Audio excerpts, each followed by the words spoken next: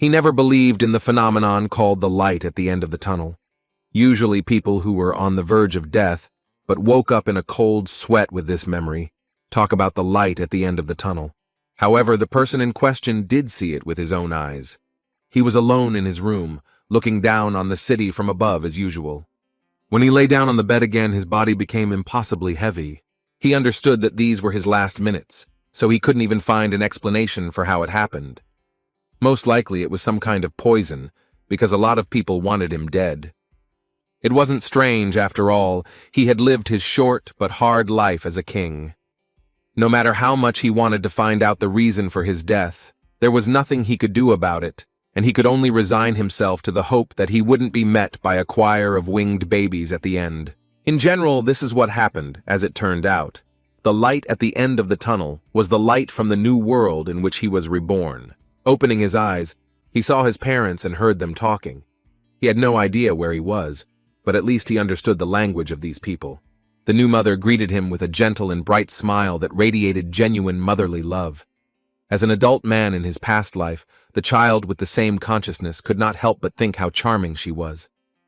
His father at first glance seemed quite stern and serious due to his strong jaw and pointed eyebrows.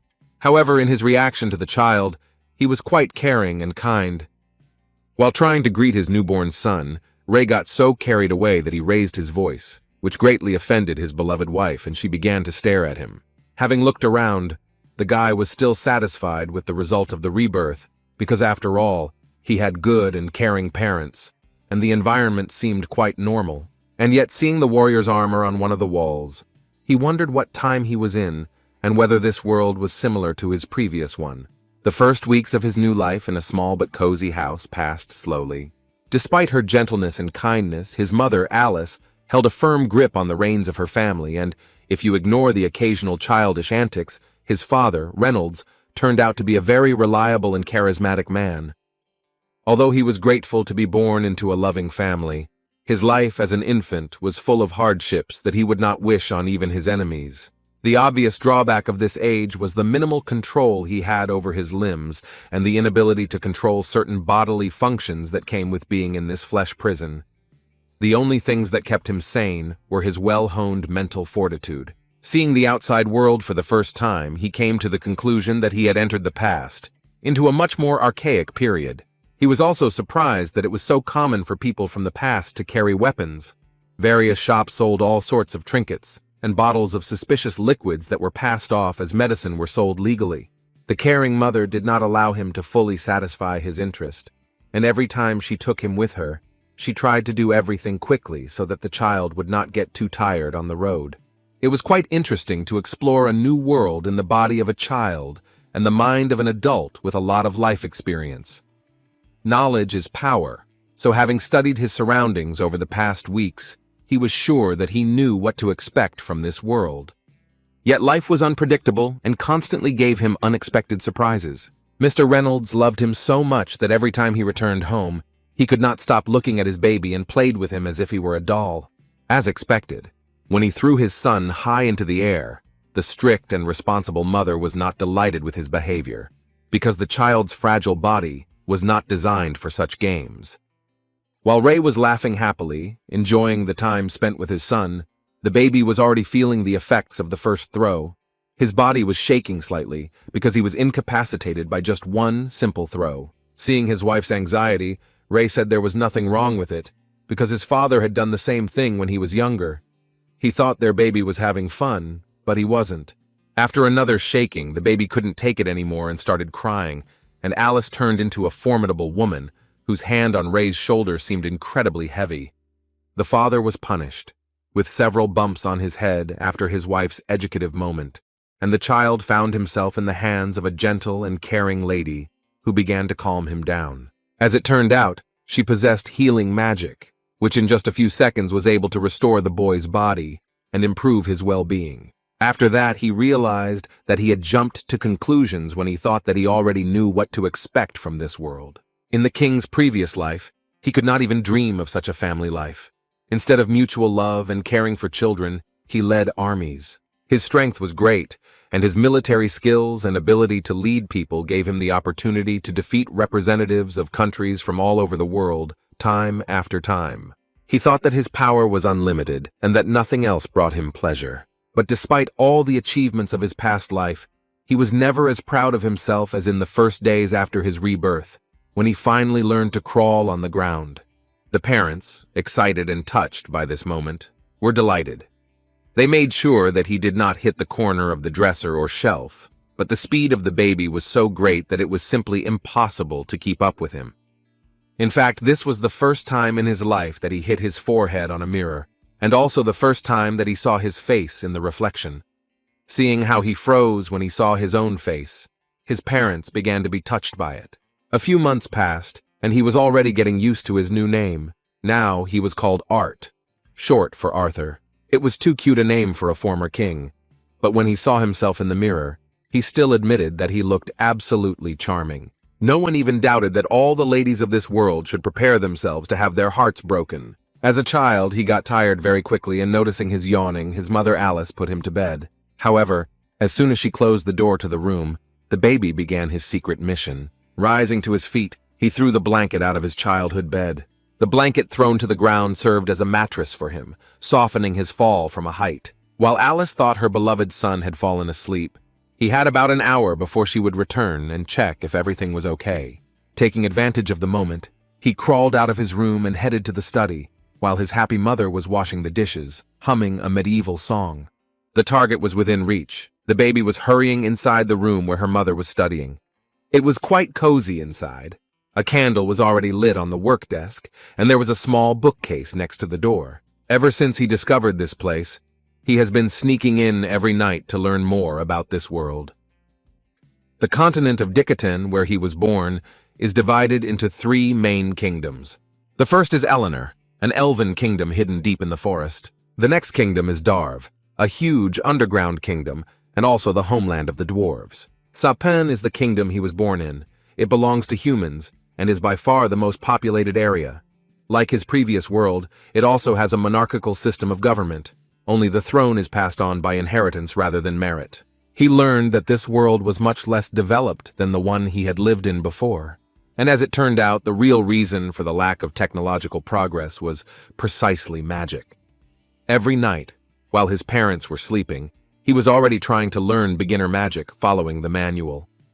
In his old world, there was a life force called Ki, which could be used by practitioners through rigorous training to strengthen their bodies and weapons. In this world, there is a similar force called mana, but unlike Ki, which exists within a person, mana is present everywhere. The ability to control mana is largely genetic, with only about 1 in 100 children having it.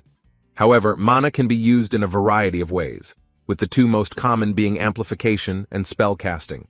Amplifiers strengthen their bodies with mana, which helps them gain incredible strength, defense, and maneuverability. But their weakness is their limited attack range. Magic casters, on the other hand, emit mana into the outside world, allowing them to bend the environment to their will. However, they must fill their own mana core with mana from the outside world in order to cast a spell. Mama Alice was unique in this, a so-called deviant, or more precisely, even an emitter. They are a rare type of mage who are able to use unique restorative mana. According to the book he had studied, the first awakening of magi occurs between early and late adolescence, when their mana core manifests itself. The mana core sounds remarkably similar to the Kai center from his past life. In order to form a Ki center, the children of his world were taught to meditate and sense the fragments of Ki scattered within the body, and then gather them together in one place. Trying to use the theory from his past life now, Arthur made a pleasant discovery when he learned that this technique works great with mana. And yet, at that very moment, his study of the mana core was interrupted. This time Alice entered his room earlier and became worried when she saw that the baby's bed was empty. Not understanding why he was not sitting in one place, she assumed that he could not go to the toilet to poop. Art was surprised. He couldn't explain to her that it looked strange when the one who was about to begin his journey as the greatest magician in the world was forced to be a constipated baby. Yet he was mistaken, and the sudden smell of childish surprise gave him away. He was so focused that he actually soiled his diaper. It was one of those moments that showed how difficult it is for a baby to control his body. A little more than 2 years have passed since then. Alice, sitting in her office, wrote down her motherhood. She still felt that she was learning more and more about her child every day. She came to the conclusion that Arthur must be the most charming child in the world. She was crazy about his chestnut hair and azure eyes that looked at her almost intelligently. She knew that her child would have troubles in the future if she did not become a strict and reliable mother. It didn't look like she could rely on her confused and sometimes irresponsible husband. From a very young age, Art was already trained in the art of handling weapons under the supervision of his father. Still, Ray had made a grave mistake when he started doing this, because his strict wife was clearly not happy and showed a disapproving look and a deathly aura. She could not believe that Ray was trying to teach their child to fight when he could barely crawl. Walks with his mother were completely different because she always took him with her to the city. One thing she noticed was that Arthur had a strong love for going to the small merchants that stopped in the center of Ashbur, their small trading town. So instead of buying groceries once or twice a week, they visited the city center every other day. In fact, she did not intend to spoil the child, but did it to have fresh food in the house and to educate a charming baby. Watching Arthur grow so quickly, she wondered with interest what he would be when he grew up. She was sure, and did not even doubt that Ray, like his father, would be interested in him growing up strong and becoming an adventurer. She couldn't help but worry about it, so she could only hope that he would do better than the naive young teenagers who hoped to become adults as adventurers. Alice could do nothing about the curious child's eternal habit of sneaking into her study, where he left books scattered about. Sometimes she even considered moving his crib inside her study. It had been about 2 years since he had started the difficult path of learning. He had learned a lot since then, but learning something new every day was quite exciting.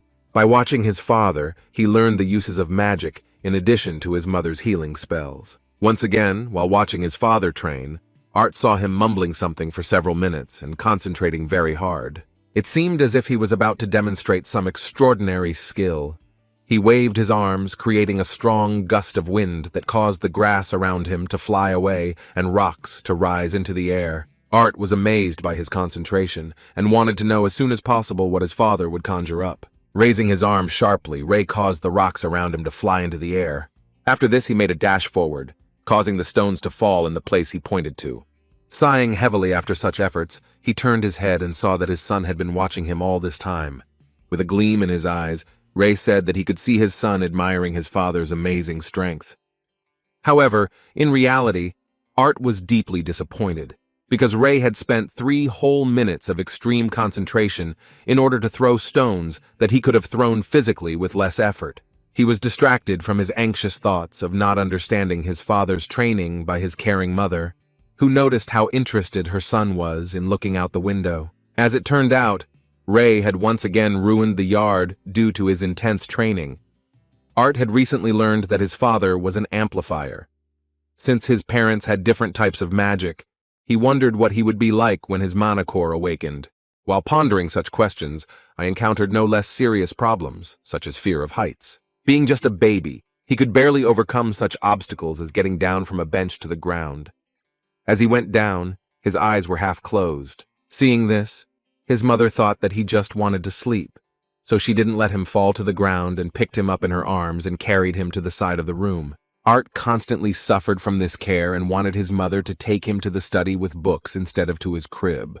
Only by causing affection to appear on her face could one somehow influence this situation. Sighing heavily, Alice could not overcome her feeling of affection, and with difficulty made the decision to allow her son to play in the office a little longer. Although it was a great trick, Art did not consider it humiliating, realizing that a great warrior must use all the weapons in his arsenal, regardless of his true age. The interest with which he looked at the books seemed surprising to his mother. She believed that he was imitating her and would become a very diligent and intelligent spellcaster in the future. She thought that the child was learning about the world and was surprised by how diverse the pictures drawn in the book could be. Yet she could not guess that her newborn son was, in fact, the reincarnation of a king from another world. A rumble from the street distracted her from watching her son. It seemed Ray had cut down another tree during his training and was about to get a good beating. As soon as his mother left the office, Art began training. His greatest achievement aside from his accumulated knowledge of this world, was his progress in forming a mana core. He had spent the last 2 years moving tens of thousands of tiny fragments of mana to gather them together near his solar plexus. He understood why it had to take so long. Seeing how slowly these fragments gravitated towards the center of his body, he understood why most people couldn't use magic until their teens. The child's body was still difficult to use, so combining the mana fragments was a difficult task for his body and mind, but it could definitely be said that these 2 years had not been wasted. Little did his parents know that leaving him alone in the house had turned out to be a very good idea. The noise caused Alice to go outside and see her husband, Ray, trying to hide the fact that he had destroyed another fruit tree during his training. While she was thinking about the punishment, a powerful explosion occurred from the direction of their house. Alice started running towards her husband, and he barely managed to cover her with his back. Looking back at the house that had been blown to pieces, Ray asked Alice if she was okay. However, a moment later he saw horror on her face, after which she said the name of her son, whom they had forgotten inside the house. She started screaming, trying to escape from her husband's arms. Realizing that his son was at the epicenter of the explosion, Ray threw his beloved back and rushed towards the burning house. Moving the debris that blocked the corridor, he began to look around with panic on his face. However, as soon as he saw what had caused the explosion, he fell to his knees and sighed with relief. Scared to death, Alice ran to her husband and saw him looking in surprise towards the office. Even she couldn't believe that this was possible. The explosion that destroyed their home turned out to be the result of their son waking up early. Having gathered the mana core together, the boy decided to walk around the room. He felt just fine, realizing that with mana it was much easier for him to control the baby's body. Opening his eyes, he was surprised that the world had become even brighter, and even the trees seemed greener than before. It took him a moment to realize that he could only see the trees because he had unknowingly blown his parents' entire house to smithereens. Besides rebuilding their home, the next year was no less eventful than the previous ones. Together with his mother, he learned to read and write, demonstrating extraordinary success. This was logical because in fact he knew how to do this from birth. While his parents weren't looking, he studied the basics of mana manipulation and increasing mana. At first, since his body was too small to do sparring, he studied basic body training with his father. After some time, Ray finally decided that his son would be okay to practice with the wooden sword given to Arthur for his 3rd birthday. Bursting into the office, he shouted that the time had come when the boy began his transformation into a real man. The boys went outside and the father suggested that his son remember what he had taught him earlier. Taking the stick in his hand, which would replace his sword, Ray said that the 4-year-old boy should combine the flow of mana with his breathing. He asked him to consider that the mana core should be felt as if it were another organ, like the heart or lungs. Such explanations seemed strange, because although Art, due to his real age, understood what was being discussed, he doubted whether most children his age would understand these abstract instructions. However, he was not going to waste time playing the role of an ordinary child. He decided to play the role of a rare genius, so he used all his knowledge to take the stance of a fighter in infancy. Despite his age, he could achieve good speed with the help of mana. His father parried every blow and did not let him rest until he had hit him at least once. Art knew that he had only a little time to make it to dinner. The small body couldn't skip meals, so the boy took his training seriously. This time, he concentrated on his mana core to strengthen his body. He rushed forward and suddenly struck hard enough to destroy the wand his father was using to block his sword. Surprisingly, the efforts of a 4-year-old child were enough to surprise the experienced adventurer. After training with his father and eating, he would go to his mother's office as usual, where he would continue his studies and meditation, learning about the world of mana. While studying from books, he learned that in this world, strength is measured by the color of the magic user's mana core.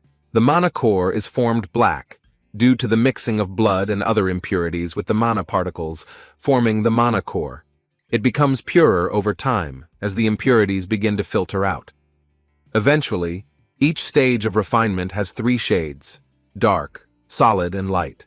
The lighter the mana core, the purer it is and the more energy it can hold. Time for meditation always flew by unnoticed, and the mother's scream interrupted it for the next meal.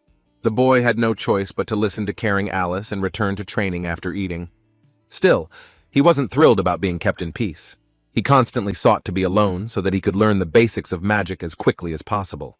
During another family dinner, the father touched on a very touching topic. He believed that the time had come to give their son a real mentor. Of course, his proposal was rejected from the very beginning, because a caring mother could not allow a 4-year-old child to be busy growing up from the very beginning of his journey, missing out on the joys of children.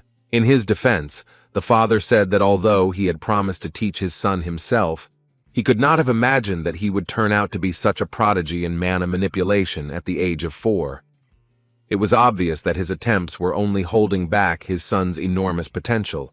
The conflict continued to escalate, as Alice could not allow her only child to leave home for a city hundreds of miles away. As it turned out, Ray was planning to send him to Zyrus and promised to make sure his friend took care of Art. The desire to support the child haunted them because they were still not ready for his life as a magic user. Both sides of the conflict took completely different positions and reached a dead end, so the final decision depended on the son. Addressing the 4-year-old, Ray said that Art had to decide for himself whether he wanted to go to the big city to get a real teacher. As expected, King Gray was taken aback when he heard this question. It was truly too much to ask of a 4-year-old. In an attempt to ease their worries, he asked if Mom and Dad could come and meet the teacher with him. It seemed that his words made Ray and Alice think hard, and they froze in surprise, looking into each other's eyes. Little Arthur was tense, thinking that his proposal was too complicated and sounded unusual coming from a 4-year-old. However, a moment later the tension of the situation eased, because the parents began to laugh, and Ray said that they really hadn't even thought about going with their son to meet his friend. Alice liked the idea, and said that she would feel better if she were present with her son when he met his new teacher. Slamming his hands on the table so hard that all the plates of food turned over, the head of the family said that in that case, they would all go to the city of Zyrus together. Art was shocked to hear how his parents were already preparing for a 3-week trip. Over the next few days, he continued to improve, gaining knowledge from the books he could find in his mother's office. It was not easy to be diligent at his age, because his caring parents did not allow him to spend too much time reading. After sending the child to bed, Alice said that he should have a good rest, because the next morning they had to go to meet his new teacher. Covering the child with a blanket, she reassured him by telling him that Mom and Dad's old friends from the Twin Horns adventure team would also be heading to Zyrus. After kissing the boy goodnight, the caring mother warned him that if she didn't catch him reading again, then he could take a few books for the trip. Art was looking forward to an interesting journey, because he had met those adventurers before when they helped them with the restoration of the house. He heard that this group consisted of 2 mages with 3 amplifiers, which could help with any difficulties. He was glad to leave the small, quiet town. It was finally time to see what this mysterious world had to offer him. Approaching the exit from the city, they met the group of adventurers that had been mentioned earlier. The first mage in the team was a huge man who sent shivers down everyone's spine. Despite how big he was, his kind expression inspired confidence. This was Durden Walker, a mage who specialized in earth magic. It seemed that he resembled a large but very kind and sympathetic dog. The second member of the Twin Horns team that Arthur met was Jasmine Flamesworth, who is a mage who uses dual daggers. She turned out to be not very talkative, and, as it turned out, she just needed to get used to the new members of their squad. Arthur learned about this from a pretty girl with a bow in her hands. Helen Shard, who is also an enhancer, was the only one on the team to use a magic bow. Having finished getting acquainted with the main part of the team, the kid and his family got into the adventurer's carriage and finally set off on their journey.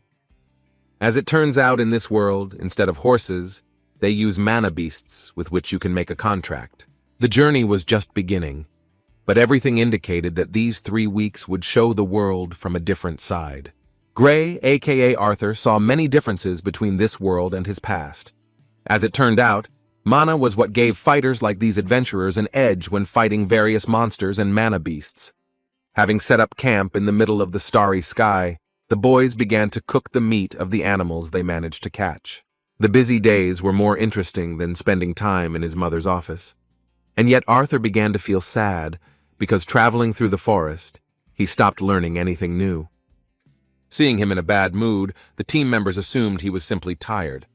To make things easier for himself, the kid nodded silently in response.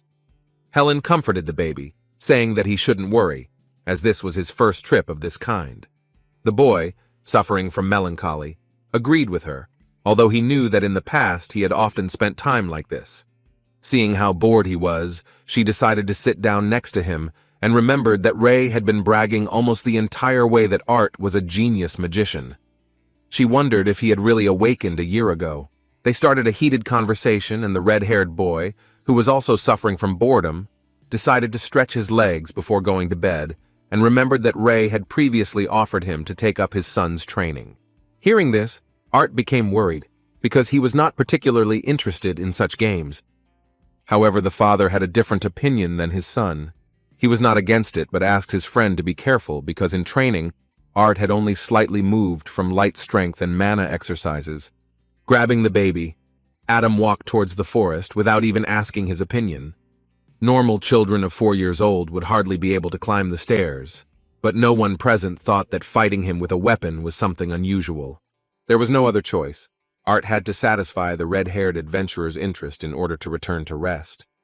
With an anticipatory smile, Adam asked if the baby was ready for a real fight. Strengthening his spear, he assumed a fighting stance and asked the boy genius if he knew how to strengthen his wooden sword. As he released his mana, Adam began to look like too formidable an opponent for a 4-year-old boy. Looking at the rest of the Twin Horns team, Arthur wanted to make it clear that he was worth getting out of this mess, because the red-haired madman was thirsty for blood. Despite his mother's worries, his father continued to encourage him, and it became clear that the battle would not end so easily. The attempt to escape proved futile, so Arthur concentrated on the duel and his opponent. Although he was too young to compete with adults, his past experience gave him at least some opportunity to show a high level. In addition to his fencing skills, he now also possessed mana, with which he could strengthen his body. Concentrating on the battle, he made a dash towards the enemy. The way Arthur lunged at Adam was very intriguing. He wanted to see what he could do. The blow seemed too obvious, so he blocked it with a calm look. However, a moment later the baby disappeared from sight. Adam couldn't believe that the blow was a fake, and that the 4-year-old was actually going to let his guard down in order to attack him from behind. Unfortunately, although the idea was great, it didn't work, as Arthur was barely able to stand on his feet due to his inability to fully control the child's still weak body. Strengthening his blade with mana, he rushed forward again, and this time tried to hit his opponent with a slash, but Adam, with his large and flexible body, confidently dodged. Trying to strike back at the kid, he swung his spear without investing mana, but Arthur ducked to the ground with surprising speed, avoiding the blow. Pushing off the surface, the kid tried with all his might to knock down his opponent, using the inertia and strength of his body. Being immersed in the battle, Adam became so carried away that he lost his composure and used the enhancement of his spear, with which he was able to break through the baby's defense. At that moment, the baby flew to the side and fell on his back. As expected, the reaction of everyone present was condemning the actions of their comrade. Alice rushed excitedly towards her child, and Darren gave his red-haired friend a slap on the back of the head, saying that he had hit the 4-year-old too hard. Shocked by such an intense fight, Adam turned to Ray and asked him what kind of hellish training he had gone through to create such a small monster. Although Ray would like to take credit for this, he still hesitantly admitted that he had not really contributed much to his son's education. While Alice was treating the child, Arthur, seeing the interest of those who had seen his power, confusedly tried to justify himself by saying that he had learned all this by watching his dad and reading some books. The boys couldn't possibly fall for such an obvious lie, but regardless, they showed interest in having a 4-year-old child teach them the same techniques of movement that he used in the fight. Several days had passed since they began their journey to the city of Zyrus. The guys enjoyed the road and spending time together. During this time, Arthur's birthday even passed. Previously shy and very quiet, Jasmine even surprised him by giving him a small gift for his birthday in the form of a dagger. Adam, Helen, and Ray had continued their training with decent progress up to this time. Surprisingly, it was Jasmine who showed the most progress, having managed to learn several techniques. Arthur was truly amazed at how she was able to understand his instructions so quickly, especially when learning the feint step. Yet at times, Arthur gave himself a break from studying, wondering why the adults around him were so carefree. Having completed the pass at the waterfall, the guys prepared to continue their journey. Soon they left the forest and continued their journey through mountainous terrain. Adam began trying to get closer to the child, and even mentioned the past when Ray got them into all sorts of trouble. Overhearing this conversation, Helen, who was on the roof of the carriage, asked not to miss the fact that Ray was not the only one who caused them unexpected problems. It seems that Adam really was clumsy, but he could not allow his authority to fall in the eyes of the kid, so he decided to joke about it. The further they went, the more agitated Alice's condition seemed. It seemed like she was sick, but with a kind smile she always replied that she was just tired and everything was fine. Trusting her words, Arthur continued to study the theory of mana manipulation. As it turned out, it wasn't that easy, because Jasmine had been watching him all this time. She was very persistent in her desire to learn more techniques. After several hours of peaceful travel, their carriage suddenly began to shake. Turning to the children outside, an excited Alice asked what was going on. In response, Helen shouted that they had fallen into a trap of bandits who were going to attack them. Feeling threatened, the white-haired lady used wind magic to protect them from the enemy's arrows. At that moment, Alice rushed towards her son and covered him with her body. The whole team was ready for battle. The boys began to release their mana and strengthen their bodies to resist the arrows of the enemies. Grabbing his staff, the team's second mage, Durden, stepped outside to assess the situation. As it turned out, their enemies were very carefully prepared. The terrain they had to stop at allowed the enemy to carry out a complete encirclement. All the heights were already occupied by enemy riflemen. Looking around, the adventurers also saw melee enemies who were nearby and trying to hide in the tall grass. As it turned out, they were slave traders. The savage, with a disgusting smile, shouted to his bandits that they had come across interesting guys, but only the women and the child should be left alive, who would become their goods in the future. Hearing that the bandits were treating them like merchandise, Art was consumed with anger and was ready to tear them to pieces at that very moment. Grabbing his knife, which Jasmine had given him for his birthday, he looked towards his enemies. Seeing his gaze, Alice began to worry and cold sweat appeared on her face. She was horrified by her son's condition, believing that he was very scared.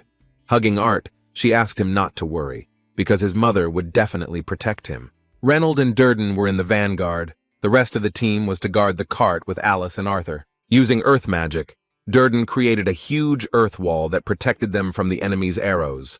At the same time, the enemies, who could no longer launch long-range attacks, rushed forward. Those arrows that managed to penetrate the defense were reflected by the wind mage. The main forces of the bandits, in the form of his deputies and the leader of the gang, began to approach the battlefield. Deflecting arrows with his armored arm plates, Ray rushed towards them to ease the strain on his team. With great speed, he made his enemies terrified when he defeated several bandits at once. However, at that very moment, he did not notice how one of the enemies came from behind him and was already ready to strike. Luckily, Helen was nearby and covered his back in time. The teamwork in battle continued to grow, even though Ray had not been part of the twins' adventurer team for many years. A fierce battle was also taking place near the cart. Jasmine seemed to be a very skilled fighter, making excellent use of the movement techniques Arthur had taught her. In turn, Adam, using a spear, also demonstrated incredible skills, dealing with several bandits at the same time. The fierce battle continued. The owner of 2 daggers did not spare her enemies, but the variety of their weapons sometimes put her in a dangerous position. One of the bandits close to their leader used a long iron whip that could cut a body with one swing. Pushing off the body of her wounded opponent, Jasmine narrowly avoided serious injury from the whip. That nasty fighter who tried to hit her kept talking nonsense about how he would take good care of her if she stopped resisting. Only thanks to her newly learned movement techniques was Jasmine able to avoid his deadly attacks. Watching her fight, Art saw that she was at a disadvantage against her opponent, and yet he did not know what he could do to help her in this situation, because he was not sure if he could stand up to a grown man with this awkward child's body. A moment later, their peace was broken when one of the fighters crashed into their cart with a roar. When the dust settled, it turned out to be the baby's father, Reynolds. He was already seriously wounded, and the battle was not easy for him. Frightened by what had happened, Alice rushed towards her beloved husband. Looking outside, Arthur saw that the one who had dealt such a serious blow to his father was none other than the leader of a gang of human traffickers. Turning to his mother, Art hurriedly asked her to cure his father, but she could not even move. Alice trembled, looking at the state of her beloved husband. In a frightened and trembling voice, she said with tears in her eyes that she couldn't do it. Art didn't understand what was happening to his mother, because he knew that she had also been on the adventurer team before and had probably been in similar situations many times. Seeing his wife crying, Ray tried to keep a calm mind and said that he was fine and the wounds were not fatal. After that, he turned to his son, saying that after his mother used the healing spell, the bad people would come after her. Ray could only fight off the leader. He would have no time to worry about protecting his family, so he asked him to take his mother back along the path they came from. The confused son, putting his hand on his chest, shouted that he did not agree with this and was not going to abandon his father under any circumstances. He assured that all members of the adventurer team saw that he knew how to fight. However, as he spoke these words, he forgot that he was still a 4-year-old child, so loved by his family. The caring father, placing his hand on his son's head, said that it was because he knew his son could fight that he could trust him to protect the mother and the child inside her. Now everything fell into place, and Art understood why her father had been so careful with her lately and why she looked like she was sick. The fatigue she used to justify herself was actually due to her pregnancy. Now the father's words took on a new meaning. Because of this situation, he was forced to reveal this secret, although he had previously intended to tell his son about it only in the city they were heading to. Arthur was very serious about this. Taking his father's hand, he said with a serious look that he would protect his mother. The situation was getting more tense. A 4-year-old child was about to join the fight and had his weapon ready. As it turned out, according to Ray's observations, there were 4 more magicians on the enemy side. The enemy commander, seeing a healer in the team of adventurers, shouted that they could not let go of such valuable prey. Immediately after his order, Arthur grabbed his mother's hand and pulled her towards the path, while Reynold rose to his feet to continue the fight with the leader of the enemy gang.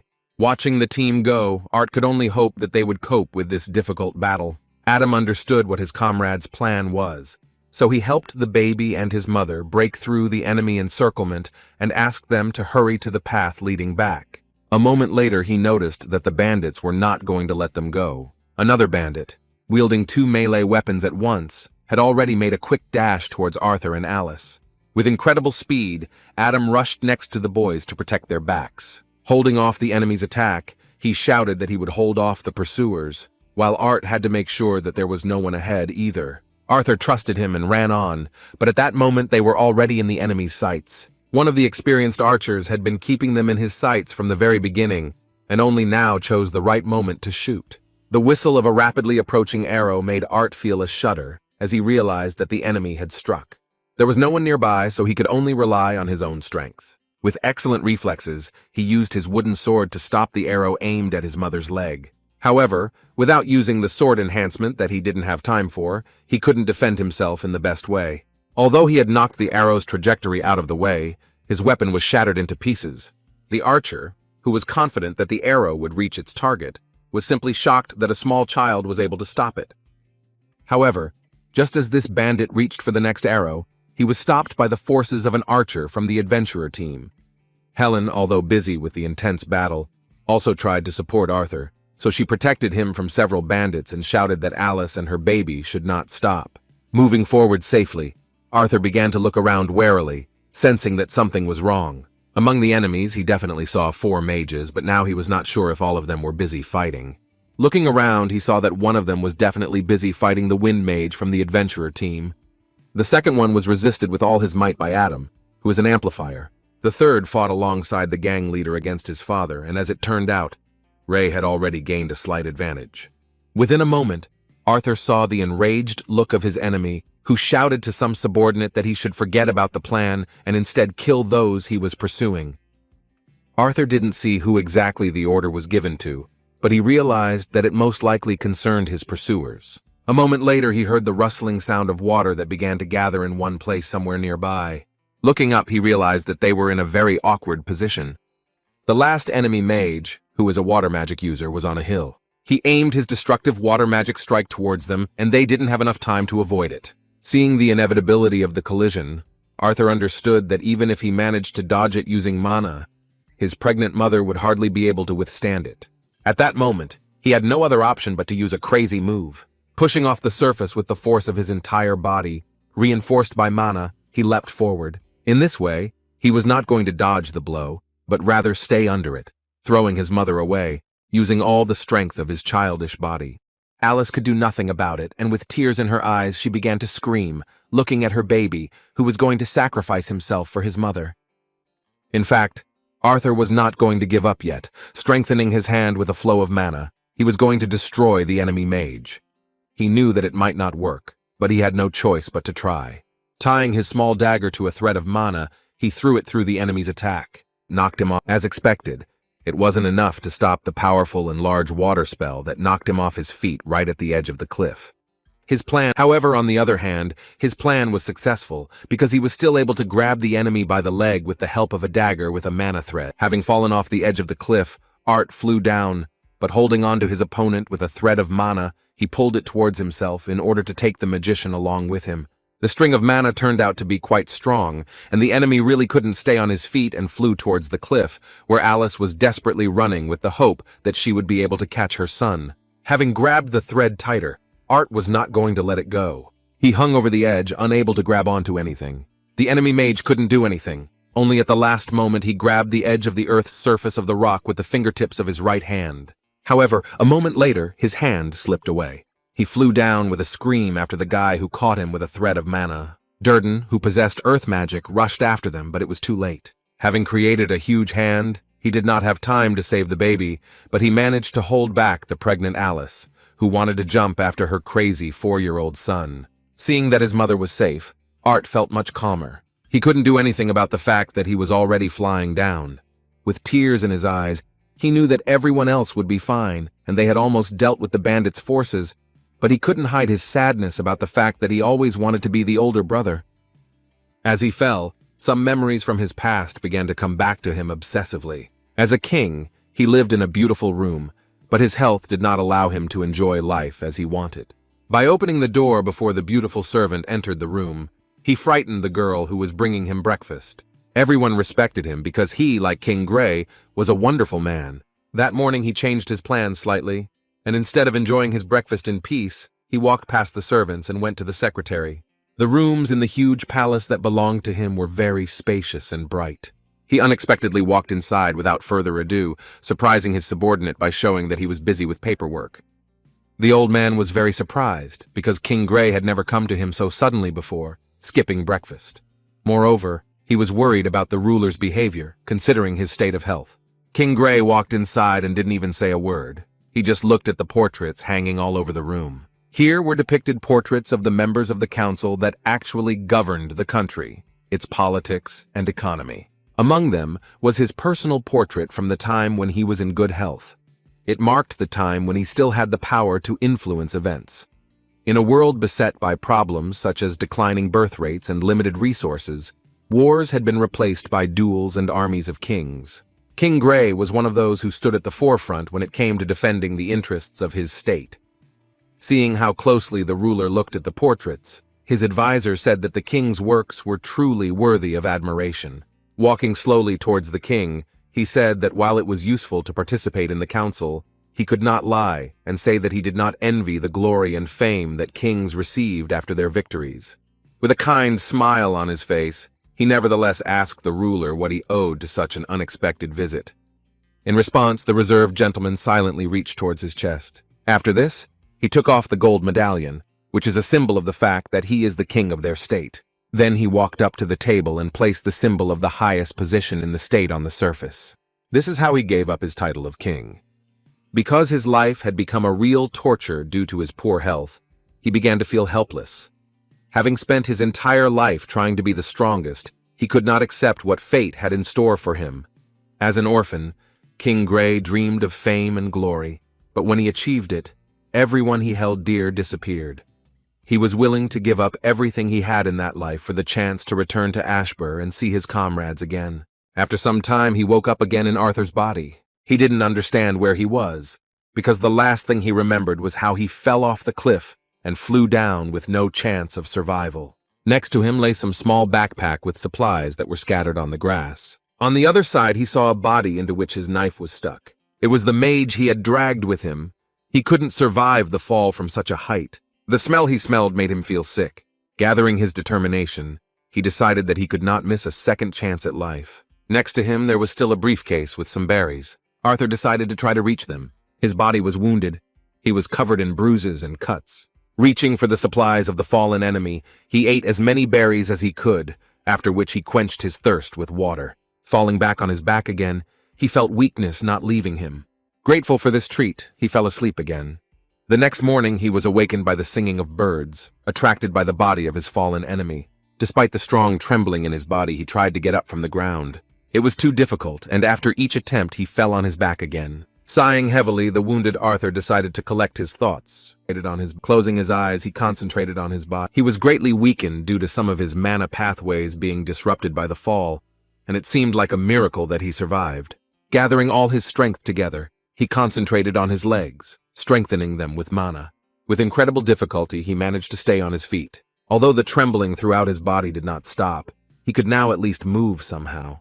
He didn't know where he should go, because he couldn't return to the team due to the height of the cliff from which he fell. The danger that this forest posed was not yet known to him, so he decided that he would need at least some kind of weapon. The only such option was the knife he plunged into his opponent's body. He had to return Jasmine's gift, because it was his only hope for survival alone. Looking up again, he was horrified at how lucky he was. The cliff was so high that he could not believe that it was possible to survive such a fall. Trying to look around, he thought about how much time had passed since he found himself in this place. He didn't know where exactly he was, but it didn't matter because he had to move on. Suddenly he heard a female voice, which said in surprise that the baby had woken up. As soon as Art heard this voice, he hid behind one of the trees in fear and began to look around. Looking with horror at the body of his dead enemy, he thought that he was the only one who could address him in this empty forest. The unfamiliar voice again asked how the boy's body was doing. The frightened guy, fearing that the corpse lying nearby was rising to its feet, tried to touch it with his stick, but in response he again heard a female voice that said that this guy could no longer be helped. Sighing with relief, the boy was glad that he wouldn't have to fight in such a terrible condition. A moment later he caught himself thinking that he could still hear that unknown voice. He did not trust that unknown voice, no matter how silky, smooth, and dignified it sounded. Hearing the cracking of branches, Art turned in all seriousness to a nearby bush and shouted that he demanded that the stranger identify himself. However, it turned out to be a harmless little mana beast that looked like a rabbit. The unfamiliar voice came out of nowhere again, saying that the human child would know the answers to his questions once he arrived at her home. In response, Arthur said that the stranger was speaking quite confidently, thinking that he would try to find her. Everything became clear when the voice said that he was the only one who could bring the frightened child home to his family and friends. He had no idea how the stranger knew about his situation, but getting home remained a priority. The thought that his mother might have suffered haunted him. He hoped that the entire team was unharmed and had reached Zyrus safely. In this situation, it was obvious that there was no other choice but to try to listen to the stranger. Addressing the voice, Arthur asked more politely if he could disturb the stranger so that he could honor him with his presence. In response, he heard a loud laugh, from which even the birds began to circle restlessly in the sky. The voice said with surprise that Arthur Lewis quickly grasped the essence, although he treated the unfamiliar lady a little rudely. Hearing his name, the boy wondered how a stranger with strange magical abilities knew it. A moment later, the voice said that it was going to show the baby the way. The magical pressure was so strong that Art could barely stand on his feet. Within a moment, his vision began to fade. Instead of his surroundings, he began to see what the mysterious stranger was showing him. She showed him the path he must take to reach her refuge, which was located in one of the caves of a large mountain. Sighing heavily after the stranger canceled her technique, Arthur heard her recommendations to leave immediately before the night fell, which was fraught with danger. As Arthur's body gradually improved, leaving him with only a few injuries, he couldn't stop thinking about who he was dealing with and what magic had been used on him to save him from falling. Moreover, he did not understand how it happened that the stranger knew that they were falling off the cliff, and also why she saved only him. The more he tried to find an explanation, the more questions he had.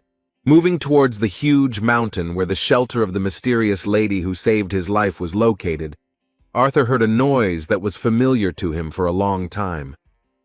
He decided to climb a small rock that separated him from the place where the reservoir was supposedly located. Fortunately, he was right, and there really was water nearby. Having thrown off all his clothes, he happily jumped into the water to finally bathe his body. In addition to quenching his thirst, he finally washed away the congealed blood from his body from the injuries associated with the fall from a height.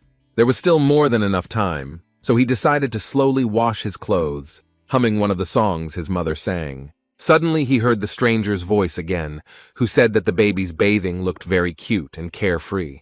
Hearing her voice, Arthur felt embarrassed and immediately covered his naked body.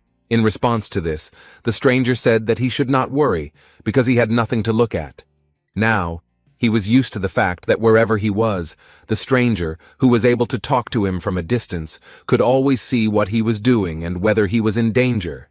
Before setting off again, Arthur collected some water, as climbing the mountains could not have been an easy task for a child.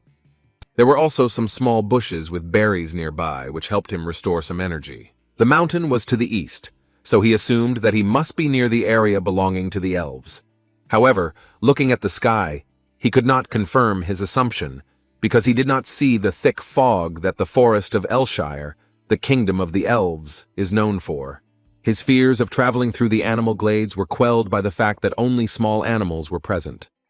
Although he was surprised that he hadn't seen a single mana beast since he entered the forest, this place was still rich in mana. Unfortunately, he couldn't stay here long enough to replenish his mana reserves, as he had to hurry. He had to go back to his parents. His mother was pregnant, and the stress of his potential death could endanger the baby inside her. Hoping that they were still alive, he walked forward towards the stranger who wanted to help him return to the adventurers. Closer to night, he managed to approach the mountain that the unknown lady showed him. At that moment, he heard a voice in which the stranger said that she was glad that he was able to reach her shelter safe and sound. Answer? The confused guy didn't know what to answer. He thought he was talking to a rock, so he said that he was pleased to meet her in person. In response, the stranger said that, as interesting as it was, she was not a sentient cluster of stones, so the boy would find her in a crevice that he could see. Arthur walked forward without hesitation, carefully looking around. He was a little nervous, but he had no choice but to continue on this path. As he walked forward resolutely, he encouraged himself with the thought that this way he would be able to return to his mother and father. As soon as he entered inside, he heard the voice of a stranger who asked him to watch his step. She was right. The inattentive Arthur stumbled and his foot slipped. After that, he flew down screaming, because the gorge through which he entered the cave was quite high. Fortunately, having strengthened his body, although he fell on his face, he was not injured too badly. A warning that he might fall 2 stories would have been helpful, but Arthur escaped with only minor bruises. Rising to his feet, he shook the dust off his clothes and decided to look around. However, what he saw simply shocked him. Although he was not actually a 4-year-old child, even with the experience from his past life, he could not resist what he saw. A shocked Arthur fell on his butt. There was something in front of him that shook his mind. He looked into the depths of the cave with horror. The female voice he heard earlier led him to a cave, inside of which was a monster that looked like a demon. Taking a step closer, the terrifying monster said in that same female voice that he was glad to meet the child who was lost in this dangerous forest. The huge monster began to slowly walk towards Arthur. It was so tall that its sharp horns rubbed against the ceiling of the cave, causing sparks. The heavy steps of the unfamiliar monster with a female voice struck the boy's imagination. He was terrified, feeling the incredible pressure of the powerful mana of a demon-like creature. Arthur froze in place. He couldn't even move. Approaching the boy, the creature extended its hand towards him, saying in the same gentle feminine voice that if he kept his mouth so wide open, then bugs would get into it.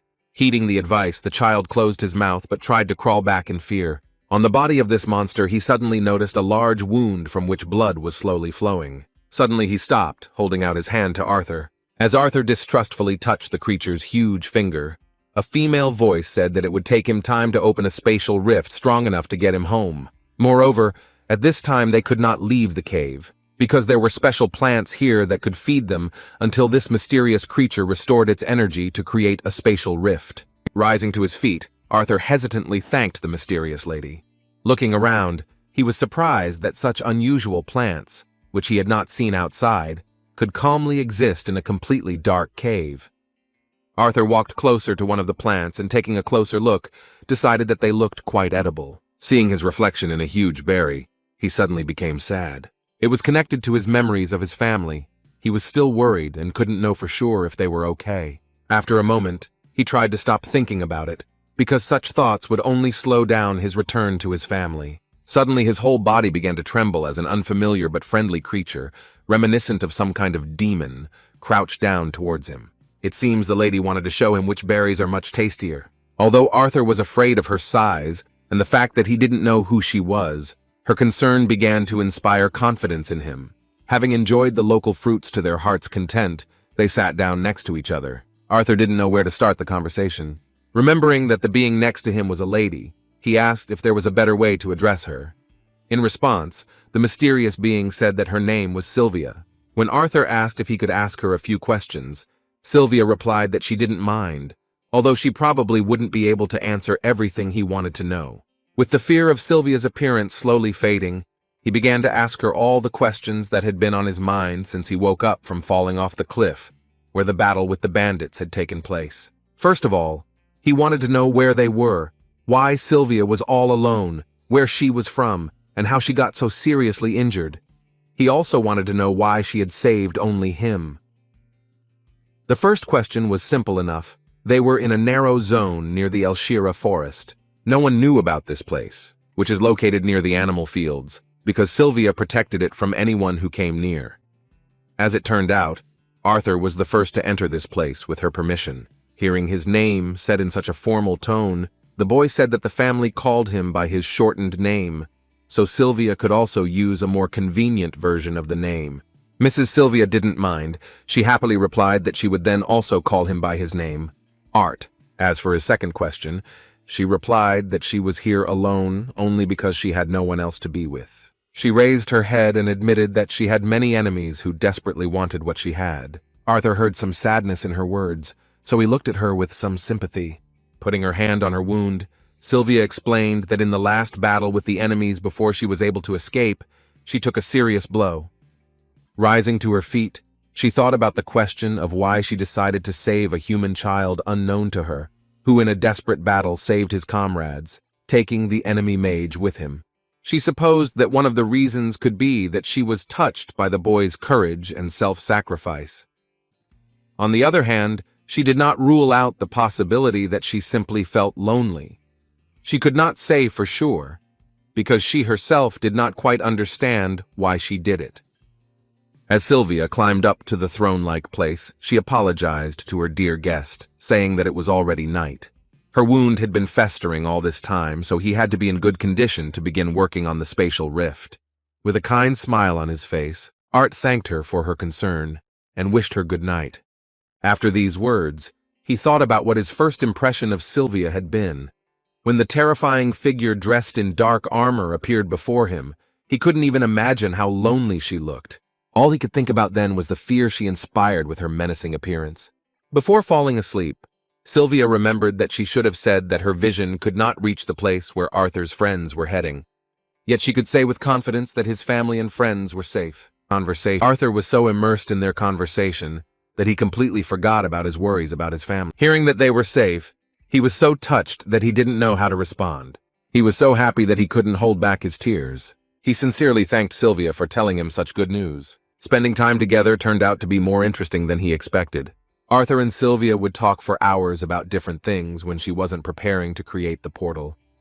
Those hours flowed into days, and those days into weeks, as they spent every moment in each other's company. And although Sylvia never spoke about her life, he gradually began to understand what kind of person this mysterious creature was. In his free time, Arthur continued to train. He meditated, concentrating on mana, replenishing his reserves.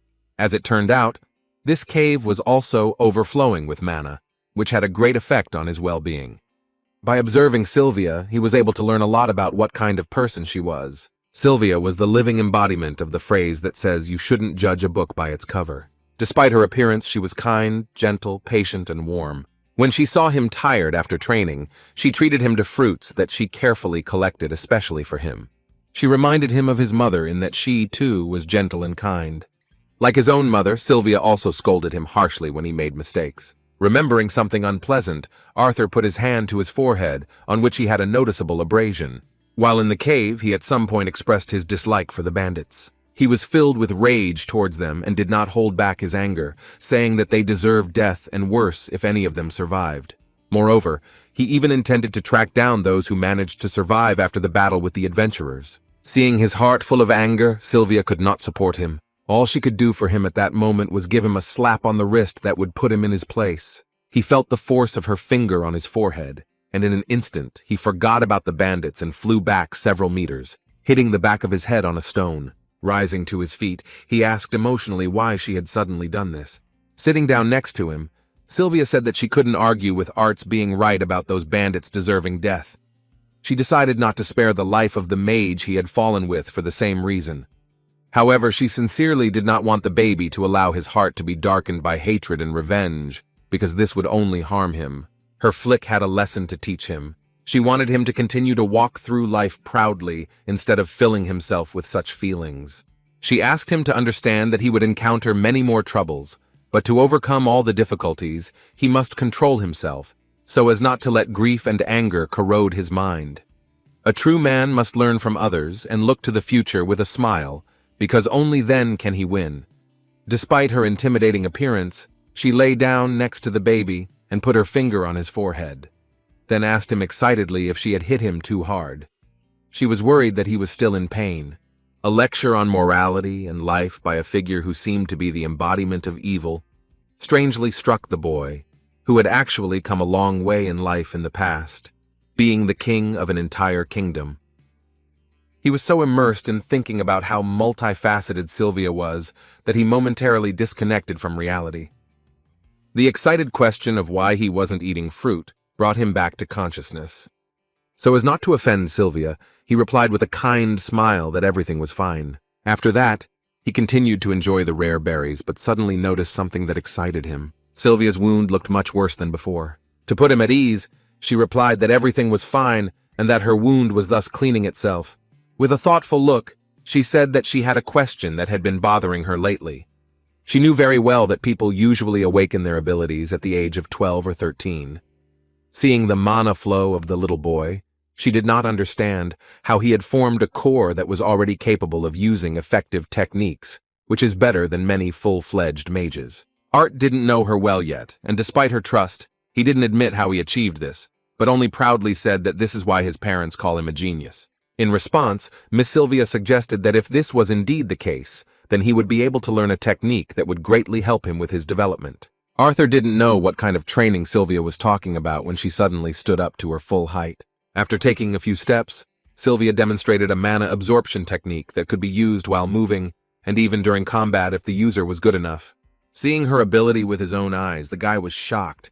He asked in confusion how she managed to do something so out of the ordinary. With a smile on her face, Sylvia explained that humans had a very linear way of thinking about mana, which led to them severely limiting their abilities.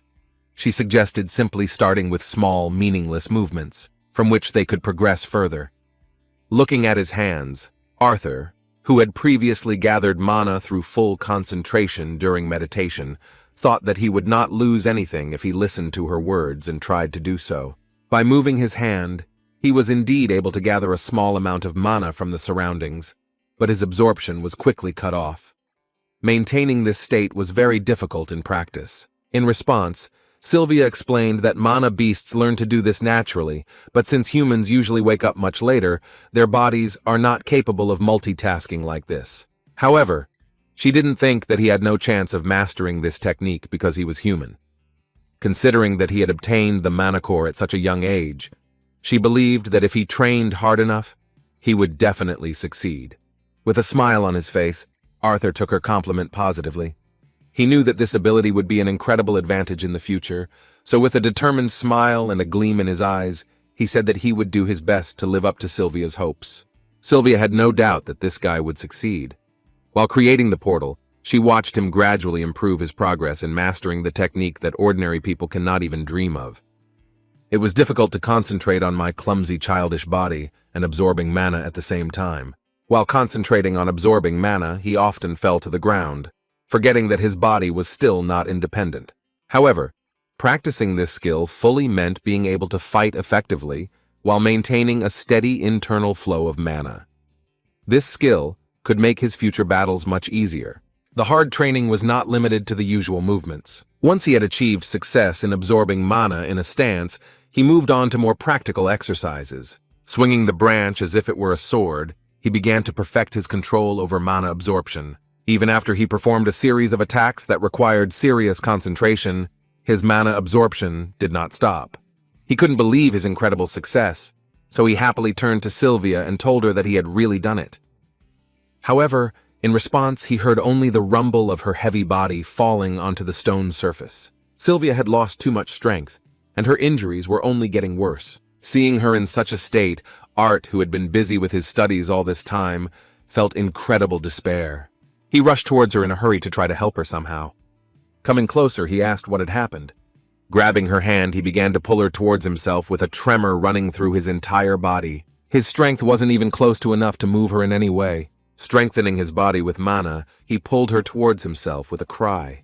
With such incredible effort, he managed to turn her with the wound facing up. At that moment, he saw that her wound was quickly getting worse. Looking at the portal he hadn't noticed before, he realized that it had most likely taken too much of her power.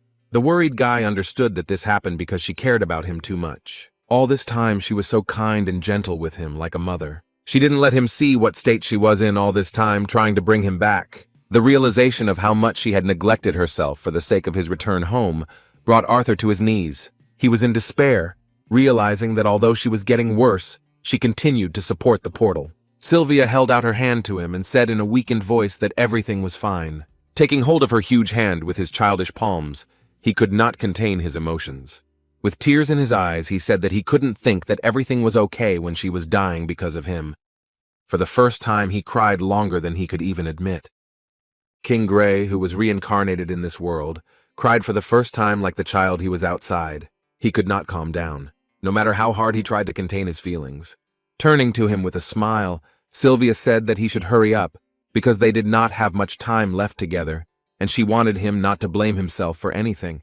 Trying to hold back his tears, Arthur replied in a pitiful voice that he could not help but blame himself when the lady who saved him from death sacrificed herself so that he could meet his family again. In response, Sylvia said that he was actually doing her a real favor by letting her leave this abandoned cave a little faster. Looking at her hand, which was starting to lose its original appearance due to the armor dissipating, she said that her name hardly suited the form in which she appeared before him. Within a moment, the yellow light that accompanied the destruction of her armor spread throughout Sylvia's entire body. After this, large, luxurious white wings appeared on her back. Shielding his eyes from the blinding light, Arthur was unable to utter a word from what he saw. Now Sylvia appeared before him in her true form, being a beautiful white flying dragon with amazing feathers and many golden runes all over her body. Looking at the baby, she asked if she now lived up to the name he had introduced himself with. Arthur was in an indescribable shock from the thought that the lady who was kind to him, who looked like the embodiment of evil, actually turned out to be a beautiful dragon. The powerful magical being replied that she understood that humans probably called her kind dragons. Agreeing with his assumption, she added that unfortunately for them, they had little time for idle chatter due to her having returned to her true form. Turning towards the portal, she said that she must use her original form to complete this portal. When her disguise disappeared, it meant that those Arthur should not meet would soon arrive. The baby was alarmed by the mention of Sylvia being in danger from some strangers. However, the loud ringing and bright light from the portal prevented him from asking a question. Sylvia asked him to listen carefully to what she was about to say. There were a couple more things she needed to tell him before they parted. First, she handed him a strange-colored stone with some amazing power. The object was not heavy, but Arthur could not utter a word, because he felt that he could barely hold the stone in his hands. After this, Sylvia tore one feather from her wings. She asked the boy to take the feather to wrap around the egg to hide the object's aura. The boy was surprised and could not utter a word, because he knew what incredible value a dragon feather had. Before he could answer her, she suddenly bit him softly on the leg, pushing his entire small body forward with her nose. A moment later, the guy felt a sudden burning sensation on his skin. The clothes on his arms suddenly began to tear as strange golden runes appeared, similar to those on Sylvia's body. Feeling this heat, Arthur began to scream, and his eyes began to glow purple. When the pain ended, the runes disappeared, and Art fell to his knees, breathing heavily. Sylvia, trembling, and barely able to stand on her front paws, said in a weakened voice that what she had given him would manifest itself after some time had passed. Looking at Sylvia's eyes, which no longer had a purple tint and seemed to be fading away, a worried Arthur asked if everything was okay. In response, Sylvia said that she was going to open a portal. She didn't have time to choose the exact location, but she said that the baby would definitely be somewhere near his family and their friends, so he should hurry. Arthur said that he couldn't just leave her in this place, but at that very moment, he heard a loud roar, from which the cave began to collapse and stones from its ceiling fell in his direction. The frightened boy did not have time to move aside and only covered himself with his hand, closing his eyes. Sylvia saved him, wrapping him with her large wing. At that moment, it became clear that this was connected with the appearance of uninvited guests.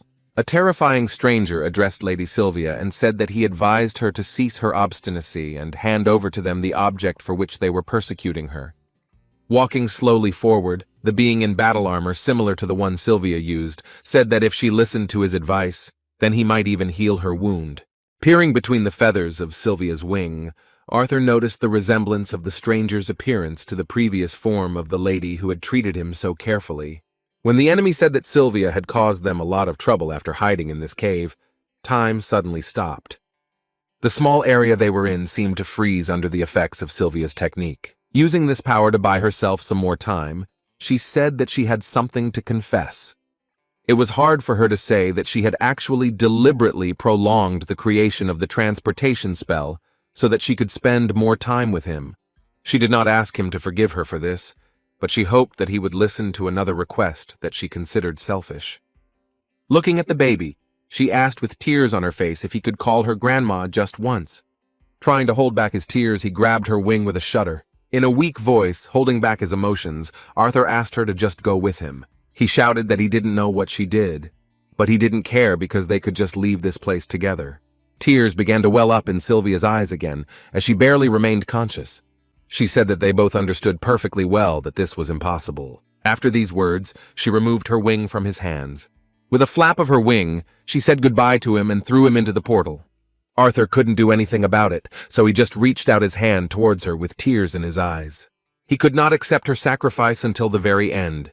Sylvia looked down with her head down, so as not to hurt the baby even more. At the last moment, she heard him address her as grandmother.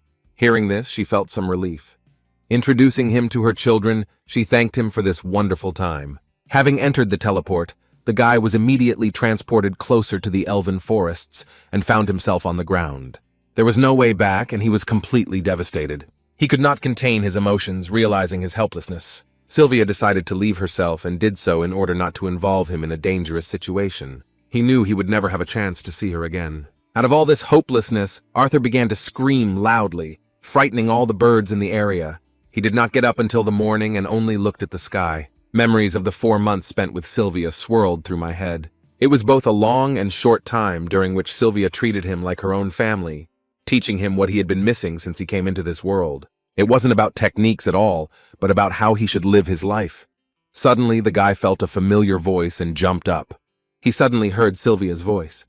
The guy was shocked that she kept in touch with him despite what happened. However, after the next words, the guy understood why he could hear her. She said that if he listened to her voice, it meant that she had shown him who she really was. Most likely, Sylvia left him a message in advance at the moment when she handed him the beautiful colored stone. She then went on to say that no matter how unpleasant it was, the baby was not even close to being ready for the truth about her. She said that his body was that of a boy who was 4 years old, and although his mana core had already reached the crimson stage, he was still not strong enough. As a small parting gift, she imbued him with her unique gift, so his future development as a mage will depend on how well he can use her power. Putting his hand to his chest, a devastated Arthur thought about how he hadn't asked her for any gift, as he would have preferred her to stay alive.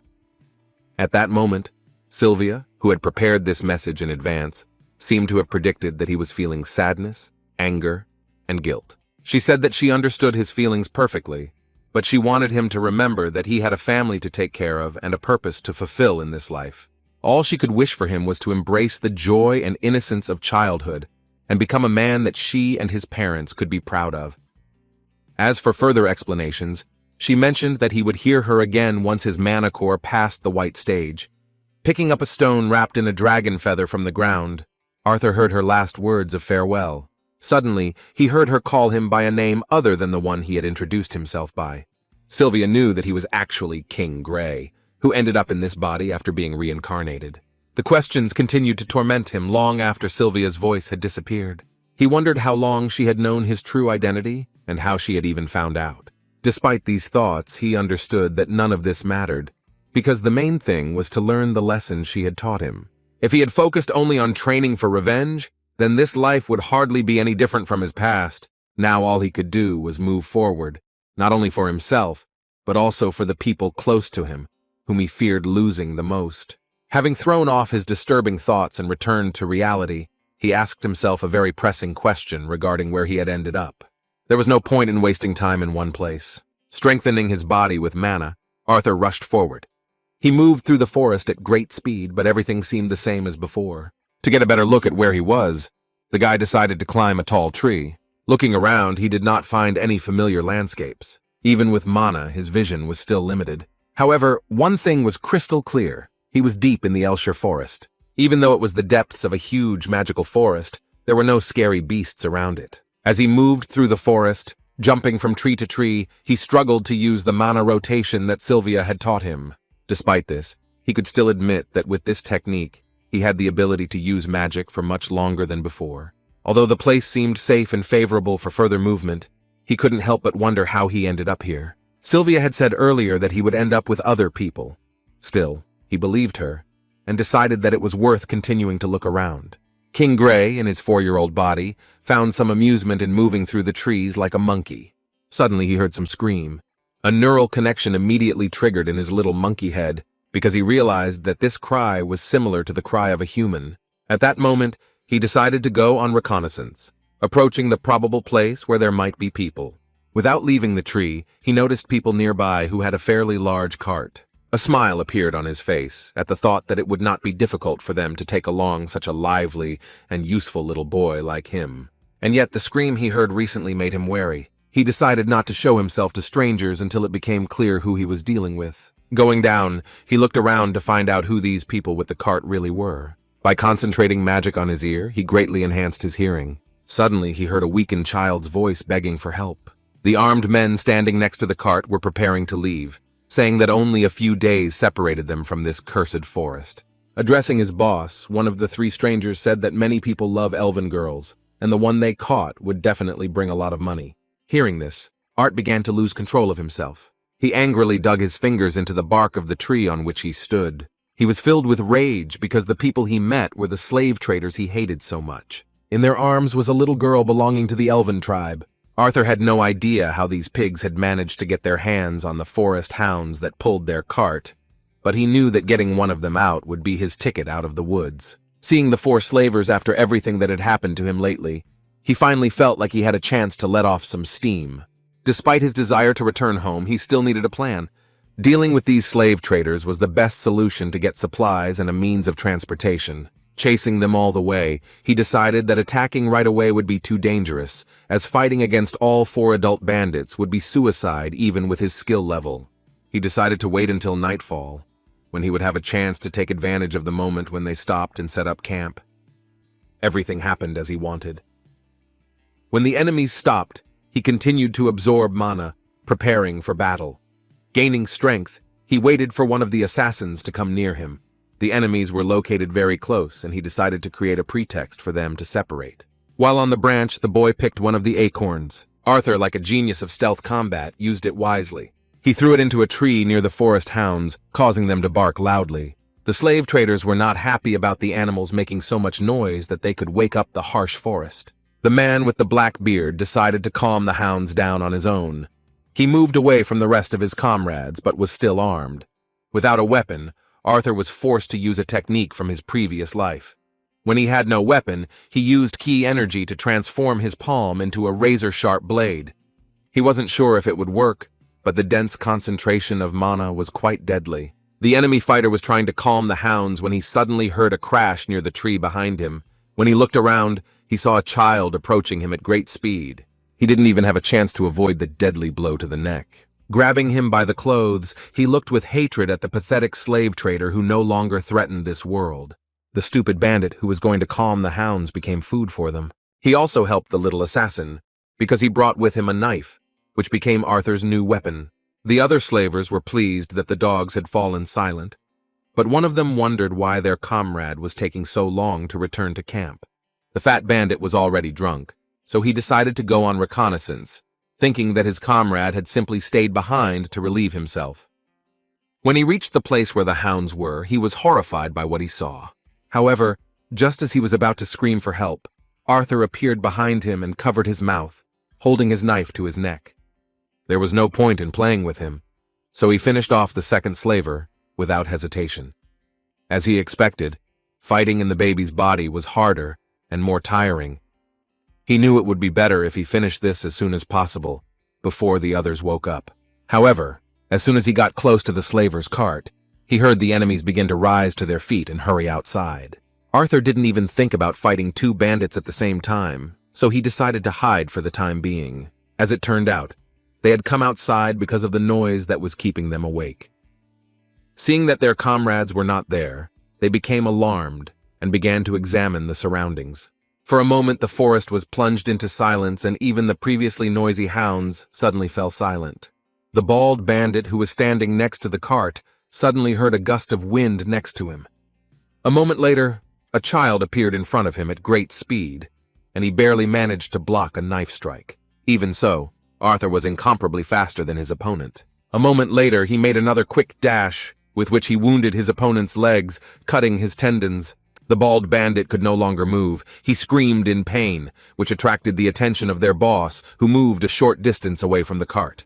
Addressing the leader, the wounded bald bandit said that this boy was a very dangerous and fast magician. Upon hearing that the child was a magician, the last of the bandits suddenly decided to throw away his sword. Using magic, he strengthened his fists similar to what Arthur did. He said that since he was dealing with a wizard boy, then he would try not to kill the golden egg that had just landed next to them. As it turned out, such a rare find as Arthur could bring them even more money than the little elf they caught. In just a moment, this disgusting madman was behind the child with great speed, ready to strike. Arthur barely managed to dodge the blow that destroyed the surface beneath their feet. Arthur decided to step back, considering how fast the enemy was. A moment later, he stopped the enemy by throwing a stone at him.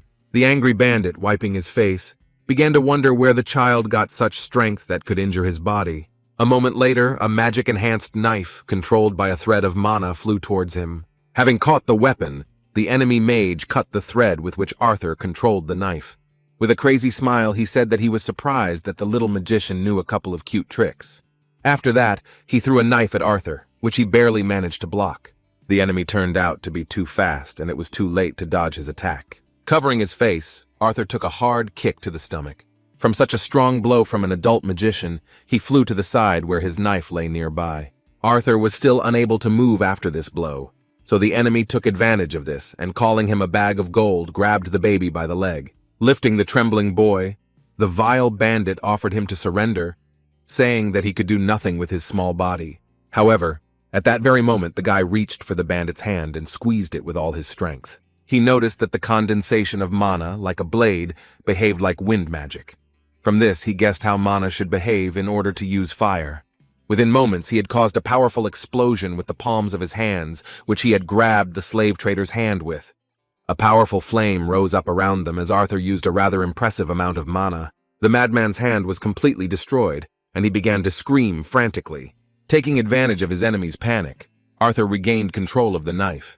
The bandit screamed that he didn't care about the baby's life anymore, and that he would definitely finish him off. Overcome with rage, he didn't notice how Arthur appeared behind him. Hiding in the dust, he finished off his opponent by throwing a mana-enhanced knife at him. Returning the weapon back to his hands, Arthur, with a cold gaze, enjoyed the revenge he had carried out. As he started walking towards the cart, the last bandit, who could not move, began to beg him for mercy. With a menacing look, Arthur replied that he had no doubt that the little girl they had captured had also begged them for mercy. Having finished with the last of the slavers, he opened the curtain of the cart and saw a crying girl from the Elven tribe. He saw how scared she was, so with a kind smile he extended his hand towards her, saying that it was now safe here, and she could return home. Seeing the kind young man in front of her, she began to cry with joy. Before he took her out of the carriage, he decided to cover her eyes so that she would not see the battlefield. When he had taken her far enough, he removed the blindfold from her eyes. The girl looked quite sad. Her green eyes seemed empty. In front of her, she again saw the kind face of her savior, who miraculously dealt with the attackers, despite his young age. Thanked him for a little shyly, she hesitantly thanked him for his help. As soon as Arthur heard the cherished words, he shocked her by immediately turning around and saying goodbye with a smile. It turned out to be not so easy to quickly get away from the little elf. She clung to his clothes with a very pitiful look, which indicated that she was very scared and only a piece of shit would abandon such a sweet little girl in the forest. Arthur was a little confused, so he explained that he should hurry home. He again said that those bad guys she had encountered would not be after her anymore. As he tried to leave, he said that he had heard that this magical forest was a very safe place for elves. In response to his words, the girl began to shake her head, saying that her abduction was proof that the forest was fraught with danger. With tears streaming down her face, she said in embarrassment that mana beasts were only afraid of adult elves. When she said that her parents said that hounds and tree golems ate children, Arthur grabbed his head, realizing that he had stumbled upon an intrusive and problematic girl. Having no other choice, he reluctantly agreed to help her get home, then asked how long it would take to get to where she lived.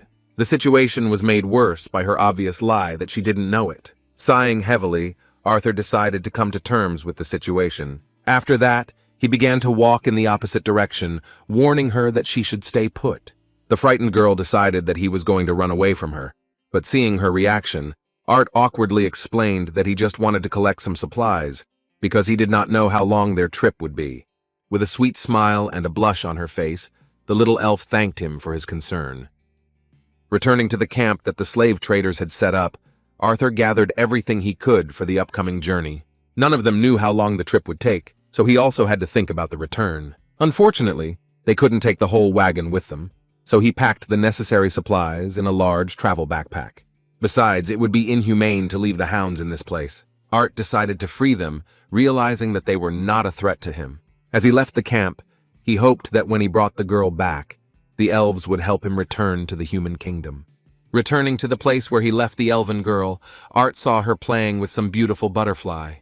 It was already dark, so he took out of his backpack the cloak he had found in the carriage. He assumed that these clothes belonged to her, so he asked her to put them on, because the nights in the forest were very cold.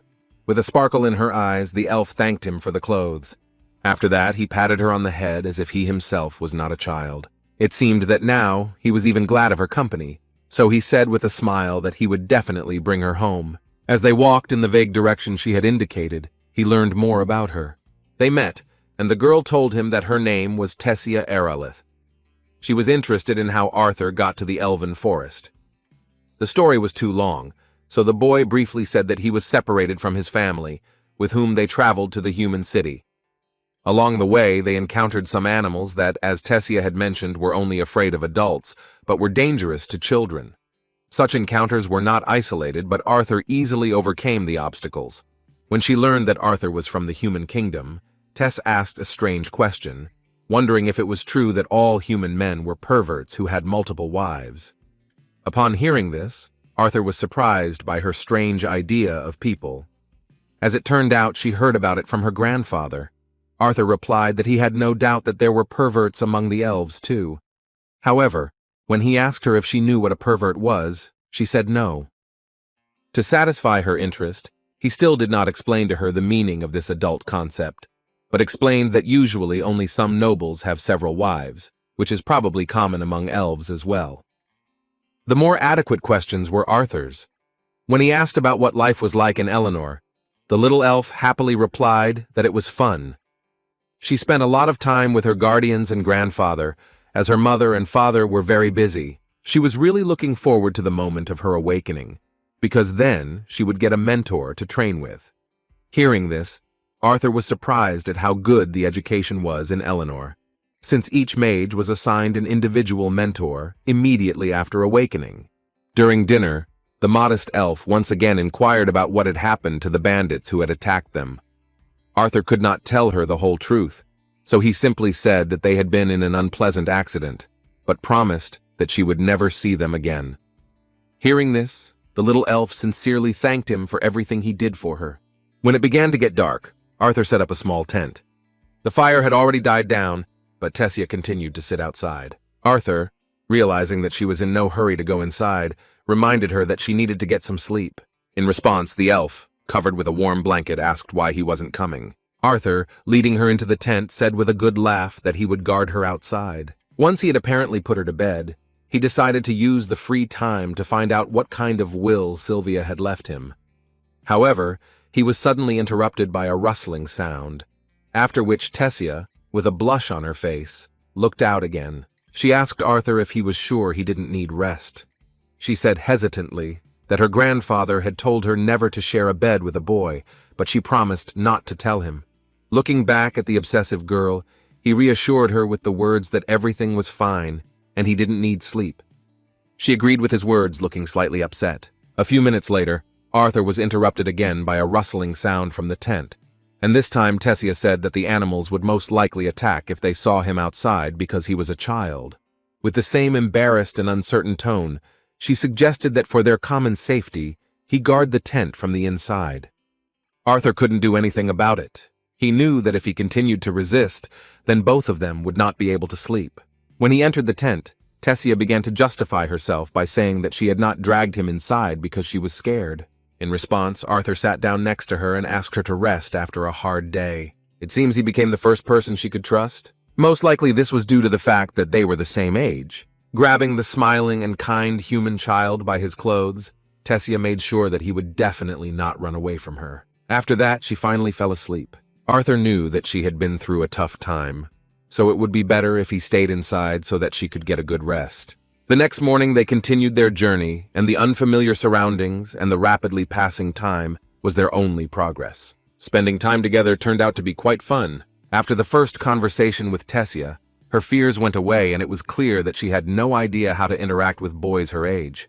Despite this, she looked really happy, because she always had a smile and a blush on her face. Although he was glad of such company, his anxiety about his family and impatience to return home did not leave him in a better mood. All this time he tried not to show that something was bothering him. When communicating with Tessia, he continued to behave cheerfully and carefree, so that she would also be in a good mood. Towards evening they stopped again to set up camp. While Tessia was busy keeping the fire going, Arthur was once again setting up the tent for the night. However, at one point the hammer fell out of his hands. He clutched his stomach and began to writhe in pain. In fact, at times his journey seemed almost unbearable due to the excruciating pain that emanated from his mana core. They were extremely unpredictable, so no matter how hard he tried, it was very difficult to hide it from Tessia. He had no idea why this was happening. Seeing the elven girl's anxiety, he reassured her, saying that he was fine and that this was only a temporary problem. It was clear from her face that she was very worried, because she couldn't help him in any way. Similar pains recurred repeatedly even though he hardly used magic. As he continued his journey, he continued to smile so that Tessia would not worry about his condition. Despite his attempts to reassure her that everything was okay, she was still worried. Although the pain in his core often distracted him, he was still always extremely careful. The mana beasts, similar to a pack of wolves, did not give them any peace, pursuing them, considering them defenseless prey. However, when Arthur suddenly appeared in front of them using Mana Palm enhancement, they would run away with a frightened look. The further they walked, the more familiar locations Tessia recognized and could even point out which road to take next. Even though they were already approaching the kingdom of the elves, the anxiety did not subside. From time to time, Arthur was forced to hide because the attacks of pain in the core occurred more and more often. Tessia did not react to the fact that he hid from her from time to time behind trees and bushes. Art understood that despite his position, he could not admit to her the reason for such behavior, because she would worry even more. Exhausted by constant pain, during another overnight stay he fell asleep, and Tessia made sure that he did not catch a cold by covering him with a blanket. As the days passed, Tessia began to recognize more and more of the familiar surroundings. She seemed very happy that her native kingdom was already close. However, their pace slowed as she began to tire suspiciously quickly. Arthur didn't realize that she really just wanted to spend as much time with him as possible, so he thought it necessary to take her small backpack to make the journey easier. As for him, despite strengthening his body with mana, The pain continued to increase both in frequency and in strength. It was becoming increasingly difficult to hide these fits from the worried elf. During another attack of pain, he grimaced so much that Tessia was seriously scared. In order not to make her worry even more, Arthur justified himself by saying that his stomach hurt because of the unfamiliar food of this forest. As they approached the kingdom, the forest became more and more secure, so Arthur, given his condition, did not bother to guard their camp and slept all night. They continued to travel, and now Tessia was not shy about talking. She suddenly stopped him because she was very nervous before asking a question. A little embarrassed, she said with a blush that since they had become close friends, she would like to call him by the name his family did. Hearing this, he said in a nonchalant voice that he didn't mind her calling him by his shortened name, just Art. Seeing that she didn't like his reaction, he sighed heavily with a smile. After that, he embarrassed her more emotionally with a response, saying that he would be very flattered if Tessia Aerolith would call this village boy by the name of Art. It seems Tessia even took offense at him, and said that he was speaking strangely again, as if he were not a boy, but some old man.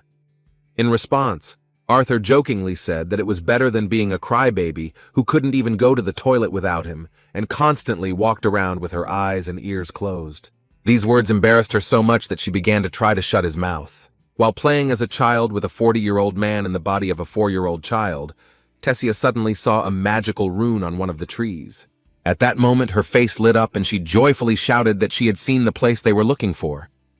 She pointed her finger at a cluster of trees and began to run in that direction. In response, Arthur replied with a sickening expression that he too could see something, but clarified that he was talking about the moss, leaves, fog, and trees that they had seen before. Realizing that they were near the entrance to the kingdom of the elves, Arthur was already thinking that it was time to say goodbye. In fact, he was glad to meet them, because despite the mental difference in age, during this journey they became quite close. Running towards the trees, Tessia Aerolith began to look for runes and touch them. Touching each of the trees, she triggered the mechanism that activated the portal. It was the first time Arthur had seen such technology using mana, and Tessia, who couldn't contain her emotions of joy at returning home, began to unconsciously move her cute ears. A moment later, a magic spell was cast on the largest of the trees, which was accompanied by a loud rustling sound. The gates opened in front of them, and Tessia immediately went forward. Arthur remained behind, waiting for her to say goodbye. However, instead, Tessia looked in his direction and extended her hand, asking him to hurry. Moving through the teleporter was not the most pleasant experience for Arthur. A joyful Tessia asked him to quickly get to his feet because they had finally arrived. The gates from the side of the Elven kingdom looked completely different. Next to them stood 2 huge statues of great warriors. Arthur raised his head and opened his mouth wide in surprise. Buildings, houses, and shops, all of this was located in the middle of an ancient, untouched forest. Seeing the portal activated, people began to look in its direction because usually elves do not leave the borders of their kingdom. Suddenly, a bright green glow of wind magic appeared in front of them. Arthur thought the locals were hostile towards them, so he grabbed his knife, but Tessia stopped him without hesitation and continued to watch. As it turned out, it was a technique of stealth movement using wind magic. An elite squad of elven mages appeared before them. They knelt down and greeted the princess of the kingdom with one voice. Hearing this, Arthur could not utter a word. He began to look at Tessia and the elite mages in panic, asking what they were talking about. With a sweet, yet still shy smile, she simply nodded her head, agreeing that she was the princess of the Elven kingdom. Bowing his head to the princess, the loyal elite Elven soldier said that they arrived as soon as they noticed that the royal teleportation gate had been used. As soon as he started talking about how they had already reported this to the king and queen, the royal carriage appeared out of nowhere in the square. Lord Alduin Aerolith and Muriel Aerolith, who are King and Queen Eleanor, excitedly rushed towards their daughter. After them, Tessia's grandfather walked out with a slow but important step. His name is Virian Aerolith, a stern elven man with a name that is featured in every history book in the world. He is the former king of Eleanor, who led the last war against humanity. For an elf like him, seeing a human child next to his granddaughter was very unexpected. Despite this, he smiled sincerely, being glad that the princess of the kingdom had returned safe and sound. Arthur, seeing Tessia's indecision, decided to kick her towards the family so that they could quickly hug after such a difficult and long time. She did not resist and began to run towards her mother. The moment of family reunion was very touching and long-awaited. The father and mother lovingly hugged their daughter, and the grandfather, standing nearby, was happy that everything went without tragedy. With a smile on his face, Arthur wondered if his mom and dad would react like this when they saw him. He was so touched by this moment that he couldn't wait for the day when he would see his family again. Rising to his feet, King Eleanor regained his cool and reasonable demeanor, and then thanked the human child, saying that these words belonged to him not only as King Eleanor, but also as the father of this girl. After that, he said that as a small gesture of gratitude for helping Tessia come home, they invited him to come to their house, where he could rest a little, and then tell about what happened. Although the Elven King's tone was gentle, his eyes showed that this was not a proposal, but an order. Even so, Arthur, using his privileges as the respected savior of the princess, said that he was flattered. However, just as he was about to utter words of polite refusal due to his own family circumstances, the princess of the Elven Kingdom suddenly grabbed his hand. Tessia's behavior was so unexpected that not only the royal family but also their guards froze in place in surprise. With a happy expression on her face, she happily grabbed his hand and asked him to follow her quickly, as she wanted to show him a lot of things. The boy couldn't resist her desire. He expected to see an impressive castle after learning that she was a princess, but what he saw was not what he imagined. The castle where the royal family of the elves lived was located on one of the huge trees. It was decorated with gold, and at its entrance, there were statues of the first king and queen of their state. It was simply enormous inside, with a beautiful red carpet beneath your feet, servants standing on either side with their heads bowed, and in front was a luxurious staircase leading to the reception hall. Seeing this, Arthur stopped for a moment and grabbed his head because of the thought that it looked like he was the hero of some saccharine novel. Addressing the servants, the queen said that Arthur was their honored guest. She asked the maids to wash him and take him to the restroom. Hearing this, Arthur apologized to the lady for interrupting her, and then said that he would first like to explain what had happened to them. Hearing these words from the child, the lady was confused, but King Alduin was willing to listen to him. The royal family gathered in the conference room. Along with them was the royal guard, which is usually present at events where the entire highest representative of the state takes part. Lord Virian was also present, being an important member of the royal family. Everyone was waiting to hear what the 5-year-old was going to say. Rising to his feet, Arthur bowed his head respectfully and introduced himself as a man from a humble town in the kingdom of Sapin. He also stated that it was a great honor for him to be in the presence of the royal family. He decided that such a presentation was absolutely necessary because the discussion would not progress if he was treated like a child. Everyone was surprised by his manners, and the king even remarked that despite his supposedly humble origins and being so young, he seemed to be quite a mature and well-educated man. After this, he said that they would like to hear what had happened. Arthur began his story with his personal journey, beginning with a vague retelling of how he was separated from his family before the encounter with the bandits. It was not an outright lie. He was partly telling the truth, but he could not tell everything as it really was. Inevitably, as the story progressed, when he encountered their daughter, the atmosphere in the hall changed dramatically. King Alduin was simply furious. He angrily slammed his fist on the table, shouting in anger that he should have known that slavers were involved in this incident. In response to his emotional words, Arthur allowed himself to answer that slave trading was a profession, not a race. Although he tried to speak respectfully without being rude, it had its consequences. A sharp clang of metal was heard as the guards present inside the hall drew their blades and pointed them at the impudent child.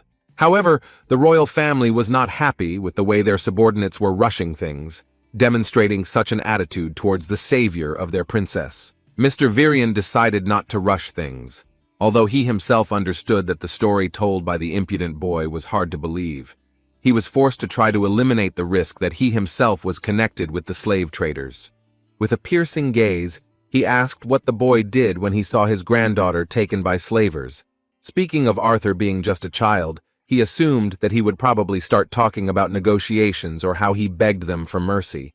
In response to the elder, Arthur calmly stated that, although he was a child, he was also a magician, and therefore was able to destroy the slave traders with his own hands and save his granddaughter. This time the head of the royal guard could not stand it. He took out his blade, soaked it with mana, and said with hatred in his eyes that he would not tolerate how the insolent man dared to lie in front of the former king of Eleanor. However, Mr. Virian put him in his place with a condemning and stern look.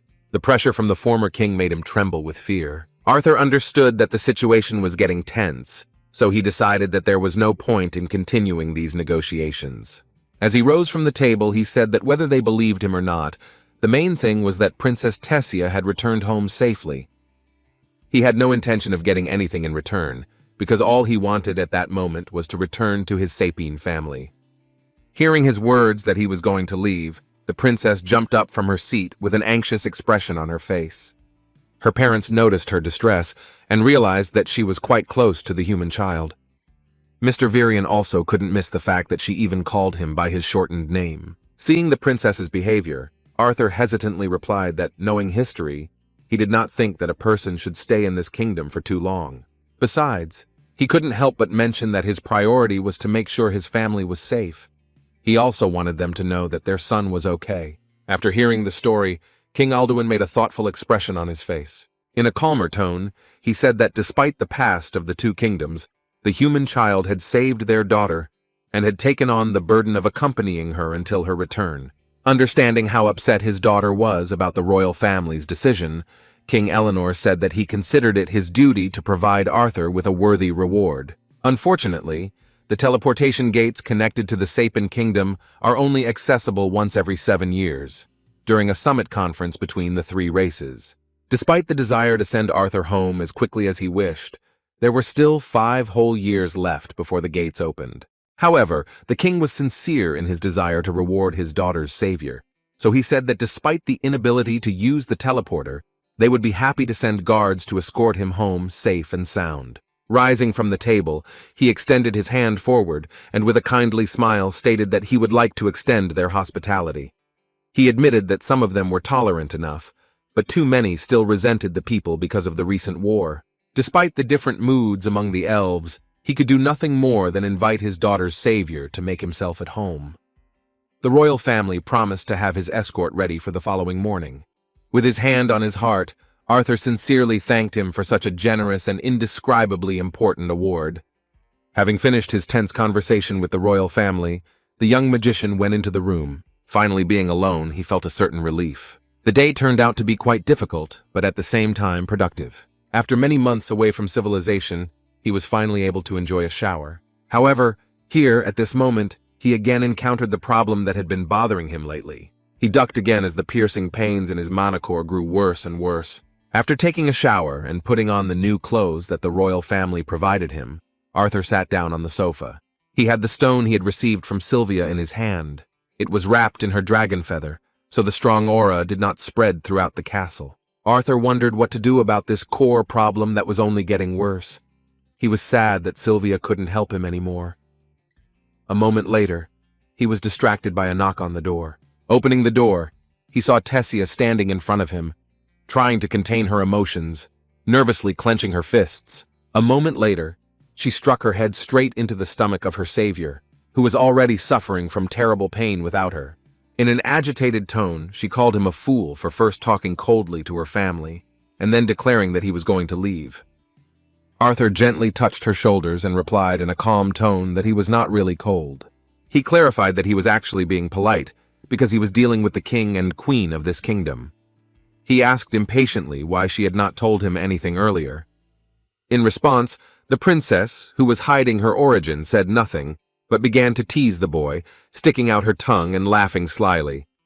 Turning around demonstratively, she said that she simply didn't want him to leave her. A little more quietly, she said that he had become her first friend in her entire life. After these words, a tremor associated with excitement became noticeable in her body. Arthur responded to her sincerity with a kind smile.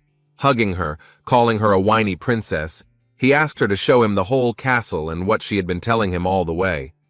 Thus, Arthur really managed to relax the situation, and Tessia took him along to show her favorite place in the castle.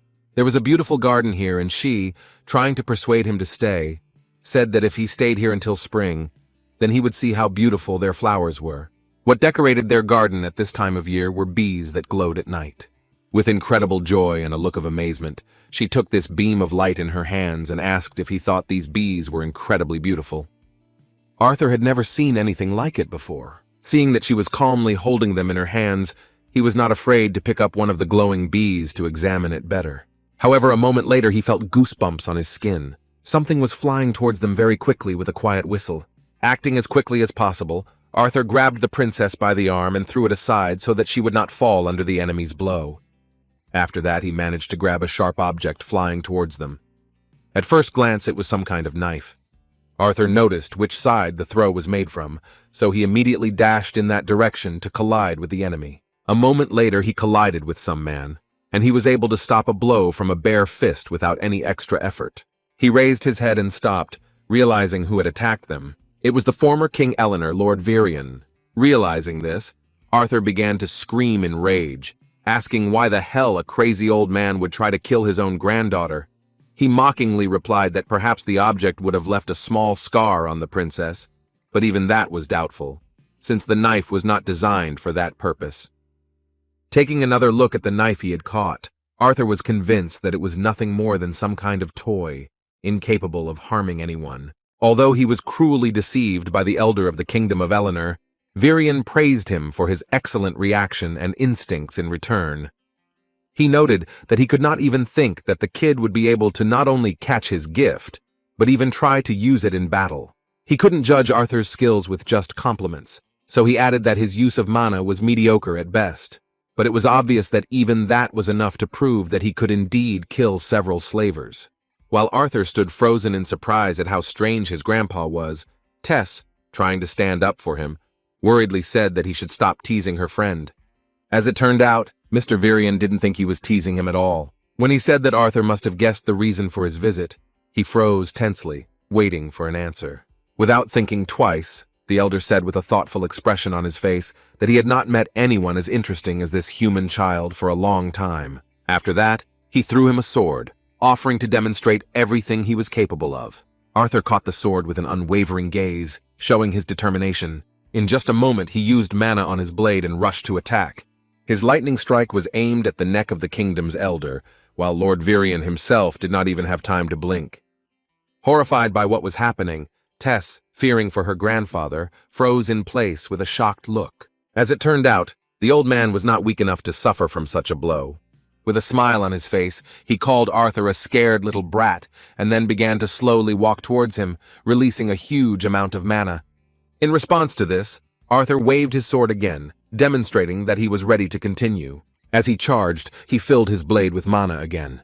However, when he made the cut, the elder managed to move, leaving behind only his cloak. In a moment he was behind him, ready to strike. Although Arthur didn't have time to notice him, he felt his energy approaching. He didn't have time to dodge, so he blocked it with his sword, supporting it with both hands. Under such enormous pressure, he admitted that the elder of the Elven kingdom was indeed a strong fighter.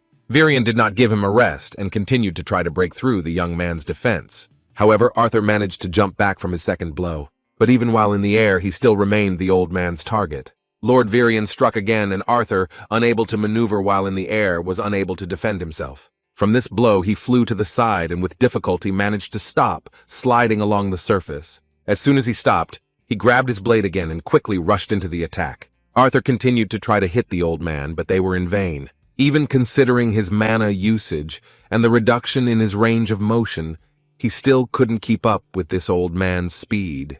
All this time he tried to strike accurately, but his sword was constantly blocked by the old man's hands. Moreover, a moment later, Mr. Virian was once again behind him. The elder of the Elven kingdom believed that he had caught the boy by surprise, so he was going to take advantage of his opponent's mistake in order to deal him an instructive blow.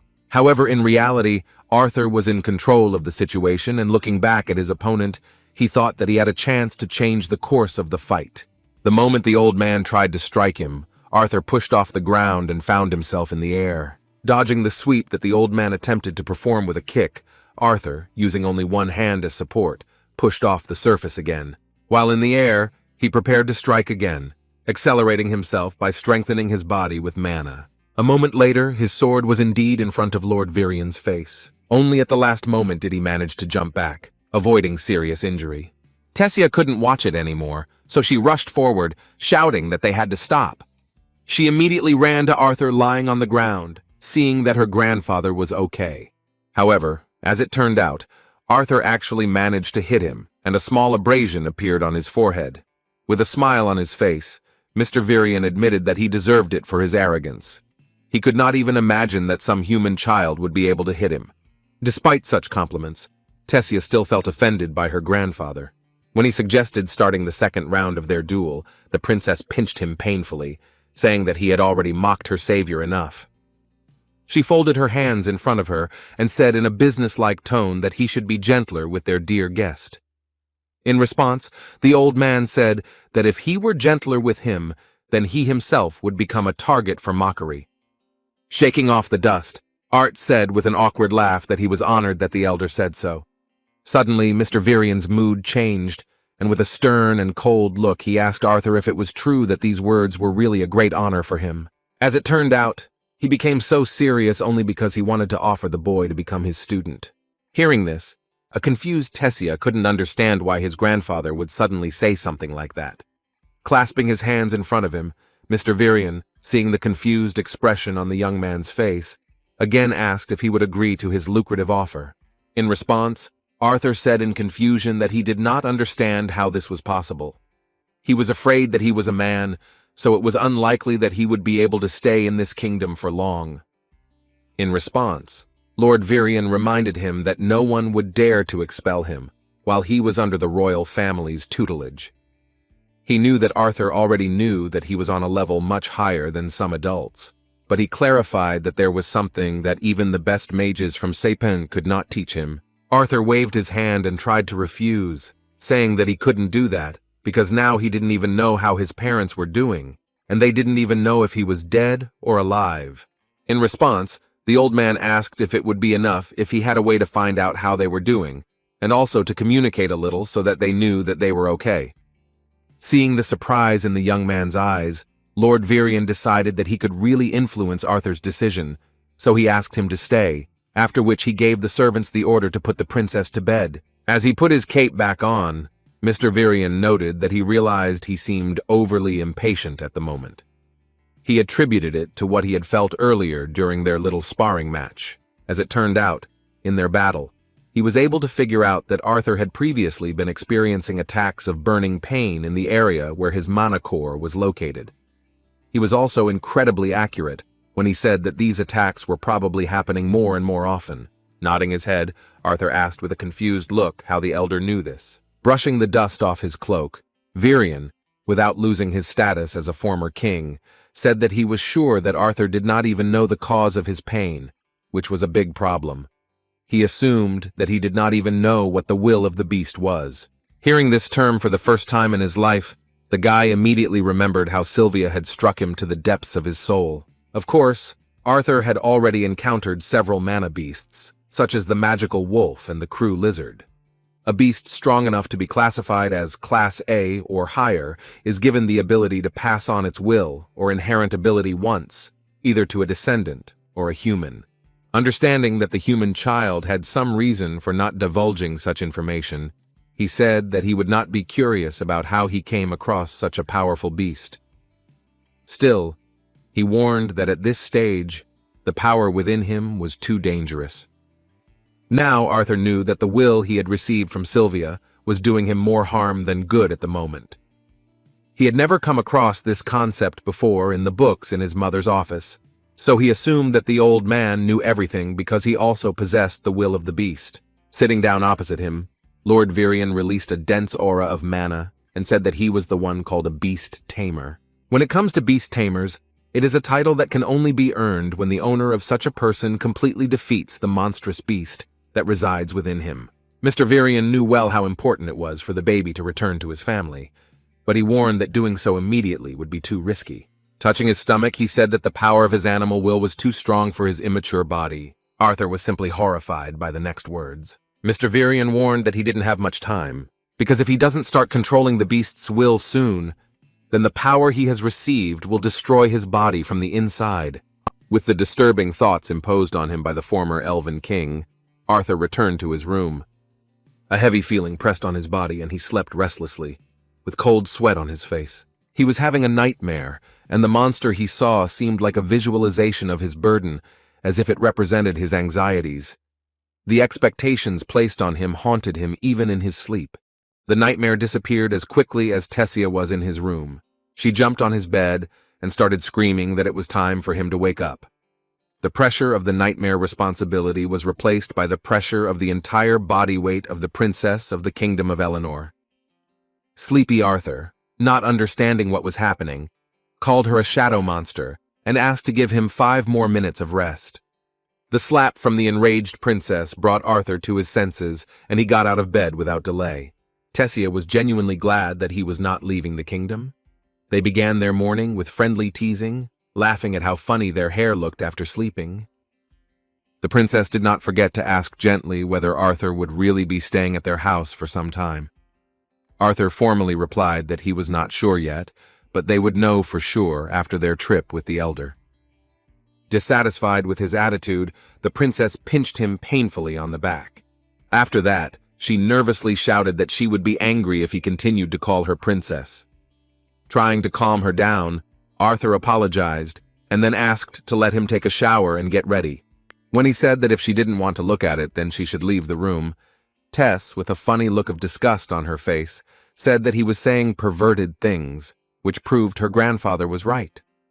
Having driven out the intrusive and shameless princess and finished with the morning preparations, Arthur left the room and went down to the first floor. As he walked outside, he overheard part of the conversation between the king and Elder Virian. Alduin spoke of how it was not fitting for a human to live in this kingdom. The queen agreed with her husband's words, and noted that she would always be grateful to the boy for saving Tessia, but even so, allowing a human to remain in their kingdom was against all traditions. With a cold and reasonable look, Mr. Virian replied that he did not want to hear anything, because he liked that boy. He also asked them to notice that their daughter approved of his decision. Realizing her importance, Tessia began to nod her head diligently, demonstrating her support. Although Lord Alduin asked the former head of the kingdom to change his mind, there was no longer any point in doing so. Virian was determined that Arthur would be under his direct command. He asked to make sure that everyone in the kingdom knew about this, to avoid disagreements and conflicts, as well as aggression directed towards the human boy. Having heard every word of this conversation, Arthur himself, slowly descending the stairs, was in a good mood. He realized with a smile on his face that the elder could indeed be trusted. Seeing him approaching the carriage, Virian nervously called him a late brat, after which he hurried the boy to get into the carriage faster. The road was long and they left the capital. Mr. Virian was dozing peacefully along the way, but the restless children interrupted his rest with a question about how much time this journey would take them. When Arthur called him grandfather, he smiled slyly, realizing that the human child was not very restrained towards the former Elven king. The human child was very interested in seeing who the grandfather's mysterious friend was who was going to help with their affairs somehow. Their pleasant conversation was interrupted by Tessia, who had fallen asleep with her head resting on Arthur's shoulder. Looking at his beloved granddaughter, Virian said that she had woken up so early, worried about her only friend. Arthur slept soundly, not knowing that she was really so worried about him. Putting his hand on his granddaughter's face, Mr. Virian told her that, being the only princess of this kingdom, she grew up in complete solitude. She was constantly hurt by adults and even children who pretended to be her friends. Their deceitful games affected her so much that she eventually became cold and distant, constantly building a wall around herself. Virian noticed that in the short time he had seen her with their guest from the human kingdom, she had shown more smiles and laughter than she had in the last few years. Looking at Arthur, the old man sincerely thanked him for becoming such a close person to her. Arthur was very touched by the former king's words, because only after that did he realize how strong his connection with Tess was. An hour later the carriage stopped and the sleepy princess opened her eyes. They arrived at the place and their footman respectfully opened the door, indicating that they had arrived. The mysterious friend that Virian mentioned lived in a small house in the middle of an ancient, dense forest. Although this man was close to the royal family, he lived quite modestly, so Arthur was surprised by this. He was very curious about who this mysterious friend was, who had forced the former king to come to this distant countryside. A moment later, Mr. Virian ran past them and kicked the door furiously, shouting that the old witch must hurry up and receive her guests. It was so sudden that Arthur was startled, but Tess had seen her grandfather greet her in this way before, so she began to laugh. A few seconds after this rude greeting, the door slowly opened. Behind her stood a disgruntled granny, who, calling the former king an old grumbler, shouted that her ears still worked perfectly. In a calmer and kinder tone, Lord Virian introduced this lady to Arthur, calling her Renia Darkasan. He said that she was an old friend of his and a very special deviant of magic who could help him. Bowing respectfully, Arthur, observing the manners of formal communication, said that it was a great honor for him to meet the elder. Looking at the interesting young man, Renia said that they couldn't stand at the entrance all day, so she suggested that they go inside her modest house.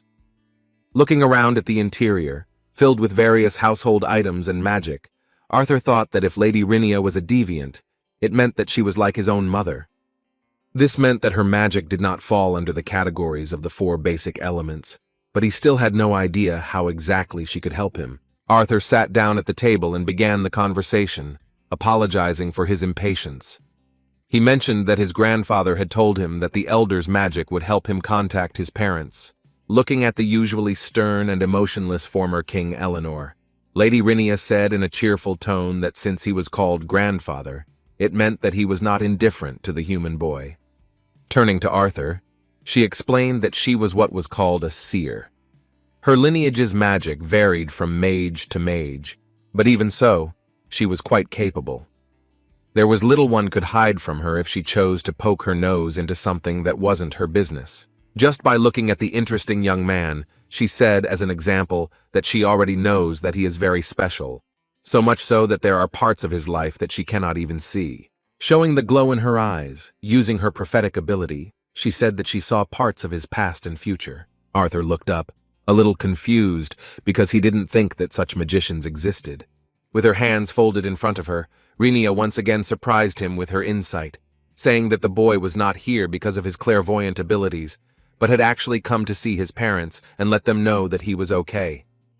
Placing a small basin of water on the table, the elder asked him to lean forward and look at the water. Using her magic on him and the water, she asked him to focus on the image of his parents as clearly and in detail as possible, remembering the feelings they evoked in him. She also mentioned that he would be able to talk to them as soon as he could clearly see their images in the water. It was easy to picture his mother, with her shining chestnut hair and tanned skin that radiated a gentle, caring warmth.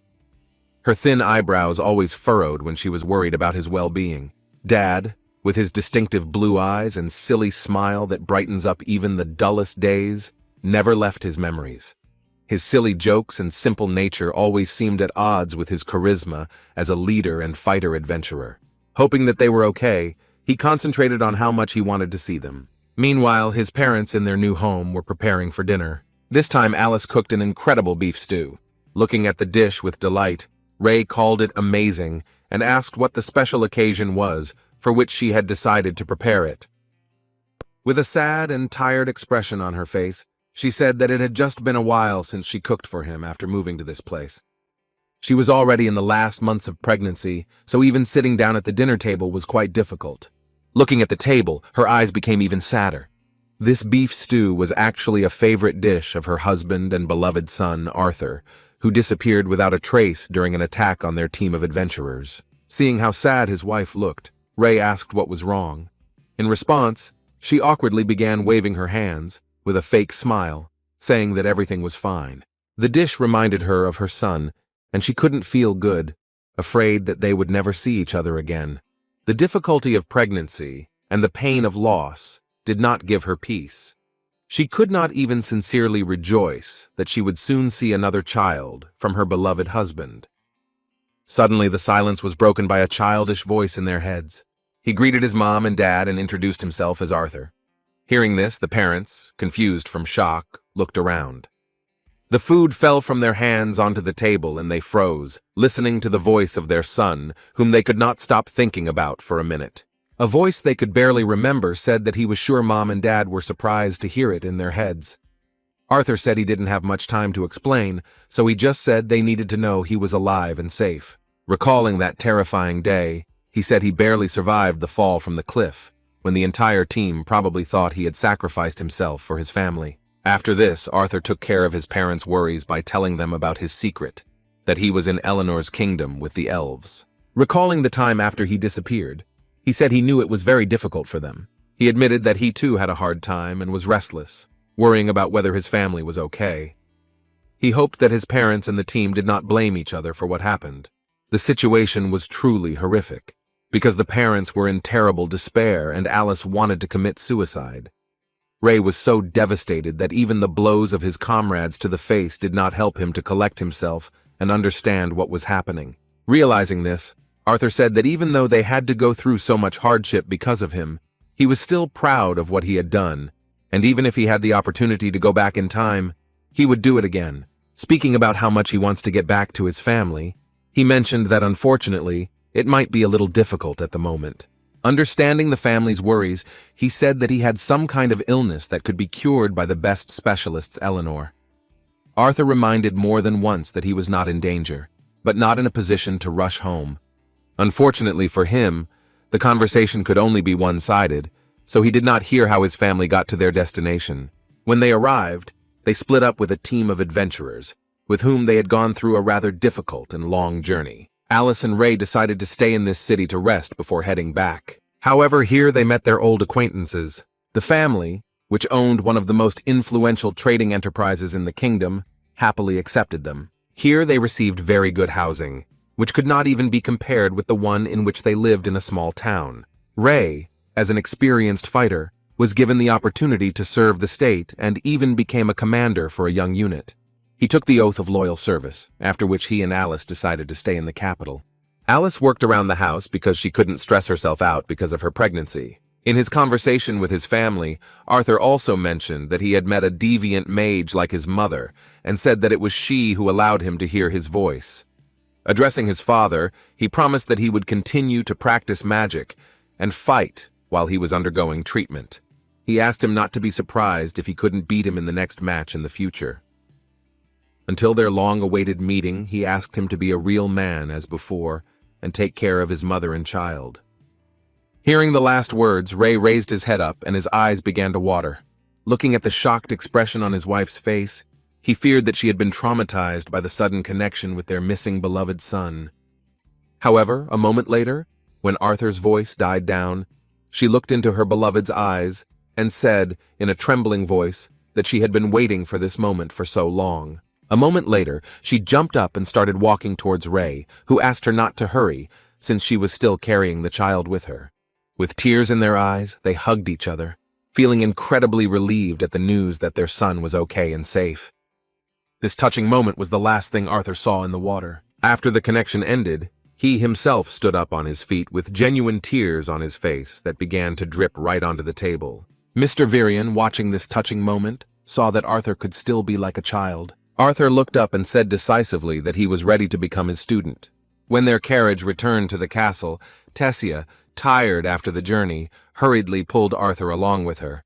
Upon learning of their arrival, the king and queen decided to meet them personally. Arthur was running after Tessia in a hurry when he suddenly heard the accented cough of Lord Alduin. King Eleanor himself carefully held out his hand in front of him so that he would stop for a minute. Scratching the back of his head awkwardly, he said that he felt that his years as king had made him a little old-fashioned and stubborn. Seeing how her husband was embarrassed to utter his words, the queen placed her hand on the young man's shoulder. With a kind smile on her face, she said that what her husband was trying to say was that they were sorry for what had happened. She expressed the hope that he would accept their apology and would be able to consider their kingdom his home from now on. Virian, seeing the behavior of the royal family, paused for a moment and looked with a smile at how the heirs to his throne were stepping out of the bounds of hatred for the human race.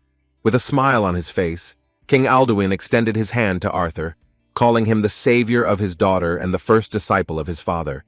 He asked to be allowed to greet his dear guest properly once more.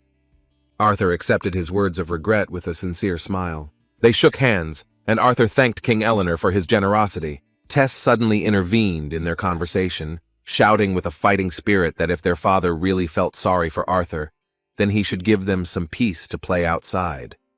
She was really looking forward to the moment when she could show him the city. Looking at each other in surprise, the king and queen could not refuse the young princess her wish. They had never seen her in such a mood before, because it was difficult for her to find people close to her.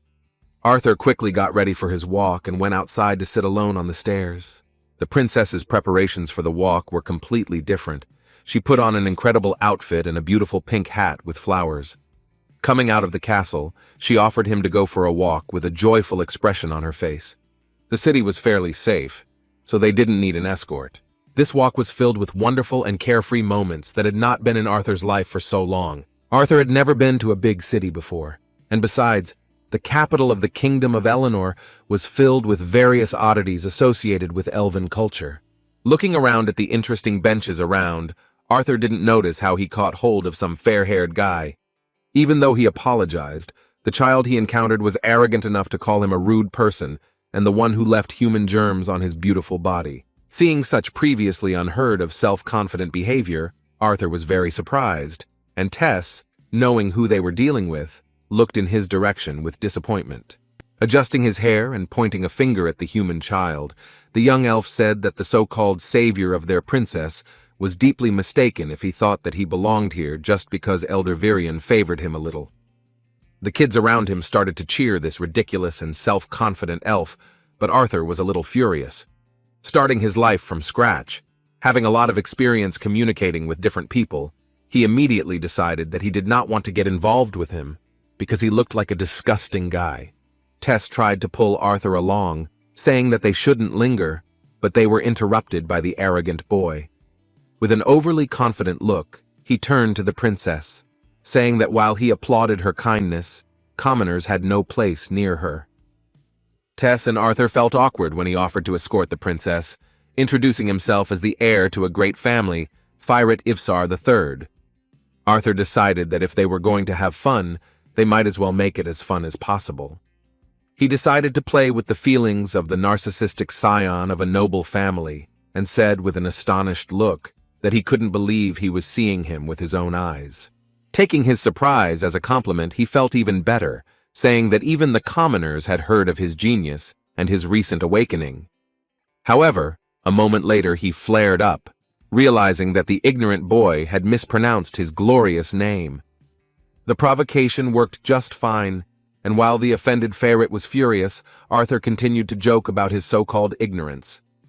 Watching this, the princess could hardly contain her laughter. Further escalating the situation, he mockingly bowed before the elven boy, saying that he had no idea he was standing next to such an inspiring genius.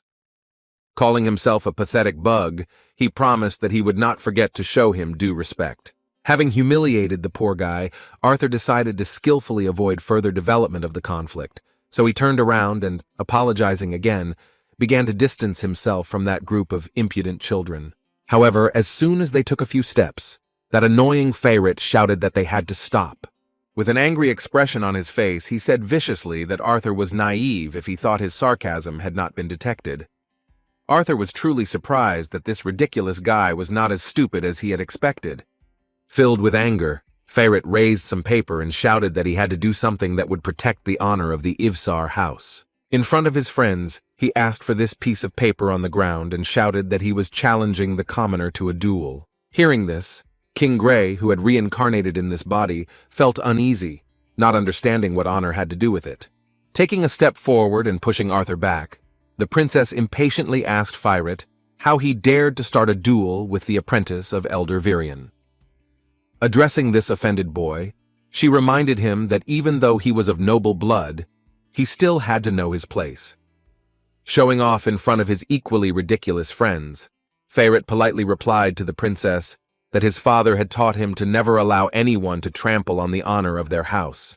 Holding out his wand towards the man, he said that he had a free choice to accept this duel or retreat, tucking his pathetic tail between his legs. His move was cunning.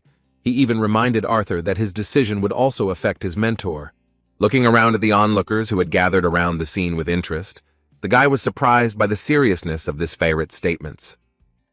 With a haughty and satisfied look, Firat, believing that he had achieved his goal, said that he would accept his enemy's silence as a sign of consent to the duel.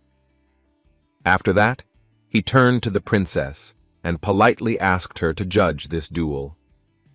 Looking at Arthur, who was not against fighting this ridiculous guy, she thought that the only one to worry about here was Firet. Still, she had no other choice. Firet was right when he said that the result of the duel in front of many spectators would lead to rumors spreading throughout the city regarding how good the former king was as a mentor. Moreover, it was also obvious that he was going to assert himself at the expense of a human child, knowing that people awaken much later. Tessia, knowing the truth about how strong Arthur was, decided not to stop the fun and shouted about the beginning of a fair duel. Firet was the first to rush forward, waving his magic wand in a fighting spirit, saying that the man named Arthur would have a hard time because he would taste the power of a true genius. However, while he was confidently planning how he would defeat the opponent, Arthur appeared in front of him with incredible speed, ready to strike. In the poor guy's eyes, it looked like some kind of flickering of light. He didn't have time to react and missed a rather generous blow to the face. Unable to control the aura of mana, the defenseless Firet, despite the nobility of his origin, did several somersaults and, having lost his shoes, fell to the ground right in front of his friends. Arthur was a little disappointed that their fight ended with just one light blow. Tess looked at the heir of a great family in surprise, thinking about how weak he was. She knew it would happen, but she couldn't even imagine that it would happen so quickly. The public was also shocked, so Tess decided to act immediately. Grabbing Arthur's hand, she laughed cheerfully and suggested that he run on. At such moments, he couldn't help but appreciate this little princess more and more.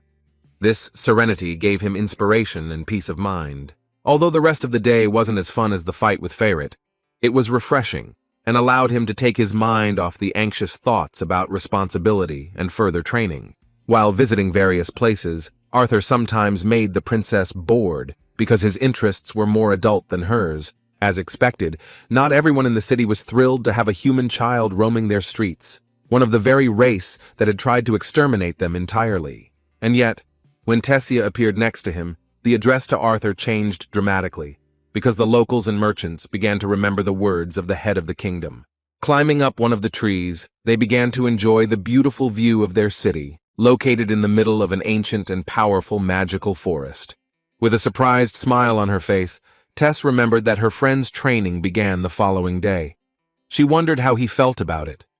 Arthur looked quite calm, although Tess assumed that he was nervous. In fact, at that moment, he remembered the words of the elder, who said that he had no idea how he had been taught until now, but assured that his lessons would not be easy, even for him. Ignoring the pain from the mana core, the assimilation process used by animal tamers was often compared to immersing the body in boiling tar. Pointing his finger at him, the old man sternly said that because of all these circumstances, he would be forced to be stuck here in a foreign country, without the family comfort he was accustomed to, and his daily life would become difficult. With a kind smile on his face, he nevertheless clarified that he would not regret it, because if he could endure these difficult trainings, which were not intended for children of his age, then he would be able to receive a very huge reward for his efforts. Returning to the dialogue, Arthur nevertheless said that although a difficult test awaits him, he is not afraid, but still excited. Enjoying the beautiful view of the city, he said that he had come a long way to get to where he was now. The training was necessary in order to see his parents again. He could not wait for what the future held for him. These times flew by unnoticed, and 3 years later they both changed beyond recognition. True, this was more a matter of appearance than habit. Tess, as usual, woke up earlier than Arthur, so she gave him no peace until he could wake up. Screaming that they were already late, she squeezed his ankle so hard that he instantly woke up and started screaming. As it turned out, she became noticeably stronger and even managed to awaken her core. Arthur became more manly in appearance. Touching his ankle, he accused her of using mana to twist it. Then, with an offended look, he sternly asked if she couldn't find a gentler way to wake him up. In response, she, without admitting her guilt, said that it was his own fault, because he did not wake up when she politely asked him to do so. After these words, she put her hands on her hips and slyly said that in this situation, Arthur was paying attention to something completely different from what he should be paying attention to, because he should first of all be grateful that such a beautiful girl like her woke him up. Trying to hook her with a sharp joke, Arthur said with a carefree expression that there were quite a few attractive maids in the castle. Of course, Tess was not only angry, but also offended by Arthur for his impudent words. As she walked down the stairs to the first floor, she did not give him a break, constantly asking if he was sincere in his words. Arthur began to fear that the maids in the castle would soon be changed. At the bottom of the stairs, Mr. Virian was already meeting them. Grandpa said with a stern look that his ridiculous students had made him wait. One of the most respected elves in all of Eleanor, who had been forced to wait for the two teenagers, was patient with their lateness and suggested that they begin preparing for the next lesson. The lesson dealt directly with the use of magic, so it is worth mentioning that in this world there are 4 basic elements and their higher forms. These higher forms of elements are ice, gravity, lightning, and sound. They can only be controlled by mages who have gone beyond their capabilities. There are also differences in what the abilities of different races are. Dwarves can only manipulate earth or fire, but like elves, they have a much higher affinity for the 2 elements. Their defining characteristic is that all dwarves can mold and bend metal, and talented ones can even cast spells and manipulate magma. Elves are limited to water, wind, and earth, but with a much higher affinity than humans. In rare cases, they can also become a special type of deviant that controls plants. However, elves are not capable of becoming mages who can manipulate higher forms of the elements. Human mages have the ability to manipulate any of the 4 basic elements. They are also the only race capable of becoming deviant in any of these elements, along with anomalies that cannot be classified in any of the elements. An example would be healers like Alice, Arthur's mother. There is a delicate balance of power between their 3 races, taking into account population, shared innate affinity with the elements, and loyalty in mages. Arthur had this knowledge thanks to access to his mother's study, where he read all the books before the age of 5. He himself explained this theory in order to find out if it was good enough, comparing it with how the elves see it. Looking at his granddaughter, tired after physical training, Virian decided that it was not worth bothering the children with an even more detailed study of all the nuances of using the elements of magic. After catching her breath a little, Tessia raised her hand to ask a question. She understood that this whole assimilation process was meant to prepare Art's body to cope with his beastly will, but she couldn't understand why they were doing this when they could train their body physically using magic. Watching the princess with pride, Arthur thought about their differences before hearing his mentor's answer to her question. He had learned all of this from his lessons beforehand, but the difference in races had really shown him its true essence over the 3 years of training together. While humans were considered talented if they awakened to magic late in life, it was not surprising that elven children experienced an awakening of their skills just after the age of 10. For Tess, it happened even earlier, at the age of 9. Returning to her question about physical training, Virian saw through her intentions right away. She suggested it because she was angry that she was the only one who was beaten during training. Lord Virian really did not spare her during training, even though she was his favorite granddaughter. Since Tess's awakening, she has been practicing her magic skills with a tutor, learning to fight from her grandfather. Looking at her, Art knew that she would be a real monster in the future. But at the same time, he did not forget that he should not be one of those who think differently. Carefully adjusting his granddaughter's hair, the old man explained that what Arthur had been doing for the past 3 years was basically fusing his bones, muscles, and organs with his mana. He hadn't trained physically like Tess, but the old man could assure that once it was over, his body would be stronger than the veterans. Turning to Arthur, she decided to hurt him with a taunt about why he was so sensitive to her beatings. In response to her words, Grandpa quietly laughed, and Art furiously shouted that no matter what the results of his training were, he still felt pain as before. Still, they had to continue training, and the beast tamer, looking at the boy, confirmed his suspicions that 3 years of fusion was not enough to drain his energy. When he asked if Art was ready to continue, he nodded his head decisively. Bringing his hand closer, he said that after this day, he would become a real beast tamer, unlike those happy adventurers who simply use their beast as a tool. He placed his palm on Arthur's solar plexus and said that he was going to ignite his mana core by pouring in a large amount of his own energy. Virian warned that Art would likely feel a little warm, but that he shouldn't feel too sick. However, just a moment later, when the old man began to pour in his energy, Arthur clenched his teeth from the sensation. Instead of feeling a little warmth, he felt an overflow of magic and a burning sensation all over his body, like burns. His mana core was overflowing, and Virian could no longer fill it as it began to push out a large amount of energy. A surge of thick and powerful mana caused an explosion similar to the one during his awakening. Even Mr. Virian couldn't stay on his feet and flew to the side, hitting a tree. Tessia was also blown away by the shockwave, but luckily landed on soft ground. Rising to his feet, the shocked Virian, who had never seen anything like this before, could not understand what was happening. As soon as Tess came to her senses, she ran screaming towards Arthur, who was lying on the ground, his torso exposed by the surge of his own energy. When she took his hand and asked if he was okay, he hesitantly replied that he felt a little weak. The former King Eleanor was hard to take by surprise, but this time he gave in to what he had seen. He said that he knew that Art had his reasons for not telling him everything until now, but still asked again which beast had given him its will. In a weakened voice, Arthur, feeling trust in them, nevertheless admitted that the mana beast that transferred his will to him was a dragon. For the first time since meeting the elder of the Elven kingdom, Arthur saw his expression so shocked. He started shaking his head, shouting that he couldn't believe that a real dragon tamer was standing in front of him, that he was his student. What he said emotionally next, Arthur didn't remember, because he lost consciousness. Later, he woke up in his room. Virian was next to him all this time, and seeing how the boy came to his senses, he asked how he felt. Remembering what happened before he lost consciousness, Arthur awkwardly said that the elder was going crazy back then. Lord Virian coughed in response to break the awkward moment, and then calmly said that he had already calmed down. Looking up, Art said that he could trust them, but he wanted to make sure they kept this a secret even after he returned to the Sapin kingdom. Mr. Virian promptly confirmed that they would keep his secret. He then returned to the subject of his departure and said that information about his departure was not established until 4 months later.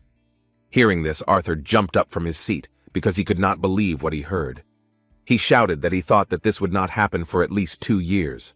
The change in plans was due to an interracial tournament between the youth of the 3 kingdoms that had been in the works for some time. It was finally confirmed, and now the portals to Zyrus and Sapin will be open to both kingdoms of Eleanor during this time. Arthur was incredibly happy when he heard that he would be able to return to his family much sooner than expected. At the same moment, he remembered that Tess was not there. In response, the old man placed his hand on the boy's shoulder and said that he shouldn't worry about the princess. Remembering that he was probably worried about his family, he said that although he had been checking on his parents through Rinia for the past few years, he would finally be able to see them in person now. Arthur crossed his legs and even felt a little sad, realizing that he would have to say goodbye to his mentor and Tess in just 4 months, which would fly by for him.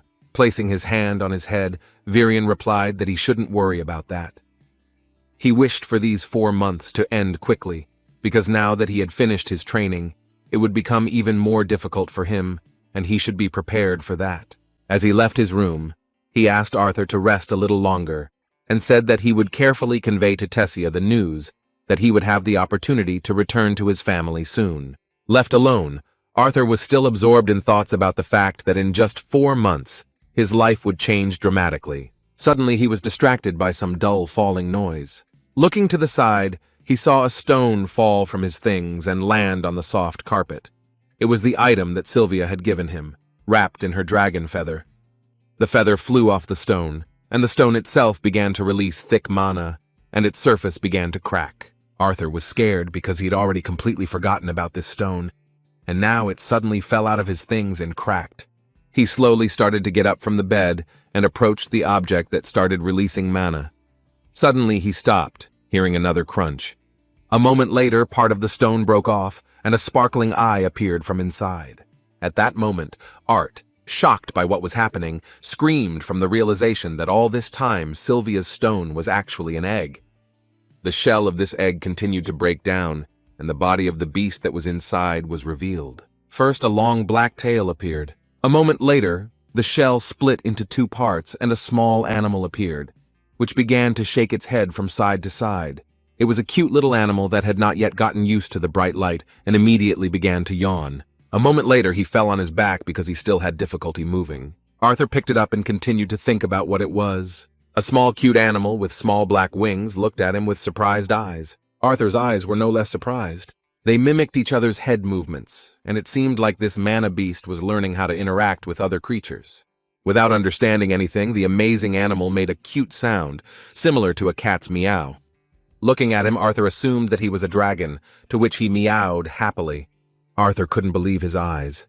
The affection for this little creature made him happy. However, a moment later, the little dragon that Sylvia had left for him suddenly broke free from his hands and bit him painfully on the arm. Immediately after the bite, this dragon lost all its strength and began to fall down, and on Arthur's hand, instead of a bite mark, some kind of seal appeared. It was quite painful, so Arthur grabbed his hand and grimaced in pain, while a small smoke came out from the seal. Looking at his hand, he was surprised that the dragon's bite had such a strange mark. The baby continued to squeak something, and at that very moment, Art heard someone call him Mom. He began to look around in surprise, making sure that there was no one else here except them. Looking at the dragon again, he realized that it was he who was calling him Mother. Clutching his head, he again thought about how he could hear such a clear speech from a small dragon that had just hatched from an egg. When the little dragon called him Mother again, he fell to the ground. Sighing heavily, he began to get used to the fact that his new pet could communicate with him telepathically. When Arthur caught his breath, he nevertheless clarified that he was a boy, so it would be better if they called him Dad instead of Mom. Despite the fact that this cute miracle was born only a few minutes ago, it could already talk and understand what was happening around it. However, the dragon was not adapted to such activity. He immediately fell asleep because he was too tired from such sudden activity. Stroking his head, Arthur said with affection that he would name him Sylvie in honor of his mother. Sylvie seemed to really like the name and squealed happily again. Moreover, as it turned out, thanks to their connection, Arthur was even able to feel that she actually liked it. It seemed that the mark that Sylvie had left on his hand was not as simple as it seemed at first glance. There was a feeling that this thing connected him with the little dragon. Sighing heavily, Arthur began to fall asleep again with the thought that he was only 8 years old, and he already had a tattoo and a child. In his new life, he truly became a real rebel. At night, he was awakened by a strange girlish squeal. Jumping out of bed, sleepy and still tired, Art began to look around, asking who was in his room. As it turned out, this cry belonged to Tess, because she was overwhelmed with emotions when she saw this little dragon. She began to ask with affection what this animal was and why it was so cute, while Sylvie herself began to ask her dad to save her from strangulation. Arthur was too tired to explain everything. Looking out the window, he saw that it was not morning yet. Taking advantage of the moment, he fell back onto the bed and covered himself with the blanket, saying that he could not miss a minute of sleep. Forgetting about Sylvie, he left her alone with Tess, who continued to play with her like a plush toy. The next morning, Tess got up early as usual and woke Arthur up with her usual rude method. When they went to see Grandpa, Arthur told her that this was his new pet, with whom he could communicate telepathically. Tess couldn't get enough of how cute the little dragon was. At the same time, Sylvie was very angry with her, being on her daddy's head. Looking at Sylvie, Tess said that Art was very lucky and even suggested that if she could communicate with her, then they would get along too. In response, Arthur said that if she stopped looking at Sylvie like a predator, then she would have at least some chance of becoming friends with her. When they arrived at Grandpa's, who as usual tolerated their lateness, Tess first of all suggested that he evaluate Arthur's new pet. Mr. Virian looked closely at the strange and unusual animal that was on Arthur's head. First of all, he was attracted by the interesting and mesmerizing eyes with a yellow tint, which resembled the eyes of a lizard. However, he looked at Sylvie with completely different thoughts when he noticed that she had a distinctive tail and unusual wings behind her back. Realizing that it was a small dragon, he desperately screamed in the cold sweat of his brow that the little brat was giving him no peace. Clutching his heart and leaning against the wall, he said in a weakened voice that he would die sooner if he continued to be so surprised by this human boy. Seeing such an unusual reaction from her reserved grandfather for the second time, Tess began to laugh loudly with affection. After explaining to Virian what had happened and where Sylvie had come from, Arthur learned that creatures like her usually hatched in the presence of their own kind. The elder had never personally encountered a dragon, but he was certain that this trait also applied to them. They tried to figure out why she was able to hatch in front of him, but the only reason they could think of was that yesterday he had fully activated Sylvia's will, which belonged to a dragon. When they had finished their daily training and Tess was too tired to get up off the ground, Arthur asked Virian what he should do when he returned to Sapin. He knew that most people would not know that she was such a powerful being. Placing a hand on his shoulder, the elder said that they would be fine if Arthur simply pretended that it was a rare beast. However, he also let it be known that he had other reasons to be concerned. He mentioned that they had been holding back the strengthening of his core while assimilating the beast's will. However, now that Arthur has fully awakened as a beast tamer, they will need to train his core and his new dragon will. It sounded like a tough call, but Arthur had no other choice, so he simply asked in confusion what he should do. In response to his words, a sly grin appeared on the elder's face in anticipation of something interesting. Throwing aside his wooden training sword, he replied that he had found that the best way to access the first stage of his beast will, aside from strengthening his mana core, was to constantly engage in battles. Stretching his back with a cheerful laugh, Arthur responded positively to this, saying that it made sense to him. Suddenly, Virian elaborated on another unusual detail, saying that it would also make sense to fight other beast tamers when they used these stages of will against him. Such practice would prove very useful in improving his own understanding of his power. Within a moment, Arthur understood why Virian had mentioned this. The former Elven king began to unleash his power as a beast tamer, and powerful mana began to spread throughout their training grounds. A strong gust of wind forced the boys to cover their faces because of the dust flying in their direction. They could barely stand on their feet. His appearance changed significantly. His eyes took on a menacing yellow gleam, and his body began to look like a black panther. With an absolutely threatening look and tone, he coldly said that they would now fight more seriously than ever before. Beast tamers are special among mages, as they are able to use unique skills inherited from mana beasts. The first stage, known as the acquisition phase, is when the animal tamer can borrow the beast's inherent power. But it is only in the second stage, the integration phase, that the mage can truly use the unique abilities and characteristics of his beast. And for Virian, who had only just discovered this second stage after decades of studying his bestial will, this was possible. He was now able to use the deadly power of the Shadow Panther. Seeing Arthur's readiness, Virian asked him to be careful the moment he sneaked up behind him. Arthur didn't understand where the elder got his confidence from, since he had been able to keep up with his speed with ease before. He was surprised that he was saying that he could get behind him after he had warned him of his intentions in advance. However, after a few seconds, it became clear what was going on.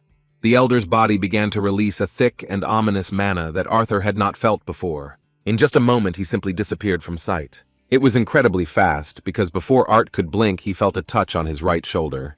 Despite Lade's superiority in speed, which was to the elder's advantage, he still tried to strike him. However, as soon as he turned around, there was no one behind him. He only managed to hear the whistle of rapid movement. Just a moment later, the terrifying energy appeared behind him again, and he saw the sharp claws of a powerful panther form. A cold sweat appeared on the young man's face as he realized how big the difference in their strength was. In order not to prolong the fight, he raised his hands up and said that he surrendered, saying that he couldn't even react to this shocking speed of the panther form. Returning to his usual form, the old man said with a smile on his face that he had no doubt that the result of the fight would be exactly like this. Having returned to his normal form, Mr. Virian admitted that this form also had some drawbacks. Using the fusion stage, despite decades of training, was still difficult and not entirely enjoyable. In response, Arthur noted that the speed of movement in the form of a black panther was one thing, but it was quite another that when it appeared behind him, he was not even able to sense its presence. Picking up the wooden training sword from the ground, Lord Virian thoughtfully replied that it was probably due to the Shadow Panthers being able to instinctively manipulate wind and sound to achieve this effect of stealth and concealment. Extending the hilt of his sword towards his student, Elder Virian said that he believed he had tormented the boy enough, that he had not yet managed to reach even the first stage of mastering his beast will. Instead of wasting time, he asked what he thought about them actually starting to train. As Arthur continued his training, he didn't even notice how quickly the days passed for him. Thanks to Virian's guidance and his own knowledge, he was able to access the first stage of his draconic will. The Elder also taught him how to hide the presence of his beast will. The days passed very productively. He either strengthened his mana core and studied Sylvia's dragon will, or fought against Virian. Fortunately, the assimilation process allowed his body to constantly train. And in his spare time, he spent as much time as he could enjoying the joys and innocence of childhood, just as Sylvia had wished. These last 4 months, which he spent with great pleasure, flew by completely unnoticed. When the day of departure finally arrived, Tess could not hold back her tears. Every day they had spent together over the past few years had made it increasingly difficult to tell Tess of his impending departure. As expected, she was very sad, so Arthur had no choice but to try to cheer her up about the fact that they would meet again. In preparation for his return to the human kingdom, Art took care to conceal his beast will and the seal of his pet bond. As he thought, his grandmother Sylvia's feather hid the presence of Sylvia's mark well. It was time to say goodbye to everyone who had become so dear to him during his stay in the kingdom of the elves. Lord Virian and Tess, who could hardly hold back her tears, were nearby. The Elder, with a kind smile, asked him to hurry because his crew was already ready to leave. For the journey, he gave him an item, a golden medallion decorated with the coat of arms of the House of Aerolites.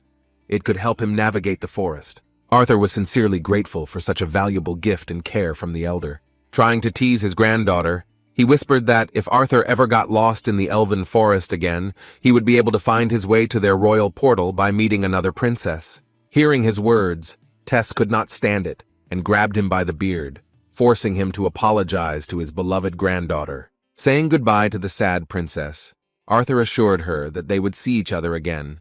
He also said that he hoped that thanks to her grandfather's training, she would be stronger than him the next time they saw each other. In response, she only nodded, continuing to contain her emotions. Arthur gave vent to her emotions the moment he hugged her. Even Sylvie, though she couldn't befriend her, still paid her respects by touching her hair. By telling her he would miss her and telling her to be careful, Art touched her deeply. At that moment, she could no longer keep her emotions to herself and, clenching her teeth, began to cry. The touching moment ended with her whining and saying that she would miss him too. Grandfather took her by the arm and began to calm her down, and Arthur said goodbye to everyone else. He looked sadly at the royal family's castle, hoping that one day he would return to this place. When he looked inside the carriage, he saw the boys who had been sent to represent the Elven race in the tournament. Feyret, the boy who had once challenged him to a duel, was already sitting there. Seeing Arthur and calling him a human spawn, he mockingly said that he had finally been kicked out. Seeing this ridiculous guy in front of him, Arthur pretended that they didn't know each other. So with a surprised face he asked who he was. It seemed to work well. Feyret became so enraged that he began to shout about how he was a nobleman who had been unfairly beaten by Arth, defying the dueling customs. He began to justify himself, saying that everyone except the peasants knew that a real duel was a demonstration of magic. Naturally, these words did not cause any emotions in Arthur, while Feyret's friends began to laugh at their naive comrade. Making a stupid expression, Arthur replied with surprise that he remembered that it was Mr. Ivisar in front of him. He again deliberately mangled his name to further anger the narcissistic youth. Continuing to shout in anger, Feyret declared that he, the noble heir of the Ivsar family, had been defeated when he was a naive child. He tried to convince everyone that if they had repeated the duel, he would have definitely won. Unexpectedly for him, Arthur reacted to his words in a very unusual way, taking his hand. With a kind expression on his face, he said that he was glad to see Mr. Feyret again, after which he said words of apology for bullying him in the past. It seemed that his warm and truly sincere words cooled Feyret's ardor a little, and he lowered his head in embarrassment, sighing heavily, resigned to the situation. The purple-haired girl sitting next to them slyly pointed out that Art could just call him Fairy, just like the other elf children did. Her words made Feyret even more embarrassed, and he started yelling at her not to say such things again. His naive, childish behavior seemed funny, so it caused laughter again. Watching their carefree behavior, Arthur realized that this trip would be quite fun. After some time, he became quite friendly with these guys, talking about various topics and demonstrating that there can be an equal and sincere friendship between a person and an elf. Their carriage continued to creak, but at one point they saw that the landscape outside the window began to change. After another half hour, they finally stopped. At that moment, they heard that their carriage had arrived at its destination. Looking out the window, Arthur saw for the first time what the large city of the Sapin Kingdom looked like. Thanks to the teleport, they found themselves right in the center of this place, where there were many people and trade was well developed. It was in this amazing flying city of Zyrus that Arthur's mom and dad were located, whom he had wanted to see again for so long. Unlike the capital of the Eleanor Kingdom, the capital of the Sapin Kingdom was more populated and noisy due to the large number of carriages and the chatter of people that filled the streets. Arthur's final stop was different from the place his comrades were heading to. He stopped before the others at the huge mansion where his parents lived. As he walked up to the door, he paused and thought about how long it had been since he had seen his family.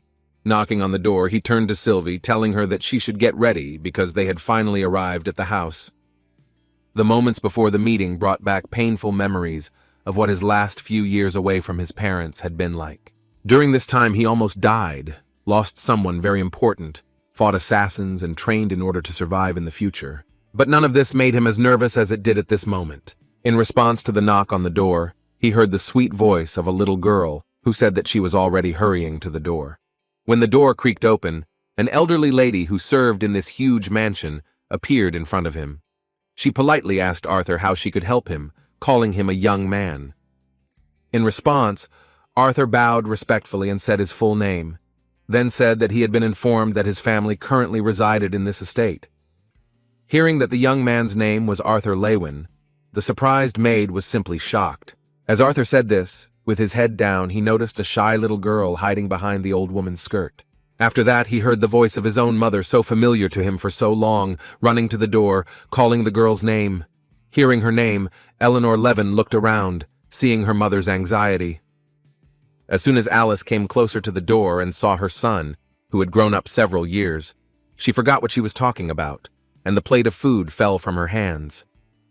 Arthur also couldn't move when he saw his mother. It seemed as if time stood still for the two of them at that moment. Arthur was the first to break the silence and said with tears in his eyes that Eleanor Levin was his sister. Wiping away tears, he added that he should have started their conversation with different words. With a sincere smile in his words, he told his mother the cherished words that he was finally home.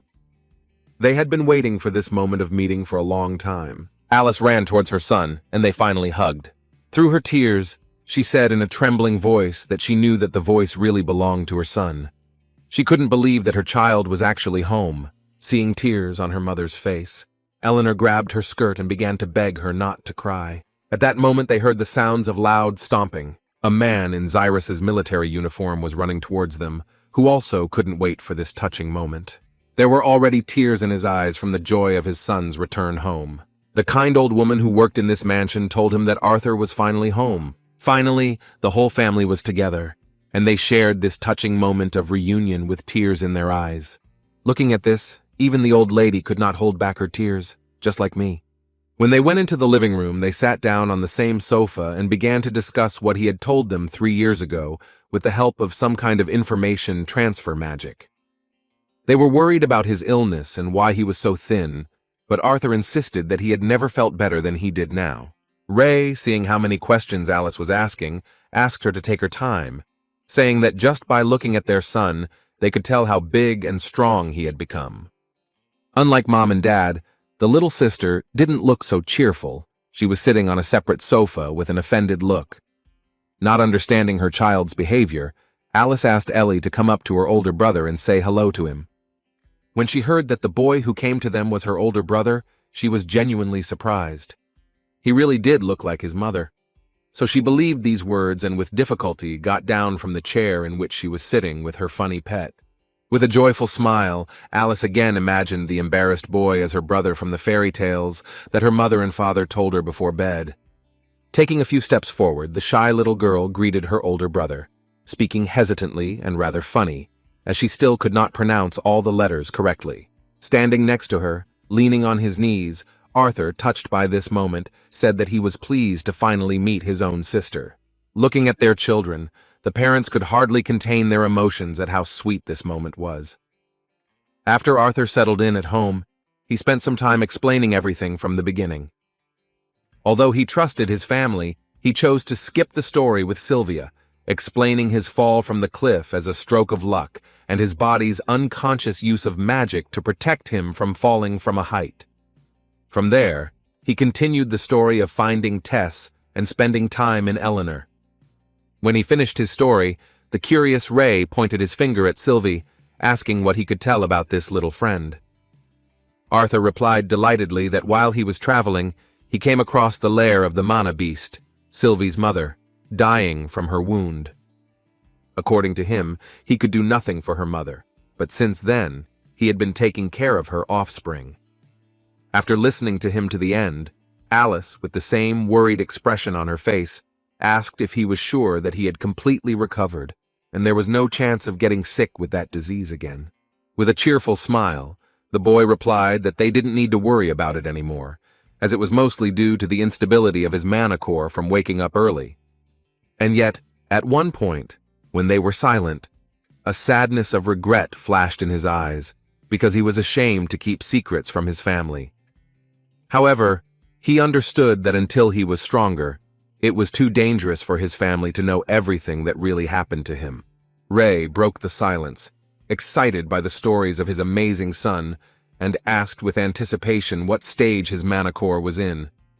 In response to her husband's sudden emotional outburst, Alice nervously shouted that their son had just returned home, and he was already talking about the mana core stage. Folding his hands in front of him, Ray replied that despite his wife's resentment, he saw nothing wrong with comparing their progress over this time. Pointing to the bandage on his left arm, he proudly said that after they came to Zyrus, he worked as an instructor for the guards of the Helsia auction house.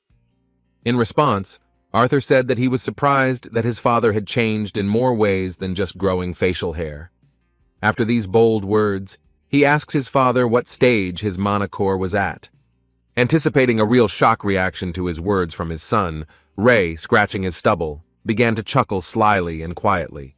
Putting his foot on the table, he pointed his finger at himself and proudly said that the head of their family had reached the dark orange stage 2 years ago. Arthur was pleased with his progress. He could easily notice that his father had become more bulky, but he really couldn't think that he had broken through to the next stage of magic. In response, he assumed that his father must have worked very hard to achieve such an incredible result. However, seeing how shamelessly and carefree he showed off his results, Arthur began to doubt his words regarding how persistent he was in his training. The awkward moment was interrupted by his father, who cooled his ardor and asked if his son's result was as impressive.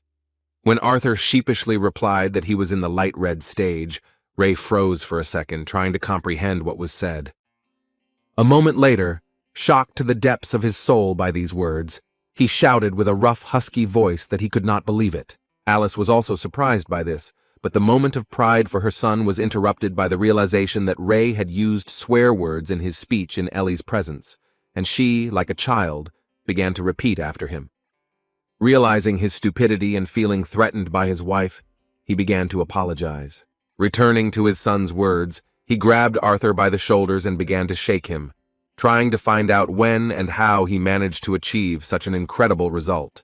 While Ellie ran around the room, lisping the words she had heard from her dad, Ray decisively suggested to his son that they go out into the backyard to have an immediate historical sparring match. In response to his proposal, Arthur began to laugh merrily, recognizing his father's fatherless style of behavior, which constantly gave his mother a headache. As they walked towards the exit to the backyard, a loud stomping sound was heard from the corridor. After this, the door to the living room opened, and a sweaty, intelligent-looking man with shortness of breath turned excitedly to Ray, saying that he had heard something unheard of about their son being alive. Seeing Ray and his family in front of him, with a boy with red hair like Alice next to him, he froze in place. Adjusting his glasses, he asked in confusion what was really going on in this crazy world. His question seemed quite logical, because he had never heard anything like this from his close friends, whom they had sheltered in their mansion. Next to this gentleman stood his beautiful young wife, as well as a daughter who, apparently, was the same age as Arthur. Arthur and Sylvie immediately noticed them. He already knew that these were the people who had been taking care of his family all this time. Ray immediately approached Vincent and Tabitha, after which he introduced them to his son Arthur, who had indeed returned home. He then introduced Vincent Helstia himself, the man who owned the Helstia auction house and was also an old friend of his, for whom he now worked. He asked his son to introduce himself before they began to destroy the house of this nice gentleman. Respectfully introducing himself to Mr. Vincent, Arthur said that he was sure that his appearance could be a surprise for them, since it was he who asked his parents not to tell anyone about him. He also apologized for these details in a manner unusual for his family.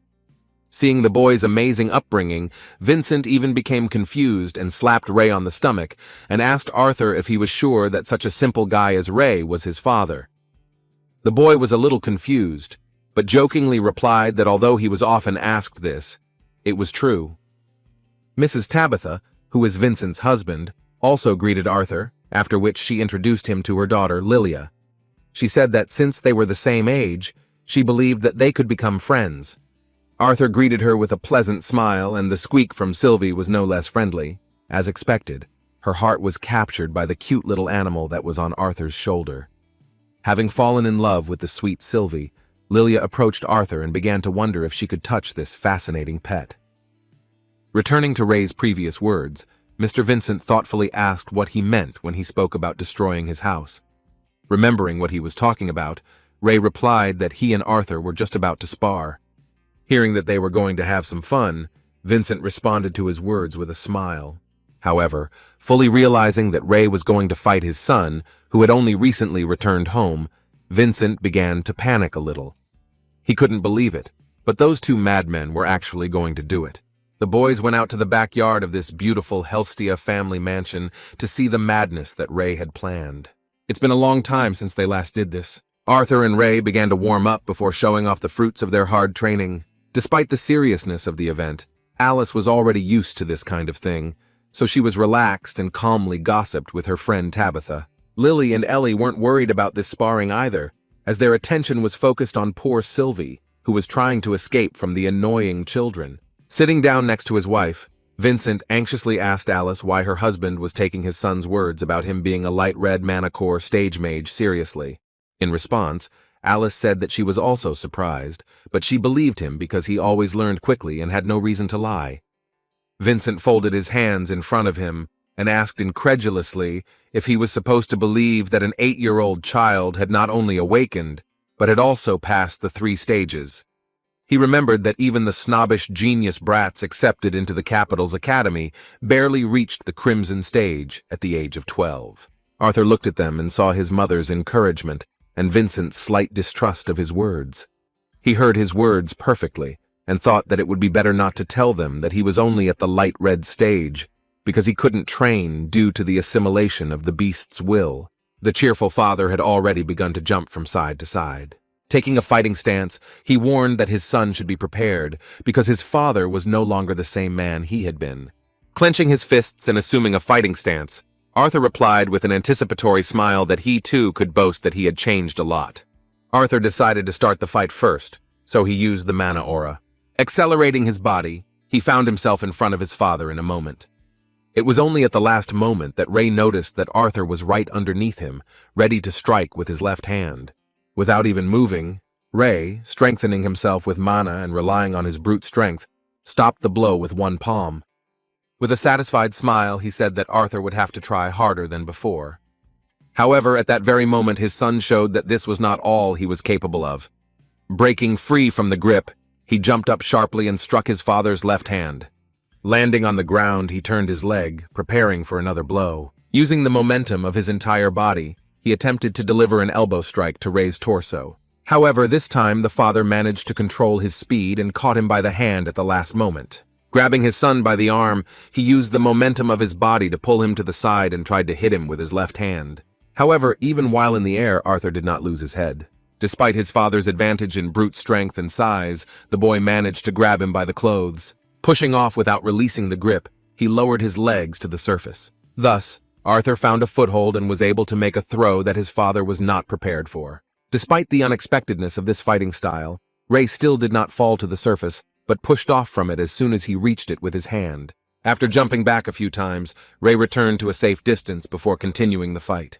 Turning to his father, Arthur asked him with a sly smile what he thought about his level of hand-to-hand combat. Scratching his neck uncertainly, but trying not to lose his status as a trainer of auction house security guards, Ray replied that he thought his son's skills were not bad. He did admit that Arthur had caught him off guard. Then he confidently spread his arms out to the sides and said that in that case the old man would become more serious. After this, he clenched his fists, causing a cracking sound and bright sparks to appear between them. His body, especially his fists, were covered in flames, indicating that he had mastered this element. Looking at his son, he said that he had learned this little trick after breaking through to the dark orange stage. He then asked his son not to complain, saying that he had not been warned. Mages, since their awakening, have always had power in terms of what elements they have an affinity with.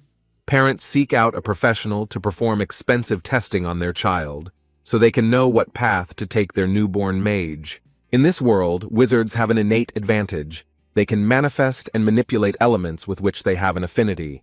Enhancers have a much worse affinity for the elements, and in fact, the elements only manifest after they pass a certain threshold.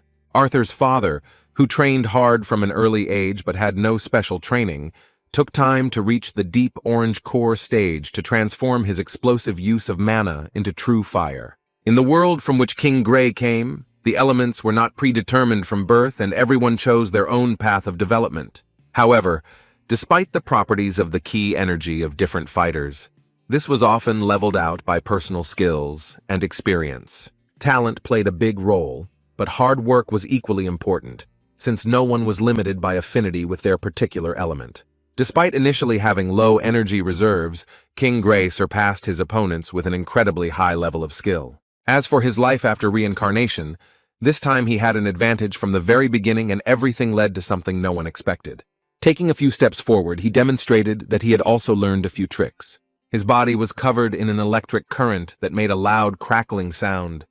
Smugly turning to his father, he asked him not to be too surprised at the level of his mastery of the elements. Father was truly surprised, as he had never fought anyone with an affinity for such a rare element before. With a trembling voice, Mr. Vincent, who saw this miracle, said that he could not believe that Ray's son was not only an outstanding magician at the age of 8, but also belonged to the deviants.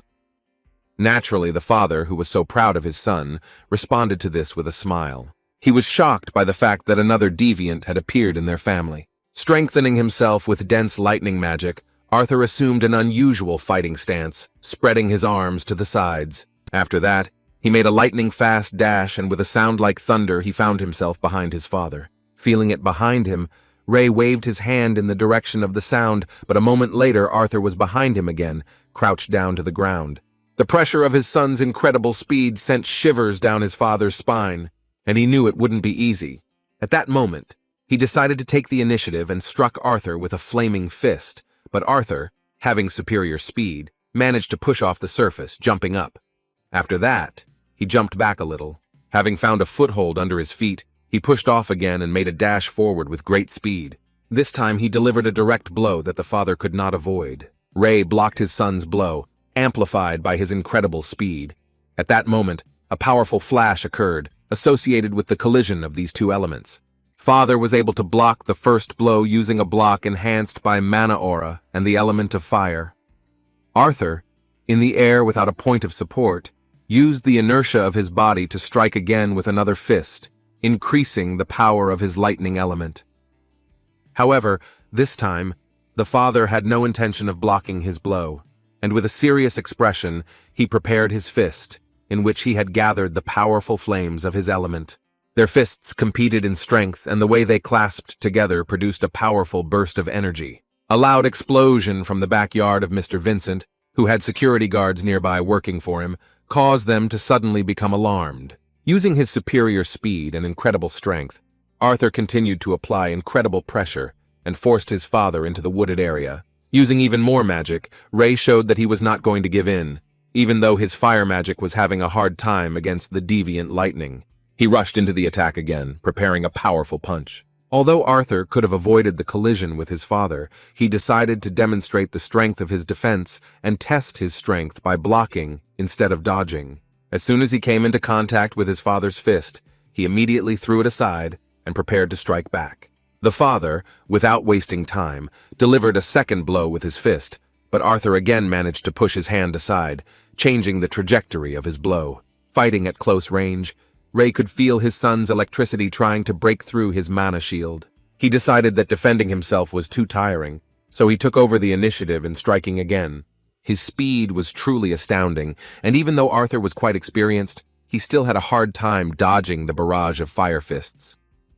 Due to such incredible pressure from his father, he took one blow to the face, but managed to soften it with the inertia of his body and the aura of mana enhanced by the element. He took the missed blow with a satisfied smile on his face. He didn't expect anything less from his father. The longer they fought, the more accurate Ray's blows became, and he even began to attack in such a way that Arthur didn't even have a chance to get close to him. And yet, once again strengthening his body with a large amount of mana, Arthur managed to dodge another blow, and crouching, prepared a counterattack on his father. In an instant, he aimed his fist at his father's chin, while Ray aimed his flame-covered knee at the boy's torso. Seeing how incredible this battle was, all the spectators froze for a moment. They were shocked, and Alice, covering her mouth, was afraid that her husband and son would hurt each other with such powerful blows. Vincent, fearing what would happen in a moment, was plunged into despair because he could not interfere in this madness in any way.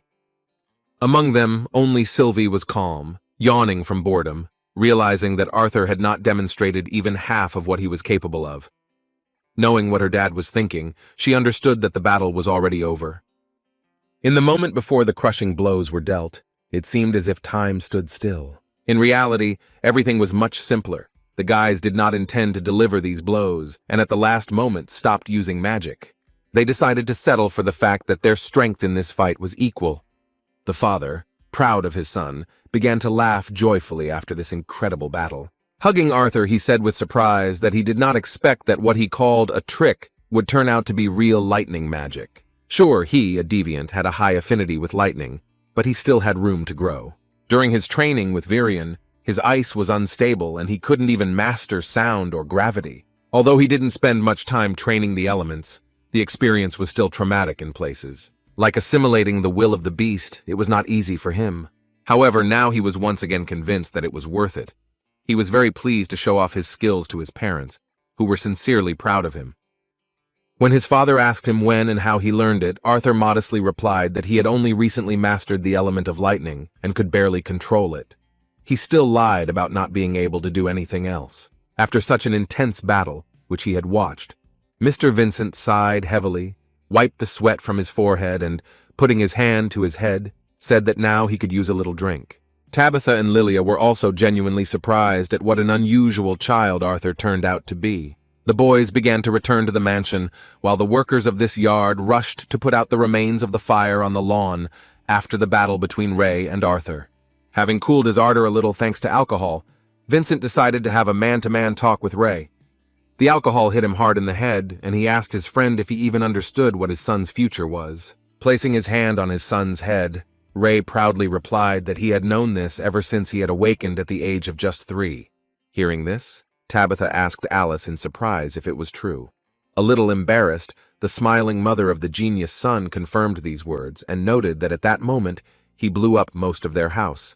Ray laughed heartily and said that those were good times. Vincent clutched his head, trying to somehow process such incredible information, because waking up at such an early age and deviant abilities at 8 years old were always unheard of fairy tales.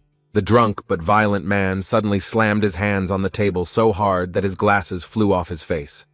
After that, he suggested to his friend that Arthur be enrolled in the Zyrus Academy, where they study magic. Listening to these conversations with some boredom, Arthur still did not know what they were talking about. Everything became clearer when Ray answered that Arthur was only 8, while the Zyrus Academy, as the most prestigious magical institution on the continent, accepts children from 12 years old.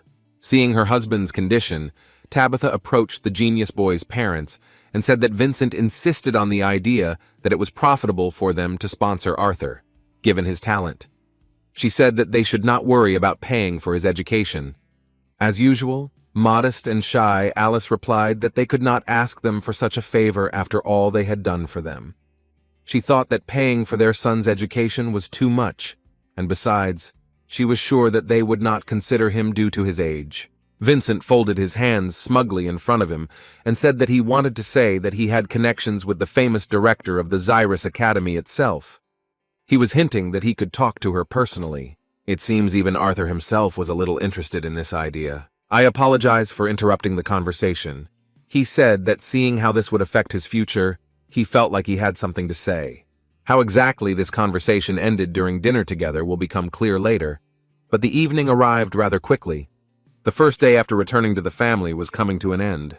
Arthur was still unaccustomed to this place, different from his previous home and the castle of the royal family of Eleanor. However, the large number of servants and the intelligence of the place were to his liking, considering his past as King Grey. Ellie's sister couldn't sleep for a long time, so Arthur was forced to leave Sylvia with her. Before going to bed, he had another pleasant conversation with his parents. They still couldn't believe that he was with them again, being a handsome and quite grown-up boy. With a smile on his face, Arthur said that he had changed a lot since the last time they saw him. Ray answered for both of them that it didn't matter to them how much he had changed, because he would still always be their beloved son. Even after they learned that he was a deviant who could become one of the most powerful and outstanding mages in history. After these words from her father, Alice carefully placed her hands on her son's shoulders. She said with a kind and sweet smile that her father was right, and that they would always see him as a little carefree boy who was exploring the world. However, she then looked away and said with some sadness in her eyes that now he was probably too old for his old mother to be able to kiss him goodnight. Hearing the sadness in her words, Arthur himself felt a little sad. He understood his mother's worries, so he sighed heavily and decided to fix the situation with his own hands. After that, he kissed her sweetly on the cheek, showing that he was ready to be their favorite little child, just like before. Then he simply fell on the bed, wishing his parents good night and again reminding them that he missed them very much. The parents responded in kind and looked again with affection at their little boy, who had finally returned home. As she was leaving, Alice remembered that she should have said that they were going shopping with Ellie the next day. She said that they both needed new clothes, so they would have a good chance to get closer to each other. Arthur responded positively to this idea because he still sees his sister's mistrust. As he left the room, Ray paused at the door, then asked his son not to hold a grudge against Vincent for what had happened earlier. He said that their wonderful friend had not meant any harm, but had simply been overly emotional about his genius. As it turned out, the situation Ray was talking about had to do with Arthur's reaction to Vincent's interest. In fact, he did not take the side expected at all. Interfering with the adults' conversation, Arthur said that after a long time, he was finally reunited with his family, so he wanted to spend some time with them before deciding whether to leave them again by enrolling in the academy. Vincent agreed with his words, saying that he was getting a little ahead of himself. However, Arthur responded coldly, because he got up from the table saying that he was too tired from sparring and therefore wanted to go and rest. After these words, he left, and the joint dinner ended at that moment. Everyone felt a certain sadness and even thought that it was due to Vincent's excessive interest. Arthur's feelings were understandable, although in reality he did not hold a grudge against the owner of this mansion, who generously accepted them as permanent residents. Leaving the room where they had dined, Arthur thought about his life and did not notice how he had become a little lost. At that moment, Lilia caught up with him and took him by surprise with the words that if he went further down that corridor, he would end up in one of their basements. Pointing her finger in the other direction, she boastfully said that if he would come with her, then she would show him a better place. As it turned out, she was talking about the place where the people who worked in their mansion spent their free time. When Lilia entered, she cheerfully greeted those present, saying that she hoped they did not mind their new guest. Being next to Mr. Vincent's sincerely smiling daughter, Arthur was surprised that she was enjoying spending time with their servants so much. The lady who worked as a nanny and cleaner in this mansion could not help but recognize Arthur, but asked if he was the guy who burned half the lawn she worked so hard on. Arthur began to awkwardly apologize, but a cheerful man with a mustache calmed him down. As it turned out, he was just being teased, and the atmosphere was relaxed and very friendly. The butler, who made the most delicious coffee, prepared several cups for their dear little guests, while Lilia introduced Arthur to the others. Watching Lilia's behavior, Arthur was surprised, because before she seemed to be a rather quiet and modest girl. He was sure that she really liked this kind of company and ease, freedom from the formal behavior imposed by her intelligent parents. At that moment, she sat down at the table and grabbed the cutlery, and with incredible appetite, asked if they had any duck meat left. The local worker Maria, who loved her like a granddaughter, brought a plate of this deliciousness, but with a kind face warned that Lilia should be careful, because Madame Chelsea began to suspect something, because her baby had recently gained weight. Trying to somehow justify herself, Lilia, starting to eat the delicious duck, reminded that she had already said that this was not worth mentioning, because she was an ordinary, healthy, growing girl. Maria and the butler were very touched by her behavior, realizing that their support was very important to her. Another lady, who was responsible for the order in the mansion, quietly whispered in Arthur's ear that Lady Lily often made her way to the basement where they lived when she was stressed. Arthur did not understand what was being discussed, while the gluttonous Lily, enjoying her food, said that because Maria had reproached her for inappropriate behavior, she should save the pork belly for her next time. The little girl's impudence was a joke, so it was met with a kind smile.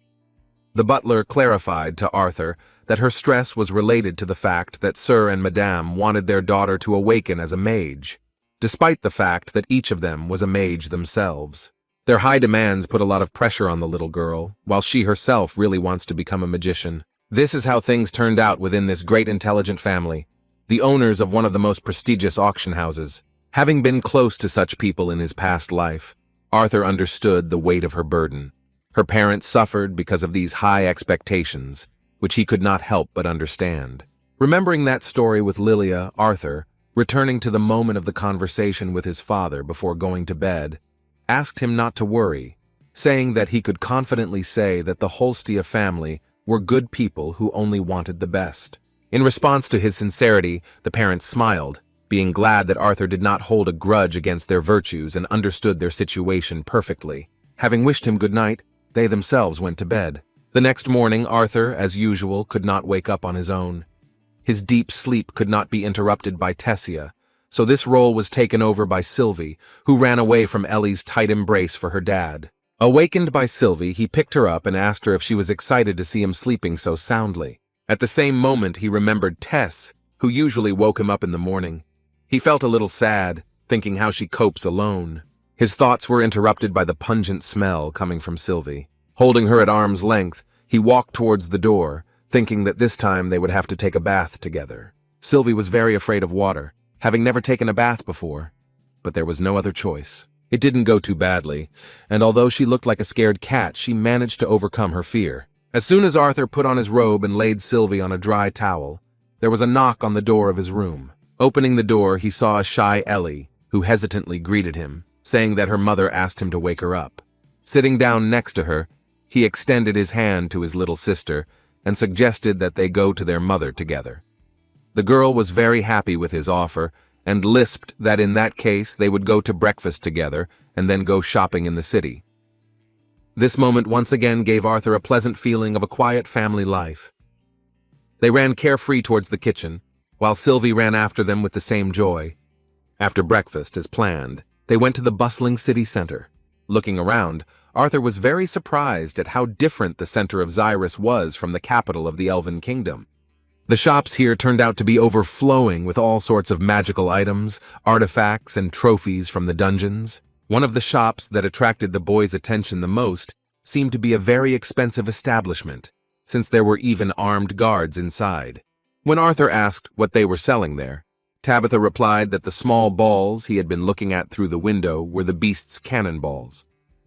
She explained that these were magical cores extracted from mana beasts, which could be used to increase one's strength, although the effects of each core could vary greatly. According to her, by spending hundreds of gold coins, you can experience the thrill, and if you are lucky, then one of them can contain the will of the beast. Hearing that such huge sums were being discussed, Arthur's mouth dropped open in shock, and Tabitha, seeing his surprise, laughingly explained that sometimes they talked about thousands of gold. At that moment, Arthur realized how lucky he was, having acquired the incredible will of a dragon by pure chance. Mistress Tabitha also clarified that their auction house in Helstia received quite a lot of beast cores, and even infant mana beasts, so he would be able to take a closer look at them when he had the chance. With a polite smile, Arthur replied that he would be grateful. Interrupting their conversation, Lilia began to push him in the back, saying that he should hurry to the place she wanted to take him to the moment she first saw him. As it turned out, it was a place of real torture for the man. Arthur fell into the hands of a barber, which clearly did not inspire confidence. With a trembling voice, Arthur, who was not even afraid of dragons, asked fearfully if this was really a necessary measure. Sighing heavily, Alice, calling her son Dear Arthur, said that he really did have terrible hair that needed care. The strange guy who had taken on the job also chimed in. Turning to Alice, he asked her not to worry, assuring her that he would make her son glow with beauty. Showing off all his glamour, he winked and licked his lips, pompously saying that he would take responsibility for the flawless gem that was Arthur. The inner cry of a real man, who was in the body of an 8-year-old child, said that there were battles in which even he was powerless. Having overcome this terrifying ordeal, Arthur stood up from his chair and showed himself to his mother, hesitantly saying that he felt ridiculous. However, despite his words, Alice beamed with joy, saying that he looked simply perfect. As it turned out, before presenting his new appearance, he was even given new clothes, which hardly fit his true image. Now he looked more like a pretty boy with a red-haired punk hairstyle. Seeing his transformation, Ellie arrogantly said that he was now good enough to be her brother. When they left this vicious establishment, Alice took her daughter in her arms and said with a happy laugh that Ellie was right, because now Arthur finally looked like a civilized person. As he walked across the bridge, Arthur stopped to look around. Suddenly, his attention was drawn to a small group of very noisy teenage boys, all dressed in identical clothes. They clearly lacked manners, and people around them tried to avoid them because they were behaving extremely provocatively and laughing very loudly. Noticing Arthur's interest, Lilia came closer and said that they were students from the Zyrus Academy. Leaning on her palm, she said that being able to wear this uniform was a kind of symbol that gave status. In response to her sad words, Arthur decided to support her, saying that to him, they seemed like idiots. Lilia agreed, saying that many of the academy behaved like that. Having come to terms with this fact, she clarified the main detail that they were almost considered a royal family here due to their belonging to the most advanced magic academy. Seeing the children talking, Alice asked what had them so interested. While Arthur suddenly disappeared, Lily replied that they were talking about the academy. Turning to Arthur, she was surprised that he had suddenly gone somewhere. Looking a little further, she saw that he, like a puppy, had run towards something that interested him greatly. Watching this, Alice said with a good laugh that he was usually so calm and mature that it was very pleasant to see him so excited. In response, Tabitha said that it was a little comforting to her, because now he really did look like a child, unlike yesterday's spectacle. Naturally, all these girls, including Sylvie, remembered not how he silently left the room because of an inappropriate conversation, but what a formidable fighter he is, even compared to Ray. As it turned out, he was attracted by the weapons shop. There were so many items of interest to him that he flew around the store like a fly, looking at everything that caught his eye. At first, the local merchants asked if they could help him with anything, but seeing that it was actually a young man in front of them, the man in the green shirt said that this was not a place for children, so he should leave while he was being asked politely. After him, a narcissistic and arrogant gray-haired man, who was most likely the owner of this shop, intervened in the conversation. He disgustingly said that the thing the boy was looking at was a dangerous weapon. Calling him a brat, he insolently said that it did not look like his toy swords. Putting his hand on his shoulder, he said that the boy did not belong here, but that he could find a pastry shop nearby where he would find what suited him. Having knocked the hand of this vile guy off his shoulder, Arthur didn't even look in his direction and went to the exit. As he opened the door, he calmly said that he knew very well what a sword was, and then apologized for getting in their way. As it turned out, the arrogant shop owner felt humiliated, so he yelled at the boy to stop. When he came back to him, he grabbed his arm and angrily asked what kind of home had raised such a rude person like him. With an angry expression on his face, he said that the kid doesn't even understand what he's done since he's dealing with Ignatius. Without finishing his pathetic speech, he suddenly froze with his mouth open, hearing a woman scream that he should take his hands off his son. He looked up to see Arthur's angry mother, her hands folded in front of her in a businesslike manner. Lily, Ellie, and Sylvie were also in a fighting mood. Mistress Tabitha hadn't said anything that Ignatius of House Ravenpour would probably want her to ban their family from participating in the auctions of their house. Seeing Mistress Helstia before him and hearing her words of warning, he fell to his knees before her and began to beg for forgiveness, saying that he had no idea that this child was from their house. He began to offer his most sincere apologies, and even his worker bowed before Tabitha. The conflict was resolved with incredible success, and when they left that shop, Arthur thanked Mrs. Tabitha for getting him out of that mess. With a hearty laugh, Tabitha replied that in truth, she was more afraid of what Arthur himself might do to the man if their quarrel worsened. While they were calmly walking home, their company attracted the attention of some mysterious stranger who looked very secretive and wore a cloak with a hood. Most likely, he was attracted by the unusual mana beast, Sylvie. He may have even recognized her as a dragon, even though the people here had not seen one for hundreds of years. In the flying city of Zyrus, evening came rather quickly. All this time, the children walked around the city, buying things that interested them and enjoying various sweets. Arriving back at the house, they saw Ray and Vincent sitting on the couch, already tired of waiting for their families. After welcoming them home, Mr. Vincent joyfully called Arthur, saying that the one he wanted him to meet had arrived. When he took a few steps forward, he heard a female voice, which suggested that this boy was the one about whom Vincent had told him many incredible things. A woman with gray hair and purple clothing similar to those worn by mages introduced herself as Cynthia Goodsky, the founder and headmistress of Zyrus Academy. The Zyrus Academy is an institution that is considered a sanctuary for any potential mage who has the noble birth and talent to enter. It is a breeding ground for renowned scholars, guild members, leaders of the royal guard, and any military power. Anyone who had an impact on this world had connections to the Zyrus Academy. This was the kind of fame this school enjoyed, like an unstoppable titan compared to the countless other academies scattered across the continent. And at the head of everything is a rather famous director, whom Arthur did not expect to see so suddenly. After Miss Goodsky introduced herself, they fell silent and began to look at each other. Seeing how they just silently looked at each other, Ray and Vincent felt some tension, and Ellie even wanted to hide behind her mother.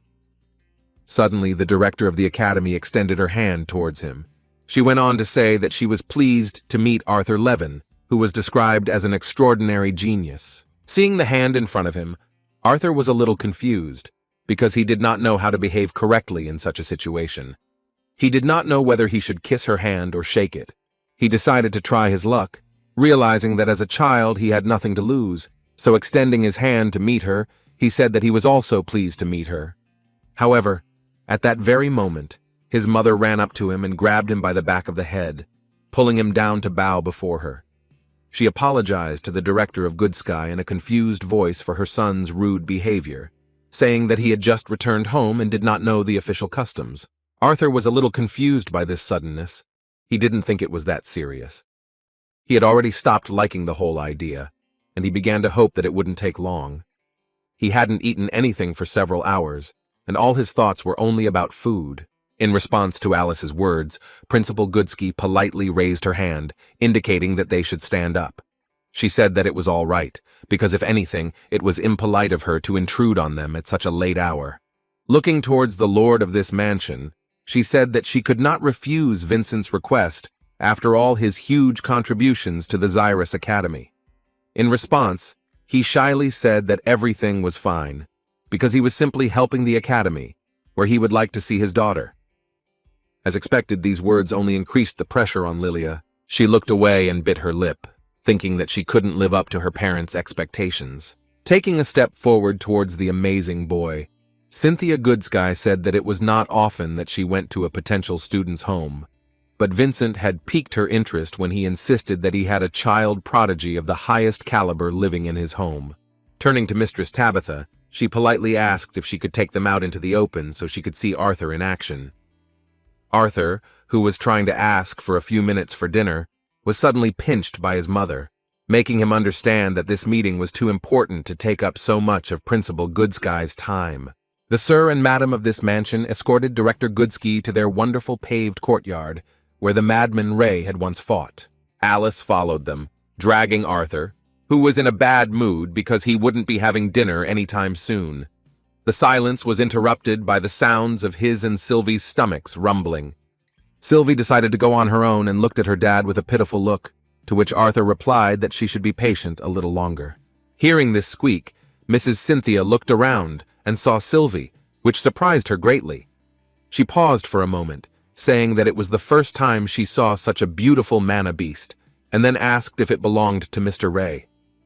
In response, Arthur said that it was his pet, because a strong bond had been established between them when Sylvia hatched from the egg several months ago. It seemed that even Director Goodsky couldn't say for sure that this beautiful animal resembling a cat was a dragon. She called it an interesting find, saying that many nobles buy mana beasts to form a contract with them. She had never seen one like Sylvie before. With his hands in his pockets, Arthur, to deflect suspicion, said that Sylvie's mother was some kind of scaly wolf with small wings. He also mentioned that she was dying, protecting her egg, when he stumbled upon her nest. He justified all this by citing his great luck. Putting her hand to her mouth, Mrs. Cynthia reflected that she really could not say anything for sure about this amazing young man. Their conversation was interrupted by Vincent, who reached the end of this long, luxurious corridor and announced that they were there. As it turned out, he drew conclusions very quickly, and due to the fact that Ray and Arthur ruined the lawn, he managed to prepare a training and battle area in one day with the help of his subordinates' hands. When they went outside, Principal Goodsky suggested that they see if what Vincent had said was just an exaggeration. She remembered him saying that Arthur was an amplifier, but Vincent refused to tell her anything more than that, saying that it would be a surprise to her. However, looking at the boy after these words, she wondered why he was so calm. He did not look worried or scared. She did not understand what exactly made him so collected, but she assumed it was either confidence or arrogance. Actually, it was both, as well as the incredible experience he had gained from training with Virian. However, at this moment, he was so emotionless only because he was puzzled by the question of what was for dinner. Anticipating an incredible spectacle, Vincent, smugly adjusting his elegant glasses, said that even Cynthia would definitely be shocked when Arthur showed his lightning magic. He was also sure that he was well prepared, because now he would not be able to burn this courtyard down like last time. Looking at the boy who looked like he was ready to start, Cynthia asked if he didn't want to at least arm himself with a weapon. In response, Arthur said that since she wasn't going to use the wand on her belt, then he would have to fight bare-handed as well. This answer turned out to be extremely unusual, because it came from the lips of a boy to one of the greatest magicians. Still, she was not offended by his behavior, which could be regarded as arrogance, so with a smile on her face, she suggested that they begin. During his training with Virian, the explosive power of fire and the flexible counterattack of water were the first key arts from his past world to manifest as real elements after rebirth and mastering the magic core. In fact, many of his skills from his past life gave him a good start as a mage. The martial arts techniques of the earth and wind style from his previous life also performed well and reached quite a good height. That's why he decided that this was exactly what he should brag about to Director Goodsky. She was the only one among all those present who could objectively evaluate his skills. Strengthening his body with mana and starting to convert the energy into an element, he increased the pressure on the surface, and the vaunted stone coating cracked in an instant. Due to the use of the earth element, the surface began to deteriorate. From the teachings of his past life, he remembered that to use power, one must prepare one's body and concentrate the energy, and then release it. In the same way, he directed his mana down to the mana core and combined it with the surrounding mana. By controlling the collected internal and external mana, he spread it into the desired form, making the element of earth his own. From his wild energy and mana aura, the surface began to crumble, and stone fragments rose into the air. The 8-year-old boy looked like a real monster. Everyone present was shocked, Vincent began to tremble in surprise because he thought that this time his lawn would survive, while the boy's parents could not utter a word, having learned that fire and lightning magic were not the only elements that Arthur could control. As expected, Tabitha and Lilia, who had some knowledge of magic, were also shocked, and Ellie and Sylvie, who looked at it with completely different eyes, were inspired by his power and began to root for his success. Unlike mages, these are the basic steps that boosters take to manifest a basic attack. Of course, he had a slight disadvantage with his previous knowledge. However, now he wanted to see how the director of the most prestigious magic academy would react to what he did next. After destroying the stone surface, he used the pressure from the mana boost to throw the huge stones up. After that, he delivered a powerful kick, launching the stone towards the teacher with great speed. This was clearly not what one would expect from an 8-year-old boy. After seeing him in action, Cynthia was convinced that his skills were higher than the average mage who had spent their entire lives diligently improving their skills. Seeing the whistling stone flying towards her, she did not lose her head. For a mage of her level, this was a mere trifle, and in just a moment, the stones were shattered into small pieces by the use of her advanced wind power. She waved her hand again and launched a counterattack aimed at Arthur. This was extremely unexpected, because he could not have imagined that she saw him as a worthy opponent, that he was capable of not only attacking, but also defending himself. The rocks flying towards him were not a big problem for him. Using the boost, Arthur crouched down and prepared for a quick dash, while simultaneously starting to use the second element, wind magic, concentrated in his right hand. He made a dash with great speed, avoiding a collision with the rocks. A vortex of wind formed around Cynthia Goodsky, holding a number of rocks that were making it difficult to move. However, Arthur, using wind magic on his palm, was able to break through her defense and even brought his hand closer to her face to strike. However, at the last moment, he saw that she could simultaneously maintain this hurricane barrier and create new wind magic. It was too late to strike, and Arthur decided to defend himself. In the end, Mistress Cynthia never gave him a chance to try his luck with the blow and threw him aside. He was flying at such a speed that if he had fallen to the ground, he could have been injured. Arthur didn't intend to end the battle at such a sad moment, so he used the wind to navigate in space, and then created support for himself in the air with the help of a stone. Luckily, he was able to stop easily because the stone used on this site was quite strong. He still couldn't use his full potential, even with all his training with Virian. Using earth and wind spells at the same time was not that easy compared to fire and water. Focusing on using two elements, Arthur charged again. To do this, he pushed off from the stone and made another incredibly fast dash. One look at Mistress Cynthia surprised him that she was not going to defend herself in any way, despite his approaching at great speed. A moment later, he noticed that at that time she was calmly using wind magic, with which she once again created a wall between them. A powerful hurricane forced him to stop, because it not only became an obstacle, but also raised many stones into the air, which additionally protected the director. The gust of wind was so strong that his family and Mr. Vincent's family had to cover themselves from the dust, and could barely stay in place while sitting on the steps. Arthur himself barely managed to stay on the ground so as not to fly into the mansion at such a high speed, destroying the wall. Watching the enemy closely, he only saw the silhouette of Director Cynthia as she was hidden behind the hurricane. Strengthening his senses with mana, he noticed that she would say some words. At that moment, the realization came to him that she was still not finished. While he was trying to withstand her previous spell, she managed to prepare a new one, using concentration while pronouncing the magic words. After that, she waved her hand and 4 powerful whirlwinds appeared around her, destroying everything in their path, and headed towards the boy. Arthur was determined to resist her power, so using both his wind elemental powers, he applied a reverse force to him to withstand and neutralize her spell. Rushing forward, he was actually able to overpower her spell, cutting through those hurricanes with his palms. What he demonstrated was a counter skill that only advanced mages could boast of, something that was unusual for his young age. After seeing him in action, Principal Cynthia smiled and thought that was enough. She praised him for his impressive skills. She stopped her magic the moment Arthur got close and tried to strike the surface to use the earth element in close combat. However, the director noted that the young man was still too confident in his ability to confront opponents face to face. Dispersing the remnants of her prepared wind element hurricanes, she acknowledged that his overall display of magical and combat skills was outstanding.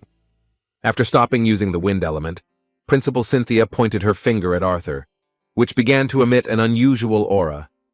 She said that this would be her last test, a kind of extra credit. After that, she asked him to try to stay conscious, and with a cold look began the impact, which simply shocked Arthur. In just a moment, covering his ears, he realized that this was sound magic. It became obvious that Director Cynthia not only used the wind element at the highest level, but was also a deviant who perfectly mastered sound magic. Arthur passed this brutal test without any problems, and Principal Cynthia walked past and said with a kind laugh that it was wonderful.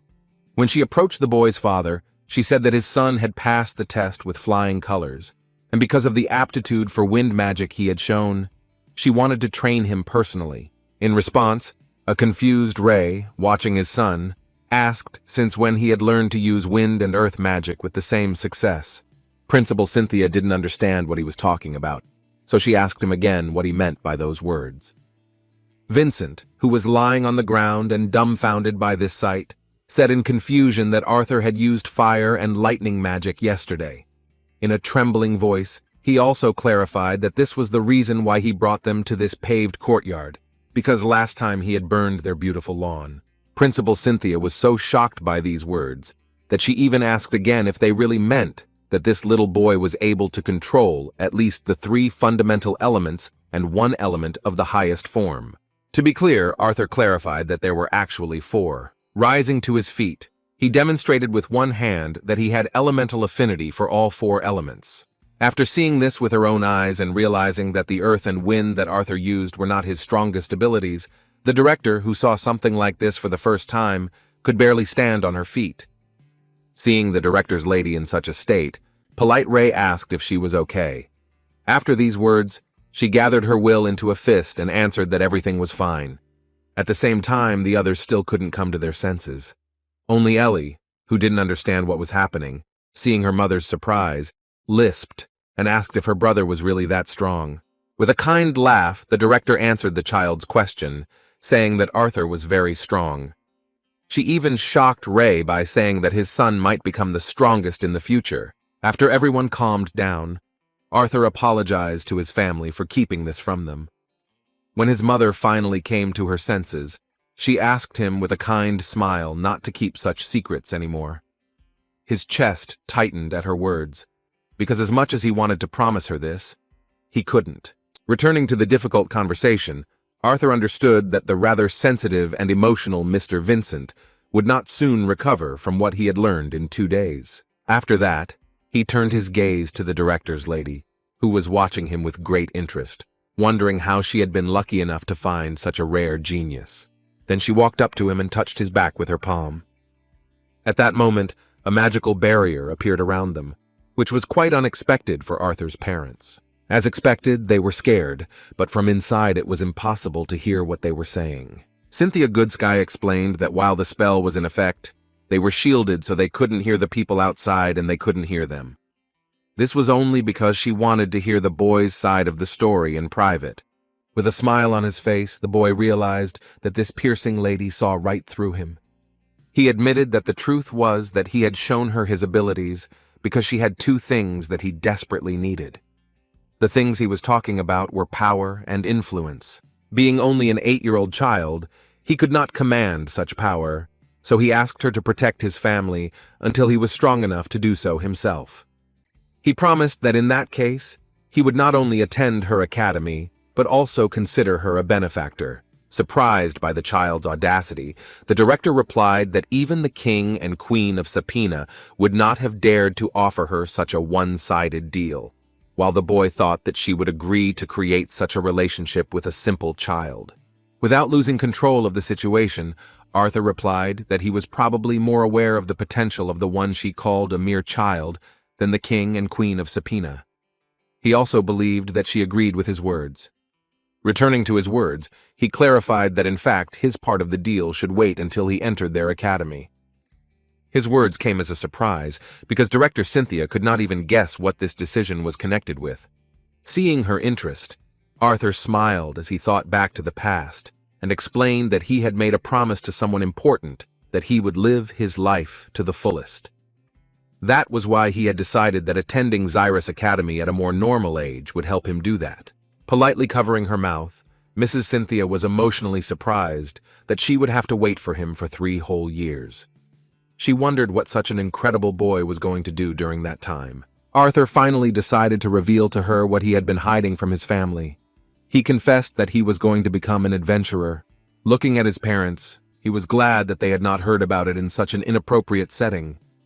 However, as soon as they said goodbye to Director Goodsky, he decided to add some extreme and told his parents about it. Mom was so against his idea that her screams spread throughout the entire mansion, so Goodsky and Vincent, who were at the entrance, understood that their conversation had already begun. Although Ray was acting reserved, as expected, Alice screamed with all her might. She said that she would never allow Arthur to do such madness because he had only returned 2 days ago after they all thought he was dead. Seeing her mother in such a nervous state, Ellie, who for some unknown reason was present during this serious conversation, tearfully grabbed her mother's skirt, begging her not to be angry. Sylvie, who was hiding behind Arthur, had never seen anyone in such a bad mood. Placing his hands gently on his wife's shoulders, Ray said he couldn't say he didn't agree with Arthur becoming an adventurer. He asked her to at least listen to what their son had to say. However, in response to his tenderness, Alice knocked his hands off her shoulders and tearfully screamed that she couldn't believe he could speak so calmly after everything they had been through to get to this place. Losing control of herself, she, feeling despair, tearfully said that he certainly understood her. Alice couldn't talk about it anymore. Her whole body was shaking from anxiety, so Ray hugged her to help her collect her thoughts. Seeing this, their son realized that he had miscalculated in mentioning it so early. To somehow make amends, he took his mother's hand and told her that he had no plans to leave home anytime soon. In fact, he was looking forward to spending a few months at home with everyone. As Alice continued to whine, Arthur said that he knew he had only recently returned home, but after being in the Elf Kingdom for over 3 years, he had begun to feel like he had missed so much of what had happened in Sapin and the rest of the world. Holding her hand, he looked into her eyes, and with childish, sweet eyes said that his desire was connected with the fact that he wanted to experience the feelings that his parents experienced when they were adventurers. In response to his words about the Elven Kingdom, his father said with a kind look that he really wanted his wishes to come true, remembering that he himself was eager to experience the adventurous life when he was a teenager. However, he could not take his side because of his mother's concerns. No matter how prepared and strong they thought Arthur was, they knew better than anyone that the life of an adventurer was dangerous and unpredictable. At that very moment, a brilliant idea came into the guy's head. He asked hopefully how they would feel if there was some kind of guard or supervisor with him. Although he said the right things while wiping away his tears, Alice wasn't sure if it was good.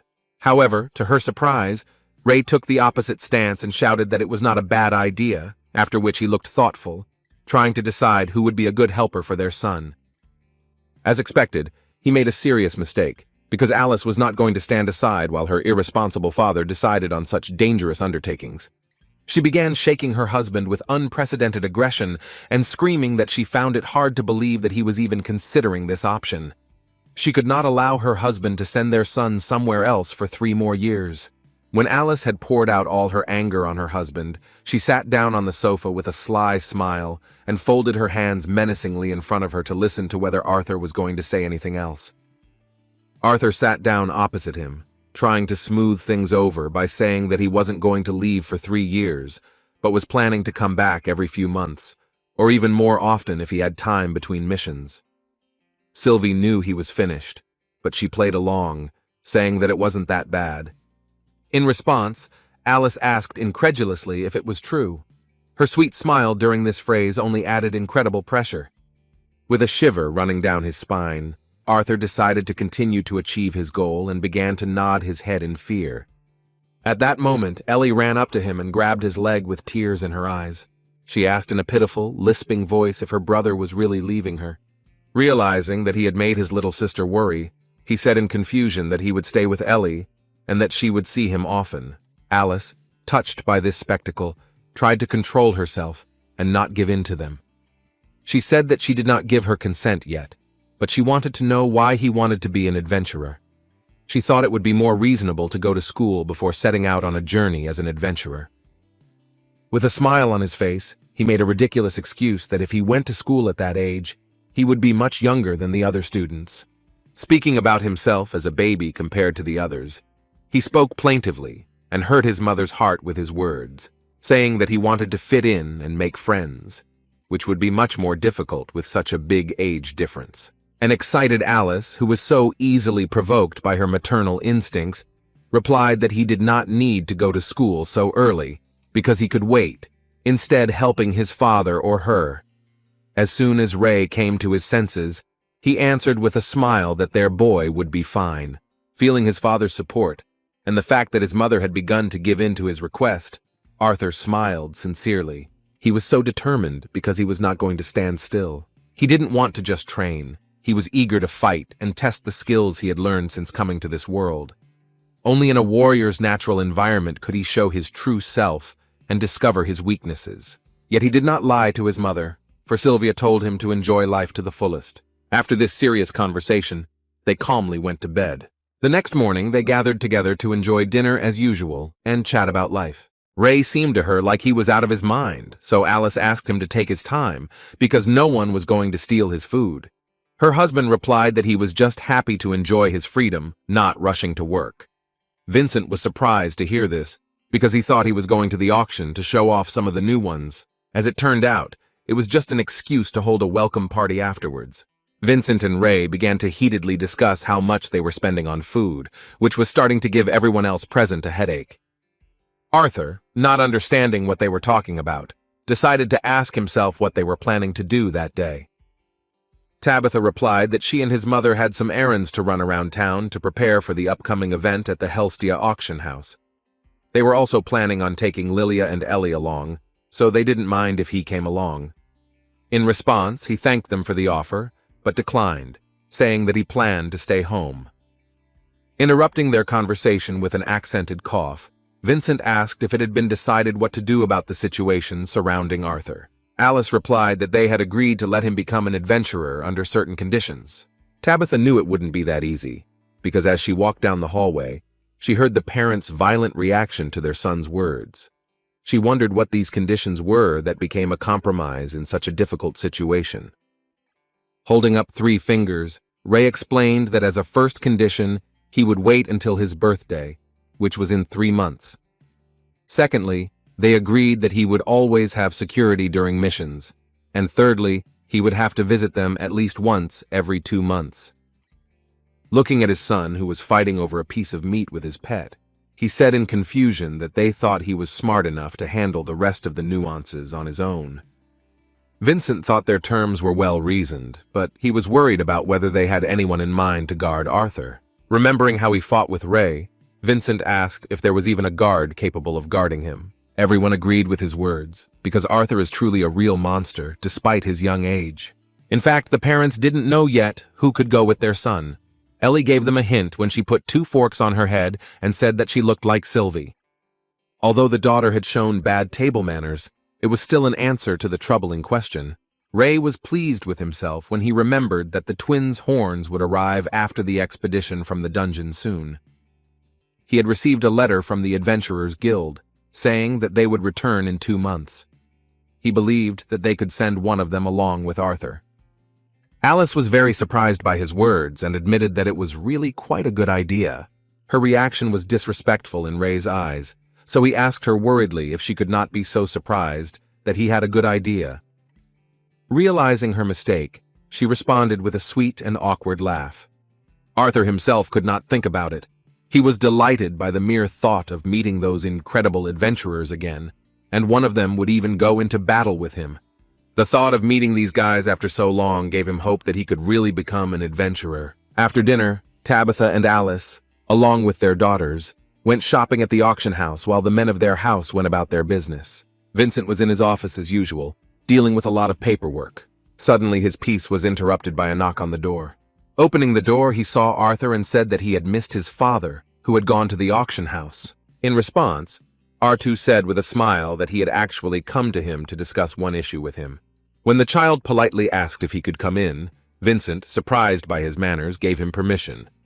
Meanwhile, Tabitha and Alice were looking for suitable decorations for the anniversary event while at the city's marketplace. As it turned out, Tabitha decided that they would use items made by Alice, since many noble ladies adore them. Alice was confused by his words, because she could not understand how they could see them at all. The sly Tabitha replied that she had actually stolen a few from home and used them to decorate the private viewing rooms at their auction house. Alice was simply shocked.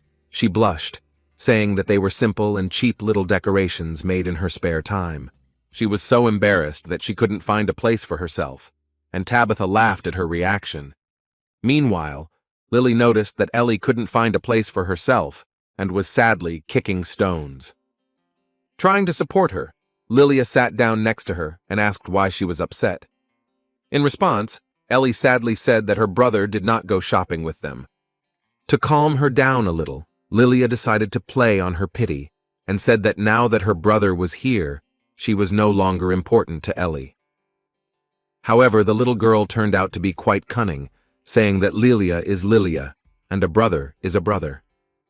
The drama queen continued to play on Ellie's pity for her own sake. Lilia made her worry and even cry when she reminded her of her words about how she loved her more than anyone, saying that when her brother came back, she decided to just throw her away and abandon her. It seems the tricks Lily used were too dirty, so she got hit on the head by her mother. Tabitha asked sternly why she was tormenting the little girl with her jokes. In her defense, Lilia, pointing her hand at the tearful Ellie, said that she teased her because all this time she was thinking about Arthur. In fact, Tabitha understood this perfectly well, but she decided that she herself could influence Ellie's well-being, so she noted that it seemed to her that Ellie was not the only one thinking about Arthur. After that, she wondered if it was possible that her daughter had found her first love. As expected, Lilia was so embarrassed that she couldn't find a place for herself and started shouting that Arthur was just a weirdo and that her mother was wrong. Biting her lip, she nevertheless made it clear that she really was not indifferent to him. With a trembling voice, she surprised her mother by admitting that she thought children her age couldn't be magicians. Lowering her head down, she tearfully said that she had been patiently waiting for awakening all this time. But when Arthur appeared, everything changed, because he was already a magician who was stronger than many adults. In that touching moment, she even called it unfair, saying that she also wanted to be a magician to make her parents happy. Tabitha and Alice couldn't even imagine that Lilia had such a thing in mind. Moreover, the mother felt guilty for having brought her child to such a state, even though it was completely accidental. Kind Aunt Alice came closer to her and, trying to smooth things over, said that although it was difficult, she should not compare herself to Arthur because he was different from children her age. In response, Lilia asked how he became so strong and whether they could help her become like him. Tabitha couldn't believe Alice's words, because she told her that in fact, apart from a little sword training that Mr. Laven had given Arthur, they hadn't done anything else. Mrs. Helstia was amazed. She was surprised by this, saying that although he was a very gifted child, it seemed that they were missing something. After these words, she apologized for sticking her nose into other people's business, but Alice reassured her, saying that everything was fine. When Alice admitted that in fact, she and Ray both knew that Arthur was hiding something from them, Tabitha brought up the obvious question of why they couldn't ask their son about everything, like how he became so strong while she was gone, and how he got to such a level with a sword. Everyone was indeed dying of curiosity about how Arthur had managed to do this. However, Alice gently replied that she and her husband believed that there was a good reason why Arthur was not telling them everything. She decided to give him space and support until he felt comfortable enough to do so. The conversation turned to a very tense topic, but Tabitha simply admired how strong Alice was despite the situation with her son. Sighing heavily, she decided that they shouldn't dwell on things they didn't have answers to. Continuing the conversation with a good joke, Tabitha amused the company and suggested moving on so as not to waste precious time. As it turned out, even despite the security, they were still being watched. The man who had previously shown interest in Sylvie was quite experienced and secretive, so no one noticed him. Having completed his task, he returned to some dark alley. There was another spy here whom he ordered to inform Lord Sebastian that the mana beast was not with them this time, and a mage from the Zyrus Academy was assigned to guard them, making too much surveillance impossible. The mysterious spy also said that the boy who was most likely the master of the mana beast would be attending the Helstia Auction House's 10th anniversary event. Based on this, the second spy replied that he would immediately report this possibility. With a snap of his fingers, the man who was tasked with delivering the message created a staircase leading upward in front of him. Meanwhile, in the Helstia family mansion, a meeting was taking place between Arthur and Vincent, which made the master of this house worry. The child sitting before him was enjoying his tea with exquisite grace, and seemed to surpass in manners anyone Vincent had ever met before. The situation really seemed unusual. Even the owner of the most successful auction house felt out of place. At one point he noticed a similarity that was strange to him. He didn't understand what kind of 8-year-old boy this was who gave off such an aura that he was even more nervous than when he had an audience with King Sapin. Arthur himself broke the silence, thanking the gentleman for the tea. Vincent, awkwardly adjusting his glasses, replied that everything was fine. At that moment, Arthur seemed completely different to him compared to when he was with his family. He even began to think that this was the true face of such a terrifyingly strong little boy. The boy himself started the conversation, and first of all mentioned that the reason for his sudden visit was that he would like to ask the esteemed Mr. Vincent to get some things for him. The gentleman, agitated by the child's overwhelming aura, asked what these objects might be. Without losing his status, Arthur gave a list of necessary items for his career as an adventurer. Among them was a protective cloak with a hood, a decent sword for his size, and a mask that could change his voice. It was a serious matter. Vincent stood up from his chair and said that the cloak shouldn't be a problem, but with the mask, only a craftsman who is a deviant with an affinity for sound could make it right. He promised that he would try to help, but he couldn't promise anything. In response to the concern shown by his question, Arthur sincerely thanked Vincent with a smile. The gentleman himself was at this moment a little alarmed by his behavior. He did not understand why he was trying so hard to please this boy, being up to his ears in work related to the anniversary auction. As it turned out, it didn't end there. Arthur clarified that he couldn't give any financial compensation for his part, since he had no money. Still, he came up with some way to repay Mr. Vincent for his help. Vincent responded that everything was fine, because Ray had been a great help to him since he had started working for him. He explained that thanks to him and the training he gives to all the guards, thefts and fights at the auction house were at their lowest in history. Despite understanding that it was an honor for Mr. Vincent to repay his father in this way, Arthur still said that one of the things he wanted to do was help his sister speed up her awakening using the method he had discovered. He said that he knew that neither Vincent nor his wife were mages, so he said that he would help Lilia achieve awakening along with his sister. With a confident look, he said that he believed that he could help their daughter awaken as a mage and enroll in Zyrus Academy. Vincent couldn't believe his words, but still agreed to give him the opportunity to at least try to do it. Remembering how many miracles this young man had demonstrated over the past 3 days. Returning to his room, Arthur continued his diligent training. He tried his best to develop the will of the beast, but even after all this time since receiving it, he could only use the ability for a few seconds. He sighed heavily, thinking that this was still not enough. He was still far from the level of power that Virian and Cynthia possessed. Even though Sylvia had asked him to enjoy this childhood, knowing the life path he had taken as King Grey, Arthur still couldn't back down. His new life was full of colors and happy moments. However, even so, he understood that, just like in his past life, he still needed strength to protect those dear to him. One rainy day during his past life, he ran away from the orphanage as usual to provide them with provisions. However, this time when he returned home, he saw a police car parked outside the orphanage, with a crowd of people gathered around it. As he approached the cordoned-off area, he saw paramedics covering his best friend's body with a blanket. This moment changed his life forever. The helpless boy, who at such a young age experienced a horrific trauma, was eventually able to escape poverty and become a king only through his own perseverance. The tragedy that changed his life was the loss of a loved one. This time, he trained to the point of unconsciousness in order to gain power not for revenge, like last time, but to protect those close to him. Sylvie, seeing her father's concern, distracted him from his anxious thoughts with good news. Stroking her head, Arthur agreed that she was right and the family had returned home. Remembering his promise to Mr. Vincent, he got dressed and left the room. As he walked down the stairs, he saw his mother and Tabitha's concern and how tense they were.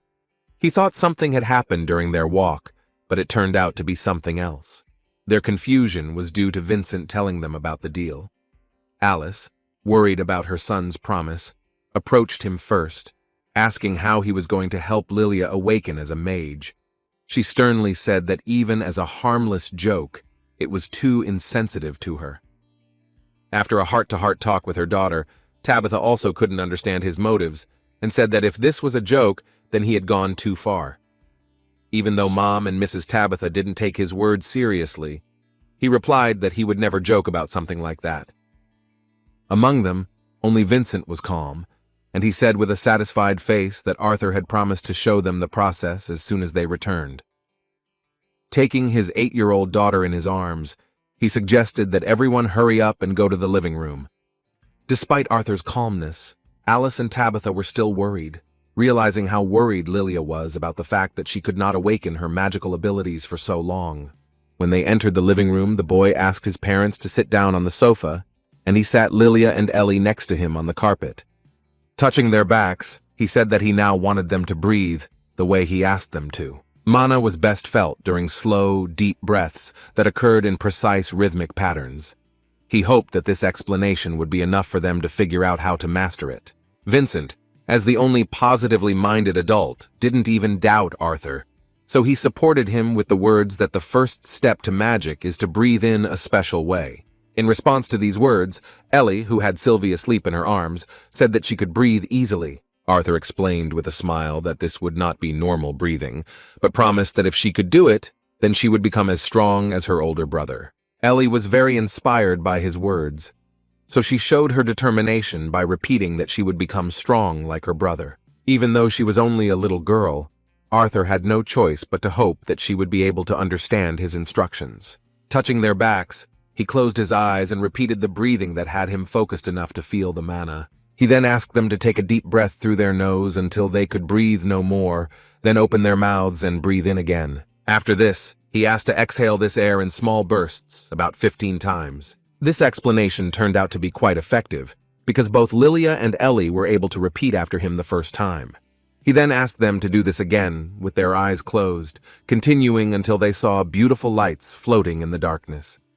An excited Tabitha watched this with the hope that this really wasn't some kind of joke, while Vincent was glad that there was a real chance of success. Suddenly, Ellie shouted cheerfully that she saw beautiful lights. However, a moment later she became sad, saying that they disappeared as suddenly as they appeared. Exhaling demonstratively, Arthur explained that the lights disappeared because she stopped breathing.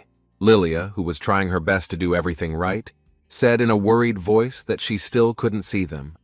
She felt inferior even compared to Ellie, so she said that something was wrong with her. Arthur reassured her that everything was fine. Alice, although she trusted her son, in this situation wanted to hear from him personally what he was trying to do. Tabitha was no less skeptical. She said that although she knew what he wanted to do, and that she did not doubt his skills, she called these attempts pointless. In response, Arthur said that he was going to help them do what he did to awaken at the age of 3. The only reason he thought he could do it was because of his affinity with all the elements.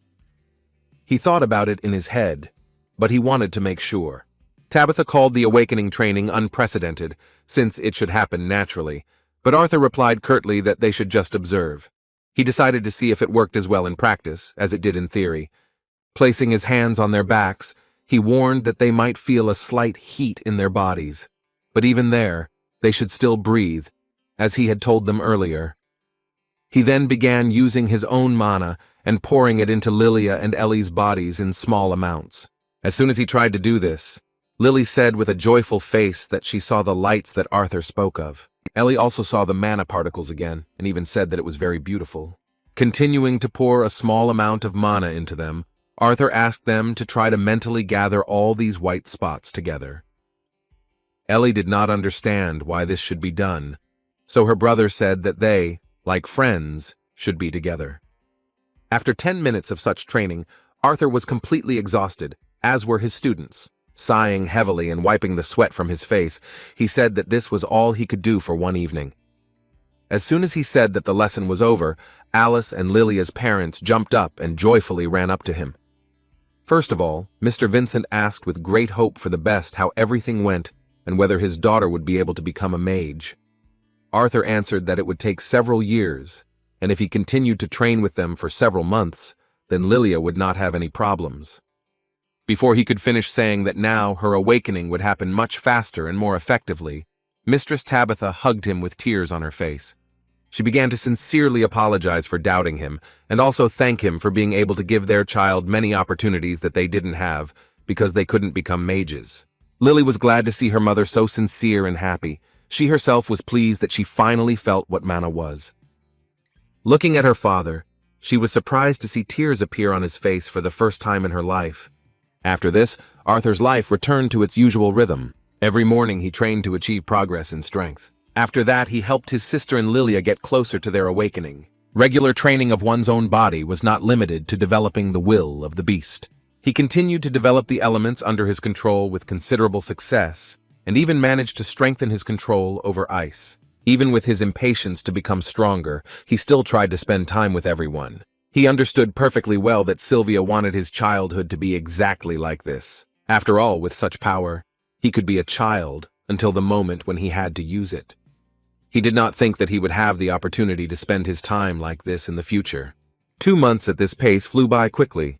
The day came to meet the guests. Ray was very excited that he would be able to see the twins' horns again. Quite a lot of water had passed under the bridge, but he couldn't wait for this moment. On the other hand, Arthur couldn't find a place for himself.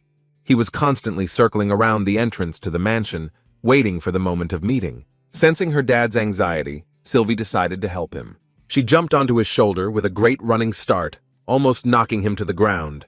Barely able to stay on his feet, Arthur told her that he wasn't sure she was still small enough to continue riding on his shoulder. A few minutes later, there was a knock at the front door. Arthur had been waiting for this meeting for a long time, so he opened the door and began to greet the guys. However, at that very moment, Angela pounced on him and crushed him with her chest, tearfully talking about how hard it was for him, even though he was still so young. She was suddenly interrupted by a big guy from the team who noticed that Arthur was having trouble breathing. Having let go of Arthur, who really did not mind dying from such suffocation, Angela apologized for her manners and explained such behavior by the fact that she was a little emotional from their long-awaited meeting. Raising his head, Arthur saw Durden and said with surprise that he had grown taller. Although he was the healthiest and most physically strong guy in their adventurer team, it was only his appearance that was cold, not his heart. With genuine tears of happiness on his face, he sat down next to Arthur and said that he was glad to see him after what had happened. The next guy who appeared in front of them was a cheeky guy who said he thought the game plan was to put a happy face on the kid. Seeing Angela and Durden's tears, Adam couldn't understand why they, experienced adventurers, were greeting Arthur in such a way. As soon as he noticed the black mana beast behind the boy, he wondered in surprise why no one was going to speak up about it. However, at that very moment Helen came up, and with a kind smile she began to press Adam with her bow so that he would stop being insolent to the others, after which she told Arthur that he could ignore all sorts of rude people.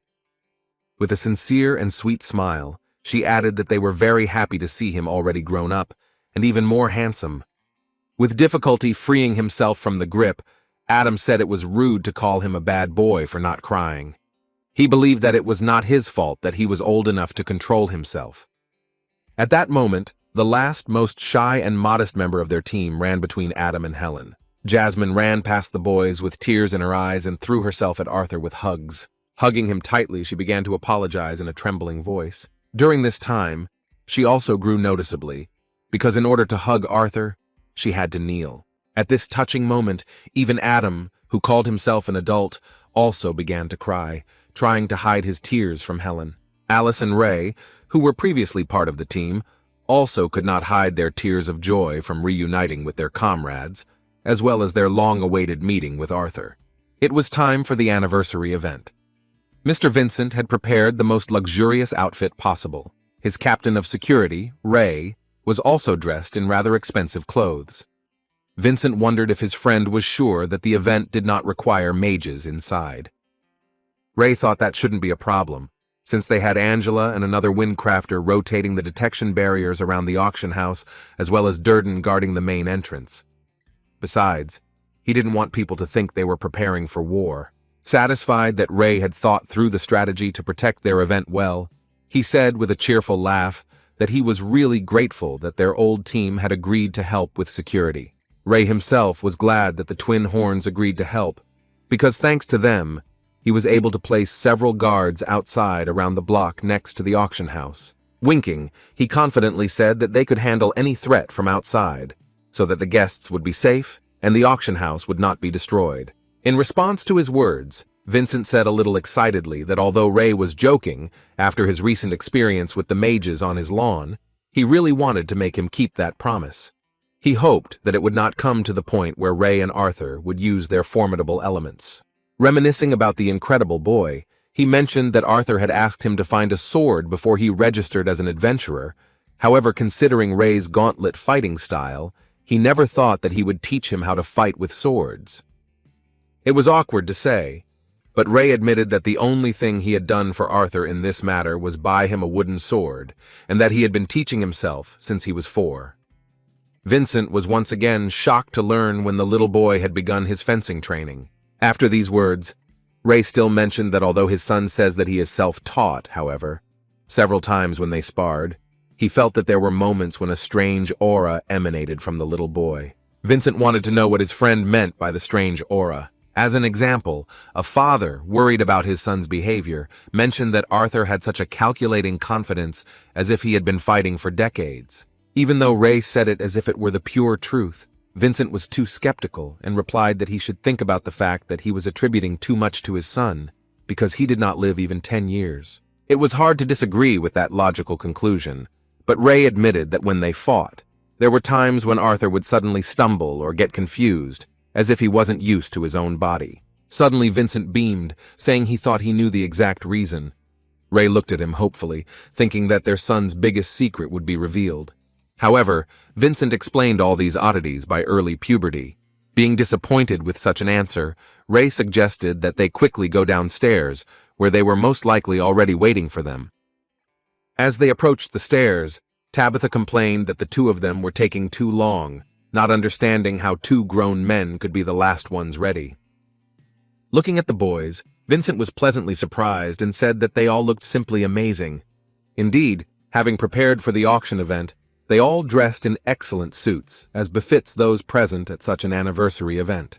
Back downstairs, Vincent apologized for making them all wear only black and white. He explained that as the hosts of the event, they didn't want to stand out in front of the guests, but he still felt a little bad about making Ray's family conform to the dress code as well. However, the Levens were more than satisfied with such clothes. Alice, with a cheerful expression on her face, said that there was no problem with this, and she herself was usually embarrassed by bright colors. Only Arthur was truly unhappy with this way of dressing. When he dressed like this, he knew that no matter what he wore, he still looked like some cute kid. His manners weren't enough to command respect, so he couldn't wait to grow up.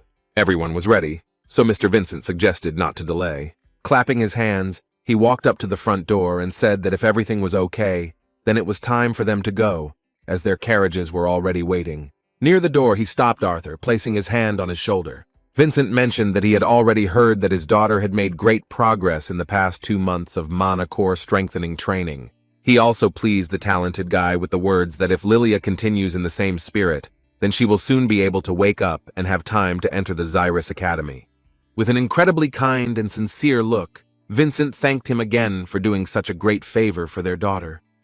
Modest and smiling, Arthur replied that he was simply fulfilling his end of the bargain. He also said that he hoped to see some wonderful things in their auction house, to which Vincent replied that he would help him buy what he wanted.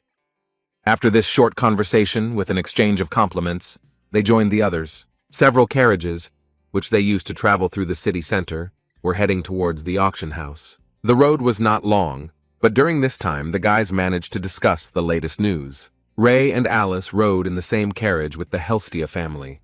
Tabitha and her friend discussed their outfits, while Vincent reread his prepared welcoming speech. Arthur remained in the carriage with the twin horns, where he told the boys about his journey after falling off the cliff. After hearing this incredible story, Adam remarked that he could not believe that he had to go through all this after falling off the cliff. In turn, Helen noted that, all things considered, at least he had found his own mana beast, which was something that even experienced adventurers and nobles could rarely obtain. Speaking about Sylvia, who attracted Jasmine's gaze, Arthur noted with a smile that this was precisely why she was so special to him. Their conversation was interrupted by the screeching sound of the carriage braking. Looking out the window, Angela said that it looked like they were already there. The auction house employees opened the door and politely greeted their guests. The boys slowly walked out into the street. Looking around, Arthur was amazed by the size of the building. The Helstia auction house was so incredible that it could be compared to the castles of the kingdom's representatives. Indeed, this place was in perfect harmony with the wealth of this family. On this day, the place looked even better because it was prepared for the anniversary. The 10th anniversary of the Helstia auction house was an event that the nobles and adventurers were very excited about. It was not only a celebration, but also an opportunity to see and possibly purchase priceless artifacts that were locked away and guarded for this special occasion. Walking inside, Arthur could not stop in one place because he was surrounded by many interesting things. There were many beast cores here that could not be found on the streets of Zyrus, and some of the items that were being brought to auction were completely incomprehensible and raised many questions. The exterior of this building was amazing, but the inside was no less delightful. Addressing his colleagues, Vincent said that everything was fine and they should not worry, knowing that they had to work on such a big day. He encouraged them with a positive attitude to collect their thoughts and make sure that they did not make any mistakes. In turn, Ray, who was in charge of the security guys, gave orders to the teams regarding the protection of entrances and checking routes. Arthur was very happy to see the boys in such a mood, especially his father. His behavior at work was very different from usual. Helen, standing next to him, noted that, after all, his father was the leader and did everything he could. She also mentioned that he was the one who made them what they are before, and although she has matured since taking his place, she still has a hard time matching his leadership talent. She slapped Arthur on the shoulder and moved on, saying that she was going to join the rest of the security team. As he said goodbye, Arthur wished her good luck and then went to fetch his mother and Mrs. Tabitha. Ellie and Lilia were with them. They decided to go inside, while Vincent and Ray were supposed to join them a little later, having finished all their business. As they walked inside, Arthur saw for the first time how huge the auction house hall was. It was simply huge and looked amazing with its expensive decorations and red carpets. Looking up at the stage, Arthur saw the auctioneer who would be conducting the event. He was a very well-known person, a welcome presence at every auction event. No less interesting were the special places, the balconies, from which the most important guests of the auction house took part. Arthur was delighted, and even though he was a king and lived side by side with the royal family and Eleanor, it still impressed him. Noticing the glint in the boy's eyes, Tabitha asked him what he thought of their Helstia auction house, which he had visited for the first time. In response, he said that calling it an auction house was a gross understatement of what the place actually was. Tabitha liked his compliment, and his mother Alice, surprised by his ability to say such things, responded with a pleasant laugh. Lilia tapped him on the arm and said with anticipation that he should wait until he saw the private viewing rooms upstairs. As befits the family that owned the house, they had their own space among the private viewing rooms. When they arrived, the polite worker who had escorted them to the place opened the door for them and invited them inside. The place that was their private room was more spacious than most of the rooms in the Helstia family mansion. Seeing how magnificent the auction house was, he was excited to see what kind of items they were going to auction. Tabitha distracted him from his thoughts and suggested that everyone make themselves comfortable and have fun, because after Vincent's return, they would be receiving special guests. It was not yet known who they were talking about, but it was clear that these were people of very high status. Mrs. Tabitha and Alice left the children by the sofas on the observation deck, while they themselves went to their private bar to order something to drink. Lily, who was leading Arthur and Ellie, suggested that they quickly go to the window, since the opening ceremony was just beginning. Looking down, Ellie cried out in delight. The viewing platform was simply amazing, offering a view of all the venues, as well as the stage where the auction took place. There were a lot of people here, and they all gradually took their places. Returning to the children with a cocktail in hand, Tabitha asked what they were doing. She thought it was cute how little Ellie was trying to count everyone who had come. Distracting the little girl from her strange activity, Lily suggested that she play a game with clapping her hands. Everyone was busy with their own affairs while waiting for the celebration to begin. As befits women, Mrs. Tabitha and Alice were discussing some gossip, which became even more interesting after a few sips of alcohol. Arthur, who was left practically alone, was glad to watch them, because they were all having fun. Suddenly, one of the auction house's subordinates came to them, and apologizing for the intrusion, announced that VIP guests had arrived at the building and would soon be brought to this private room. Hearing this news, they put aside their business and stood facing the entrance, waiting for those guests. Together with the workers of this house, Mr. Vincent himself met them. First, valiant knights in white armor and red cloaks entered, and after them came a mysterious magician with a powerful cane and a crimson hooded cape. Addressing his family and those present in the room, Vincent introduced the guests with joy and solemnity. As it turned out, those guests were His Majesty Blaine Glader, Her Majesty Priscilla Glader, Prince Curtis, and Princess Caitlin. As Arthur and the others knelt, he felt the same as he had in Eleanor when he had been in the presence of royalty. Seeing the strangers before him, King Blaine, turning to his friend Vincent, said that he did not know that they would be sharing this space with other guests. Feeling some pressure in these words, Vincent worriedly apologized for his presumption. He explained his decision by remembering that he wanted to meet his family again when they were here last time. Based on this, he thought that today would be the most appropriate time to do so. He then reintroduced his wife Tabitha and daughter Lilia.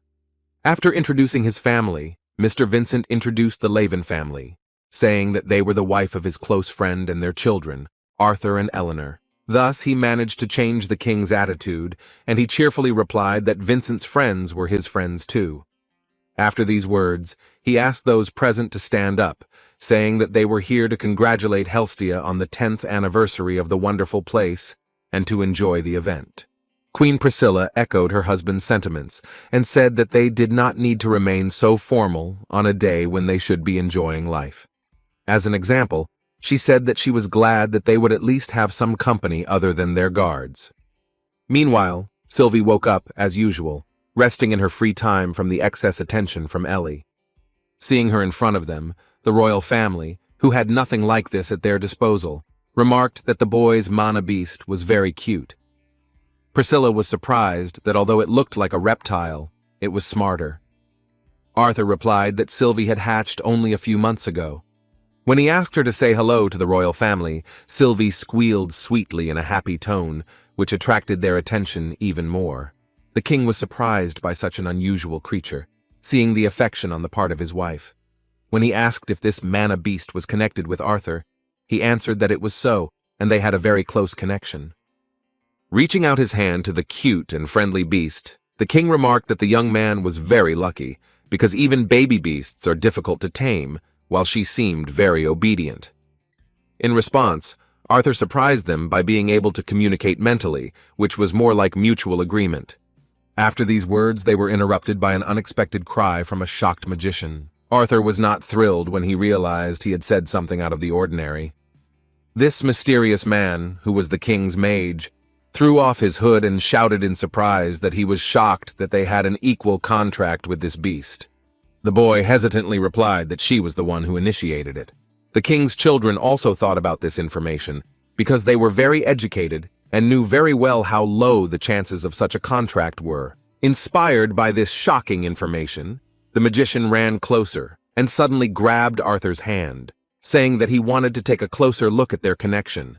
Fortunately, he was interrupted by King Blaine himself, whose touch made the mage tremble. The king asked his ward to abandon the idea, as he had chosen an inappropriate time to study some pet, as he was on duty. After these words, the mage, whom the king called by the name Sebastian, obediently knelt before him and apologized in a trembling voice. Judging by his name, he was one of those who had been pursuing Arthur's family due to their interest in Sylvie. Their pleasant acquaintance and special interest in Sylvia suddenly became a moment of conflict. Tabitha managed to dispel the oppressive atmosphere. She hesitantly said that the event should already begin, so everyone should sit down. Everyone was indeed distracted by the royal mage's inappropriate behavior, but Arthur knew that the man would not back down. Their eyes met, and it became clear that he was still interested in this mana beast, even without knowing that it was actually a dragon. Meanwhile, the auctioneer began his speech with a ceremonial greeting to the nobles and adventurers, noting that it was a great honor for all those present to be at the anniversary event. Despite the great significance of this day, he did not hide the fact that all the distinguished guests had gathered here for one single, most important reason. It was no secret that what attracted everyone most was the opportunity to obtain one of the rare and valuable items that had been in the possession of the House of Helstia all this time, in anticipation of the anniversary. Those present were delighted. They were happy in anticipation of the best auction of their lives. While the adventurers responded to the opening words of the auction with thunderous applause, the more reserved members of the nobility began to clap in support of the event. Before the event began, the auctioneer asked everyone present to face the south side of the hall. He asked everyone to join him in greeting several extremely important figures who had blessed them with their presence. Of course, he was pointing to the balcony of the private room, from which the king and queen of Sapin could be seen.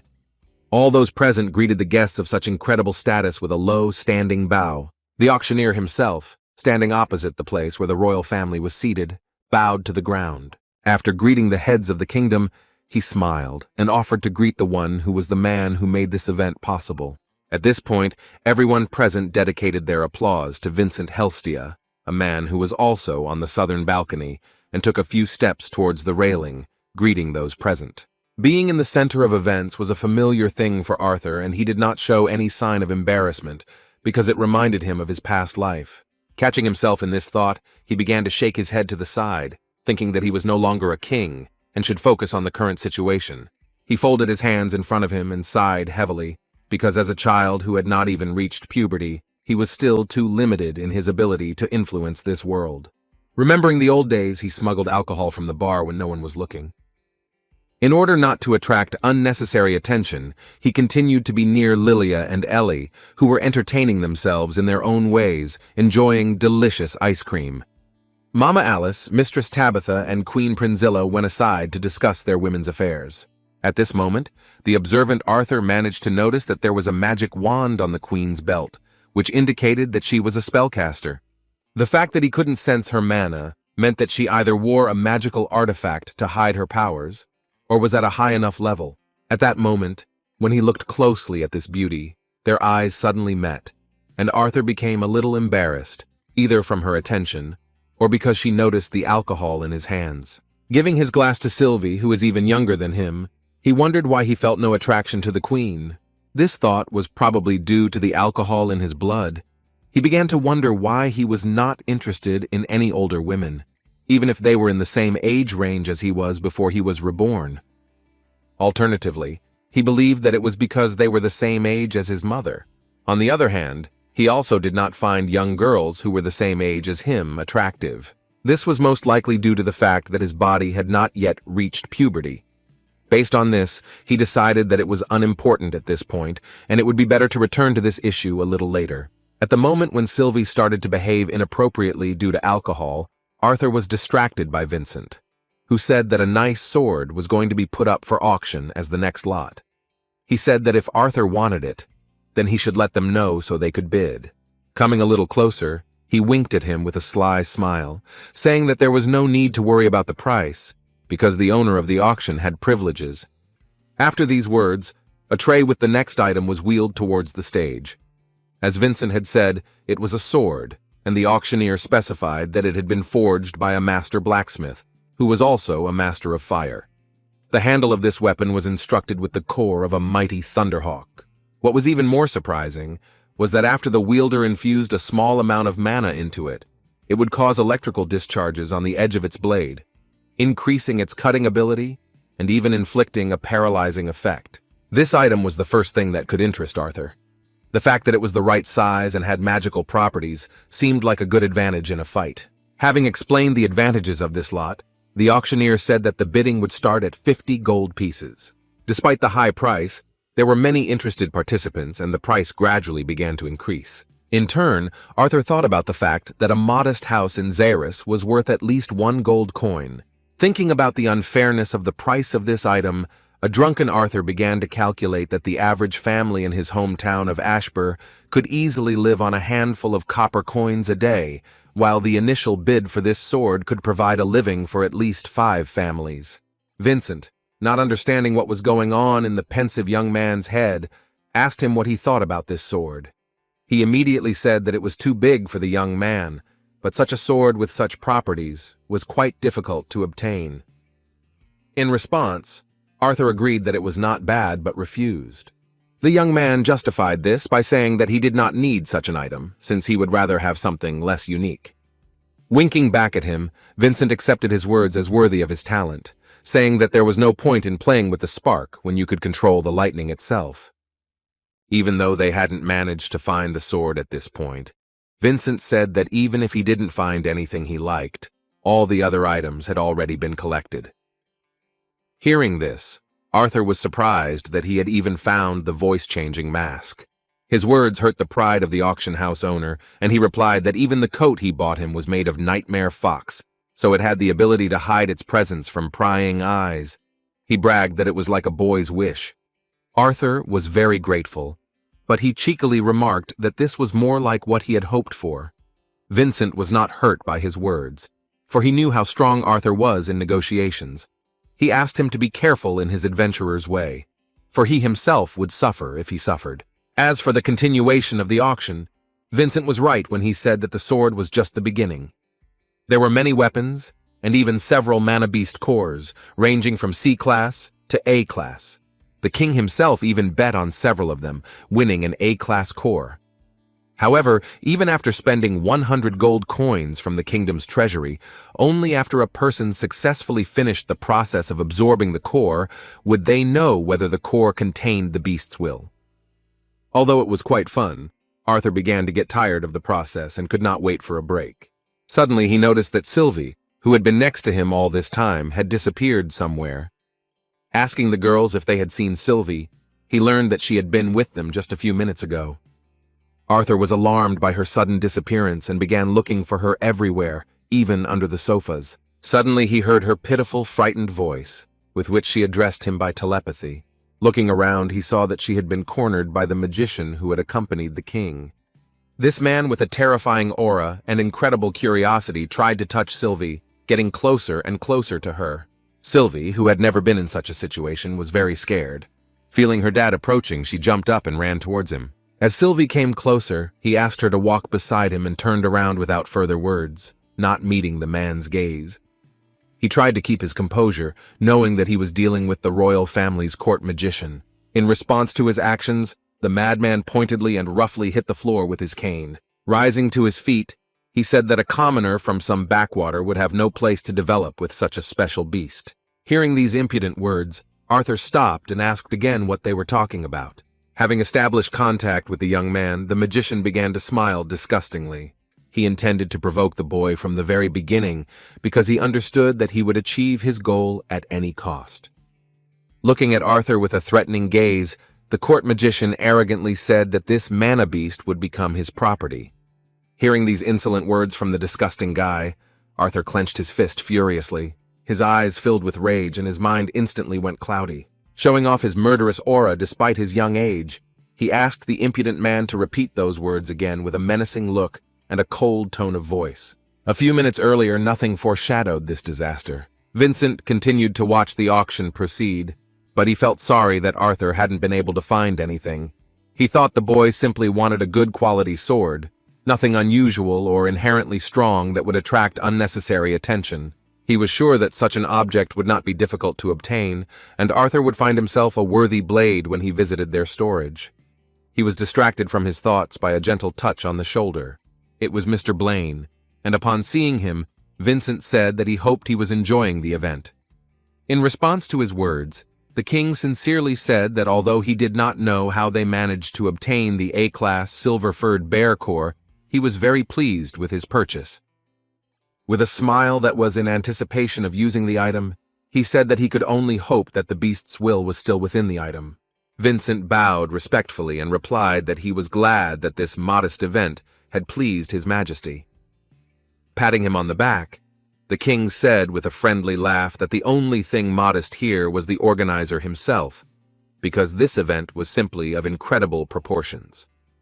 However, just a moment later their conversation was interrupted. They froze due to the piercing feeling of fear that spread due to the powerful thirst for blood. Grabbing his heart, Vincent, who was not a magician, understood that this almost tangible thirst for blood was not even directed at him, but it did not allow him to stand on his feet. From such incredible pressure he fell to his knees. The king, worried about his friend's well-being, shouted his name, while his guards drew their swords from their sheaths and began to run in their direction. Vincent, clutching his neck from the feeling of suffocation, could not understand what was happening. He was sure that the auction house's security was top-notch. The royal guards immediately took their places around the royal faces, and Queen Priscilla, taking out her magic wand, asked not to worry about her and to protect the children. Mr. Blaine was ready for this challenge. He had an incredible artifact in the form of a ring with which he could carry various objects with him. Thanks to this storage, he drew his sword in an instant. Having prepared for battle, he turned to the stranger who dared to attack the royal family and ordered him to show himself. The royal guard and Mistress Priscilla protected Tabitha, Alice, and their children. King Blaine and the rest of the knights stood up to protect Prince Curtis and Princess Caitlin. The only one of the royal retinue who was unable to fight was the court magician, who sat trembling on the floor, holding his magic staff in his hands. He was shaking in fear because of the powerful bloodlust of the one who had created this commotion. Arthur knew that he had done a great wrong for losing control of himself and causing real trouble for the royal family. As soon as he realized his mistake, he stopped using the overwhelming bloodlust, and the silence was interrupted by the cry of a frightened Ellie. A moment later, Vincent felt relieved, but still could not understand what had really happened. Then the front door to their private room opened with a bang, and Ray, Adam, and Jasmine ran inside, anxiously asking if everything was okay. One of the royal knights answered the question. He assured that everything was fine, but specified that it was worth searching the room and checking the surrounding area. Without wasting any time, Mr. Ray gave orders to his comrades to check the surrounding area. The oppressive atmosphere returned to this place again. Arthur was very sorry that he had created such problems, but he could not admit that it was his doing. In turn, the court magician, who had disgraced himself in front of the child, could not reveal the true cause of the commotion. Sylvia was okay, but also worried about the situation, realizing that her dad had created a mess. Their silence was broken by one of the guards of this event, who informed His Majesty that Captain Laven had detained an uninvited guest. This report was enough to calm King Blaine, who was worried about the situation. Even Arthur was surprised that such news satisfied him. And yet Arthur was grateful to this unexpected guest, for his sacrifice had not been in vain. The noise that had been foisted on this poor fellow must make him an object of torture. Luckily, Sebastian became the butt of the jokes. The royal knights couldn't understand how the royal court magician could fall on his ass because of a little intimidation from an intruder. When one of them said that he would lose his head, he furiously justified himself by saying that he slipped. While everyone present sighed heavily because the danger turned out to be a false alarm, Sebastian looked worriedly at the child who actually caused this commotion. A moment later, he looked away from the calm and stern young man out of anger at the fact that he had mocked him with nothing more than a thirst for blood. Meanwhile, the auctioneer thanked the guardsmen for their service and announced the continuation of the show. Next to him was the last lot of this anniversary event, and he said that tradition demands that the best item be saved for last, and he himself is not one to neglect them. Solemnly presenting the last lot, he intriguingly asked who would be the lucky one who would be able to acquire such a wonderful treasure. A moment later, he showed off what had been left for the final auction, and everyone present saw a roaring child of the world lion. After showing this wonder that fascinated all the nobles and special guests, he gave a little information for those who do not know this magnificent mana beast. He said that an adult world lion has the ability to become a powerful assistant and even reach a class. Looking around, Arthur, sternly observing the vile court magician, noticed that the hypocritical guy didn't even pay attention to the other mana beast. Continuing the presentation of the last lot, the auctioneer made it clear that this means that care and gentle treatment of this beautiful animal will allow its owner to one day become a legendary animal tamer. The first bet was 500 gold, so only representatives of noble families, nobles who had especially large sums of money, could participate. Not even a minute passed before the largest bet reached 800 gold coins. Just when it seemed that the last lot had been sold for such an incredible sum, the biggest player joined the auction again. His Majesty proudly raised the sign with the largest amount. He offered a whole 1,000 gold coins for this incredible mana beast. Seeing his interest, the nobles began to laugh awkwardly, realizing that they had no place in this competition. Turning to Mr. Blaine, Vincent remarked that it seemed that no one wanted to bargain with their king. After these words, he congratulated him in advance on winning the auction, saying that 1 plate of white gold would be more than enough. Thanking him for his attention and generosity, the auctioneer asked what the king's plans were for the new royal pet, and whether he would tame it himself. In response, Blaine thoughtfully said that no matter how tempting it would be to have a relationship with it, he could not do it. In fact, he was thinking of giving this noble beast to his heir, Prince Curtis. As soon as the king said that everything depended on how much effort his son would put in, Curtis rose proudly from the sofa and resolutely said that he would do everything in his power to justify his father's wildest hopes. In response to his words, Mrs. Priscilla suddenly embarrassed her son, asking if his statement meant that she would no longer have to listen to the tutor tell her how he was skipping his magic classes. Watching this funny scene, Arthur thought with a smile that looking at them like this, one could safely say that they seemed almost like a normal family. The auction was nearing its end, so Vincent asked the king if he wanted his items collected immediately and sent to their castle. In response, Blaine impatiently replied that he had no patience to wait, so he wanted to go down with him. Lord Helstia was pleased with the king's mood, so he happily offered to follow him. Before they went down to the warehouse, Sebastian distracted the king with a few words. He began to whisper something in the king's ear, but Arthur did not hear what was being said. After that, the king replied that he understood everything, and Sebastian looked at him with a sly, self-confident smile. Seeing this, Arthur noticed a bad feeling about this. Going down to the warehouse, Mr. Vincent said that a servant would soon arrive at this place with His Majesty's things. After that, he turned to Arthur and asked him to come closer. At that moment, another worker approached them, bringing some magical items. Vincent said that everything the young man asked for was here, except for the sword.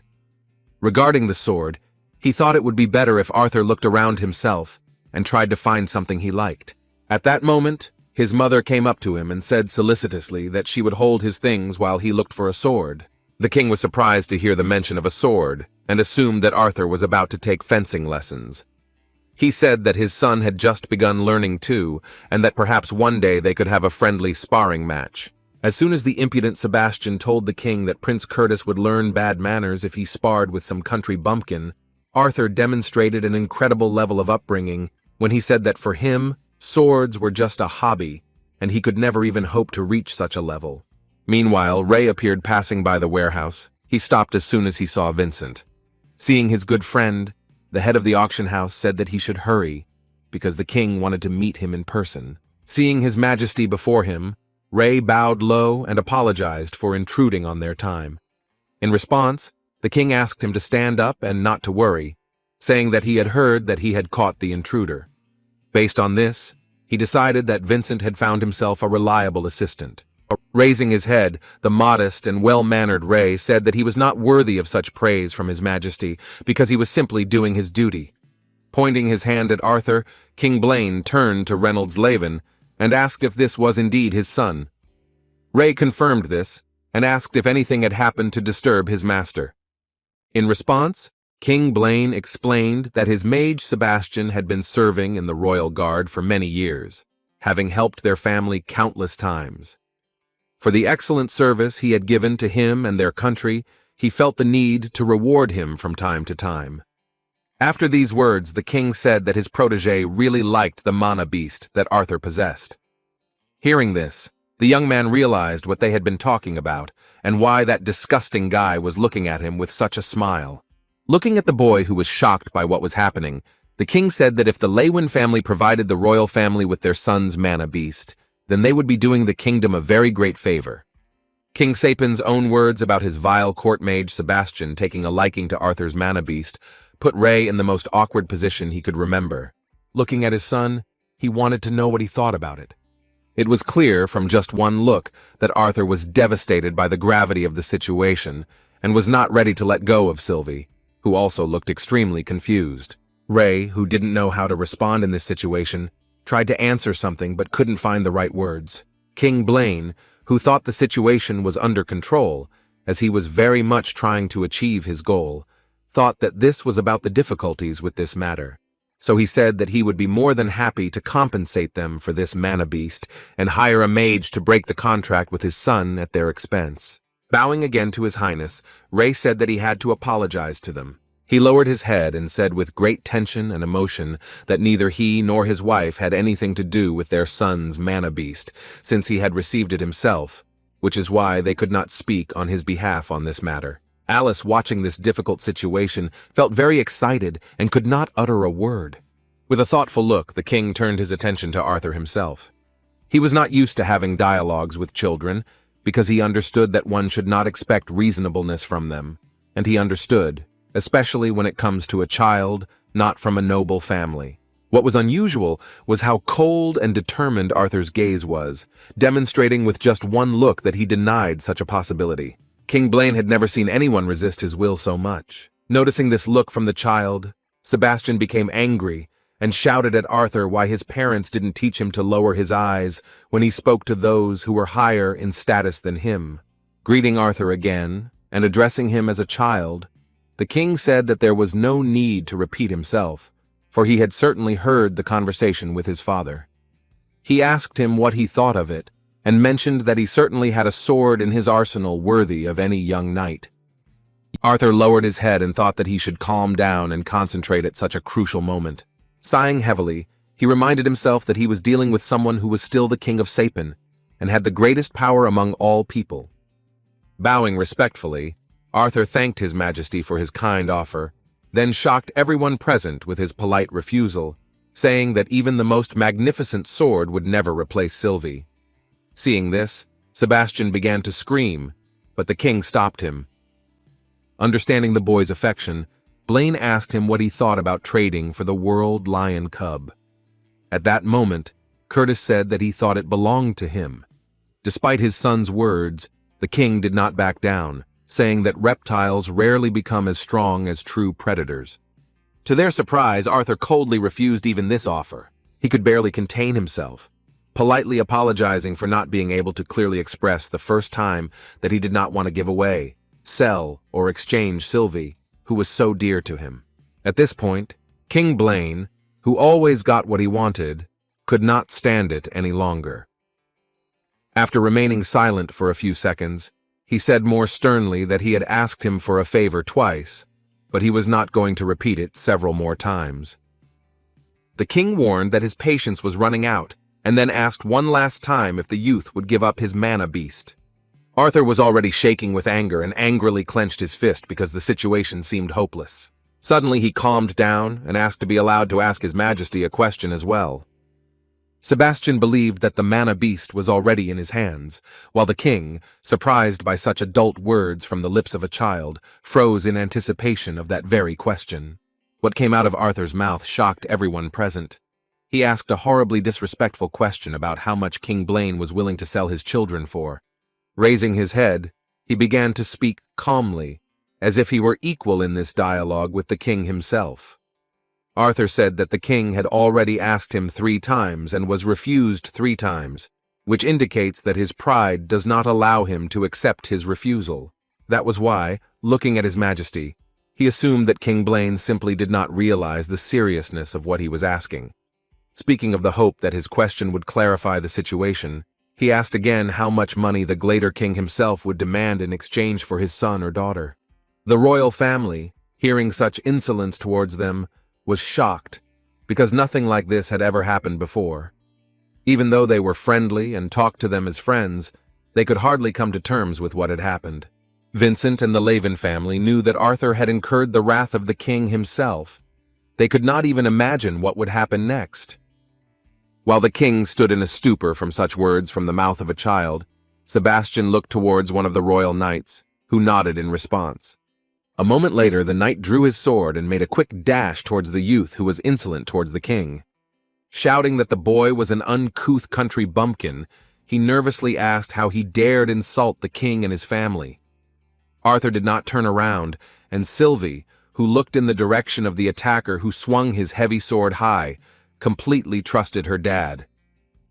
Looking at the blade that was moving towards him, Arthur was surprised that the royal knight was concentrating all of his mana into his sword, meaning that he was going to cut a normal child in half right in front of the royal family and his parents. Seeing the knight's pathetic attempt, Arthur decided to remain calm and keep the flow of mana calm and steady to easily avoid this blow. Controlling his feelings, he made a small movement back at the last moment, losing only a few hairs. Anticipating his opponent's movement, he took control of the trajectory of his strike. With a loud clang, the knight's sword became stuck in the tile, while Arthur dodged the blow without any problem. Holding his opponent's arm, Arthur brought the knight's balance to an end, then gathered mana in his right fist to strike. With a huge whistle, he sent a blow towards him, aiming to smash the opponent, using both his strength and his own momentum against him. A furious blow, with all the conditions for a successful counterattack met, destroyed the royal knight's helmet and threw it aside. The blow was so strong that even the royal knight could not withstand it, and instantly lost consciousness in front of everyone. The royal mage who started this conflict was furious that the knight had missed a great chance. Understanding the gravity of the situation, Sebastian began to use his cane, thinking that even if he was punished, he would take matters into his own hands. He could not leave empty-handed, because the king did not understand that a mana beast capable of forming an equal contract at such an age would be beyond Class A.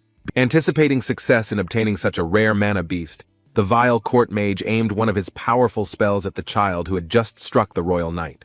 At this point, Arthur had not yet managed to even raise his head, although he felt that magic was directed at him. Ray and Alice, scared that their child was going to be killed by the court magician, rushed towards him, but it was too late. However, in the midst of this chaos, time suddenly stopped for everyone except Sebastian and Arthur. Mr. and Mrs. Helstia, who were afraid for Arthur's life, as well as Alice, did not even notice how time stopped for them.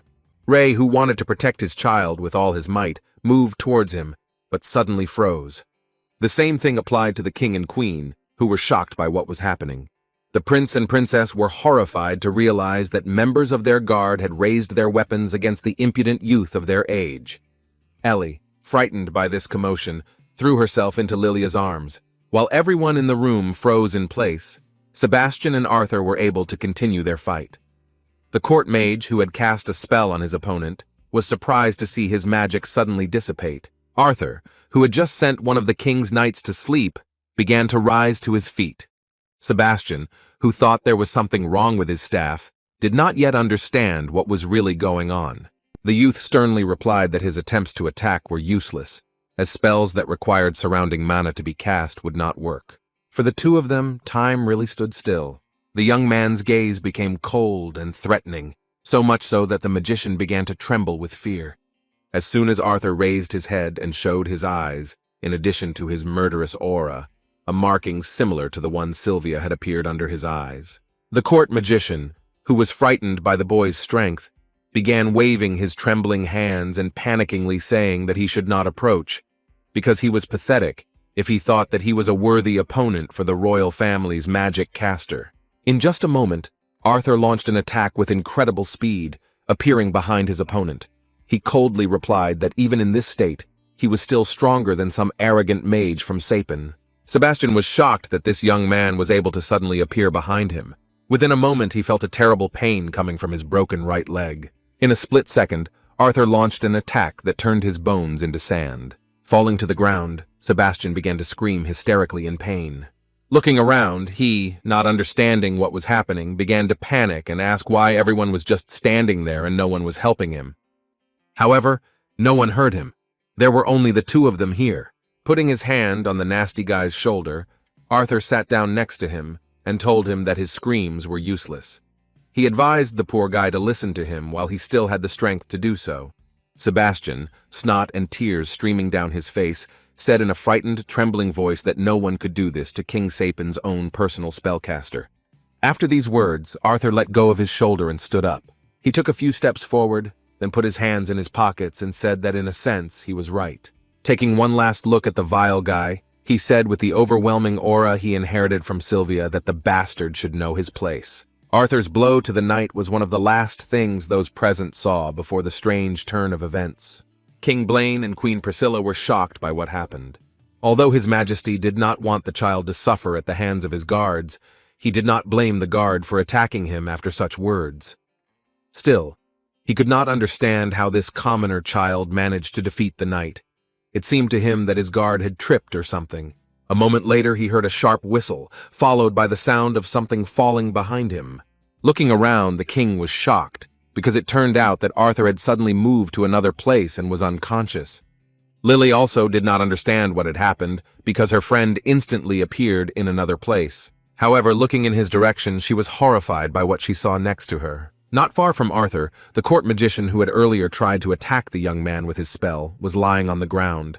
For some unknown reason to those present, he ended up on the ground with a broken leg. Seeing this cruel picture, Lilia hugged Ellie even tighter and began to scream in fear. Neither Mr. Vincent nor his wife Tabitha understood what had happened. Ray and Alice were no less frightened. Everyone just froze in place. Even Sylvie couldn't understand what had really happened. Sebastian sat trembling on the floor, trying to hold on to his leg, which was turned the other way. Tears and snot were streaming down his face, and through the unbearable pain he barely clearly asked for help.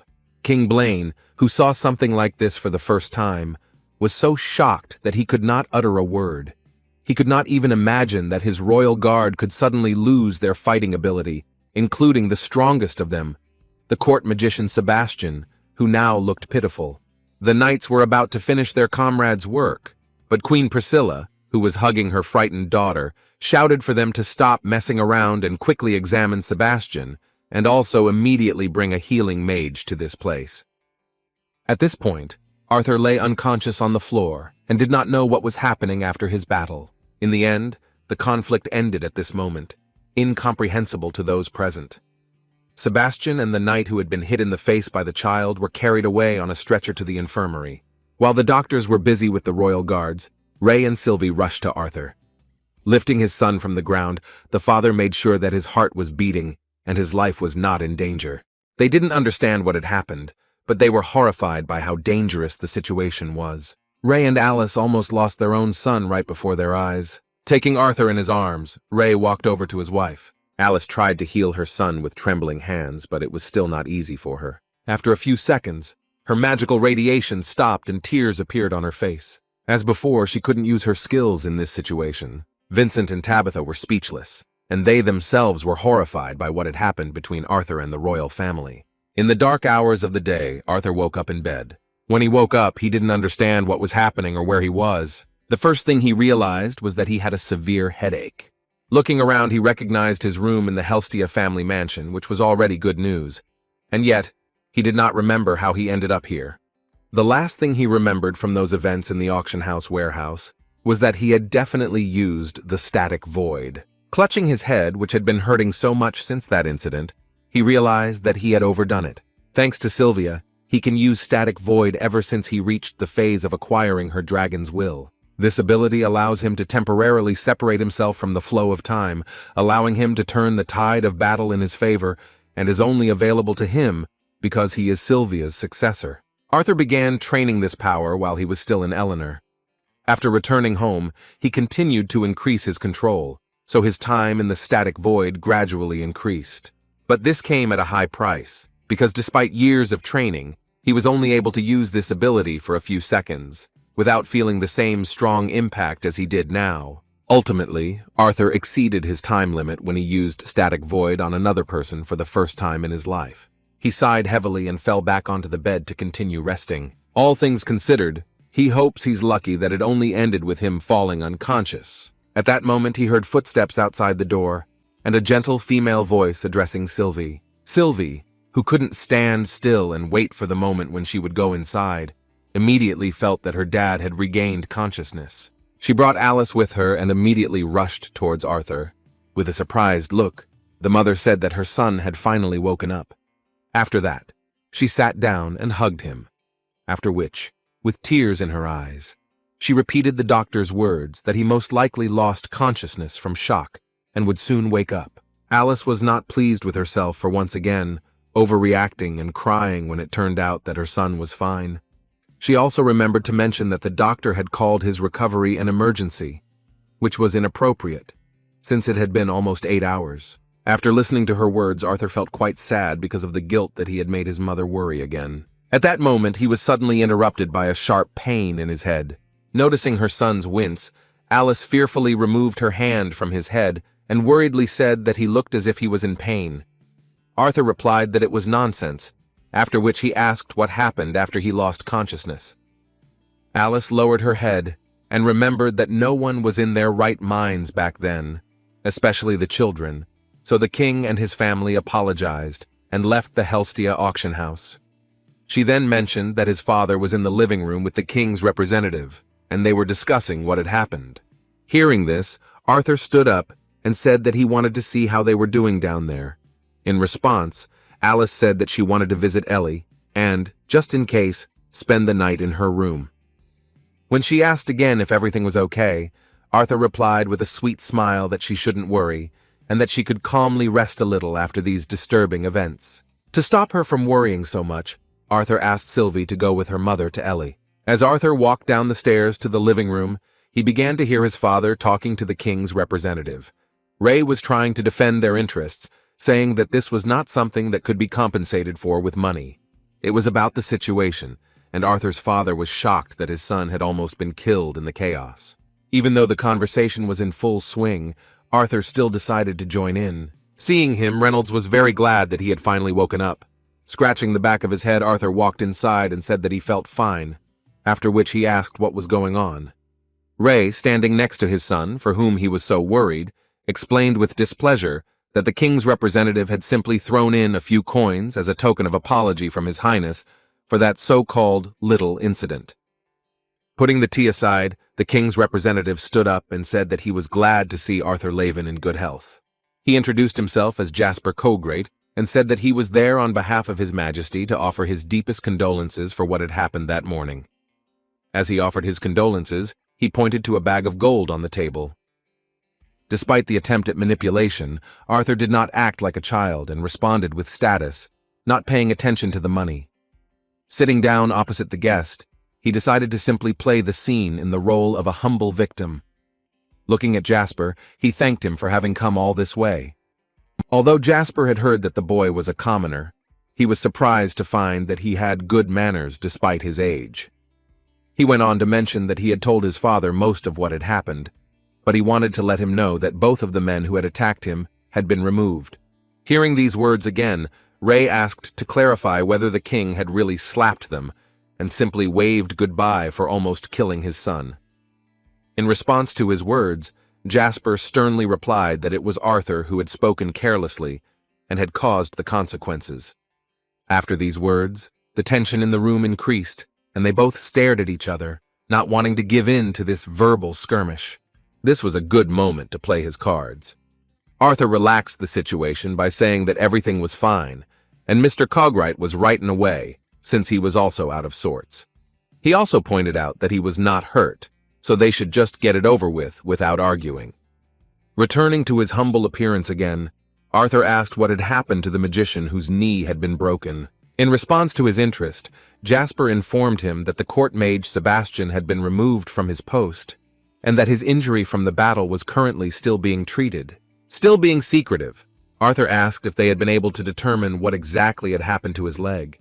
He was very worried about being a suspect in this case. Jasper responded that when Sebastian woke up, he was adamant that Arthur was the one who caused the injury. In response to this absurd statement, Ray furiously shouted that it was simply impossible. Seeing his shock at these words, Jasper interrupted him with an accented cough and asked to be allowed to finish. He explained that although that was what he had said, they believed, based on the remaining mana in his staff, that the knight's mana had interfered with Sebastian's spell. Arthur's mouth dropped open in surprise that it had all ended so easily. He couldn't believe that they had actually taken such a possibility seriously. After discussing the details, Mr. Jasper left the mansion and walked towards his carriage. As soon as he left, Ray threw into his son's hands the bag of gold that the king himself had given as an apology. Arthur was surprised, So his father explained that he deserved the money because he almost died in a situation in which his parents were powerless. He also noted that he would need money when he began his adventure. He then advised him to go to bed and rest a little, for which Arthur thanked him with a kind smile and said that he really appreciated his concern. As Arthur started to walk to his room, his father stopped him for a few more words. He thrust his fist forward and proudly said that that punch was damn good. This compliment, which he could not hear in his past life, made the boy feel incredibly good. He reciprocated his feelings by thrusting his fist back. Returning to the room, he hid his money for the future. Fortunately, the situation with Sebastian was resolved without any problems or consequences. In addition, he was still able to obtain all the necessary items for the adventurer career, except for the sword. Although the danger was over, it made him all too aware of the fact that in this world he was still just a child without any power or equal treatment. Taking the cloak and mask in his hands, Arthur thought that everything would be different once he began his journey as an adventurer.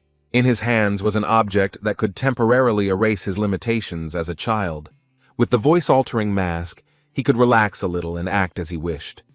The promised 3 months flew by quickly, and after the recent events at the auction house, it was time to think about how to become an adventurer. To discuss the matter, Arthur and his father went to a local pub. In this cheerful and noisy establishment, they met with friends from the team of adventurers of the Twin Horns.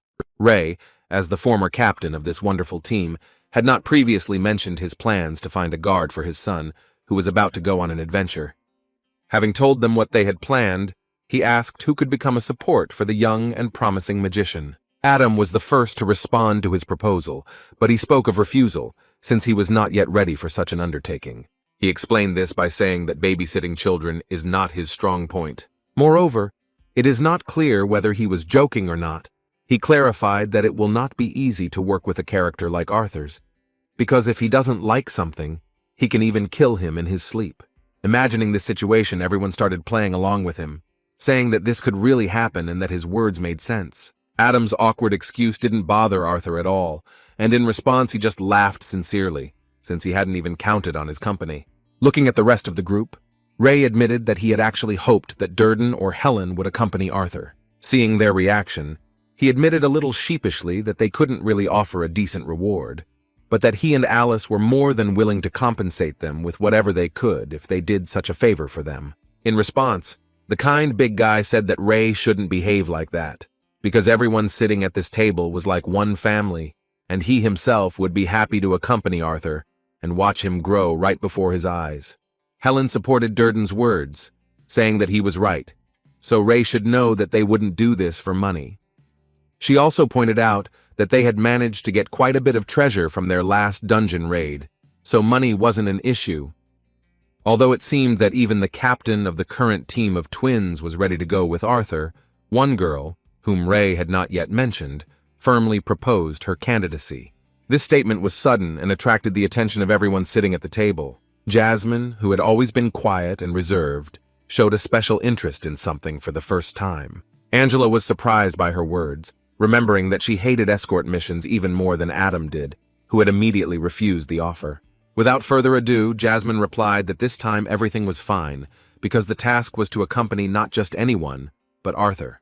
Hearing her words, Helen took it upon herself to say that Jasmine was the most suitable person to protect Arthur. When talking about Durden, she said that he specializes mainly in defensive spells with a huge area of effect, making him a good member of large teams, but not two fighters. After that, she frankly admitted that defense was not really her strong point, despite her excellent ranged combat skills. Putting her hand on her heart, Alice, surprised by Jasmine's words, asked if she was sure that she could cope with this difficult task. In response, Jasmine showed unprecedented determination and gave a thumbs up, indicating that she was truly serious about this task. Raising his spear and looking at its shiny blade, Adam supported the cute girl's candidacy. He said that she should be trusted since she is the only amplifier among them that has an elemental affinity. Also, he said that she broke through to the light orange stage last year, so with her wind attribute, she is probably the best fit for this mission. Durden agreed with his words.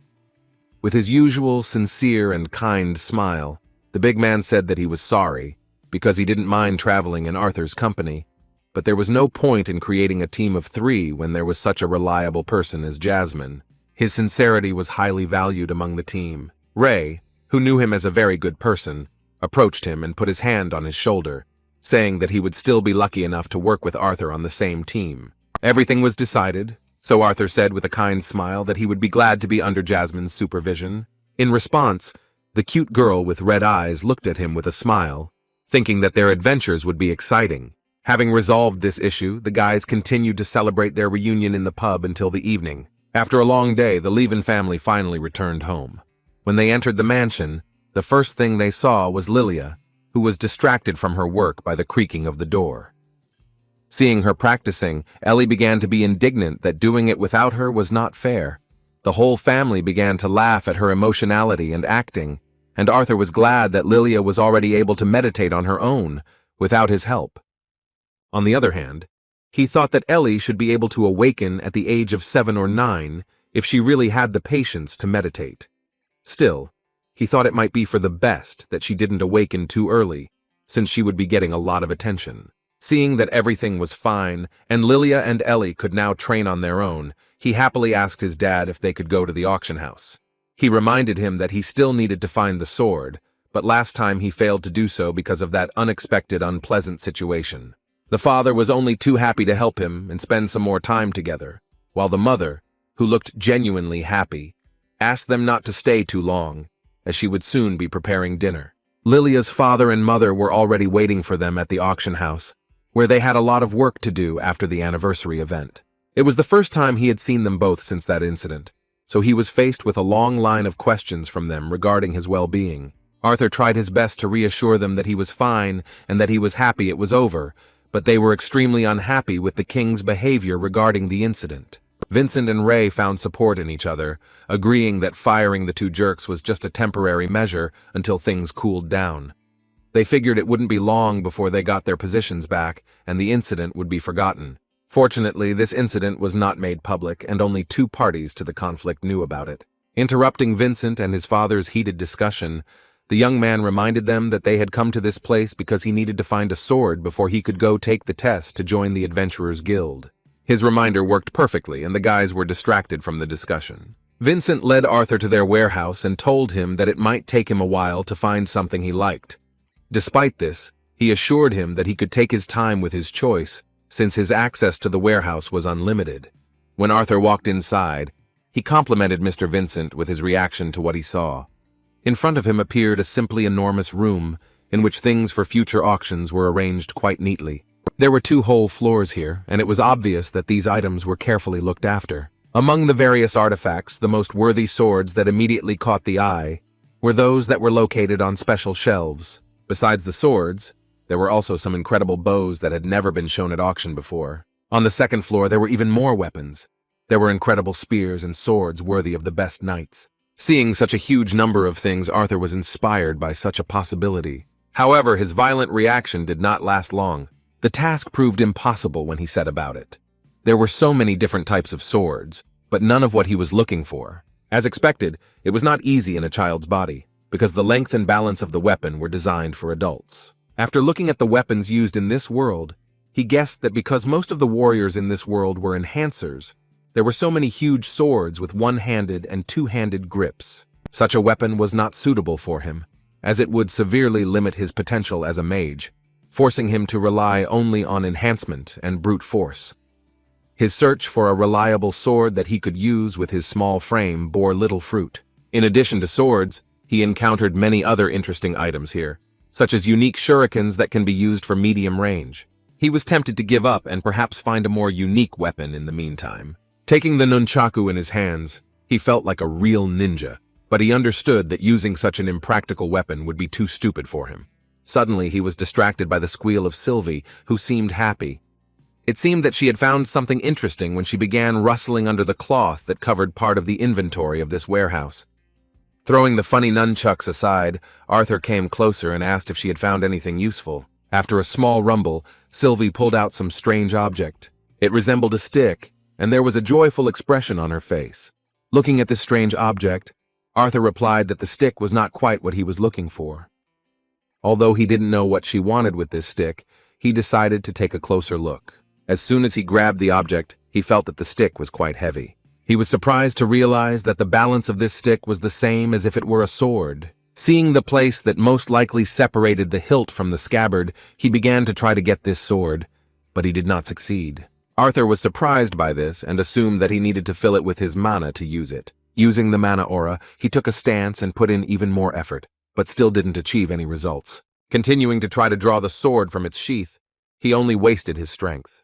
Testing his theory using mana, he even tested all the elements at his disposal, but the sword remained in its sheath. Tired of trying in vain, Arthur threw the sword to the ground. Sylvia, who knew there was a sword hidden inside, was a little disappointed that they had no way to get it. Arthur knew that the problem was with the seal, which prevented him from accessing the sword itself. It became obvious that it was not the specific element that allowed the sword to be used, but he did not know what else could affect this scabbard. At that moment, as he stood leaning on his knees, he felt his seal that he had received from Sylvia begin to react to the sword. Even though he was hiding her aura, he could still feel the sword reacting to his hidden power. To test his theory, he concentrated on his beast will. Within a moment, the powers he had inherited from Sylvia awakened within him. Taking the sword in his hands, he immediately heard a click, and the hilt separated from the scabbard without much effort. The blade of this mysterious sword was truly mesmerizing. It glowed turquoise and was translucent. Having taken out the weapon completely, he was surprised, because he had never seen anything like it before. Looking at the translucent turquoise blade of the sword, he couldn't even think about how beautiful this weapon was. Even too beautiful to be considered the same sword as the ones he had held in his hands before. Even though he stopped using the dragon's will, he could still hold it in his hands. This weapon seemed more convenient than all previous options. However, even despite this, he still experienced difficulties. As before, he continued to stumble due to the difficulty of using adult swords. The sword and the scabbard itself were too heavy for him to use them with maximum effectiveness at that age. Simply swinging weapons was boring, and there were no suitable training items in this warehouse. Apologizing to Vincent in advance, he lunged towards the barrel and made a chopping blow, but was unable to achieve the desired result. The sword was indeed sharp, but Arthur still could not count on demonstrating his true strength. Raising the blade of the sword up, the guy began to examine it. A moment later, he noticed an interesting detail. On the part of the blade next to the handle was the name of this blade. It was a ballad about the dawn, made by a mysterious master with the initials VK. Within a moment, the sword began to release its own aura, and a cut appeared on Arthur's palm. The sword fell from his hand as Sylvia began to squeal in alarm. Arthur reassured her that he was fine and the wound was not deep. He didn't understand why this suddenly happened. However, looking at the sword that was lying on the ground, he noticed that the blood that had gotten on the hilt had suddenly evaporated. The sword's behavior seemed strange, but Arthur still decided to take it into his hands again. When he looked at the sword again, he was shocked that it had suddenly changed. The weight and balance of the sword seemed completely different. It was now simply perfect to use. After making a few swings, he was convinced of this in practice. He had never held a more comfortable sword than this one before. Moreover, not only the handle, but also the length of the blade itself has changed to better suit the child's body. Since he had already managed to ruin one barrel, he decided that nothing bad would happen if he continued testing the weapon on it. As he made the leap, he knew he now had access to a fine weapon. He had held priceless swords in his hands for decades, but he had never felt as good as he did at that moment. In just an instant, he made an incredibly fast cut, using his full potential. The barrel on which he tested the sword showed results only after a few seconds, and its upper part began to slowly slide down, after which it fell to the ground. Arthur heard the sound, but wanted to make sure that everything happened as he planned. Looking back, he was surprised at how good his attack had been. As a result of this blow, he was able to achieve a clean cut on the first try. He never thought he would find such a treasure by chance. Although extremely rare, there were cases where skilled craftsmen were able to create staffs and wands that had the ability to bind themselves to only one person. Basically, they themselves had the will to adapt to their master, improving the circulation of mana between them. It made sense, but Arthur had never read of any instances of a sword possessing such a power. He was very curious to know who the mysterious master really was who had created such a masterpiece. He spent quite a lot of time in this place, so after a few hours Vincent and his father visited him. They had already finished their business, so their father said that it was time for them to return home. Arthur was rushed, so he asked for one more minute. At that moment, he ran to the rack of swords and grabbed one nondescript sword that didn't seem like a bad option. As he started to walk towards his father, Sylvie began to scold him for his bad behavior and for hiding the truth again, and yet she knew perfectly well that they had not visited this storage in vain, because they had chosen an incredible object. Arthur winked at her, saying that she was right when she suggested that he take a closer look at the strange stick. As he approached Vincent and his father, he saw their joy that he had found something he liked. Holding the nondescript sword out towards them, he let them examine it, saying that it was not as fancy as some of the other swords. But he knew it was what he needed. Arthur said he knew it was right after he'd swung it a few times. Picking it up, Ray asked Vincent what he knew about it. The auction house owner replied that it had been auctioned off several times at a small stall, but hadn't sold. Taking the blade out of its sheath, Ray decided to check whether it really was not worthy of the buyer's attention. After making a few swings, he checked its balance and weight. After that, Vincent asked him what he thought about his son's choice. Looking at the blade again, Ray replied that he could tell that the weight distribution seemed somehow off, as the creator was trying to make it a light sword for quick attacks. Returning the blade to its sheath, he nevertheless noted that it was not so bad. Moreover, he specified that for Arthur's size, this sword would be better suited than the others. As he returned the sword to its new owner, Ray noticed a stick on his belt. He asked what it was. Noticing the stick on the boy's belt, Vincent became interested in this object. The situation became awkward, because Arthur did not want to draw attention to his real choice. Trying to act carefree and calm, he replied that he tripped over it on the way back. Showing off the incredible sword as an ordinary stick, he said that it was strong and heavy, so it would be a good tool for training, as well as training Sylvia. Vincent couldn't really remember such an item in their inventory, so he asked to take a closer look at it. Taking the strange stick in his hands, he asked his ward if there were any records of such a cane. Jameson, looking at the notes, replied that one of their traders had mentioned a rather strange story about some decrepit old man who had simply thrown it at him, muttering that no one was worthy. Speaking about this mysterious cane, Jameson also said that they had previously asked several inspectors to check it out, just in case. They thought that it just seemed like a sturdy cane, but in fact, a more qualified craftsman would be needed to evaluate it. Seeing that the auction house actually saw some potential in it, Arthur decided to intervene in the conversation. He turned to Vincent with a sweet, hopeful look, calling him uncle, and said that it would be nice to have such an item during adventures. His plea worked, even though Ray knew it was a pure provocation. Under pressure from the young man, Vincent gave him the mysterious cane, saying that he had nothing to regret, because it was just gathering dust in their warehouse. The trip to the warehouse ended in success for Arthur, and Vincent was amazed that he was so sweetly called uncle. Arthur had completed all the preparations to become an adventurer. Finally, a very important day of his life came, his 9th birthday. All the people dear to him, the Eleven family, the Helstia family, and even all the fighters of the Twin Horns adventurer team gathered for this celebration. He was incredibly happy to have their company, and in response to their congratulations, thanked them for all of them putting up with him for another year. The modesty of the young man touched everyone who had gathered there. Alice said with a sweet smile that she could not believe that their beloved son was already 9 years old. Understanding what she was getting at, Vincent clapped his hands and asked her to put off their sweet memories until after their little celebration. After he clapped his hands, the mansion's employees came out onto the lawn where they were celebrating the birthday with carts full of goodies. This holiday was carefully planned, because for Helstia, art became part of their family. Even Sylvie was delighted with how many incredible dishes were prepared for this birthday. Laughter and pleasant conversations brightened the day. The many delicious dishes that filled the table could satisfy the taste of any of the guests. Tabitha, who saw some hesitation among the guests, cheerfully urged them to begin eating. The boys had a great time, enjoying the peace of these ordinary moments in life. After drinking enough alcohol, it was time for funny stories. Adam, who was trying to somehow offend his comrades with their ridiculous moments from the lives of adventurers, suggested remembering the time when Durden's pants caught fire and he had to return to the city covering his naked ass. Remembering this awkward moment, the kind, healthy man covered his face and sheepishly asked to stop this story. Noticing this insolence, Jasmine asked Adam not to relax. After these words, she said that since he was telling other people's stories with such a laugh, then he must have forgotten how a horned mole had crept right under him when he was doing his business in the dungeon. The funniest part of this story was that at that moment he got so scared, jumped up, landed on his back, and wet himself like a fountain.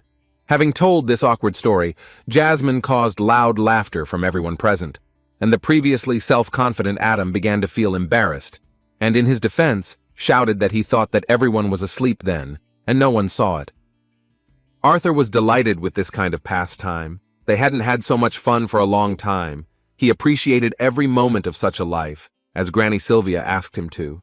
When it became cool outside, they returned inside the mansion, where a warm fireplace was already waiting for them in the living room. When everyone got inside, Ray said that since they had finished dinner and completely humiliated Adam, it was time to move on to gifts. His words caused laughter again, and Helen, who was the current team leader, tried to calm the hot-tempered guy who felt awkward. The first gift Arthur received was from his family. He sat on a separate sofa where Ellie climbed onto because she wanted to open that gift with him. As he removed the lid of the box, he felt the magic emanating from the gift. When he saw what his family had given him, he was simply delighted. In front of him was a magical glove. His mother said it was made from the skin of a spiked aurochs that Ray hunted. She had embedded a small healing spell into each of the 3 stones on it. The spell in each stone could only be used once, but it was a great thing.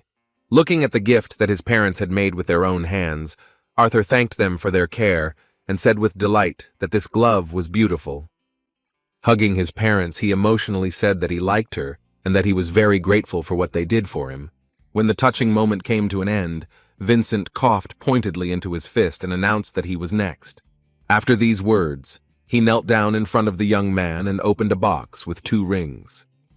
Art played along with him, because it looked like his uncle was proposing to him. The moment was funny, but his wife and daughter clearly didn't like it. So Tabitha slapped him on the back of the head and asked him to stop teasing the boy. Vincent, who was saddened by such a reaction to his joke, replied that he didn't think that no one here had a love for such a performance. Returning to this gift, he took out 1 ring and handed it to Arthur himself. He gave the second ring to his mother. Tabitha explained that while Arthur wore his ring, the gem on his mother's ring would sparkle if his mana dropped to a critical level. She said there was little they could do, but even that would give her some peace of mind for her son's future journey. Alice was very grateful for this gift. She threw herself into the arms of her best friend with tears of happiness. Turning to Vincent and Lilia, she thanked them too for making such a wonderful choice. Ray was also glad that Alice would now be much calmer during their son's journey. Only Arthur understood that this ring, despite its usefulness, was more like a double-edged sword. On the one hand, it could free his family from constant worry, but at the same time, it could keep her in a constant state of tension, expecting trouble. Worse, he did not rule out the possibility that he would one day find himself in a battle where he would have to fight at the limit of his capabilities.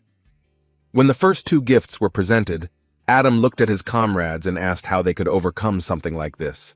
With a kind smile, he turned to Alice and Arthur, saying that since he was already so damn strong, they thought along the same lines as the Helstia family, and so they decided that the little monster needed something unique.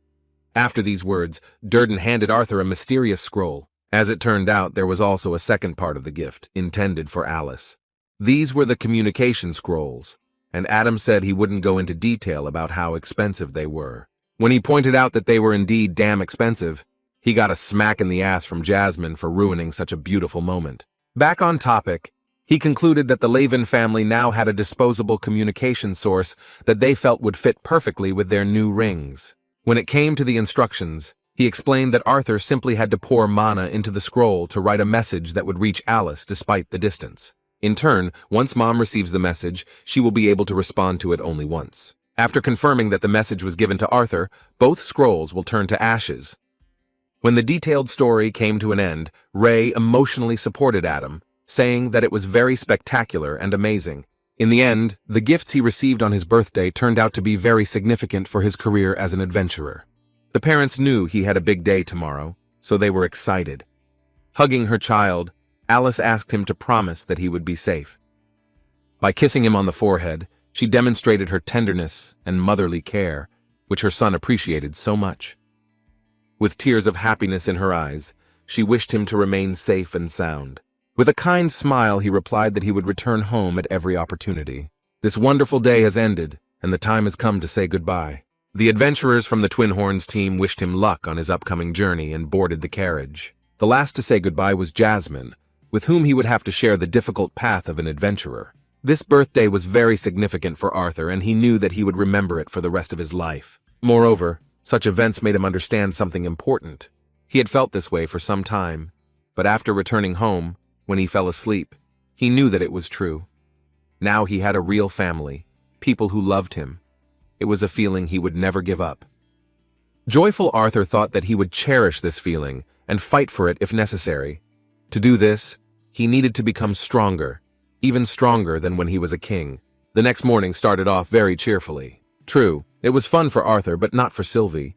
He wanted to take a shower, but Sylvie was not yet used to it and was very afraid of water. She didn't want to take a bath so much that she tried to hold on to the tiles using mana enhancement. Arthur was hurt by how much she resisted. Shouting that she asked for it, he mercilessly strengthened his body with magic to finally pull her into the bath. The real dragon and the dragon's heir began to fight. Sylvie, tears in her eyes, tore herself away from the surface and began to squeal, evoking pity. But Arthur had prepared her for life to be cruel. When he tore off her surfaces, he threw her straight into the water. Sylvie was very offended by him and looked at him as if he were a traitor. In response, Arthur teased her, letting her know that there was nothing wrong with it. His beast daughter's acting was top-notch. However, this did not save her because, being subject to the forces of gravity, she fell into the water like a stone. Having finished this torment, Arthur quickly got ready and left his room. He was equipped with everything he had prepared for his upcoming career as an adventurer. Even though he was forced to leave his family for a while, he had a smile on his face because he knew he had no other choice. The parents and Ellie were already at the exit. Sitting down next to him, Ray said that his son already looked like a real S-class adventurer. Before saying goodbye, he gave him some advice, saying that although they both knew he was very strong, he should not become overconfident and forget his limits. Speaking of hard times, he asked him to rely on Jasmine. Then Ellie ran up to him and started crying, asking if his brother and Sylvie were really leaving them. There were genuine tears on her face, because she had fallen in love with him very much during the time they spent together. In a trembling voice, she asked if they could stay instead of leaving. Seeing this touching scene, Alice could not contain her emotions. She covered her face so that the children would not see her tears. Ray couldn't say anything at that moment, but he was definitely happy with how wonderful their children were.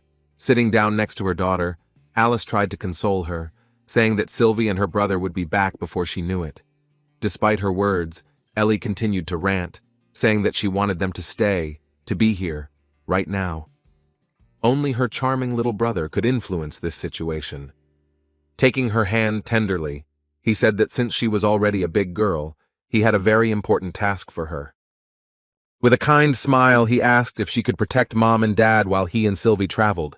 Throwing herself into his arms, Ellie couldn't hold back her tears. She began to speak decisively to justify her brother's hopes. She went on to say that she had trained a lot, and now she had many little lights, thanks to which she would be able to protect her mom and dad. As Arthur hugged her before leaving the house, he thought that he had missed so much of his sister's life that he couldn't help but agree that he would have been better off staying. He knew that his short stay here was not enough, but in order to protect them all in the future, he was forced to take this decisive step forward. When he looked at his mother one last time, she hugged him and said with tears in her eyes that everything would be okay with them. Ray joined his wife's words, saying that he could not worry about them. While the mother said goodbye to her son, Ellie said goodbye to Sylvie, who was already suffocating in her arms. Wiping away her tears, Alice asked him not to forget to put on the ring. With a kind smile, Arthur showed his palm, and it was clear that it was already on. As he approached the door, he heard the last words accompanying him on his way. Father said that they will always root for him. In response, he nodded his head to them because he knew perfectly well that this was so. When the door closed, his mother, father, and sister continued to watch him go. As soon as he left, Alice started crying, and Ray began to calm her down. Outside, a carriage was already waiting for him, as was Jasmine. First of all, she asked if he was ready for the adventures of an adventurer. Before answering, Arthur reached for the backpack containing the things he had taken with him. Putting a mask on his face, he answered in a changed voice that he was ready. The guys first went to the Adventurers Guild. The building was quite spacious, and inside there were many who had long dedicated their lives to such adventures. Here people not only received licenses and work, but also looked for a team to make work easier. When they got inside, Sylvie was woken up by the noise inside and started yawning. Looking at Sylvie, Jasmine was surprised and noticed that Arthur's mana beast looked a little different. Stroking Sylvie's head, Arthur replied that he had recently discovered that she could change her appearance slightly to look exactly like a black lizard without drawing too much attention to herself. Having waited for their turn, they approached the administration window. A nice lady in a blue shirt welcomed them to the Zyrus Adventurers Guild and asked how she could help them. As Arthur tried to answer, he was suddenly interrupted by Jasmine. She abruptly placed the document on the counter and said that she would like to sponsor this recruit for his rank exam. The lady working in the guild was surprised by her words. Still, she knew what the procedure was in case of sponsorship. Hearing this, she dropped the counter and went outside. After that, she asked Jasmine and Arthur to follow them. As she escorted them, she said that they actually had a lot of people wanting to take the exam, but since there was a sponsor present, they would place them closer to the front of the line so that they wouldn't have to wait so long. Then they went to the side of the room that was guarded by the local guards. Arthur wasn't used to the way adventurers were. As he passed the crowd, he began to hear them gossiping about his short stature. Seeing how distracted he was, Jasmine asked him to hurry up. The lady from the guild reception went to the sender. As they entered, she informed him that A-class adventurer Jasmine Flamesworth had wished to sponsor the recruit standing next to them for the rank exam. The manager, dropping his work, rose from his desk and told his charge that she could wait outside, as he was well acquainted with Miss Flamesworth. Arthur was surprised that Jasmine knew such an important person. When he looked at her, she looked away, because this topic was very painful for her. As soon as the manager asked how she was doing and mentioned his meeting with her father, she nervously clenched her fist, and it became clear that she was not on the best terms with her family. Caspian Bladeheart, the man in charge of this branch of the guild, turned out to be quite the cunning manipulator, who for some reason decided to remind her of her problems. Returning to the topic of the new recruit, he mentioned that there would usually be an application that had to be filled out along with a mana core test before a series of practical exams. After this, he, emphasizing Jasmine's status, said that since Miss Flamesworth was his sponsor, then he did not mind skipping these formalities. Seeing Jasmine's discomfort, Art wondered if her family was really that special. He felt very sorry that she had to take advantage of her status, which she could not stand.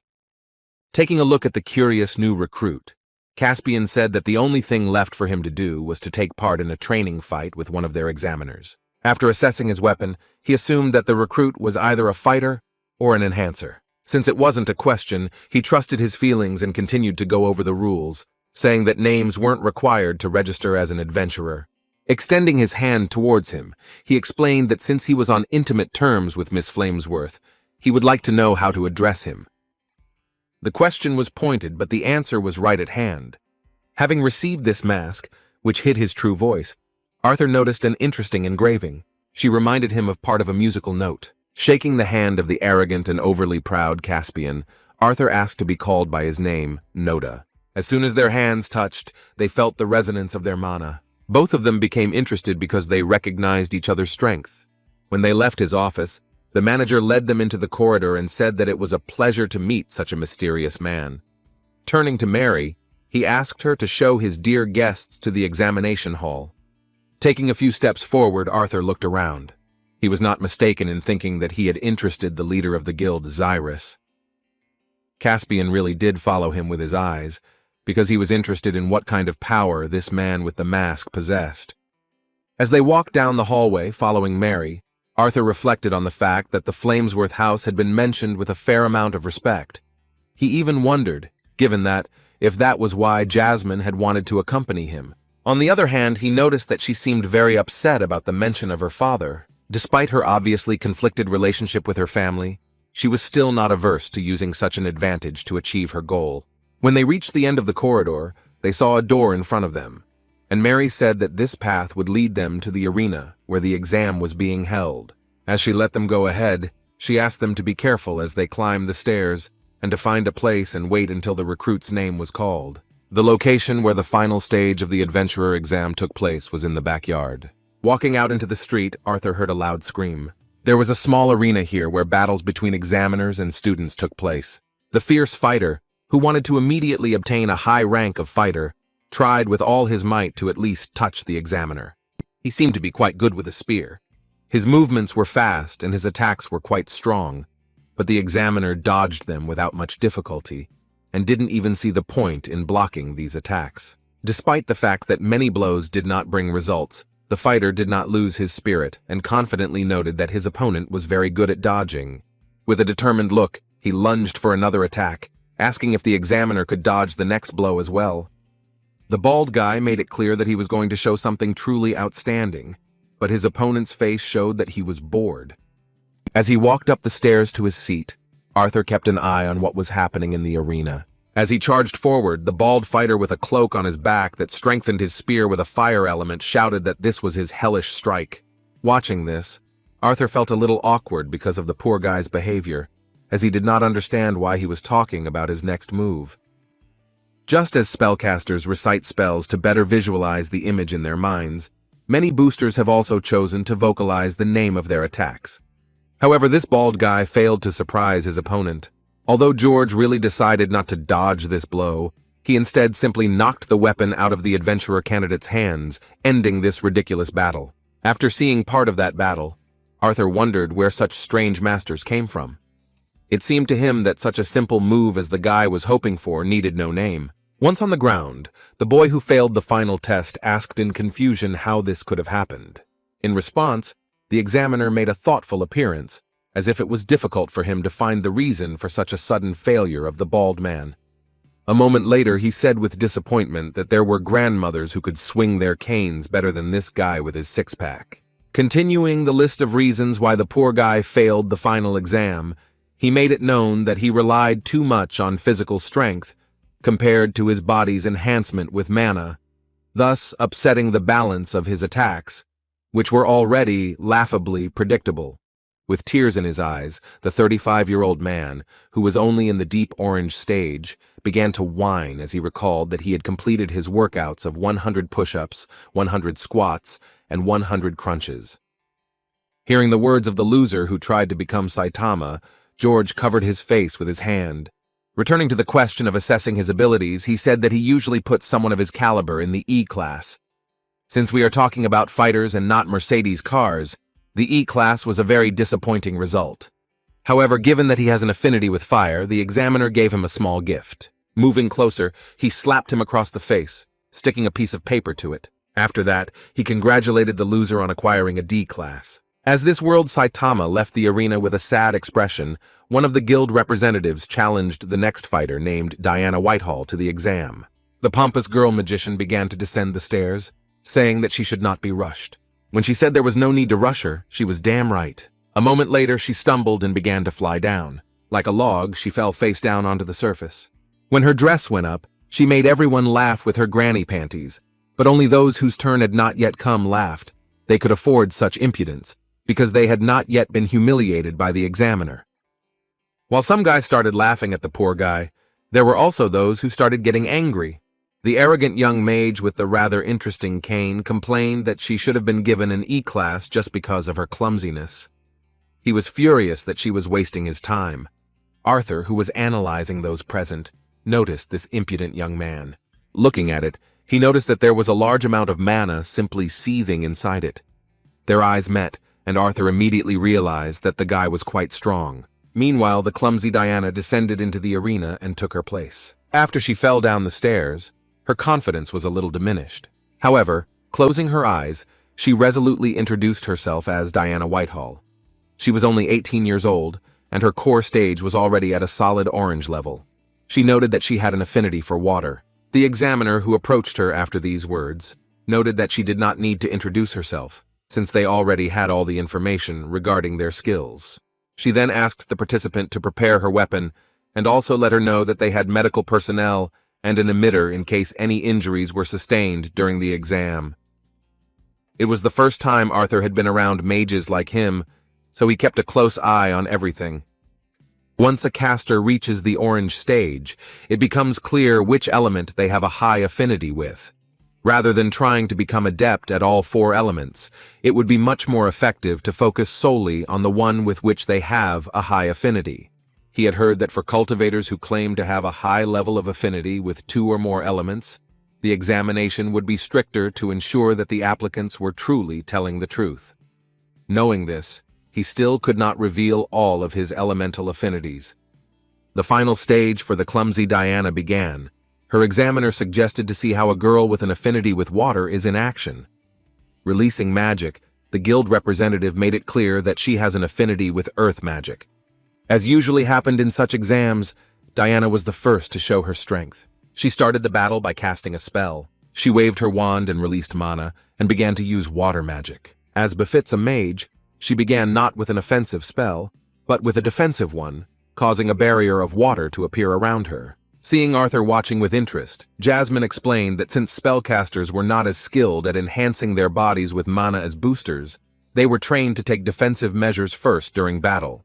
Despite the fact that the subject had only managed to prepare for the battle, the examiner decided not to let her relax and directed a sandstorm at her. This attack easily broke through Diana's barrier without any particular difficulty. It seemed like she was about to be defeated by the Earth's magic. Arthur, watching this, found this move interesting. He decided that the examiner used this spell to limit Diana's vision in her protective sphere of water, because if she wanted to end the fight right away, she would have used a sharper form. Yet Diana managed to complete the task and disperse the earth using the release of water magic. She decided to speed up the pace of the battle by taking the initiative. Using the surrounding mana, she created even more water that concentrated around her. Unlike the examiner, she had no plans to be cunning. Her attack was very obvious, as expected from a mage of her age. Using a spear made of water, she aimed it at the examiner who didn't even use a defensive spell. Having dodged this attack, the owner of the affinity with the earth continued to watch the girl, but already felt some disappointment. However, at the same moment when the spear from the water appeared next to the examiner, Diana used the second stage of the attack. Her spear suddenly exploded, and the area around the examiner was completely filled with water. It wasn't a second form of attack. Most likely she was using a diversionary technique. The spectators could not see what was happening in the arena because a thick fog appeared in front of them. Having limited the enemy's field of vision, Diana began another attack. The battle was becoming more interesting. When she collected the balls of water above her, she immediately directed them with a strike across the area to the place where the examiner had previously been. The powerful impact was followed by a loud explosion, but nothing could be seen due to the distracting fog that had been used earlier. Once the fog and dust cleared, it became clear that the examiner had disappeared and a hole had appeared in her place. At this point, it became obvious that the examiner had taken advantage of the situation to move. When Diana felt her behind her, she realized that her performance was already over. After giving the poor guy a didactic blow on the head, the examiner said in a kind tone that she had to admit that her control level was quite decent, and that the last sequence of spells had been well practiced. She noted that despite this, Diana was a little overconfident. The obvious mistake was that she had not prepared another defensive measure to prevent an outcome similar to the one that ended her trial. However, overall, the examiner acknowledged that her mana control and spell preparation speed were good, which is why Diana received a C class. This girl showed more interesting skills than the poor guy who looked like Saitama. Moreover, Arthur knew that a C class at her age was something she should definitely be proud of. As Diana left the arena, the guild representative began to call out the name of the next test subject, but suddenly stopped to double-check what was written on the paper. It seemed that this was the first time he had encountered such a problem, so he asked the examiner to help him with this question. Arthur noticed that this time the person who was to undergo the test was different from all the previous ones. To sort out this issue, an even more experienced examiner approached them. After looking at the paper, the amplifier who had tested the first candidate turned to the next fighter and said that he had been informed of his situation. Everyone present was simply shocked when they learned that a certain new recruit had been given the title of B-class adventurer from the very beginning. Arthur was also interested in who the mysterious man was who had achieved such a high rank without even taking the exam. One of those present in the waiting area suddenly stood up. He was opposite where Arthur and Jasmine were. The one who was able to immediately get a B class without the final test turned out to be an unremarkable, rather young guy in glasses and ordinary clothes. As soon as he raised his head, his green eyes immediately turned to an equally interesting young man. At that moment, Arthur and the mysterious recruit remembered each other. The next candidate for adventurer was Lucas Wykes. As it turned out, it was that same arrogant magician. The boy, who must have belonged to a noble family, was very bold even in conversations with the examiners, because when he went downstairs, he asked the lady why she didn't just let him go ahead, assigning him an A class. After his bold words, the lady began to read his file. Lucas Wykes, who was only 11 years old, was already in the light orange stage and had an affinity with one element: fire.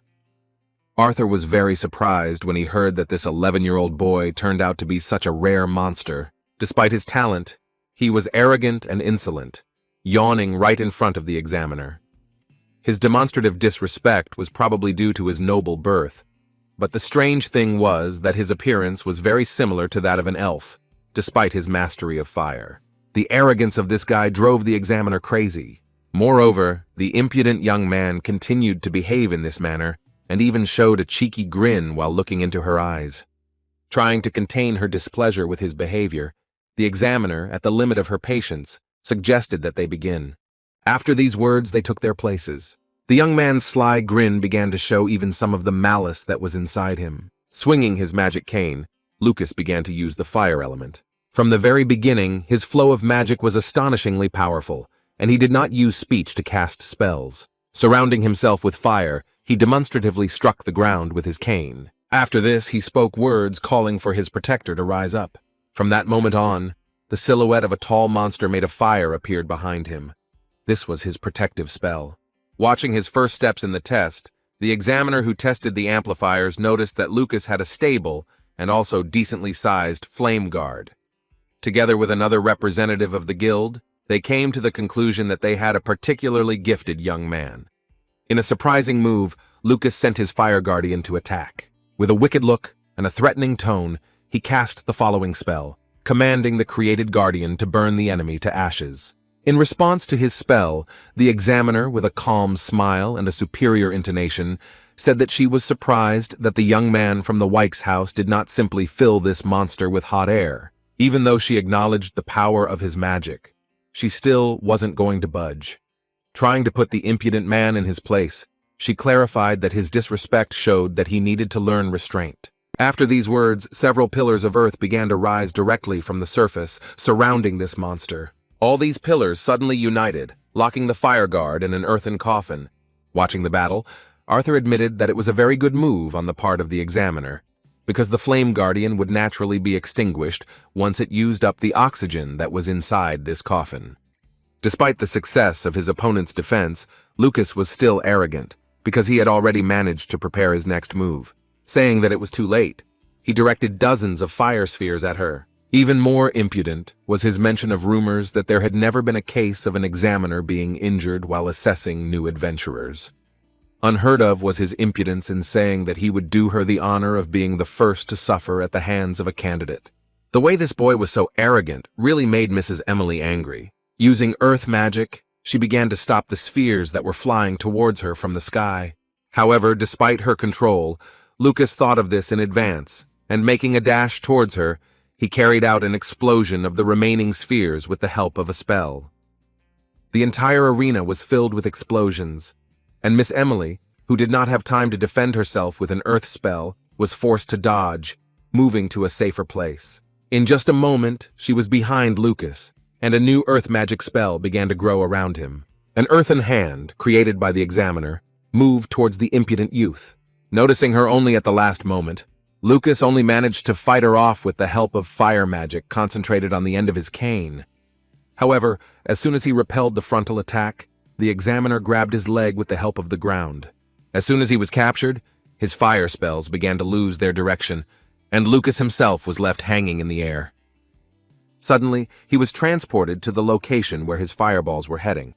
Covering his face with his hands, the previously arrogant young man began to scream in panic to be let go. Opening his eyes, a frightened Lucas saw that everything had already stopped. At the last moment, he was saved by the examiner. Miss Emily used an earthen shield to stop the fireballs that were aimed at their caster. Releasing control of her magic, she let go of Lucas, and he fell to the ground.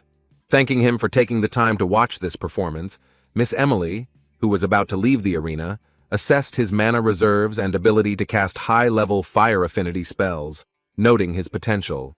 However, as soon as she started talking about his shortcomings and weaknesses, Lucas, who was lying on the ground, began to furiously shout that the exam was not over yet. In just a moment, a fiery whirlwind appeared around Miss Emily and began to close in on her body. Using magic after the battle, like a rat, he was going to inflict terrible injuries on her. Luckily, there was another examiner next to them. Being a worthy amplifier, George, using only his sword, easily dispelled the bastard's magic and freed Lady Emily. Arrogant Lucas was incredibly angry with his behavior and began to accuse him of interfering with his exam. Sheathing his sword, the examiner, not understanding the audacity of this young man from a noble family, replied that he was the one who broke the rules and suddenly used a spell despite the end of the exam. Continuing to spout nonsense, Lucas screamed that the witch he was fighting was the one who got in the range of his next attack, blocking those fire beams. He began to prove that she was the one who considered the exam over, even though he had everything under control. Despite Lucas's slander, the calm examiner replied that he could feel free to complain, even though it was pointless. Emily only sighed heavily, seeing how arrogantly the young man from a large family behaved. When her colleague asked for his result to be announced, she once again said the words regarding how his mana reserves and magic control were excellent, and despite the shortcomings that came from his lack of experience, she decided that it was more than reasonable to assign him a B class. As expected, the result was incredible despite his shitty behavior. Everyone in the arena was silent, knowing that they couldn't beat his performance. Despite the fact that he received a very high rank for his age, Lucas was unhappy, and as he climbed to his place, punched the walls. Saitama, who wanted to support him and become friends, said that he was doing well, after which he congratulated him on getting a B class. Turning around nervously, Lucas said angrily that they shouldn't even try to compare themselves to him. Returning to his seat, he continued to harbor anger towards the examiners, muttering that they would have a hard time when the time came when his father heard how meanly his examination had been interrupted. Arthur watched the behavior of this impudent guy, realizing that he would be a very problematic adventurer. Suddenly, Jasmine distracted him, smiling as she extended her fist towards him and wished him luck. The next to speak was none other than Noda. As he descended the stairs, he thought about how he could best approach a warrior of his examiner's ilk. Seeing him in action, he had no doubt that he had years of training and experience with the sword, and he also didn't miss the fact that his movements were fast and precise, although his defense was not without gaps. Snatching the folder of papers from his colleague's hands, the usually disgruntled examiner asked Noda to hurry up, saying that they could not spend the whole day on this event. As Arthur walked into the arena and nodded his head respectfully, George read that he was being tested under special conditions, which is why they had no information about him. Seeing that he had a blade on his belt, this enhancer-type examiner began to take out his blade, deciding that he would be a suitable opponent to find out what this mysterious masked guy was made of. However, a moment later he froze in place, experiencing sudden pressure from the recruit. He couldn't even imagine that something like this was possible. Looking at Note, he felt the confidence and incredible strength of his movements. This guy's aura was truly overwhelming. Cold sweat began to appear on the examiner's face. For the first time, he felt fear in front of the candidate for adventurer. Their battle was interrupted by the master manager of the Zyrus Guild. The examiner, who was alarmed by the enemy's overwhelming aura, was glad to be distracted from this battle that hadn't even started. Arthur immediately recognized who the voice belonged to and asked them to stop. It seems Emily and the guy who helped them with the final exam were surprised by what their boss was doing. Taking off his jacket, Caspian asked the examiner to leave the arena. Taking a few steps forward, the manager declared that he would be the one to evaluate the examinee named Note. This was the first time something like this had happened since the creation of this team of guild representatives. When the manager himself stated that he would personally evaluate the candidate, George was a little taken aback. Apologizing in advance for the rudeness of his words, he said that there was no need for a Class AA master to stoop to evaluating the exam, especially for a mage of his caliber.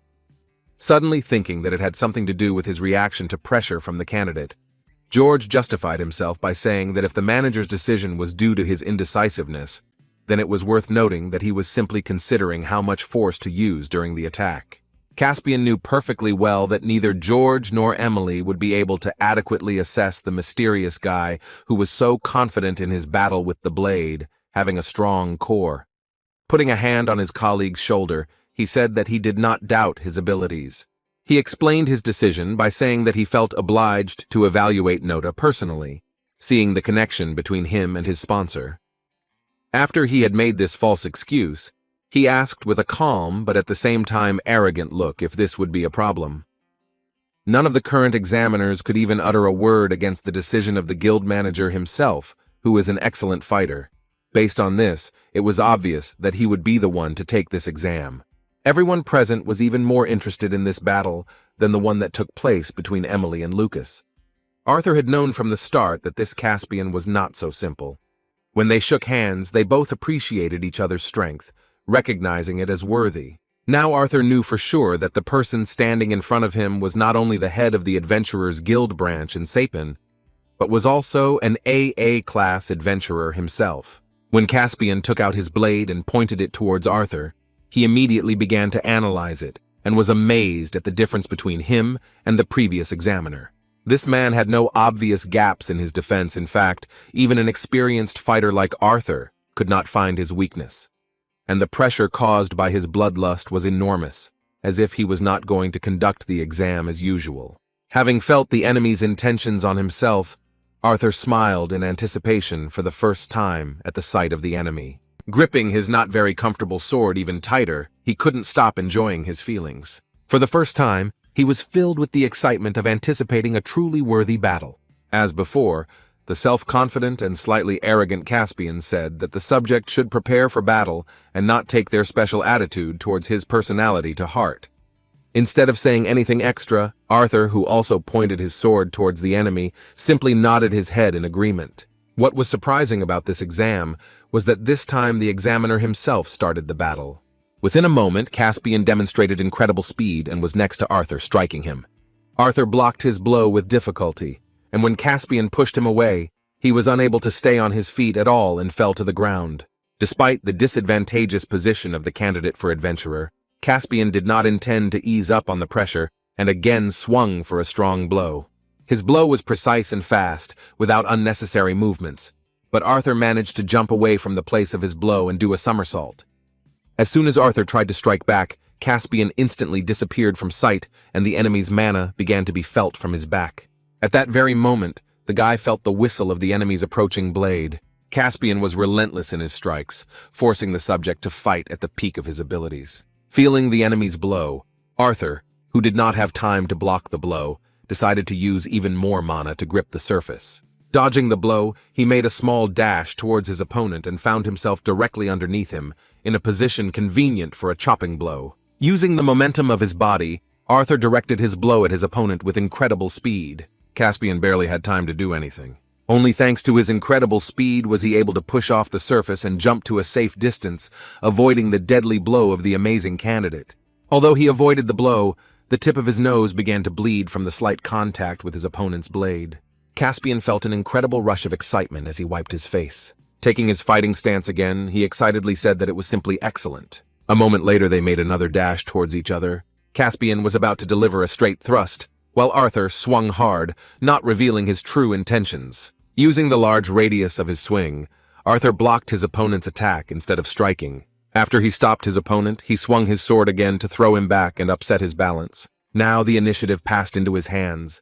He tried to take advantage of his superior stance and made a quick attack with his sword, but the enemy miraculously managed to dodge. Dodging another lightning-fast attack, Caspian decided to counterattack, using a thrusting attack again. At this point, Arthur was in an awkward position and barely managed to dodge the blow that was aimed at his face. A shallow cut was left just below his ear, which evened out the number of injuries inflicted in this fight. The battle continued at even greater speed, and the enemy continued to press Arthur with his superior maneuverability. Constantly appearing in a different place, Caspian carried out sudden attacks, among which were even blows with the hilt, which took into account its closer distance to the subject's body. Having taken a blow to the back, Arthur still did not lose his head and managed to regain a stable position. The pressure from the enemy did not decrease for a second. As they fought, Arthur began to realize what his shortcomings were.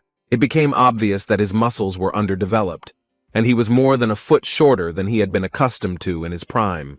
Despite the fact that the initiative had passed to Caspian, he still continued to play. gradually bringing the enemy to a higher level of battle. He was overjoyed when he was convinced that the mysterious candidate named Nota, who was brought by a girl from a noble family, could at least stand up to him in a fair fight. As he launched another attack, he once again began to exert significant pressure with his speed, which Nota had already begun to get used to.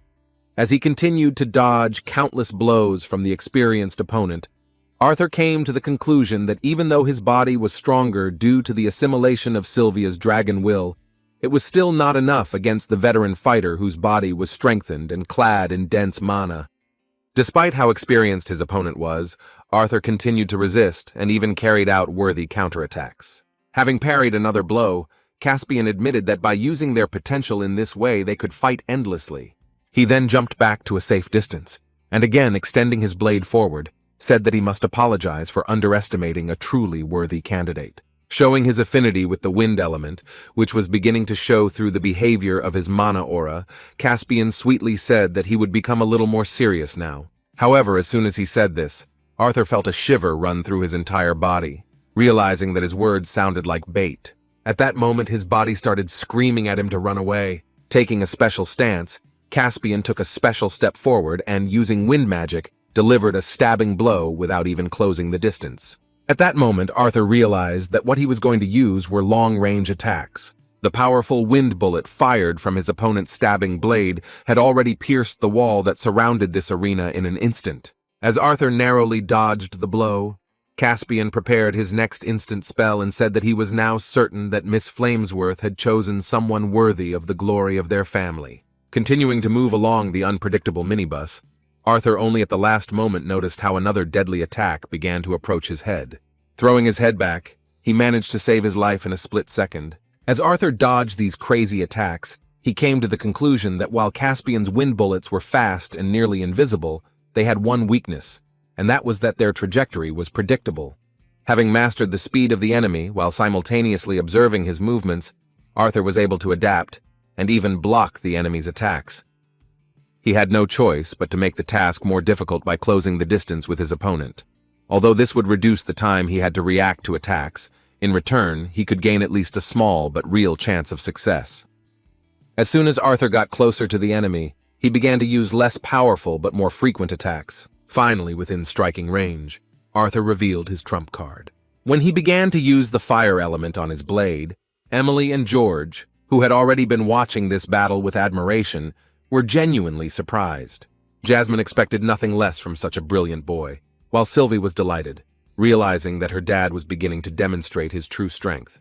Having parried another attack with the blade, whose aura had acquired the fire element, Arthur even forced his opponent to jump back. Caspian had no doubt that a guy with such a magical core was a magician, but was pleasantly surprised to learn that he had an affinity for fire. Arthur's tactic was to keep the pressure on his opponent with endless close-range attacks, preventing him from making dangerous long-range attacks. Caspian, who was far more experienced with magic than he, accepted his challenge and crossed swords with him. The moment when the wind and fire magic began to interact, it produced the expected result. The power of their magic began to exert enormous pressure on the arena, creating a powerful vortex. Looking at the boy who came to the Adventurers Guild for the first time, the manager of the guild thought that the outcome of their battle should have been obvious. As an AA-class adventurer, who could use long-range spells that would kill most boosters, he had never doubted his obvious superiority before. However, now that the mysterious man named Nota had countered several of his moves with such high-quality countermeasures, he was starting to get nervous. The heat of this battle began to get to him. Caspian, who had previously been calm and cool, showed his fiery temper for the first time, shouting that he shouldn't be so arrogant. At that moment, Arthur felt his opponent begin to use even more wind magic to suppress his fire. He swung his sword furiously and sent a powerful stream of wind spell towards Arthur. Seeing Arthur unable to stay on his feet and flying to the side, Jasmine jumped up, shouting his nickname, Note. Having thrown Arthur to a convenient distance, the enraged Caspian began to cast wind bullets of even greater power again. Arthur barely managed to dodge this attack, because after Caspian threw him back, he did not even have time to regain his balance. At that moment, he realized that the guildmaster he was fighting had begun to regard their fight as a battle of honor, and not a test of a new recruit.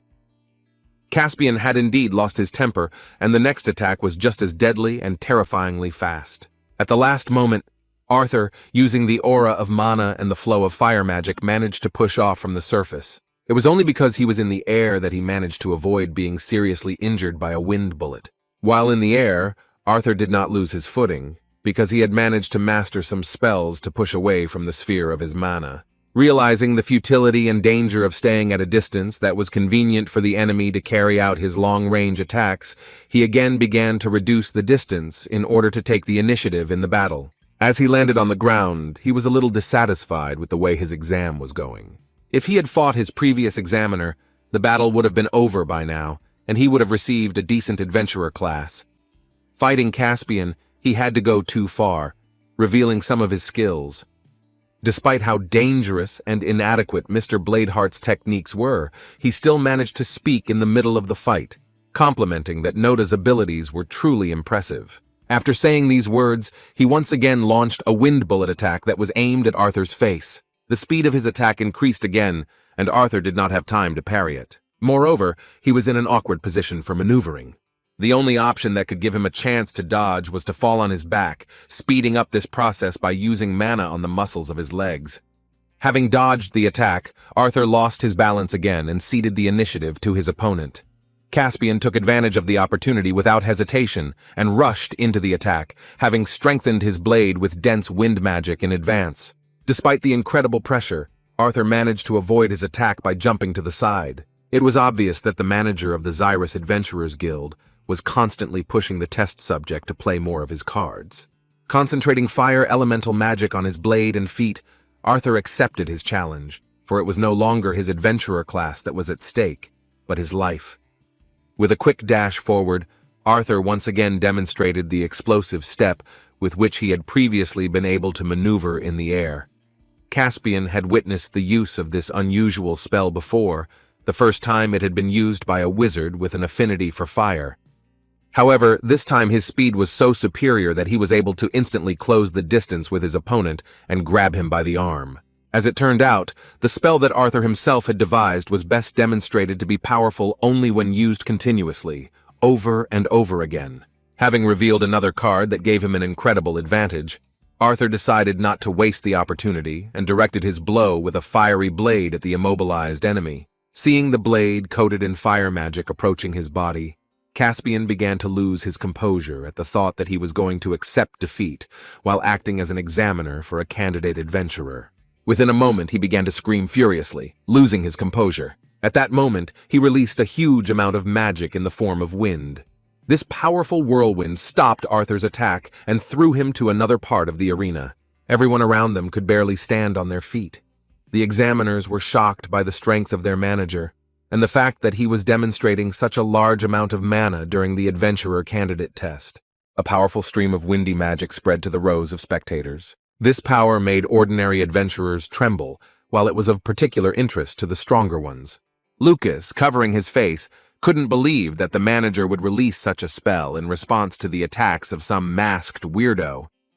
Arthur found himself back on the other side of the arena, managing to stop by using magic to improve his grip on the surface. However, as soon as he regained his stability, he felt another mortal threat. There were many currents of wind in the air, sharp as a blade. Landing on the ground, Caspian, who had earlier flown up from the powerful release of his magic, continued to cast spells for a most dangerous attack.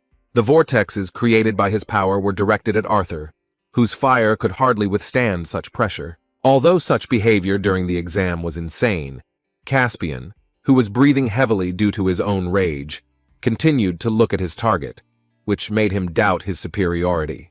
The situation was extremely dangerous. Jasmine, not knowing Arthur's true limits, feared that the fight had gone too far. Shouting the nickname of the young man she was supposed to protect, she jumped to the edge of the spectator area and took out her twin blades to intervene in the duel. However, Arthur, who was in an incredibly dangerous situation, was not going to give up even at this moment. He knew that he had reached the limit of his fire element, so he was forced to once again demonstrate another skill that would help him overcome this test. By training, studying, and using the lightning element, he tested the general theory of the two directions in the lightning school. As is known, there is external and internal magic. and the books say that internal magic is too difficult for magicians to master. Due to the difficulty in mastering internal magic, it was generally accepted among these mana users that it was not worth paying attention to due to the slight increase in strength, but Arthur did not agree with this. With his increased speed and reflexes, enhanced by the internal use of lightning magic that accelerated nerve impulses, Arthur expected that he would be able to dodge all of the attacks from the AA-class adventurer's mad wind vortex. Hoping for this, he found a foothold under his feet and prepared for a quick dash towards the enemy. However, a moment later he felt his opponent's magic suddenly dissipate. Looking at Caspian in surprise, he saw him put his dagger back in its sheath. With a heavy sigh, the manager of the Zyrus Adventurers Guild asked to accept his apology for getting a little carried away in trying to find out the candidate's limits. Their battle was over, and it was time to give an assessment. Caspian was indeed a very perceptive man. He said that given the fact that Nota had been so persistent in hiding his abilities until the very end, it was logical to assume that he wanted to be given a low rank. Arthur awkwardly scratched his mask, showing surprise that his plan had actually been discovered. Hearing the decision to promote Note B to adventurer level, everyone present was slightly shocked. They still couldn't recover from this battle, because there were real magic monsters in the arena. Hearing about this result, the mysterious guy in simple clothes and glasses on his face, who was given a B rank without a test, was even more interested in the man named Nota, but Lucas, who was consumed by his pride, felt furious at being on the same level as them. After these words, Caspian began to slowly walk towards the exit of the arena, where Mary, worried about this battle, continued to wait for him. Pausing for a second, Caspian glanced towards the new adventurer, asking if there was any problem with whether the guild's decision was fair or not. In response, Arthur nodded without hesitation, agreeing with this assessment. As soon as Arthur's test was over, Jasmine and Sylvie rushed towards him.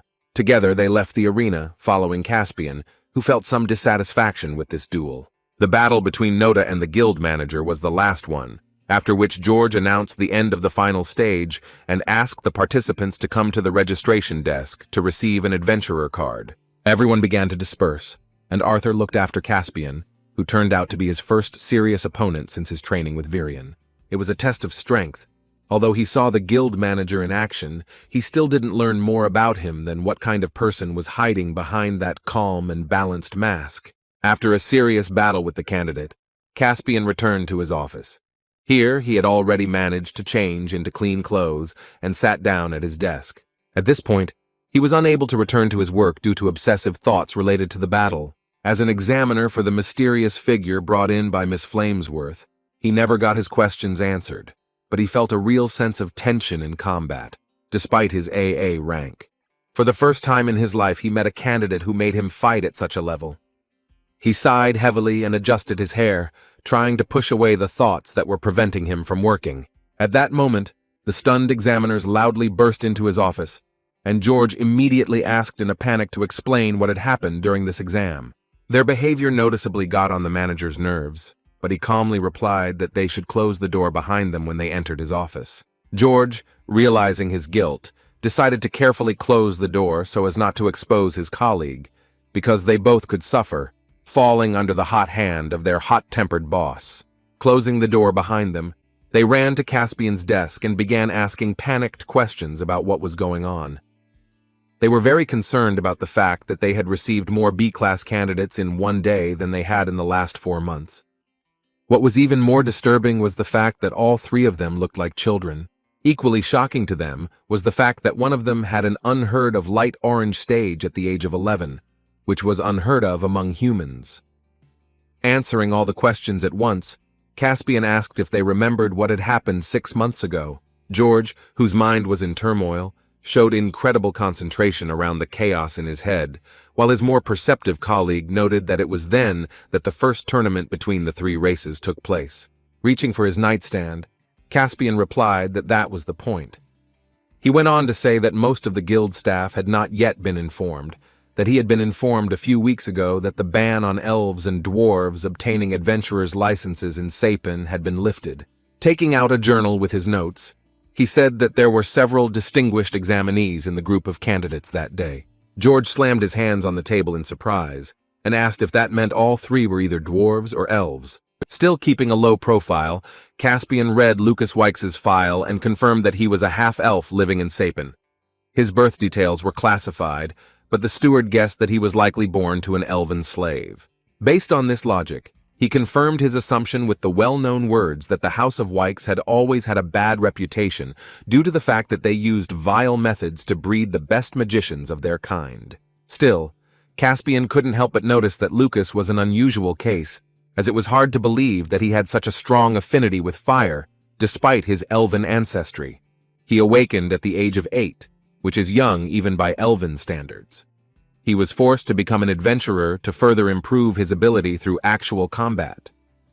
It seems his family realized that beast cores and elixirs no longer had any effect. As for the second boy, he was the one who got a B class without even taking part in the final exam. Elijah Knight was a real mystery to Caspian himself. According to the dossier, his origins are unknown, but he grew up among dwarves from a young age. He was later sent as one of the first representatives of the Darv Kingdom to settle in the human kingdom. Even with these mysterious details, Miss Emily still couldn't understand why he was automatically assigned a B class without being tested. In answering this question, Caspian clarified the interesting details that Mr. Knight had only awakened a few months ago and was only in the Crimson stage. Despite this, his abilities had been confirmed, and the person sponsoring him was not someone the manager could argue with. Caspian's sharp mind did not give him peace, because he was still curious about what abilities this interesting adventurer had. Next up for discussion was the one Caspian called the Masked Amplifier. George immediately understood who they were talking about. He remembered that terrifying, overwhelming thirst for blood that caused him fear and even suffocation. Caspian glanced at his notes and admitted that he had no idea who this note guy was. No matter how hard he tried to find logical clues, he always came up short. He could barely contain his excitement about this guy. One thing he could say for sure was that Nota was clearly not a member of a noble family of elves or dwarves. He was sure of that. He admitted that he had entered the arena with him because he was simply curious about what kind of person he was, since he was sponsored by Miss Flamesworth. At this point, Emily first heard it mentioned that Note's sponsor was a Miss of the Flamesworth house. She was more surprised by this than by the fact that Lucas was a Weix scion. According to her, this house was famous for the fact that the most powerful magicians of their kingdom, who had an affinity with fire, were born and raised in it. Hearing this, George, who knew nothing in the world except how to swing a sword, found in this the answer to why he was so skilled in fire magic. Putting his notebook back in his desk, Caspian warned that the information he had given them would soon become public knowledge. Adjusting his glasses, he said with a stern and warning look that he hoped the two of them would refrain from discussing the matter with others until an official statement was made. In response, Emily and George simultaneously nodded their heads obediently. The examiners then returned to the registration desk to assist with entering the data into the register. Caspian, still alone in his office, couldn't stop thinking about the masked amplifier nicknamed Note. Fighting him, he was convinced that his fire magic was unique and also very effective. Although he remained silent in response to George's words, he felt that George was wrong, knowing that it was the swordsmanship that made this mysterious adventurer a monster. What was strange to him was that Nota's movements were a little erratic at times. It seemed to him that the enemy was not yet accustomed to his own body. He could not imagine how terrifying Note would be when he grew up. However, he was especially interested in the obvious fact that with the lifting of the ban, elves and dwarves would be able to become more than just adventurers. These guys could also become students of the institutions of the Sapin Kingdom. With an anticipatory smile, the guild manager, who was busy with his business while observing the world, understood that this continent was truly entering a new and exciting era. Meanwhile, in Eleanor's kingdom, their Princess Tessia was still bored. Sighing heavily, she thought about what happened the other day.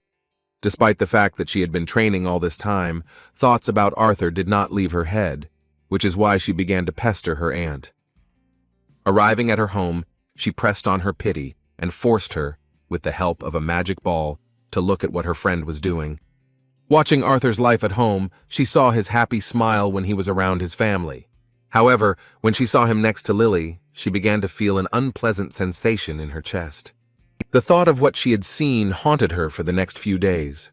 Standing on one of the balconies of their castle, she nervously kicked the railing while watching the birds. She was haunted by the knowledge that she should be happy that Arthur was back home and having a good time with his family, but on the other hand, her friend's devious behavior around some girl who praised her for the progress in her training was haunting her. Returning to her room, she nervously banged the doors, shouting that she was the first to become Arthur's friend. She did not yet understand that the feeling that was haunting her was a feeling of jealousy. The Elven princess was afraid that she might lose Arthur. Thinking back, she began to regret her actions, thinking that she should have treated him better while he was around. On the other hand, like any girl, she accused him of treating her like a child. When her door suddenly opened, she was scared out of her wits, afraid that someone would see her with the magic ball that contained Arthur's image. As it turned out, it was her grandfather Virian, who came in shouting that he had good news. Despite her attempts to hide what she was doing, he said he noticed she was using the orb to spy on Arthur again. As soon as he told her he saw what she was hiding, a pillow flew into his face, and Tess began to nervously scream that she had asked him not to come to her place before. Dodging the subsequent pillows thrown in his direction, Virian began to mock his granddaughter, saying that although he was all for Arthur becoming his grandson, he thought it was a little early for her to be involved in such things. Tess began to get angry at the thought of being considered a pervert. Understanding her feelings, Grandpa stopped mocking her and sat down next to her and asked her not to be upset at his stupid jokes. Turning away from her grandfather, Tess began to cool down a little, while Virian again said that he had very good news. A moment later, the princess shuddered when her grandfather said that she would have the opportunity to attend the same school as Arthur. Her gaze suddenly began to shine. She frightened her grandfather with her inadequate interest in this proposal. At that moment, the princess's parents also entered the room, and her mother, asking her to calm down, confirmed her grandfather's words, saying that he had close ties with the director of the Zyrus Academy. In response, Virian laughingly shouted that this was so, and the cunning old fox was already bragging about her successes. Naturally, the principal was talking about the amplifier, with an affinity for 4 elements, which was Arthur. Returning to the previous topic, Virian clarified that it was a little more complicated than just sending her to school. Speaking of which, Mom asked if she remembered the Continental tournament. Alduin continued by saying that they were discussing the terms of the joint education of the younger generations of elves and dwarves with humans at Zyrus's academy, while Virian spoke the words of the headmaster that everything would go smoothly, because by the time Arthur began attending the academy, she would already be there. With a kind smile, the father who brought this good news wished her good luck, and said that for such a goal she would have to train hard together with her grandfather. The fact that elves, dwarves, and humans would be studying at this academy at the same time indicated that they would become the basis of a new generation.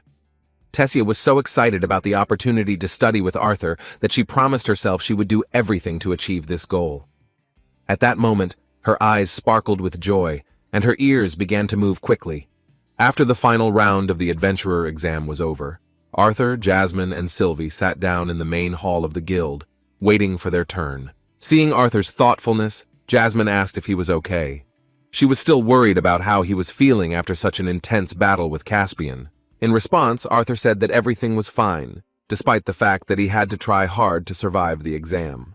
Looking at his hands, he admitted that it was actually kind of fun for him. Remembering the mysterious guild manager, Arthur asked Jasmine if she knew Caspian personally. It was a rather awkward question, so she immediately looked away. In a hesitant tone, she said that in a sense it was true, and they did indeed know each other. Speaking about this, she said with a feeling of awkwardness that her father has close connections with some people from the Adventurers Guild, and Caspian is one of them. Seeing the dejection with which Jasmine spoke about this, Sylvie began to worry and whined pitifully that it was worth interrupting this reconnaissance operation so as not to hurt her heart. Luckily, this awkward moment was interrupted by Mistress Mary, who called the adventurer nicknamed Noda to the reception desk. As he passed by the onlookers who had failed to achieve a good result in the final stage, he overheard them discussing how Noda seemed like a crazy child or just a strange short man.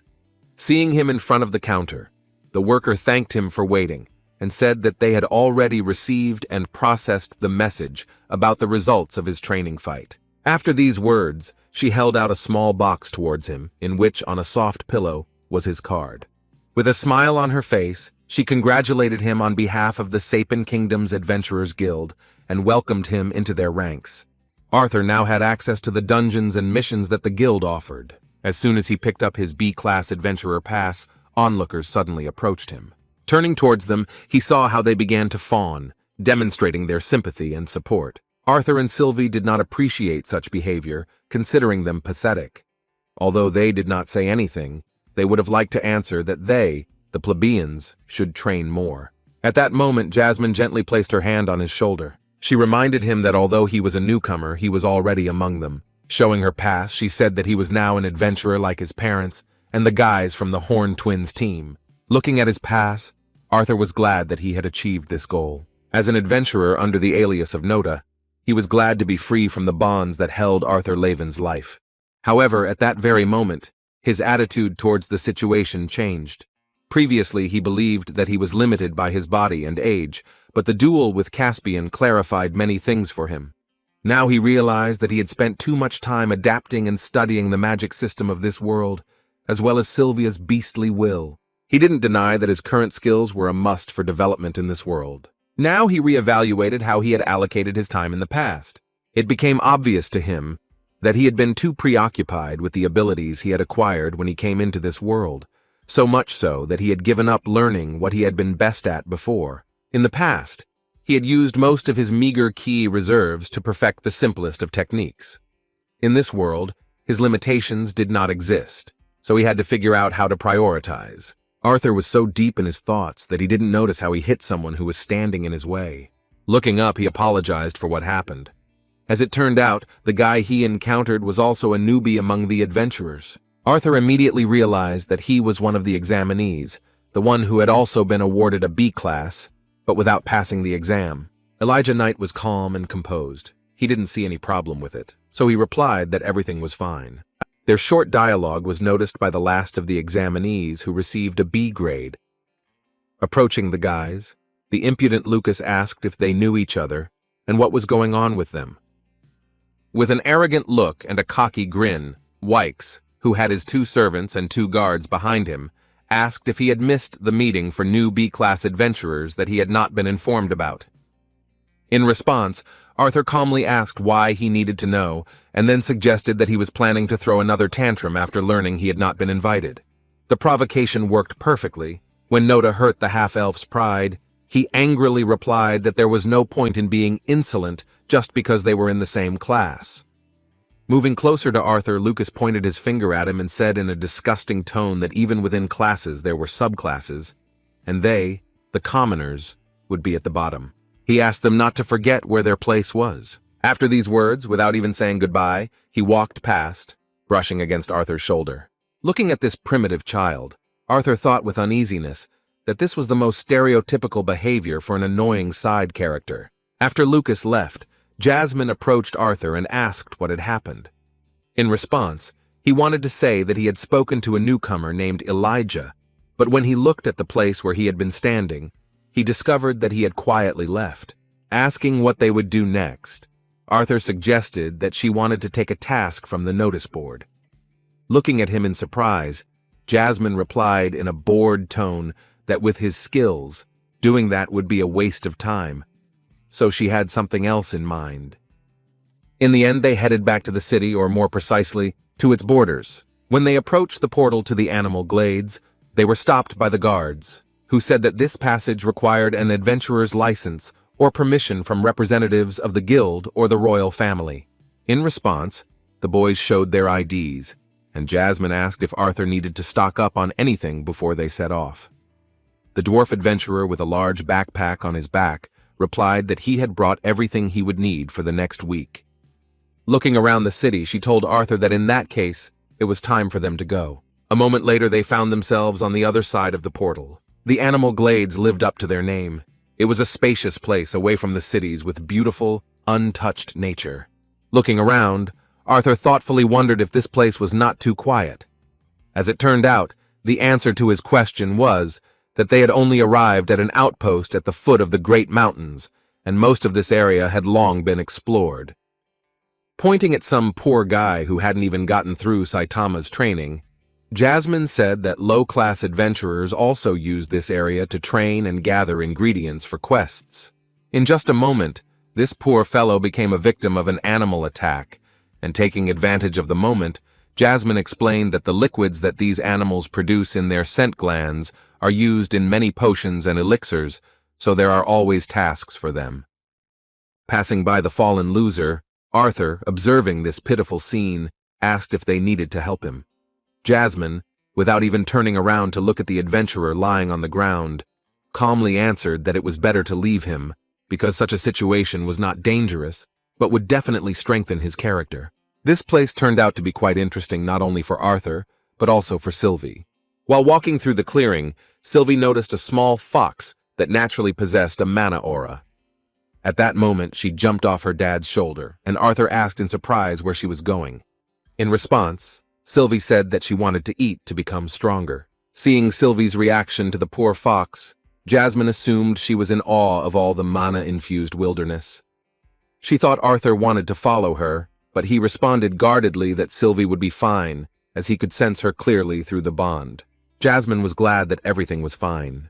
She also remembered that the beast glades had a denser mana level, which meant that Arthur and Sylvie's communication range would be much greater than before. Placing her hand on his shoulder, Jasmine suggested that they hurry, saying that their first stop would be late in the day as it was getting quite unsafe at night. Using wind magic, Jasmine sped up and asked Arthur to keep up.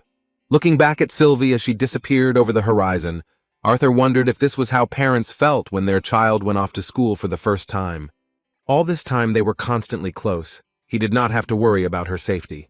From the moment he was born, they had a very strong connection, and he felt a kind of parental feeling towards her. Since Sylvie called him father, he himself, considering her his daughter, was worried about whether everything would be okay. Trusting her strength and intelligence, he wished her to be careful and sped up with wind magic to keep up with Jasmine. Despite the great distance they had traveled, they managed to arrive at a good place to set up camp before night fell. While Jasmine was setting up camp alone, Arthur took off his mask. He lay on the grass, exhausted from the sudden jog, and couldn't catch his breath for a long time. If it weren't for the mana circulation technique that Sylvia taught him, he would never have been able to keep up with her. Jasmine continued gathering branches for the fire. As she passed Arthur, she noticed that he had finally regained consciousness, so she commented on how impressed she was that he was able to keep up with her even though she was slower than usual, even though he was in the light red stage. After preparing the wood for the fire, she admitted that she thought they would have to stop and rest several times before they reached the place where she planned to set up camp. After that, she used the fire element to light a fire. Using this element, she again remembered her family, which spoiled her mood. Sitting down next to Arthur, who was reading some book, Jasmine noticed that his mana beast had not yet returned. She was worried about whether Sylvie would be okay, but Arthur reassured her by telling her that she was telling him about the latest events, and that she was very happy to be in this place. Looking at the fire, Jasmine said that it wasn't strange, because having to be indoors most of the time probably puts quite a lot of pressure on her. After finishing reading and closing the book, Arthur agreed with her words and added that she was definitely enjoying life now. Turning to Jasmine, he asked why she wanted to become an adventurer.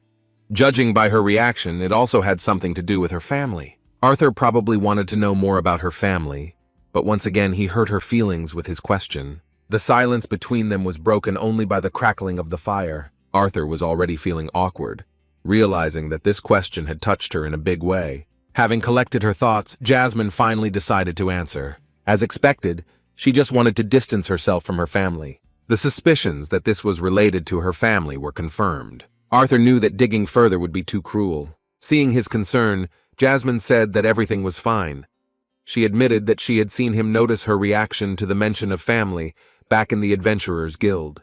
Speaking about her family, she recalled that House Flamesworth made a great contribution to the war against the elves. This was due to the fact that their house produced many powerful mages, both spellcasters and enhancers. Their bloodline, having an affinity with fire, is unrivaled, and her parents are very proud of it, because fire is considered the strongest of the elements. That's why when Jasmine woke up before all her brothers and sisters, her parents had high hopes for her. But when all the tests she had to undergo showed that she had no affinity with fire, her family began to consider her worthless. Looking at her hand, Jasmine began to use the only element she had a true affinity for. It was the wind element, and she felt a certain sadness as she looked at it, as it had alienated her from her family and made her an outcast. She was suddenly distracted by Arthur making a displeased sound. His expression suddenly changed, and he even raised his voice, nervously saying that this whole situation was too stupid. The boy began to prove that it was possible to understand that there was a difference between the levels of the mana core, but it was completely unfounded, even absurd, to create a hierarchy for mages based on affinity with the elements. Jumping up and raising his hands, he shouted that there was no elemental affinity that was inherently better than the others. Calling it obvious, the guy shouted throughout the forest that everything depended only on how well the mage could use his power. After his words, Jasmine could hardly contain her emotions. Arthur noticed that a smile had appeared on her face, and her cheeks were strangely puffed out, while her head was lowered down, and part of her face was hidden by her long, dark hair. Suddenly, she couldn't stand it and began to laugh loudly but subduedly at the way Arthur defended her honor. A little embarrassed by her behavior, she apologized, saying that it was because he was usually very reserved. So it was surprising to see how angry he got about this story. Awkwardly scratching his cheek, Arthur thought with a kind smile that he was most likely overexcited, because her words made him remember his past life. The biggest weakness he had back then was in his dantian, which is the place where the life force key resides and is stored. The dantian is like the mana core of this world, and back then his was weaker than average. In order to use a small amount of energy to the maximum, he had to train a lot, perfecting his techniques. In this world where people limited their potential by elemental affinity, things were different. Having a dark yellow core at the age of only 24, which is really surprising, Jasmine still kept herself away from her own family. Earlier, Arthur noticed the constant sadness in her eyes and the way she looked at his relationship with his parents and sister. Speaking about his sudden aggression, he explained that he considered the whole situation absurd and unfair. In response to his words, Jasmine only shook her head from side to side with a smile.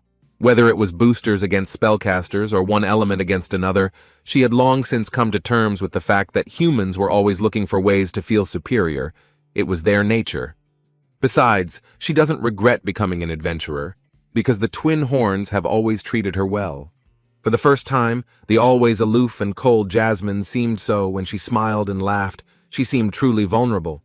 Arthur was distracted from his thoughts about her plight by the fact that the stick she was using to move the coals in the fire suddenly caught fire. At this point, Jasmine found it funny to be able to use the element at Arthur's disposal, so she grabbed his hand.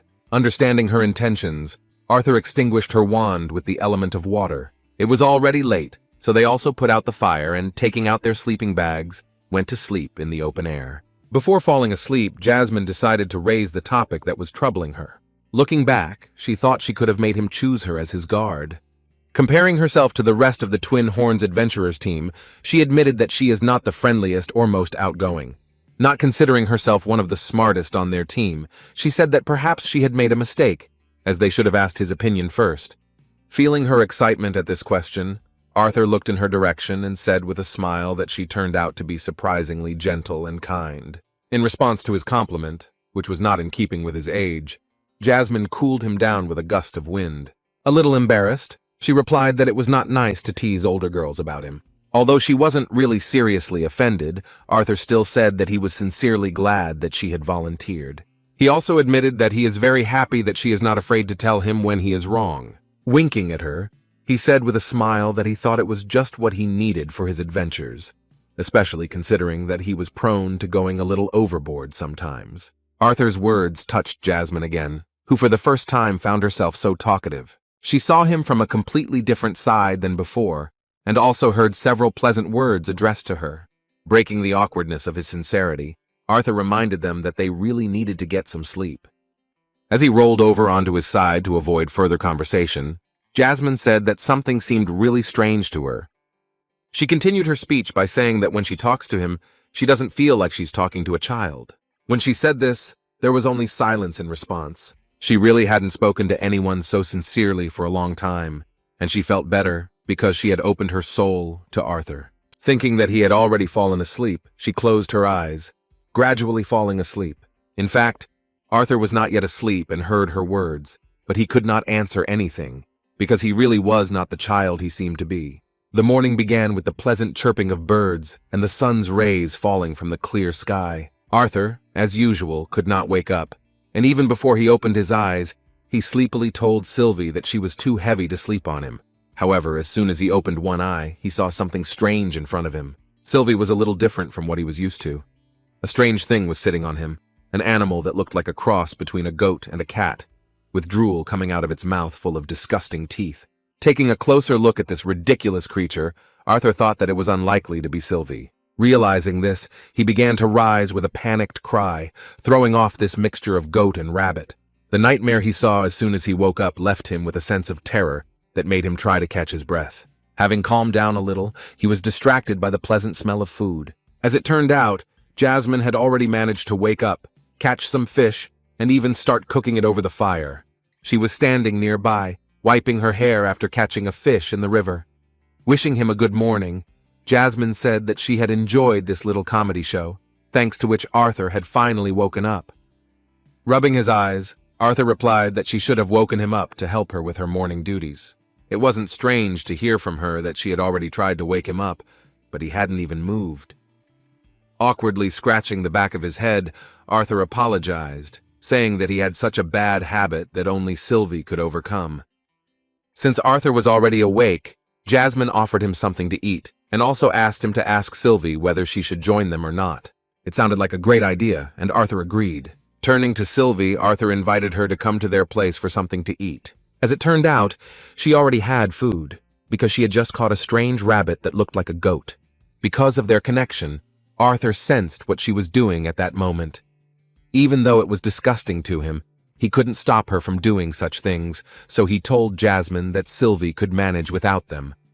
After a dinner of fresh freshwater fish, the boys began to get ready for the journey. Arthur tightened his belt securely so as not to lose his belly. While dressing for the journey, he asked where they would go next. Jasmine replied that one of the reasons she brought him to this place was to spar with him. Hearing this, Arthur was surprised by her plan. As it turns out, Jasmine also noticed that his fighting style sometimes seemed strange. She explained her observations by saying that sometimes he looks like he knows how to do something in his head, but his body doesn't obey him. And indeed, when he fought a very dangerous opponent like Caspian, some of his moves looked ridiculous, and in fact, such moments could have led to him getting seriously injured in battle. Arthur agreed with her, saying that sparring was indeed a good idea. Still, he was curious to know what kind of sparring she was thinking about. While taking out their daggers, Jasmine said that she needed to know his physical limits before they went into the dungeon or took on missions, so she asked him to limit his mana usage during the sparring and only use it to dull his blade. Arthur agreed with her words and reached for his blade, which he had been using all this time. However, as soon as his hand was near the hilt of the unremarkable weapon, Jasmine asked him to use the second blade, which he had not yet demonstrated in combat. Arthur couldn't believe that she was the first to reveal his secret. When he asked her how she knew that, Jasmine explained her guess by saying that he was too practical to carry around a simple wooden stick without a reason. The secret was revealed, and although Arthur did not want it, he was forced to use this blade. He only drew it from its sheath once, the day Sylvie found it in the warehouse. Taking the sword in his hands, he asked Jasmine if they should spar in this particular place. Jasmine agreed that a more comfortable place could be found, so she offered to follow her. There was a nice lawn next to them, in the middle of which only 2 large stones could interfere with the fight. As they began to prepare for battle, Arthur drew his sword from its sheath and shocked Jasmine with the blade of his weapon. Arthur continued to surprise. His real weapon was no exception. Taking a fighting stance, he suggested that they begin the battle when Jasmine was ready. The weapon, which he had never spoken about before, looked so unusual and mysterious that Jasmine had even more questions about the identity of this unusual child. Despite this, she had no intention of interrupting this moment for conversation and assumed a fighting stance. Her fighting stance was different from her usual one, as she used twin daggers, which were only effective at close range. Arthur began to adapt his breathing to using his real strength without using mana. He couldn't even remember how long it had been since he relied on his body's strength alone. He had never used this blade in a fight against humans before, so he wondered if it would be able to do anything against an experienced fighter like Jasmine. In just a moment, he rushed into the attack. His first strike was easily stopped by Jasmine's simultaneous dagger strikes. After knocking his sword away, she took the initiative and struck. Since she was using 2 daggers, Arthur decided that the best tactic was to dodge as long as possible. As soon as she tried to strike again, it was blocked by the sheath. In this way, Arthur was able to create an opportunity for a direct strike with his sword. But Jasmine read his movements and managed to step aside. A moment later, Jasmine, who had let him land an unsuccessful blow, was plunging a dagger into his exposed back. Arthur continued to notice her movements, but at the same time he was drawing conclusions. Fighting such a skilled close-range fighter was no less rewarding than fighting Caspian, who combined his magic and sword-wielding skills. While blocking punches, Arthur began to notice mistakes that weren't even related to the fact that he still had poor control over his body. Jasmine turned out to be an incredible fighter who calculated her moves in advance. During another attack, she took advantage of the moment when Arthur blocked her dagger with the sheath to knock it out of his hands. Because of this, he was forced to change his stance with the sword during the fight. Once Arthur lost his scabbard, the pressure on his defense increased significantly. At that moment, he thought it was a good idea to jump back and return to the fight, imposing his own rules. However, immediately after this, he became convinced that this way he would not change anything anyway. Jasmine's speed, even without using mana and wind magic, was incredible. Arthur could only defend himself, waiting to find some kind of breach in her impeccable defense. His sparring with Jasmine confirmed the fears he had had after his battle with Caspian. The techniques she used during the fight were more varied and unusual than he could have imagined. Arthur was forced to act according to the situation, as he could not predict Jasmine's next move. Being almost obsessed with learning about the new and wonderful, which was what magic was to him, he began to miss what he came into this world with. He now admitted that he had become overconfident in his sword skills, causing him to stop spending time on these trainings. Only by feeling the superiority of his opponent could he realize this. His skills in magic became a crutch he relied on too heavily. Now he realized that this only hid his limits and shortcomings, preventing him from improving his use of weapons in this body. Realizing such things was an excellent opportunity for him to correct his mistakes. The battle with Jasmine ended, unable to withstand her pressure. Arthur fell on his butt. His breathing was ragged, and his hair was completely soaked with sweat from the intense sparring. He had to admit that Jasmine was much better. Sheathing the daggers, Jasmine assessed his skills, saying that although his physical attributes were still lacking, and he sometimes had awkward movements, he made up for it with the precision of his techniques. She also noted that his intuition and reflexes were at the highest level, almost frightening given his age and little experience. It was clear that Arthur would become a monster after he finished his adventure. In response to her honest analysis of his abilities, Arthur thanked her, but noted that he knew she had given him a head start. In response to these words, Jasmine said that he had once again confirmed his frightening intuition. He had no choice but to laugh at such compliments. When Jasmine said that he would become stronger during missions and dungeon crawls, even using magic, he replied that it was too long. Arthur knew without her that when he became a teenager, his body would become much stronger, but he could not wait that long. Looking at his palms, tired from training, he said that he was several years ahead of his peers in mana manipulation, so it would be more effective to focus solely on sword fighting without relying on mana. Jasmine thought his words were reckless. She couldn't believe that he wanted to go down into the dungeon and not use mana there. Trying to convince him otherwise, she mentioned that even warriors who dared to undertake such a reckless endeavor needed decades to master their sword. In response, Arthur said that in order to master the art of swordsmanship, he would fight without using mana for 2 years. He was very determined in his plans. Looking at Jasmine with sincere eyes that held nothing back, he said that this was all he needed for the time being. Time flew by, and 2 whole years have passed since then. Nothing has changed in the lives of ordinary adventurers. They still enjoyed their freedom, adventures, and time to meet friends in a nice, noisy place. After a few glasses of strong alcohol, arguments and interesting stories began, among which were some that were hard to believe. Rumors spread quickly, but the one that stood out above all others concerned a man who was fairly new to the matter. The veteran adventurer, hearing the mention of the famous masked swordsman, slammed the table in displeasure and shouted that these rumors were nothing more than lies. Despite his beliefs, his friends were of a completely different opinion. A guy with a weird mohawk on his head shared information that his friend was once on the same team with that famous swordsman.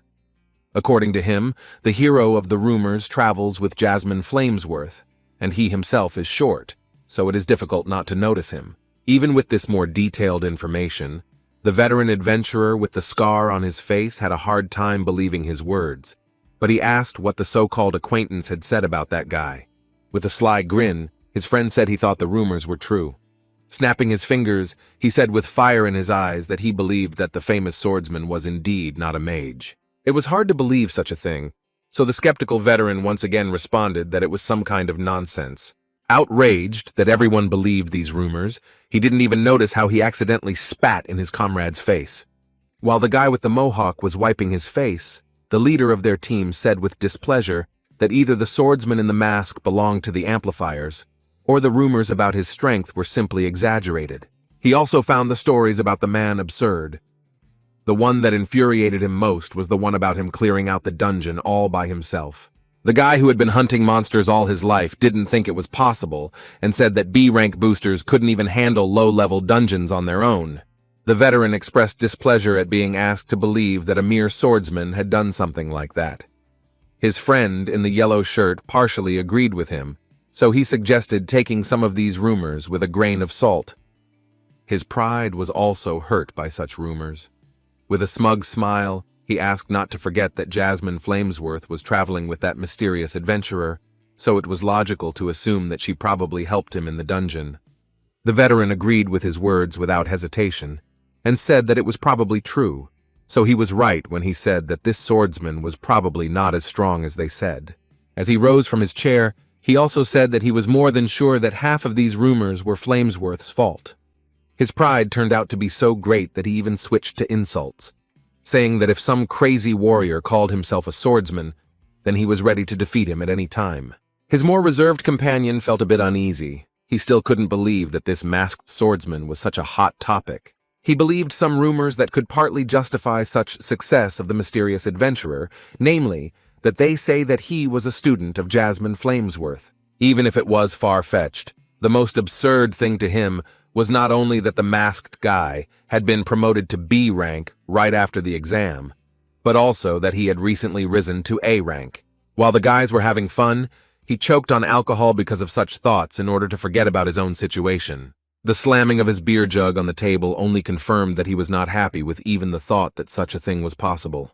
Given the rumors, it could be said that if this was true, Noda had achieved a rank just 2 years into his career. This is what angered this ordinary boy the most. He hasn't seen any progress for a long time, being a C-rank adventurer who is on the verge of failing the rank-up test for the past 3 years. After rethinking the situation, he finally began to understand why their leader, Thurman, was so angry about the mention of Note. After all, it was like a humiliation towards him. After all, he was a veteran among the B-rank enhancers, so the masked swordsman was quite a sore subject for his inflated pride. While everyone was enjoying drinks after completed missions, new customers came to this establishment. Usually at this time, the modest bar no longer saw guests, because usually only regulars drank here. Everyone turned their attention to the front door, the creak of which stopped the noise inside the bar. When the guy in the yellow t-shirt, who was excited by the rumors, looked towards the door, he was horrified to realize who had come to them. Just one look was enough to understand that this guy was a swordsman. However, what was more interesting was that his appearance was completely similar to the description of the swordsman who was the hero of the latest rumors. A swordsman named Noda, who was rumored to not use magic, shocked everyone present with his visit. Seeing him, Thurman began to lose control of himself. Strong alcohol clouded his mind, but he no longer thought about it. Taking his blade out of its sheath, he stood on the road of Nota and said that the guy from the rumors was dead. While the boys were speechless, the captain of their adventurer team disrespectfully called the hero of rumors a tiny swordsman that everyone was talking about. While the fool was raging, everyone was afraid to even move, realizing that in front of them was indeed the man who was the cause of all these crazy rumors. Seeing his confidence and composure in every move, they no longer doubted that this was indeed Note in the flesh. Seeing Thurman walking towards this terrifying guy, his friend asked in confusion what he was trying to do. However, the arrogant commander of their team could no longer be stopped. Leaning on his sword, he He stood next to Arthur and, blocking his path, asked where his dear little protector was. Of course he was asking about Jasmine, but Arthur didn't care about such a disrespectful tone. He was above the feeble-minded idiots, so he passed by, saying that she was outside. Although Thurman was the first to exhibit this behavior, he was the only one who eventually went berserk. His pride was greatly hurt by the fact that Arthur, having answered this question, moved on, ignoring his presence. Covering his face as he laughed arrogantly, he gripped the hilt of his sword angrily. It's hard to say whether he was that drunk or stupid, but he decided that starting a fight was a great idea to restore his honor. The people present began to panic as he grabbed his sword with both hands and, using the aura of mana, swung both hands to strike the masked guy. The guys around him tried to stop him, saying that he himself knew that it was impossible to fight here, much less kill someone. However, Thurman thought that the masked man had started to think that he was better than him due to his fame from false rumors. To satisfy his anger, he aimed the slash straight at Note, increasing the speed of his blade with the wind element. A powerful surge of his energy created real chaos inside the room. People began to run away from the epicenter of the battle that the madman had started. When the fervor dissipated, Thurman, who was already anticipating the sweetness of his victory over the guy from the rumors, froze in surprise. Cold sweat appeared on his face. He couldn't understand what happened.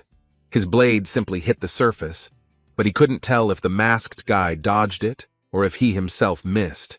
After this, Arthur stopped and stared coldly at the daredevil who dared to raise his sword against him. This cold look really got on the nerves of the arrogant veteran. He couldn't come to terms with the fact that someone was looking down on him. At that moment, he became enraged and raised his sword upward, releasing even more mana. Putting a huge amount of mana into his wind-enhanced blade, he once again rushed at the masked boy who was calmly standing in place and not even afraid of his attack. Thurman's few furious slashes of the blade left not a scratch on Note. Thurman was furious, but mockingly asked if the guy in the mask really only knew how to dodge. Arthur knew that if he didn't put this fool in his place, he wouldn't leave him alone. Placing his palm on the hilt of his sword, he made a cut with such speed that no one noticed. Blood was shed, but no one felt his magic. Those who saw what happened were shocked. Within a moment, Thurman began to scream, dropping his sword to the ground. Due to his long tongue and excessive arrogance, he lost 4 fingers, and Noda, who put him in his place, stepped on his blade, demonstrating superiority. The veteran, who could not believe what had happened, angrily asked with tears in his eyes how he dared to do this. However, a moment later, he forgot about his pain because he was horrified by the thought that he could die.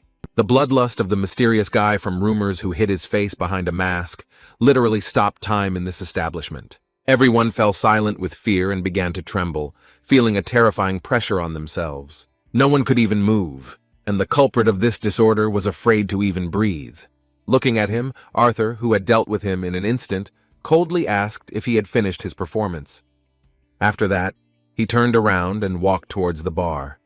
The guys from the team of the fool who lost his fingers started looking for ice to put them back in place with the help of the healer mage. Everyone present feared Arthur only because of his terrifying strength, although they understood that he was unlikely to attack unless they provoked him. A mysterious guy in a mask approached the bar counter and, putting down a few copper coins, asked the trembling girl working in this establishment to bring him a bag of provisions in the name of Nota. Having taken what he came to this place for, the excellent swordsman, about whom the rumors turned out to be true, silently walked outside. Here Jasmine, with whom he traveled as before, was already waiting for him. When she saw Arthur, she asked why he was late. Walking over to his horse-like beast, he put his things back and said that it took the waitress a while to find his provisions. Jasmine didn't really trust his excuse, because she had heard a scream and noticed that Arthur's mask was stained with blood. He didn't even notice that traces of his battle remained on his mask. Taking off his mask, Arthur breathed in the fresh air, enjoying the pleasant breeze. After fixing his hair, he asked Jasmine not to worry, saying that he had put the impudent man in his place, but had not left him with any permanent damage. Taking provisions with them, the boys again went out into the open. The many mana beasts that were in this place did not interest them. The boys didn't pay any attention to them as they moved towards their next mission. This time they had to prepare thoroughly, because Arthur's path as an adventurer was nearing its end. Before going into the dungeon, he decided to write a letter to his parents. He hadn't been home very often in the past couple of weeks, So the first thing he wrote was that he hoped they would forgive him and wait a little longer. Like his parents, he found it hard to believe that almost 2 years had passed since he began his adventure. No less surprising to him was the news of what had happened in Helstia's family. While Arthur was traveling, Lily finally awakened her magical abilities. He assumed that Uncle Vincent must be terribly worried about this, so he asked his parents not to let him get too carried away with hiring tutors for his daughter. He asked that they let her train at her own pace before she went to Zyrus. It was equally strange to realize that she would be in a higher grade than her teacher. Speaking about his personal affairs, he wrote that he and Jasmine, as before, were doing an excellent job with their tasks. Recalling the competition with his father, he wrote that his strength had increased compared to the time he almost won against his dad in arm wrestling. Arthur was able to please his parents with another unexpected piece of news, as he reported that he had finally broken through to the light orange stage. Speaking about his training, he mentioned that Jasmine still helps him by creating the necessary conditions and teaching him what she knows about wind magic. In turn, Arthur taught her new advanced sword techniques. At the end of this letter, he reminded that, as promised, he was traveling for the last time as an adventurer before his studies at school began in a few weeks. After finishing writing, Arthur hid the letter under his saddle, telling Jasmine that the owner would send the letter as soon as his horses returned to the stall. It seemed that this owner of the Stain was an acquaintance of theirs. A man named Roran trained all his horses to return back, so they had nothing to worry about. The boys did not even doubt that it would be much more dangerous for them to remain near the dungeon, waiting for them to return outside. The team they would be going through the dungeon with was already waiting for them at the entrance. Before they got there, Jasmine asked if Sylvie would be coming with them. Arthur shook his head in response. Sylvie contacted him all the time, and now she has become smart enough to send him more detailed messages. She must have grown and changed a lot in these 2 years, but she still refuses to meet them, saying that she is not ready for it yet. Whatever it meant, Arthur trusted her and believed that she could handle it. Jasmine thought that Sylvie definitely wanted to be as strong as she could before he went to school. Supporting him, she suggested that they focus on their mission. The guys decided to hurry a little so as not to make the other participants wait for them. As Jasmine had expected, everyone had already gathered at this place at the entrance to the dungeon.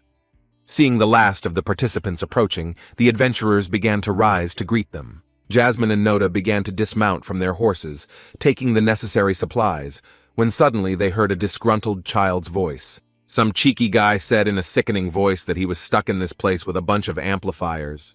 Looking around, Arthur saw that it was the same annoying guy he first met at the exam 2 years ago.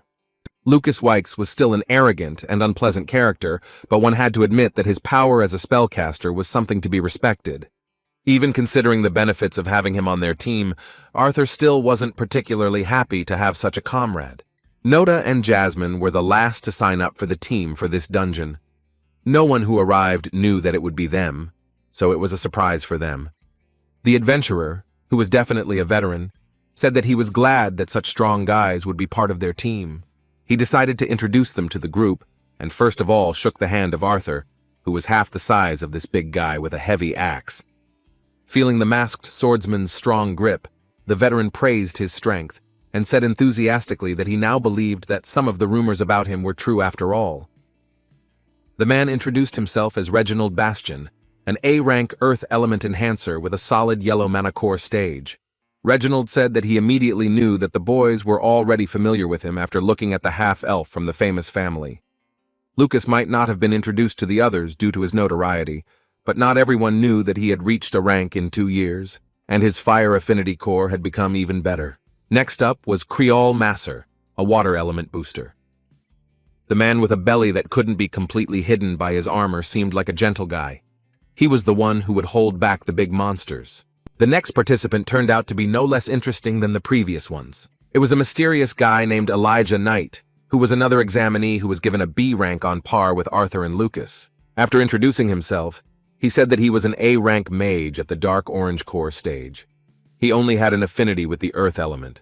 The next among them was a man named Oliver Hembeth. It was an A-rank mage who was in the dark yellow stage, just like Lucas. With particular self-confidence and pride, he said that he was a deviant who specialized in healing. Although it sounded a bit presumptuous, having an emitter on their team was actually encouraging. Another member of the team turned out to be an attractive young girl with blonde hair.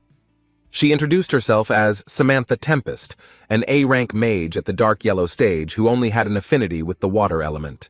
Running up to Arthur and leaning towards him, she opened up a beautiful view for Oliver's eyes, after which she began to compliment the little swordsman, saying that she had heard a lot about his incredible strength. The last to introduce himself was one of the strongest fighters of this newly formed team. It was Brauld Landon, whose equipment looked really expensive. This man with blonde hair looked like either a nobleman or a royal knight, as he used a shield and sword. He recently achieved AA rank and is a light yellow stage enhancer. His affinity element is fire. As it turned out, being the most experienced and high-ranking fighter, he became the leader of their group. Once everyone had introduced themselves, Brauld invited the last two participants to say a few words about themselves. Jasmine introduced herself first, saying that she was an AA rank booster with a light yellow core stage. She said that her specialty was using dual swords in combination with the wind element. With a kind smile, Brauld replied that he was genuinely glad that their group had another AA rank member. The last one to introduce himself was Noda, who said that he was an A-rank enhancer with a fire affinity at the light orange mana core stage. Samantha was surprised to hear this, as she had previously heard that he had no affinity with any element. In response, he explained to the annoying girl that he had not used his magic for a long time for personal reasons. The way Noda had been fighting all this time really raised a lot of questions. In addition, he differed from the others in his preparation for the trip to the dungeon. Noticing the large amount of luggage behind Noda and Jasmine, Brauld asked if they had spatial rings. In response, they both shook their heads at the same time. As soon as Brauld mentioned Lucas, he replied with displeasure that he should ask Oliver, not him, since his storage was full. An arrogant deviant named Oliver replied that he had Miss Samantha's things in his possession. The quietest among them volunteered to help. Elijah raised his hand and said that he had some free space.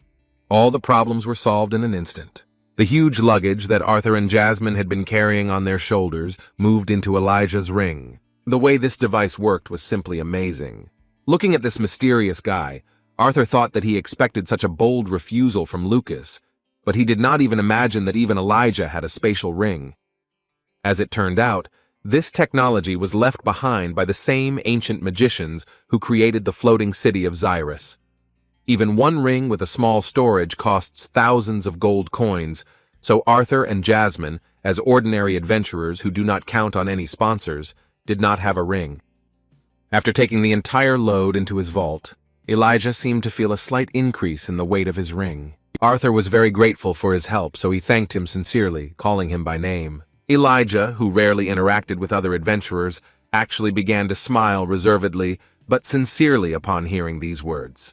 A moment later, he simply turned around and started walking towards the dungeon without saying a word. Everyone was ready, and their team leader was looking forward to productive collaboration. The preparations were complete, and the newly formed team headed inside.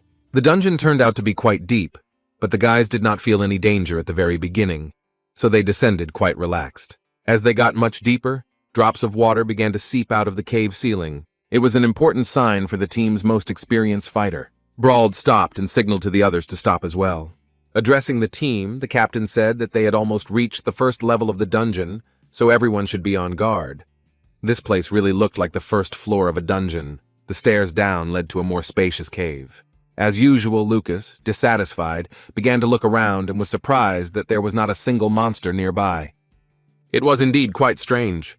All the guys were on the alert, monitoring every little detail of this place. Suddenly, they heard the sound of a small stone falling. The boys were distracted by this sound because it seemed that this should not happen. The fallen stone did not surprise anyone, but it was worth continuing to analyze this place. Raising his head, Brauld decided to look up into the caves for dangerous cracks. However, at that very moment, horror appeared on his face, because he saw something much worse than these cracks. Above them was a huge number of monsters that had accumulated in one place. It became clear that, in fact, this cave was inhabited by monsters similar to bats. Upon seeing them, the captain shouted for everyone to prepare to fight the bat runners. At that very moment, the monsters rushed to attack with a frightening squeak.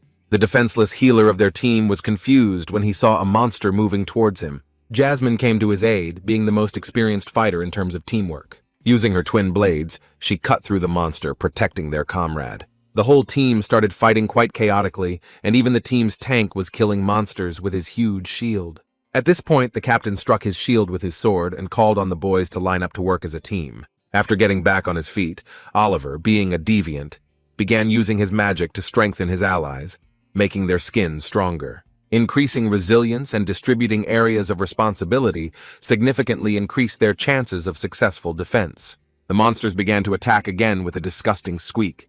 Reynolds, being a power-up who uses a heavy axe, had no problem taking them down with one blow. In turn, Elijah, defending his zone of their formation, was not inferior to the others. Despite having the least amount of combat experience, he could easily take out multiple bat runners at once using bullets from the ground. Brauld, as an AA rank adventurer, didn't even feel any difficulty in fighting these monsters, so he managed to simultaneously give orders to his team. It wasn't his first time going through this dungeon, so he told the team that there was no point in killing all the monsters, but instead, it was better to save mana and his strength. However, at that very moment, the boys heard a powerful stream of magic and the words of a spell being read. The most inadequate of them, Lucas Wykes, did not listen to the captain's advice and began to use a powerful fire magic spell, similar to a storm. The firestorm gust that Wykes had spent a significant amount of his mana on began to destroy a large number of bat runners at once, causing the first floor of the dungeon to fill with the sound of their squeaking. Proud of his strength, Lucas expended a great deal of energy demonstrating a powerful spell. Although his prank had cleared the place in a short time, the captain was displeased with his disobedience. Regardless of the status of this impudent youth, Brauld grabbed him by the clothes and began to shout that he had already said that wasting his mana on these monsters was unnecessary. Holding back his anger at the guy, he reminded him that they both knew what kind of dungeon this was. Even though Brauld's words were correct, Lucas's arrogance prevented him from accepting the fact that he had made a mistake. Breaking free from his grip, he began to walk in the other direction, dissatisfied, saying that he killed the monsters quickly only so that the others could save their mana. In response to his words, the captain began to shake his head discontentedly, thereby saying that this was no good. Pulling his blade out of the destroyed monster, he took a few steps forward and stopped to give the next order to the team. He suggested that everyone quickly get to the next level before these fallen monsters came to their senses again. All this time, Arthur was busy improving his own skills, so he had never been to such team dungeons. Hearing that these monsters were not actually dead, he realized the danger of this dungeon. This dungeon is infamous for its mysterious inhabitants, who escaped the clutches of death and could no longer be completely killed. Since the monsters do not have the mana cores that adventurers usually collect, the battles here are fruitless and endless. The battle in this place brought about an improvement in teamwork, but getting to the place that would reward their efforts was not so easy. The first explorers of this dungeon, who learned its secrets, called this place a dark tomb. Having overcome the first floors, which were not particularly difficult, the guys reached a place that the captain remembered well. As I already mentioned, he had been in this dungeon before, and most likely Lucas was also with him. Stopping in front of some sign of this place, the captain said that last time he noticed a secret passage here. Hearing his words, Jasmine and Arthur looked at each other and nodded their heads, because this was the reason why they came to this damned dungeon. The secret passage was high up, close to the ceiling of this cave. Addressing the only earth mage, Brauld asked him to make small ledges so that they could climb up. Using his magic, Elijah actually made some pretty neat protrusions that appeared on the wall with a grinding sound. After that, the guys began to slowly climb up. Oliver continued to court Samantha as usual, offering her his hand. In turn, Reginald helped their heaviest comrade, who was a tank and could barely cope with his enormous weight. Looking at the secret passage, the team captain said that he could only reach the next floor, after which he decided to return with the team. Nowhere before has there been any mention of what awaits adventurers at the bottom of this road. Lighting the way with fire magic, Brauld Landon shared his opinion that most likely the artifact responsible for the revival of these bat runners may be there. Looking into the distance, a kind fat man with 3 braids on his beard said that if he gets his share of the gold from the sale of everything that lies below, then everything suits him. With a smile on his face, Brauld replied to Creole that he would definitely receive a worthy reward for this dungeon. After these words, he looked into the distance again. The entire team was determined to surpass the results of previous expeditions. The captain did not even doubt that they would be able to reach the place where the worthy reward was located. This passage was different from those they had walked through before. The ground was damper, and the silence was interrupted by the sounds of drops of water falling into puddles. Captain Brauld led the boys forward, lighting the way with his fire element. Samantha was either yawning as usual or showing off in front of Oliver. The peace and quiet was interrupted by a sudden clicking sound. Within a moment, Arthur made a quick dash forward, pushing Samantha back. After this sudden movement, the sound of the dagger being knocked away was heard as it was aimed at Samantha. Arthur saved her life without her even realizing she was a target. The whole team stopped and looked around because no one even had time to notice how Samantha was in danger. Reginald was furious at what happened, so he accused the captain of being illiterate for not warning them that there were traps in this dungeon. Brauld, remaining calm, replied that there had never been any traps here before. Taking advantage of the moment, the doctor approached Samantha and, putting his hand on her shoulder, asked if she needed help. Samantha brushed his hand aside and coldly replied that she was fine before looking at the swordsman who had saved her life. She was surprised that this guy, who had only been an adventurer for 2 years, was able to show such an incredible reaction that it surpassed the reaction of 2 AA rank fighters. In addition, Arthur decided to clarify what kind of weapon was pointed at Samantha. Taking out a sharp object from the stone, which he had knocked away with his sword, he came to the conclusion that it was not a trap. The sharp object that bounced off his blade with a metallic ringing sound turned out to be the needle of some kind of mana beast. The weakest of the squad, Oliver and Samantha, were shocked by this. The rest of the team was wary, realizing that they would soon have to face a rather serious monster. This had never happened before, so everything depended on the squad captain's decision. Brauld took it upon himself to lead the boys further, but asked them to take the danger seriously and be on their guard. Moving on, they did not observe any strange things. The only thing that could cause concern was that it became much hotter in here than before. Wiping the sweat from his forehead, Oliver asked in a displeased tone how far it was to go to the place in question. After another 100 meters into this secret passage, Brauld stopped the boys and said that they had arrived. Looking around, he tried to figure out what exactly seemed strange about this place. Lucas told him that it was obvious that they were all sweating terribly because of the high temperature inside this dungeon.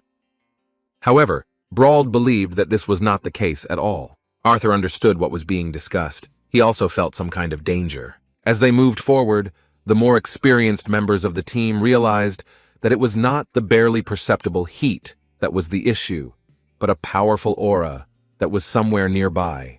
Moving forward, the guys came to a place where the temperature was so high that craters appeared on the surface, from which hot steam burst out.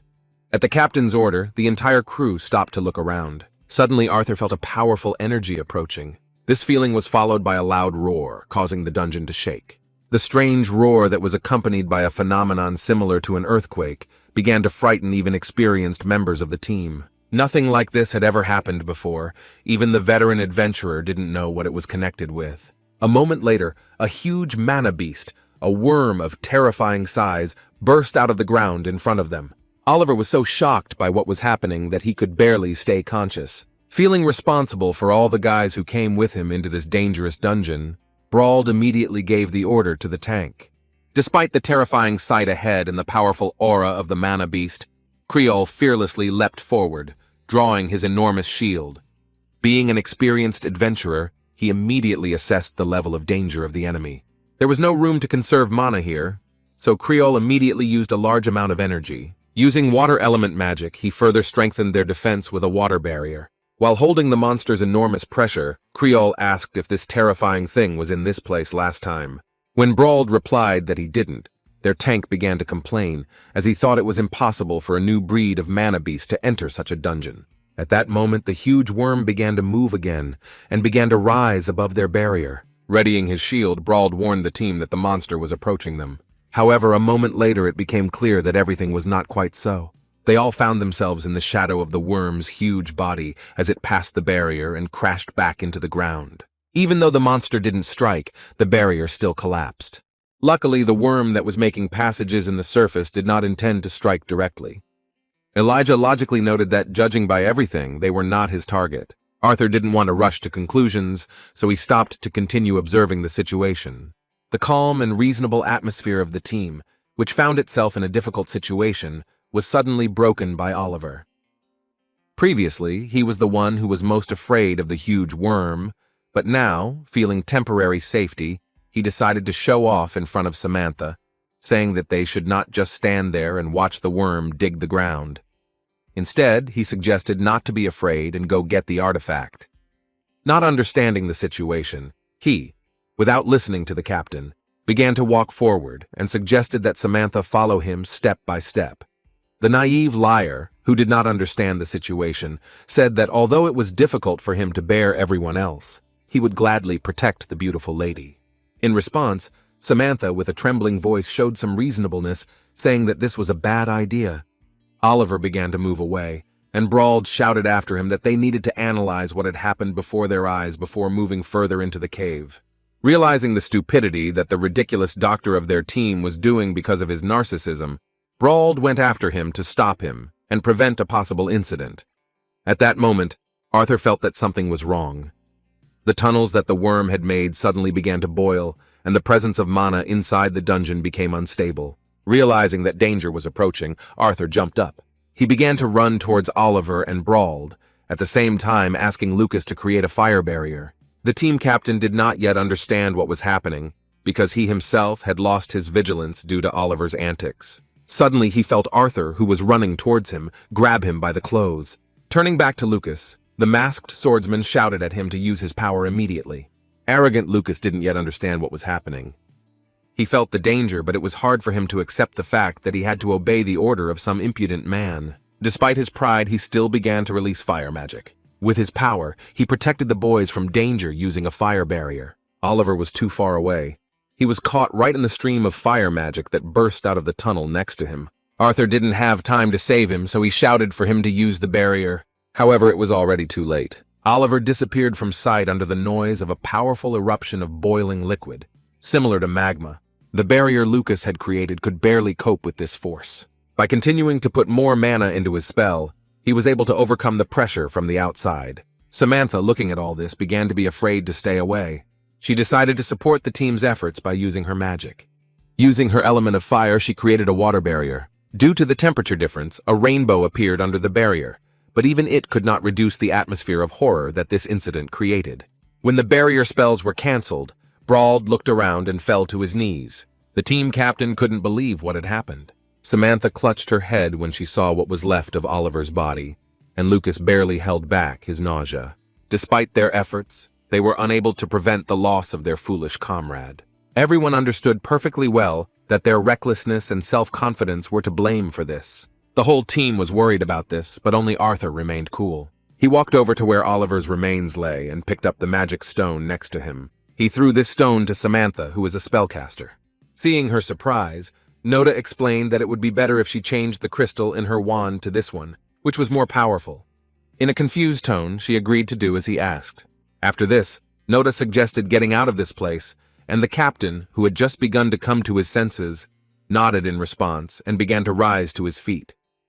Taking up his sword, Brauld said that he agreed with Arthur's words. It was unlikely that anyone could argue with his words, that they needed to get out of this place before the next eruption of flame. Everyone rushed towards the exit. The passage that led to the exit from this terrible floor was already nearby. However, at the last moment, a worm appeared in front of them with a loud roar, bursting out of the ground right at the exit. Despite the surprise, Brauld did not lose his head, and gave the order to Creole to deal with this problem.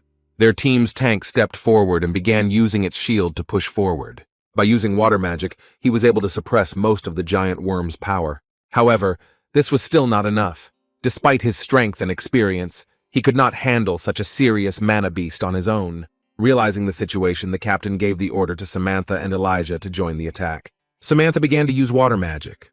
Her water element spell, called Siren's Wail, was stronger than ever, and she was barely able to stand upright after the backlash.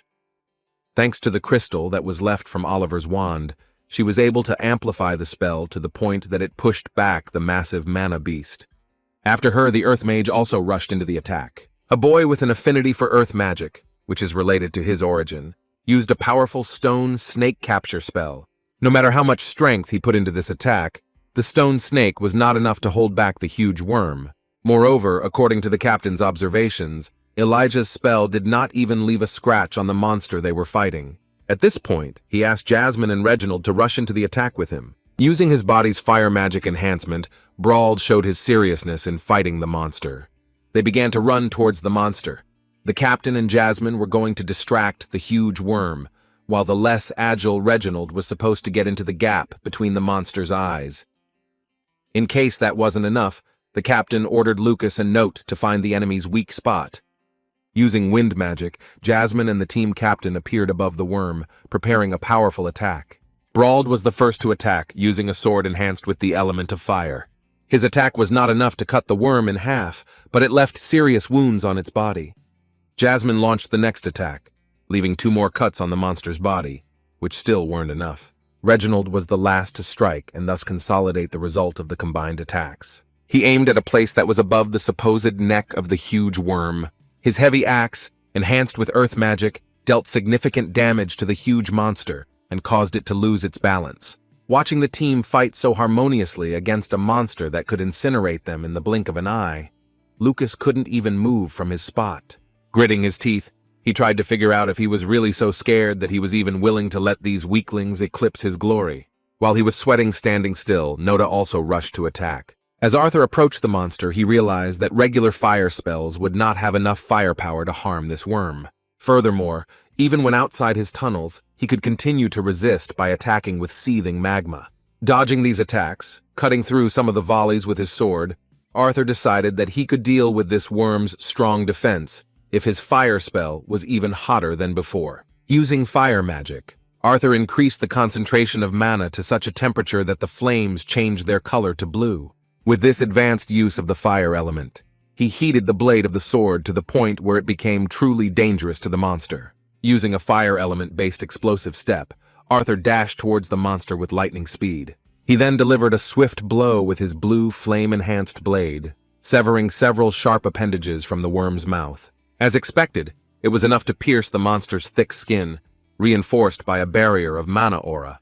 Jumping to the side, Arthur dodged the counterattack and called on Jasmine to boost the effect with her attack. As soon as Note moved to the side, Jasmine, using the wind element to accelerate, delivered a powerful blow that tore the worm's mouth apart. After a series of successful attacks, the worm was seriously injured. It began to bleed and squeal in pain. However, this was not enough to kill the monster. Their series of attacks were missing one more important blow that could have finished off the enemy. Turning to the frozen Lucas, Brawl nervously urged him to finish off the worm, but Creole suddenly stopped them. As it turned out, instead of going berserk due to its injuries, the worm simply fled, making its way underground again. In just a moment, there was no trace left of the terrifying monster that had taken Oliver's life. The ardor after his disappearance began to gradually dissipate, and the pressure of his mana began to gradually decrease as he decided to escape from this floor. Looking at Creola, the team captain said that they were not in any danger for now, so they could move on. Walking next to Jasmine, who had delivered the finishing blow to the monster, Brawl placed his hand on her shoulder and thanked her for her good work in saving their lives. Jasmine took it for granted, but looked at Arthur, who had done an equally important job, without which her attack would not have been so successful. Addressing those who had not yet collected their thoughts, she asked them to hurry up after the others. Lucas, who wanted to justify his behavior, said poorly that he should have said right away that all they had to do was intimidate this worm, whom he disrespectfully called overgrown. Taking a few steps forward, he almost lost his balance due to the strong shaking of the surface and the subsequent rumble. The boys could barely stand on their feet, realizing that the surface was about to collapse. Feeling the heat that was slowly seeping through the surface, Noda shouted that the worm wasn't trying to kill them. As it turned out, he was just stalling for time until another eruption, massive enough to wipe out their entire team in one go. They didn't have time to prepare a single barrier for the entire team, so those standing nearby began to strengthen their defenses with their own hands. Creole and Elijah were lucky enough to be standing next to each other, so the young man strengthened the surface with earth magic, while the veteran adventurer created a barrier out of water. Reginald was able to create strong fortifications from the earth around himself, but Samantha, frightened by the situation, lost control of her magic and found herself defenseless, which is why the team captain was forced to rush to her aid. Assessing the situation at the last minute, Arthur saw that he could join forces with Jasmine. However, at the last moment, he he noticed that another member of the team had not yet prepared to face the explosion. Arthur made a quick dash towards Lucas, who dropped his magic cane, with which he was going to make a fire barrier. At the last moment, finding himself next to this fool, Arthur began to use a barrier technique. His powerful mana flared up around them, creating a fiery barrier. Lucas couldn't believe that this guy in the mask actually came to his aid. Although he didn't want to admit that the commoner was more agile in this situation, he had no choice but to accept it. A moment later, a powerful explosion occurred that could have wiped everyone into dust. Luckily, the boys survived, and as soon as the flames of the huge worm dissipated, Lucas pushed Arthur aside, nervously telling him to leave him alone. Arthur didn't expect any gratitude from him, so he looked around to make sure everyone else was okay. Within moments, he was horrified to realize what had happened during the explosion. Brauld, with a completely calm expression on his face and a kind smile, looked at Samantha, who was frightened and confused at the most dangerous moment. Now there was an expression of horror on her face. Trying to protect her, he lost his right arm. Even though Brauld himself showed no emotion, having done what he had to, Samantha began to scream in horror. Rather, the rest of the team ran to him to help with this serious injury. As Reginald held him, Brauld struggled to stay conscious despite the horrific pain from the cauterization of his wound. Arthur, who was trying to stop the bleeding from his wound with his blade, asked them to hold their captain tighter. Gritting his teeth tightly, Brauld tried to endure this difficult test. Having finished treating his wounds, the guys began to rest, thinking about what to do next. Sighing heavily, Arthur wondered if their team would be able to go further, where it would be even more dangerous than on this level with the huge worm. He was distracted from his thoughts by a plump, kind man who held out an excellent sandwich in his direction. With a kind smile, the caring Creole offered him to try the food he had prepared for this trip. He promised that it would help him perk up. Sitting down next to the boy in the mysterious mask, Creole explained that these were his special hiking sandwiches, which he kept for those moments when he was not feeling well while going through dungeons. Arthur was sincerely grateful for his unexpected gift.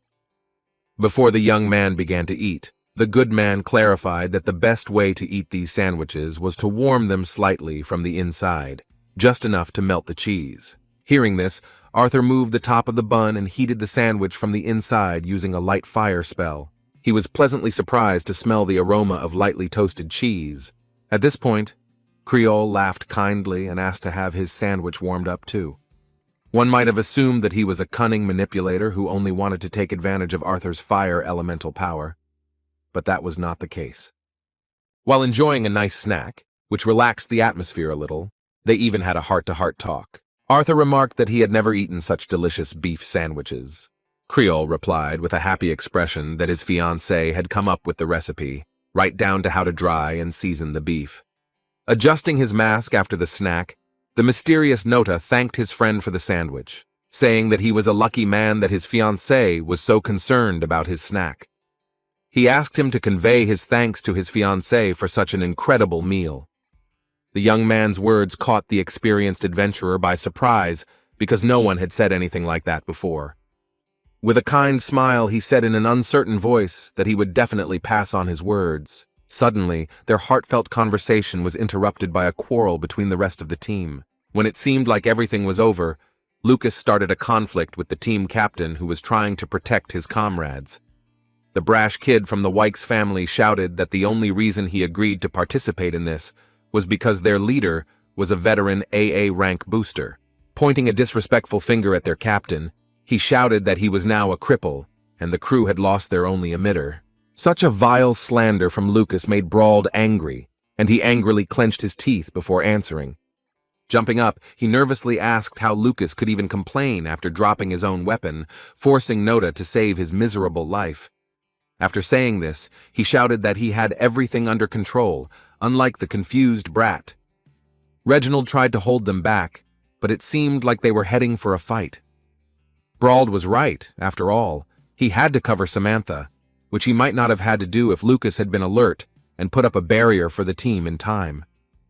Everyone agreed with the captain's words that if Lucas had made a barrier, they would not have found themselves in this situation. Despite this, Nota decided to calm them down in his own way. He walked towards them, and releasing the enormous pressure of his bloodlust, said that it was time for Lucas to adequately assess the situation and who he was for the entire team. The self-confident Lucas, who did not feel guilty, arrogantly asked what this could be about. Walking towards Arthur, he said boldly that he saw no point in listening to the words of the amplifier, which was only at the orange stage. Continuing to slowly approach this impudent youth, Noda said that he didn't care whether he was in the yellow stage, the silver stage, or whether he was a god himself. Looking into Lucas's eyes, he said with overwhelming bloodlust that the only thing he was to their team was a burden. Lucas Wykes took these words very seriously. His pride as the scion of a great family did not allow him to accept these words calmly. Realizing that he couldn't do anything against a monster like Note, he simply walked past him angrily, brushing his shoulder against him. The childish antics of the idiot on their team had seriously shaken the team's spirit, but Reginald and Brauld tried to support each other. First, they were going to tend to their own wounds and give the others some rest before continuing this raid.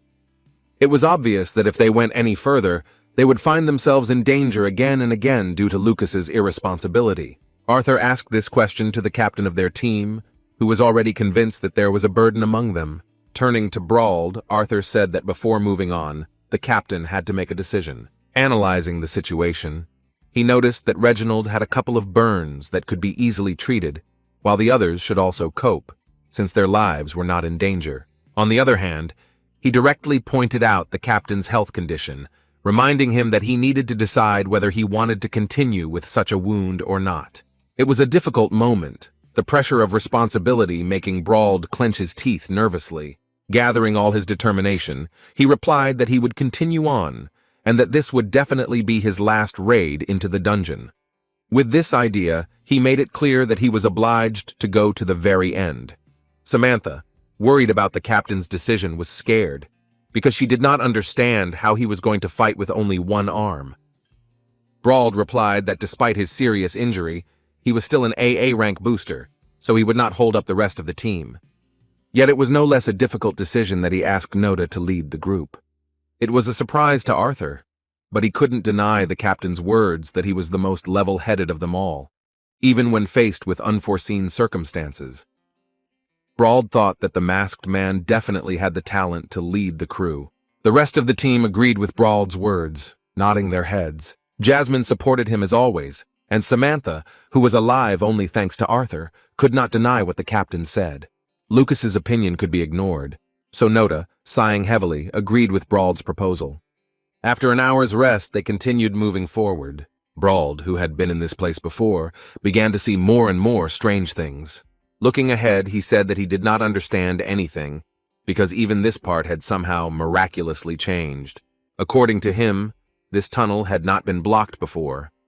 After these words, Reginald came closer to the blocked passage, and taking his heavy axe in his hands, said that whining would not help matters. Taking a stance, he strengthened his weapon with earth magic. Swinging hard, he dealt a powerful blow to the strange wall that blocked the passage. Despite his efforts, he was unable to destroy the surface of this rubble, but only made a small dent. He was not happy with this unsatisfactory result, so he decided to continue trying to break through the blockage with even more powerful spells. Strengthening his axe with several balls of earth magic, he swung hard before his next strike.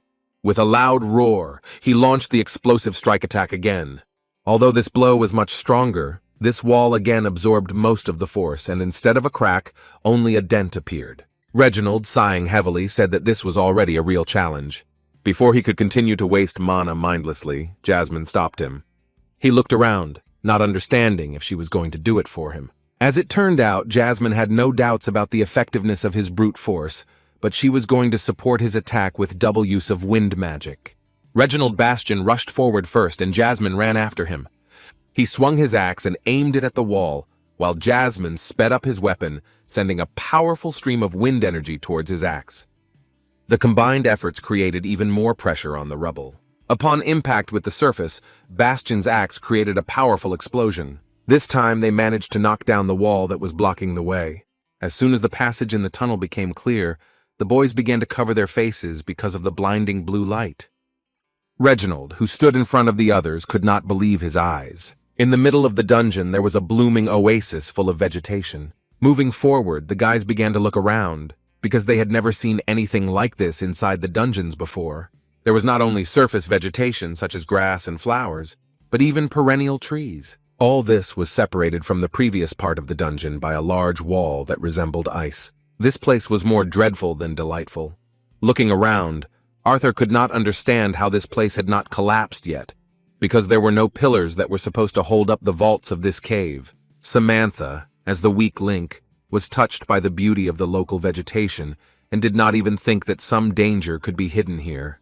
Reginald, who had already encountered trouble several times during this expedition, did not relax for a second.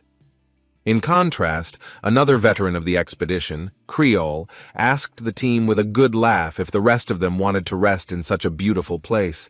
He noted that he had been feeling a little sleepy lately. Arthur understood that the team really hadn't had the opportunity to rest well. However, being quite reasonable and having a huge reserve of command experience in the past, he could not relax at such a suspicious moment. Addressing the team, he firmly stated that they would not be stopping there, saying that there was something wrong with the place. Arthur asked everyone to be on guard, but Creole began to argue with him, saying that he could not hear or see anything around him except for trees and grass, which did not pose any threat to adventurers of their level. Walking slowly forward, the new team captain continued to search for whatever might be causing his concern. He was convinced that there was something about this place that made him nervous. Looking around, he could not understand what was bothering him and what he might have missed. Looking into the distance, Jasmine suddenly stopped because she saw something strange. It was the silhouette of a man in noble clothes, walking towards her with his arms outstretched. There was a sly, arrogant smile on his face, but it was hard to tell who it really was. The silhouette seemed familiar to her, so Mrs. Flamesworth froze in place. She began to lose her composure, because the appearance of this man shocked her greatly. Being an experienced adventurer, she came to her senses within a moment after realizing that such a meeting was impossible. As soon as she regained control of her consciousness, she saw that another member of their team had succumbed to a strange illusion. One of the most important members of their team, who acted as a tank, fell under her influence. Creole, with his mouth wide open and a dumbfounded look, joyfully asked if he really saw Clara. Reaching out his hand, he tried to catch her silhouette, but it seemed to him that it suddenly slipped away and began to run away. Looking at his comrade's strange behavior, Reginald asked with concern what was happening to him. With a trembling voice, Creole said with his hand outstretched that he knew Clara could not die. With tears in his eyes, he began to run into the fog that limited their visibility ahead. The boys tried to stop him, but after a moment he disappeared from sight. Realizing that it was dangerous, Arthur wanted to rush after him to prevent trouble, but he was suddenly stopped by Jasmine. She said it looked like the fog was deliberately making them see these illusions in order to move forward. Although Arthur could not see anything inside this fog, he now had an answer to his question. Although the illusion did not create a visual effect, it became clear that this was the reason why he was so uneasy. He couldn't risk the team, so he asked the guys to stick together and not move anywhere. Now all the boys knew that this fog deceived their senses and could make them do stupid things. Turning to Samantha, the team captain asked her to create a barrier. Nodding her head in response, the water mage began to create a dome. In just a moment, they were surrounded by a fairly powerful water barrier spell. Peering into the distance through the thick fog, Samantha couldn't calm down, knowing that Creole had gone off somewhere alone. With an uncertain tone, she asked the other veterans who this Clara was that their comrade had spoken of before running off into the fog. Reginald and Brauld had been on campaigns with Creole many times before, so they looked at each other and sighed heavily. As it turns out, the Clara Creole spoke of is his fiancée, but she cannot be alive, because she was killed in the dungeon. Brauld also saw it with his own eyes. They cremated her and buried the ashes. Remembering that situation, they couldn't stand still. Reginald, clutching his axe in his hands and fearing the loss of his old comrade, said firmly that they must find him. At this point, Lucas interrupted their conversation with a disgruntled, trembling voice, asking why nothing was going according to plan at all. Pointing his finger at Brauld and Reginald, he nervously asked if they were really experienced adventurers. Even though this accusation was made by a stupid, arrogant young man, they could not respond and only lowered their heads. Arthur, watching what was happening, suddenly noticed that Jasmine had withdrawn into herself. By asking her if everything was okay, he distracted her from her disturbing thoughts. In response, she began shaking her head from side to side, apologizing for being a little shocked. Hearing this, Arthur excitedly asked what she saw in that fog. Jasmine clarified in a sad tone that it was not something, but someone. As it turned out, she saw her father, who was stretching out his hands towards her. It was a real dream because she had never seen a smile on his face when he looked at her. Due to the fact that she, as the heir of the Flamesword family, did not receive an affinity with the element of fire despite previously awakening the magic core, she had to face condemnation and rejection from her family. The family relationships that the fog suddenly reminded her of made her hands tremble. Arthur, taking her hand, tried to calm her feelings. Looking into her eyes, he said caringly that she would be okay. Even though he was a child and she knew it very well, his words helped her a lot. Because as she had already said earlier, his judgment was much higher than his age. Returning to the situation, Arthur said that first it was worth dealing with the fog that was causing the illusions and preventing them from moving forward safely. When he asked Jasmine if she had a spell to dispel it, he heard in response that she most likely would not be able to get rid of the fog entirely. Looking ahead, she supposed that this would be enough to clear the way for them to search for Crayola. To do this, she did not need the twin daggers that are her main weapons. Instead, she concentrated her wind magic on the palms of both hands. By increasing the amount of mana, she created small spheres that resembled a Rasengan. Making a dash towards the fog, she uttered the words of the spell. At that moment, Arthur ordered Samantha to dispel her water barrier technique so that it would not interfere with this attack. By clapping her hands together and thus closing both spells, Jasmine was able to create a powerful stream of wind, which is a technique called the Banshee Scream. A powerful stream of energy threw her back, but Arthur managed to catch her in time. The wind whirlwind created by her power began to swirl around the area, which was thickly covered in fog. The true power of the AA rank booster amazed the guys who were one level below her abilities. Even the arrogant Lucas showed surprise at Jasmine's effective use of wind magic. However, what they saw later shocked everyone. When the thick fog cleared, a square opened up before them, which Arthur did not dare to thoughtlessly enter. His intuition did not fail him, because as it turned out, the thick fog was hiding a great danger in the form of a large number of vines. Jasmine needed to rest after using so much mana in a technique she was not used to. At this moment, when everyone froze from the shocking discovery, even the team captain could not keep his cool. Arthur could not even imagine that it was possible not to notice so many vines in the fog. No less shocking was the thought that Jasmine's spell did not affect him.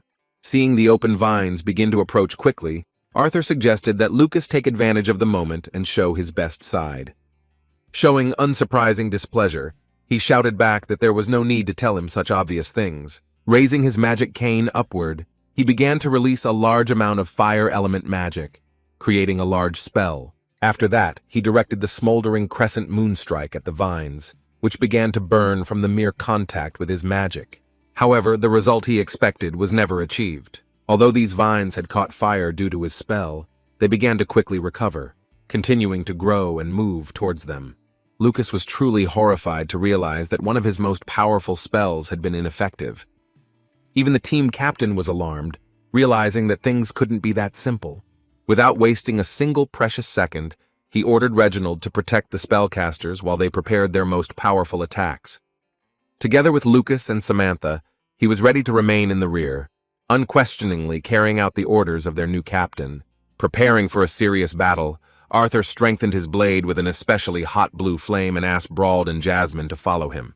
In response to his request, both AA rank boosters silently nodded their heads and began to use the aura of the wind and fire elements. In order to save Crayola, they had to throw all their strength against this fast-growing vine. Making a dash forward, Arthur offered to make every effort to free his comrade. Sensing their aura, the vine also became more active and began to stretch towards them. The boys made a quick dash forward, strengthening their bodies with a mana aura.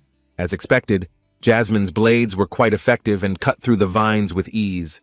Brauld, being an AA rank booster, was no worse than her even with one arm missing. Arthur moved ahead of everyone, using the blue flame to clear his path. However, it was not so easy, because this strange plant with long and dangerous vines was ready to resist. The boys realized this the moment new vines began to break through from the ground, trying to strike back. Thanks to his reflexes, Arthur managed to track every attempt at attack from the plant, even when he was completely surrounded.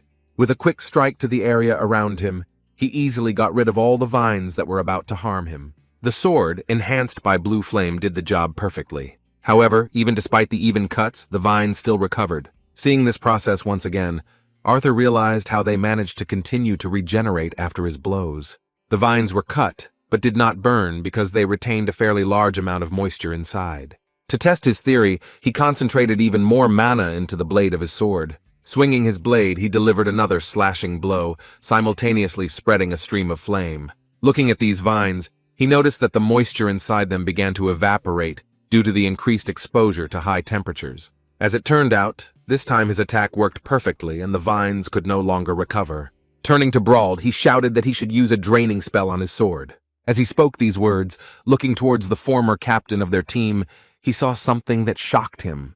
The previously calm and reasonable Brauld began to behave extremely strangely. He rushed forward as if he had gone wild, furiously waving his blade and not even thinking about the rapid expenditure of a large amount of mana. Continuing to fight like this, he shouted that the monsters were mistaken if they thought that a few overgrown rootlets would be enough to defeat an AA rank booster. Now Arthur realized that their plan was in jeopardy due to such recklessness. Brauld was unable to control his emotions, thereby endangering his comrades. However, Jasmine, who fought alongside him on the front lines, showed herself to be as cool and professional as before. She tried her best, demonstrating excellent efficiency. Arthur didn't expect anything else from her, so he decided that she didn't need his help. The situation with Brauld was very different, so Arthur decided to rush to his aid. Fighting with his only left hand, Brauld became so into the game that he began to make horrific mistakes. Because of his pride and sense of superiority over the vines, which were not even a full-fledged monster, he only noticed the approaching danger at the last moment. As he attempted to swing his fire blade again, he realized that his arms were bound by vines that had crept up from behind him without his noticing. Within moments, more vines burst through the surface, grabbing his legs and body. Unable to resist, he found himself completely immobilized. His condition became even more terrible when the vines even covered his mouth, preventing him from screaming out a plea for help. Luckily for him, Arthur was in perfect control of the battlefield even under enormous pressure from the enemy. He managed to come to his aid in time, clearing the vines around them and freeing his comrade before the unknown monster would have dragged him away after Creole. Looking at his distraught comrade, the new captain of their team reminded him of his own words about this being his last raid into the dungeon. Having said these words, he asked if he really wanted his journey to end in this place. Restoring Brauld's sanity, he asked him not to lose his head, saying that they all needed his strength in order to survive this terrible ordeal. He nodded his head and rose to his feet again, indicating that he was back in action. Lucas was also gradually returning to the ranks, gaining new strength with the help of miraculous potions. By throwing the empty test tube away in an epic manner, he demonstrated his readiness for the next large-scale spell. Seeing him start releasing a huge amount of mana, the guys started running to the sides to avoid getting hit by his attack. Using the full force of his flames in a powerful spell that was far more massive than the previous ones, he directed this deadly force at the vines.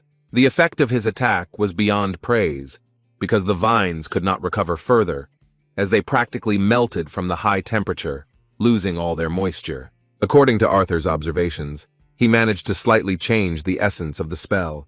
It became less powerful, but on the other hand, its flame easily spread even after light contact with the target. Luckily for the entire team, Lucas still had a clear head despite his arrogance towards his teammates. Meanwhile, the defense of their rear, which Reginald had diligently maintained, began to gradually fail. Several strands of vines broke through from the side, avoiding Reginald's axe, so he could only shout at Elijah to quickly create a protective barrier.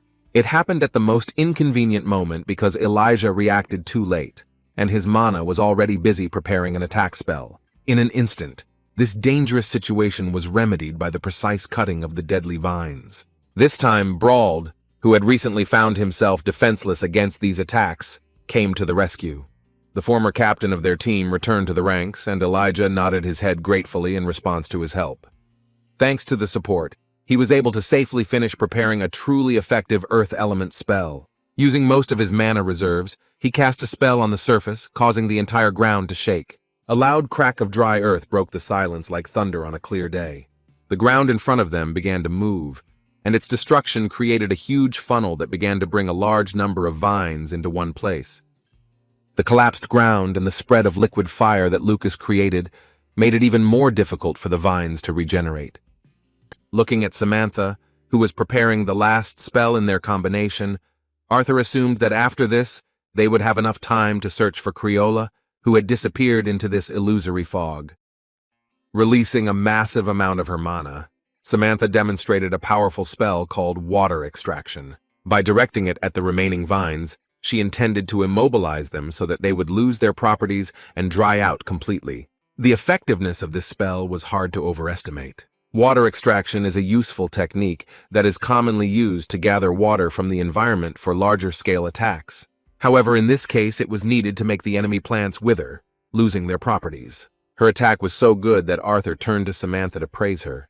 However, at that very moment, he saw that she had put so much effort into this technique that she had lost consciousness. Arthur immediately caught her, not letting her fall to the ground. Perhaps she had never used such powerful spells in such a desperate mental state, or perhaps she was not prepared for how much of her mana her new magic crystal that Oliver gave her could drain. Seeing that she was still conscious, Arthur praised her for not even imagining that she would use a spell that was primarily created for household purposes in a situation like this. With a kind smile that could only be recognized by his eyes, the masked guy once again praised her for her good work. It seems his words inspired Samantha greatly, and she once again believed that there was a way out of this situation. Suddenly, this victorious silence was interrupted by a quiet rustling sound of moving fog that appeared literally out of nowhere. Arthur, not understanding what was happening, began to look around. At that moment, they all saw how the fog that was around them began to rapidly move towards the withered plants. By absorbing this moisture, they gradually began to regain their original properties. This process happened almost instantly, and the vines once again regained their previous lethality and high rate of regeneration. Lucas, who had put so much effort into his final attack, was horrified to realize that even this combined attack combination was not enough. Analyzing the situation, Arthur once again rethought the danger of this fog, the origin of which was still unknown. In addition, the vines resumed their activity and began to surround them from all sides. He yelled to the crew that because they had gotten the vines to this state, they were forced to absorb the remaining mist. He was about to tell them that they would have to work hard to get the plants down a second time, but he was suddenly frozen by what he saw. All the guys he came with stood in complete shock and couldn't even move, including Jasmine, who was the most experienced among them. These guys had never seen anything like this before. Turning back to the place they were heading towards, Arthur noticed that the fog had cleared. Although this returned the plants to their original state, the most terrifying thing was the discovery of what was hidden behind the fog. Even Arthur was shocked to realize who they had been fighting all this time. A terrifying pressure of powerful bloodlust came from the huge plant monster that controlled these vines and fell upon him. The emotions that were hidden behind his mask were not hard to imagine. In front of such a terrifying monster, he even dropped the sword from his hands, which is not at all befitting of a warrior with such vast battle experience as he has. For the first time in his life, he felt empty due to the realization of the enormous superiority of his opponent, whom he had not even fought at full strength yet. Even though he hadn't used up too much strength during the previous attacks, where he had been as restrained and rational in his use of magic as possible, he still felt like a defenseless insect compared to this monster that he had only heard about in myths that no one believed in. The weakest member of the team couldn't stand on her feet. Samantha was so shocked that she fell to the ground and dropped her wand, saying in a trembling voice that she didn't believe what she was seeing in front of her. One might think that what they saw in front of them was just an illusion of fog, but everyone understood perfectly well that the creature that they had previously seen only in books was in fact real.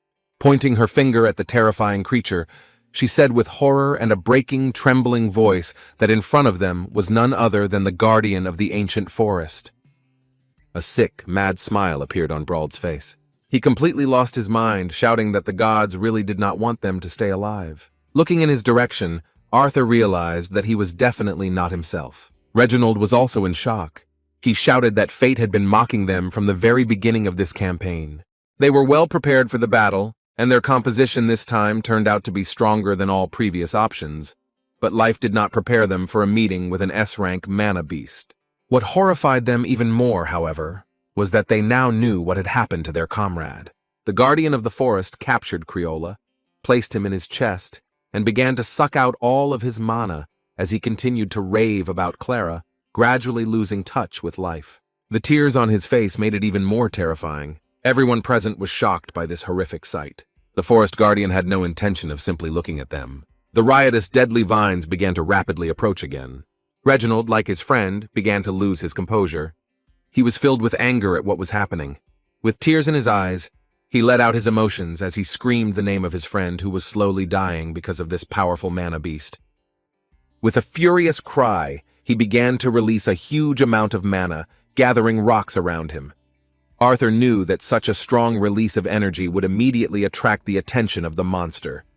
Their comrade lost his mind because of what happened to his old friend. Realizing this, the captain rushed towards Reginald, shouting that he must stop because they had no chance in a fight with such a monster. The ground around him began to crumble, and his body acquired an exoskeleton, reinforced by the dense aura of the earth. Another burst of his energy created such a strong flow of wind that Arthur was thrown to the side. He was unable to stay on his feet, and crashed into a wall of earth that had been previously created to protect him from the vines of the forest keeper. Seeing this, Jasmine screamed their captain's name in horror. The ground around him began to crumble, and his body acquired an exoskeleton, reinforced by the dense aura of the earth. Meanwhile, the huge mana beast took a few steps forward and was about to strike at their Reginald. It was clear that even though he had strengthened his body with truly powerful earth magic, he would not be able to cope with such an attack from a monster that was stronger than their entire squad combined. Fearing the loss of another comrade, Arthur hastily ordered Elijah to protect Reginald. Elijah rushed forward without hesitation, chanting the words of the spell. With a loud crack, a large earthen stone burst out from under the ground, which, like a wall, protected Reginald from the approaching danger. Although he managed to stop the legendary forest guardian's attack, how long he could last was questionable. At the moment of strengthening his body, Reginald was completely defenseless, and Arthur was about to join his defense. But at that moment, he was stopped by Jasmine.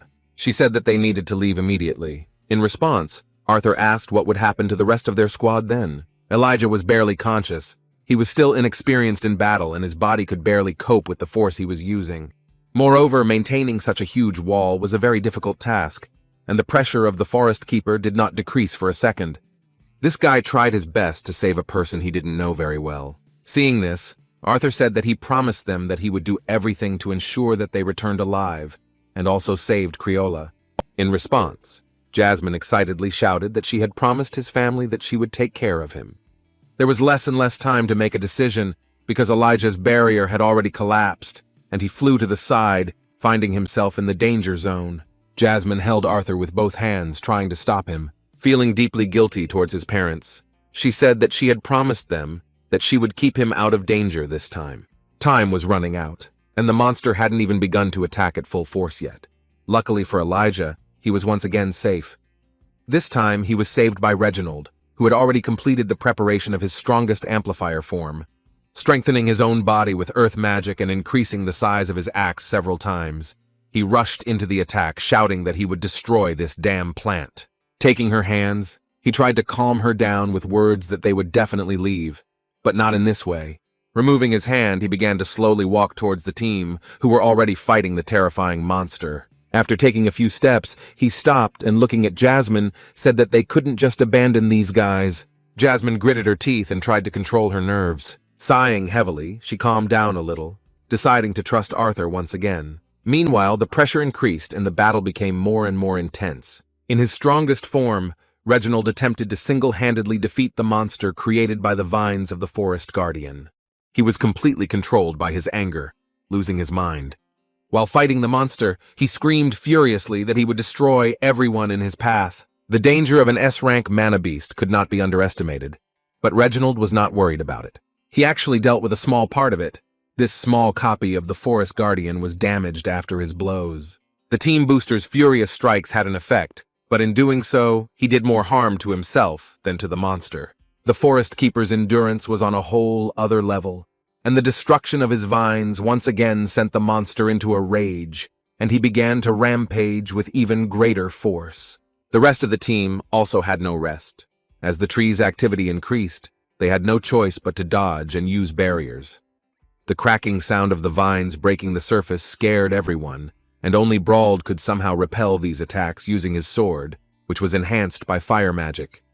In his strongest form, Reginald was also wary of ranged vine attacks. Due to his significant mana release, he was regarded as a prime target for the guardian of the forest. Cutting through the vines and moving forward, he decided to confront the real body of this monster. However, as he approached it, he didn't even notice how he found himself surrounded by powerful vines. Reginald was completely captured by the forest keeper. The vines began to choke him. While Lucas ran towards the exit, Arthur, picking up Samantha, asked Elijah to cover Jasmine until she picked up Brawled. After this order was carried out, he asked to immediately run towards the exit.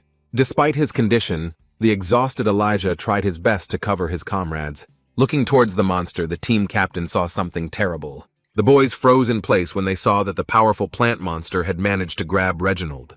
Even though he had lost his mind and was acting like a real madman, no one could believe that he would lose control of the situation. Jasmine and Brawled, who were already heading for the exit, were horrified to realize that they were too far away to be able to help. The worst thing was the state Reginald was in. He couldn't even resist anymore. His armor began to crumble and the monster easily twisted his limbs. Holding Samantha in his arms, Arthur asked Lucas to immediately set fire to the vines around Reginald. Turning around, Lucas suddenly pointed his magic cane at his captain. Feeling his magic crystal begin to overflow with energy, Samantha was horrified. Arthur, holding her in his arms, didn't even have time to react to what was happening. A moment later, he took a fire bullet into his stomach, not even having time to defend himself with his mana aura. Lucas's disgusting decision was due to his pride. Having missed another blow and found himself on the ground, he did not lose his arrogance. Despite his cowardice, he continued walking towards the exit until the very end. Even though he couldn't do anything and wasn't even able to help others, he still felt that being insignificant wasn't for him. The forest guardian had no intention of letting them go, so the exit began to gradually become blocked by vines that were breaking through the surface. Seeing this, Lucas understood that he might not have time to escape if he stayed in this place for even a minute longer. Even looking back at his comrades, he did not feel a drop of guilt in the fact that he was abandoning them to their fate. Brawled, due to severe shock and several serious wounds, was unable to defend himself, so Jasmine was busy with this difficult task. Gritting his teeth nervously, Lucas rejected any opportunity to increase their chances of survival, arrogantly thinking that he, as a member of the great Wykes family, should seize the moment to save himself. As the heir to one of the major houses that had led Sapin to a conditional victory over Eleanor, he believed that staying alive and continuing his line was his primary duty, no matter the circumstances. With this thought in mind, he dealt that terribly vile blow that took Arthur by surprise. Flying back a few meters, he dropped his sword and did a few somersaults before coming to a stop. Everyone was shocked at how mean Lucas acted in a situation where their captain was doing everything he could for the team. The magic bullet hit Arthur in the stomach, however. The attack also left severe burns on the left side of his body, as well as destroying the lower left quarter of his mask. Jasmine and Brawled froze in indescribable horror, which left them in shock. Arthur's guardian immediately rushed towards him. However, in response to this, Lucas furiously shouted that she should stay away. After that, this disgusting guy attacked her too. Jasmine, not expecting anything like this and being completely focused on the horror that happened to Arthur, did not have time to protect herself, and only at the last moment created a small stream of wind energy. A powerful explosion threw her aside as well. Her injuries were no less dangerous than those of Arthur, whom she tried to help. Elijah couldn't believe that Lucas would do something like this. The only thing he managed to do was stop Jasmine by creating a barrier of earth along the trajectory of her flight. The explosion caused by Lucas's attack also sent Brawled flying to the side. The pressure on the team was growing, because in addition to the betrayal of the Firecaster, the vines that continued to try to attack them were also creating problems. Elijah continued to create barriers for the vines with his earthbending. Turning to Lucas, he asked him in confusion what he was doing. An arrogant Lucas, with a nasty smile and a trembling voice, replied that Elijah had better not try anything if he didn't want to get hurt in the explosion too. Despite his words, he still shouted angrily, asking if he would explain what the hell he was doing. In response, Lucas shouted that he would not risk his life to help them commoners get out of this place. Gathering mana with the crystal of his cane, he said with an arrogant mockery that they should be proud to remain in the memory of the people as valiant heroes who held back this monster to save him. After these words, He destroyed part of the wall that blocked the exit from this floor of the dungeon. As he emerged, he said with a cheeky sneer that he would tell everyone about their brave deeds and sacrifice, like the pitiful commoners. Hearing such disgusting nonsense from the mouth of the arrogant bastard, Elijah was ready to destroy him with his own hands. However, at that very moment, the forest keeper dealt another blow that destroyed the fence of their safe zone, throwing him aside. Elijah, like the rest of the team, ended up on the ground. He was breathing heavily due to his wounds, but continued to resist. The knowledge that he was the last of those who could fight kept him conscious until the very end. Now he was considered the main target for the forest keeper. The terrifying monster sent another bunch of deadly vines towards him. Although he could have used spells a few more times to protect himself, he refused to do so. In the end, Elijah was ready to take this blow, feeling the hopelessness of this situation. In just a moment, flame magic flared up, protecting him from the deadly vines. It was Brawled. He returned to the ranks, realizing that no one but him could continue to protect his comrades. Surrounding himself in flames, Brawled began to laugh madly. Even though he knew he didn't stand a chance against an S-rank monster, he was determined to fight to the end, asking the monster if he really was going to continue picking on kids instead of trying to fight a truly strong opponent. The guardian of the forest responded to his bold appearance with an animal roar. Fueling his mana reserves with the power of Creole and Reginald, he began to spread his deadly vines once more, while Brawled fearlessly charged. To give the others at least a little time to escape, he left them behind, drawing all attention to himself. Brawled went in for a frontal attack, releasing flame magic from his blade. Meeting the vines of the forest guardian with his flame, he did not give them a chance to grab him, like the previous members of the team that failed. Jasmine lay unconscious on the ground while Elijah tried to crawl towards her to help her somehow. At that moment he heard that Arthur was still alive. The guys still had time to wake up and escape, because Brawled, using his mana to the last drop, dealt the most powerful blows that could somehow delay the S-rank monster. With one of the cuts, he even managed to cut the body of the huge monster into 2 parts. However, this plant misunderstanding still possessed terrifying regeneration. Seeing all his efforts being in vain, Brawled couldn't help but smile in panic. Emitting moisture fed from the earth, the monster extinguished the flames that were trying to spread throughout its body.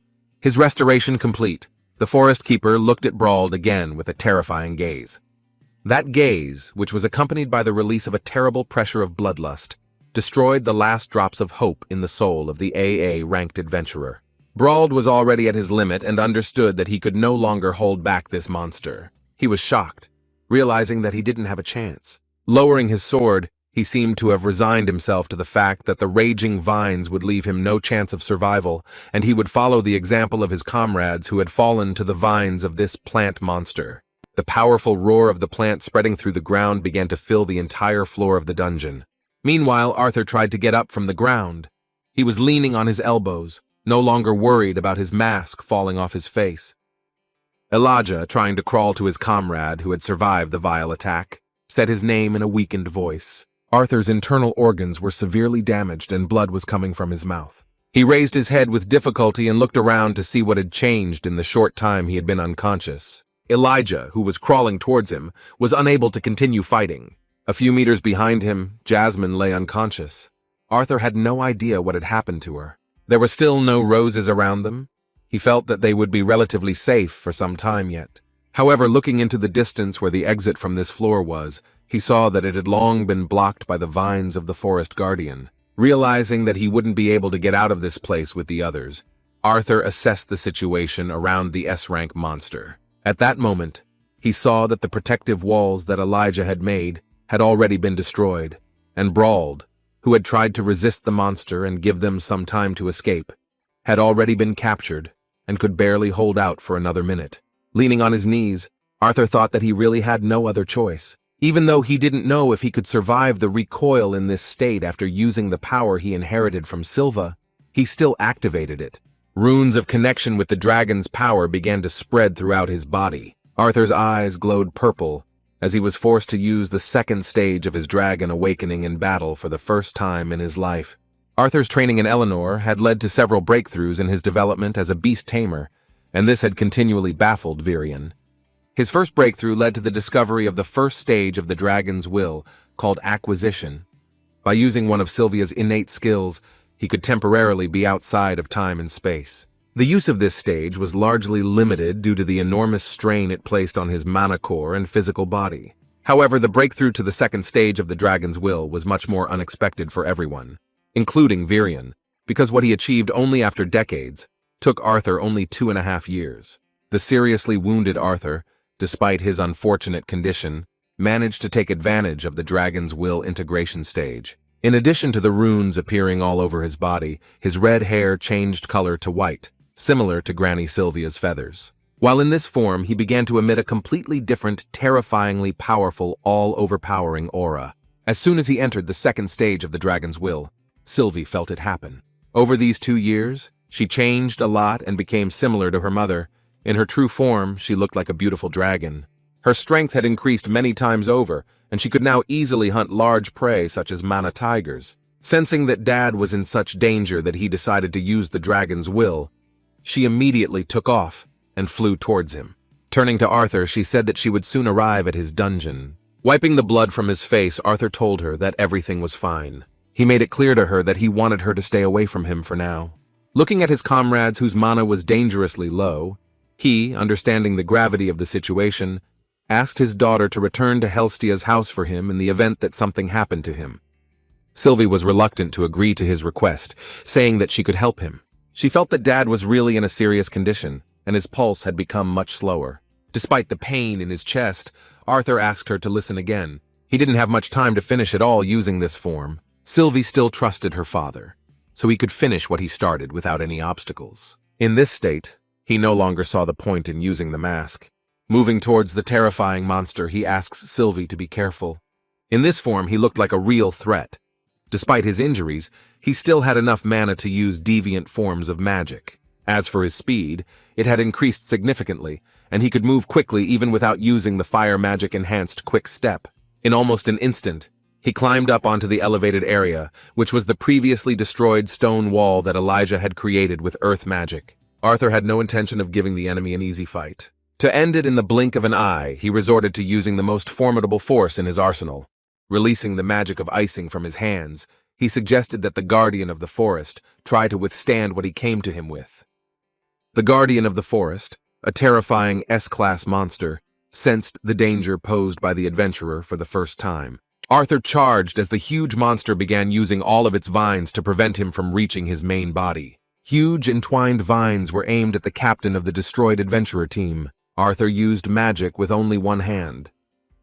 Fighting in this form, he thought that he couldn't blame Virian for knocking him out after his first release of the integration stage. His body could barely handle that kind of stress, especially in this state. He hoped to get it over with quickly, not knowing if he would survive the backlash from using that power. With a light wave of his left hand, he cut through the deadly branches that were heading his way without any problems. Feeling the all-consuming ice on itself, the monster began to roar terrifyingly.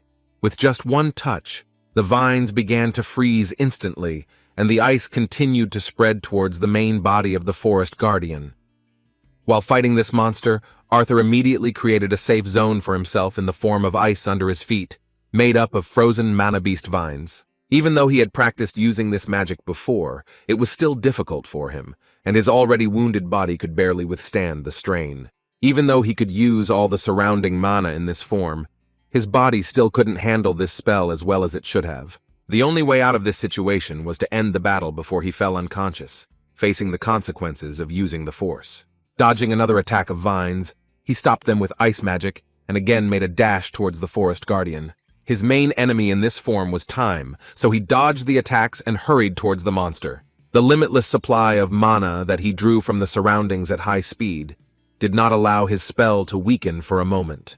The Forest Keeper's vines continued to turn to ice as Arthur approached his body. Pushing off the frozen vines again, Arthur finally jumped towards the body of the Forest Keeper. At that moment, he struck him with a blow that began to spread the spell. Even though the Forest Keeper immediately threw it aside, the spell continued to spread. Using all of its power, the mana beast created a huge roar, directing all of its free vines in an attack towards the adventurer. The speed of their approach began to compete with the icing. Arthur, being at the limit of his abilities, managed to notice this desperate attack, but could not do anything about it. Luckily for him, the sharp, deadly vines hovered in the air just before they struck. After that, Arthur stopped using the spell and the ice from his palms began to slowly slide down. The created absolute zero temperature, which he could withstand with his integration stage, completely immobilized the monster, freezing all the moisture in his body. After stopping the terrifying S-class mana beast, Arthur began to use the fire element. Along with it, he also added the deviant form, blue flames, and the deviant lightning element. By combining all these elements together, he achieved a terrifying power in the form of purple lightning that destroys everything in its path. His power, which he used with just his right hand, had such a terrifying pressure that everything around him began to collapse. Making a dash towards the body of the forest keeper, he destroyed it with one blow, turning it into small shards of ice. The spread of purple lightning began to pulverize the remaining vines that the S-rank mana beast was controlling. Using the last of his strength, he continued to destroy the frozen vines that could have become a real danger to his team. Having destroyed the remains of the monster, Arthur fell to his knees. He was seriously wounded, and from such a strain on his body, all the wounds began to bleed even more heavily. Breathing heavily, he looked up, feeling relieved that he had managed to defeat the monster and save the rest of the boys. His body could no longer hold up and he fell to the ground. At that moment, Arthur lost consciousness, finding himself in the midst of a zone of absolute zero temperature created by his ice spell. Meanwhile, in Zyrus, his parents had no idea what was going on. The caring father noticed that his daughter had fallen asleep during training. Alice wondered why, at 8 years old, Ellie managed to work on herself so hard that she simply fell asleep on the floor. After putting his daughter to bed, the father said in her defense that after Lilia woke up, Ellie began to train very hard to catch up with her.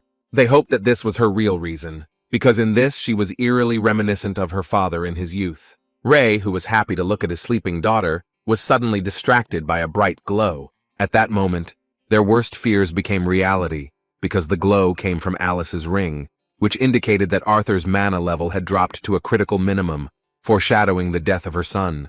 Seeing this, the parents were horrified, and Alice, in a trembling, shocked voice, began to say that this could not be true, and the ring must simply be broken and working with an error.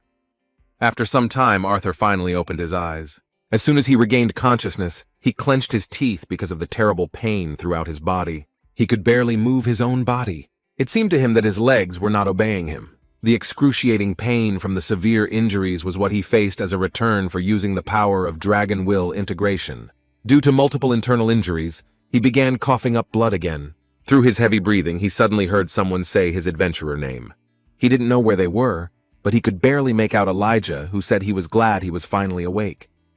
As Elijah crawled closer to him, Arthur, in a weakened voice, uttered syllable by syllable that he needed to break the stone on his glove. Elijah didn't know what he meant, but he decided not to ask unnecessary questions to the seriously wounded captain of the team, who managed to save the survivors with his incredible self-sacrificing act. As soon as he picked up the stone and broke it with the pressure of his fingers, deviant magic began to emanate from it, accompanied by a quiet whisper. Within a moment, Arthur's entire body was filled with this deviant form of mana, and the healing process began. In addition to numerous burns all over his body, he almost lost the fingers of his left hand. They suffered from severe frostbite, and the ice had not melted since he used this power. Thanks to the spread of his mother's magic, even frostbitten fingers were able to recover to a milder form of damage. The internal bleeding stopped, and Arthur began to take deeper breaths of air. Having recovered his body a little, he remembered what happened before his battle. Arthur gritted his teeth in hatred at the one who had so vilely set up their entire team. Of course, at that moment, he was thinking about the disgusting Lucas, who had directed his magic at him and fled the battlefield, abandoning all his comrades to their fate. The vile offspring of a noble family not only set everyone up, but also stabbed him in the back, which is why he ended up in this state. He felt anger and hatred towards this bastard with his whole body. At that moment, he was filled with a desire for revenge. However, his anger was instantly dispelled by the realization that he was not the only one in such a deplorable state. Trying to find out how the others were, he began to pronounce the phrase in a weakened voice. A sharp pain interrupted his speech and he fell to the ground again. Through teeth clenched in pain, Arthur asked Elijah where Jasmine was. Pointing his finger to the other side of the shelter, Elijah replied that it was there. She had suffered much more from Lucas's spell, and her body was not enhanced by mana. Elijah had a first aid kit with him, so he was able to treat her burns, but he was worried that she might still have internal injuries. Upon learning that Jasmine had also suffered at the hands of the traitor, Arthur angrily punched the surface, promising himself that he would make sure that Lucas was held accountable for his vile actions. Rising slightly from the ground, he asked Elijah to take the stone from his glove and use it to ease Jasmine's condition. Elijah nodded back at him in agreement. Taking the healing stone in his hands, he directed it at the wounded adventurer. As soon as the stone was destroyed, the mana that filled it began to be released and absorbed into Jasmine's body, causing her to feel increased pain. A moment later, she felt better and stopped grimacing in pain. Observing the effect of the deviant magic, Elijah said that her breathing had become much better. He thought she would be fine after a few hours of rest. Hearing these words, Arthur fell back on the pillow with relief. He was indescribably glad that he had the healing stones that his mother had made for him. In this state, he thought that he had not felt so terrible since he was 4 years old. The past began to make him nostalgic. He was glad that he had managed to escape death again. Sylvia, who continued to patrol the area around this dungeon, suddenly felt the mental connection with her father being restored. She was very happy that he had finally woken up. Turning to Arthur, she asked how he was feeling and if everything was okay with his body. Hearing that he was feeling quite well now, she said that she had listened to his words and stayed away. In fact, she even saw Lucas, who sneakily escaped from the dungeon, framing the captain and the rest of the team. If she had known that he was the culprit of her dad being in danger, she would have certainly destroyed him the moment he appeared in her line of sight. The caring father assured his daughter that they were safe now, saying she could focus on her training. When she replied that it was not that important, Arthur countered by saying that because of their connection, he was confident that she should continue in the same spirit. Even in this state, he did not stop thinking about how much he wanted to meet Sylvia again, whom he had not seen for 2 whole years. Elijah, who had been caring about his condition all this time, asked if he was feeling any better. Raising his fist in the air, Arthur said ironically that he felt so good that he was ready to run a marathon.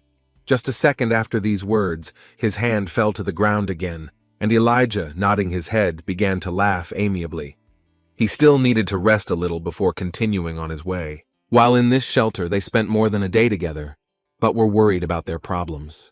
When the situation became clear, and it became clear that Arthur and Jasmine's lives were no longer in danger, Elijah decided to try to start a conversation with the captain.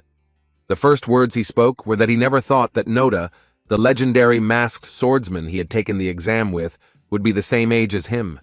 After these words, Arthur grabbed his face and realized that all this time he had been next to this comrade without a mask. Seeing his panicked reaction, Elijah humbly apologized, saying that the captain's mask had fallen off during the battle and he was unable to find it. Jumping up from his seat, Arthur excitedly asked where his sword was, and he was even more worried about whether Elijah had seen his black stick, which he had with him. Pointing to the corner of their shelter, he replied that he did not know whether it was valuable or not, but he took it with him just in case. Falling to the ground again with a folded sheet under his head, Arthur sighed with relief. Taking a deep breath, he relaxed, convinced that everything had not ended so badly. After a short silence, he found the strength to thank Elijah for saving him and Jasmine, and for taking his sword with him when he could have simply run away on his own. In fact, Elijah did it because of his sense of justice.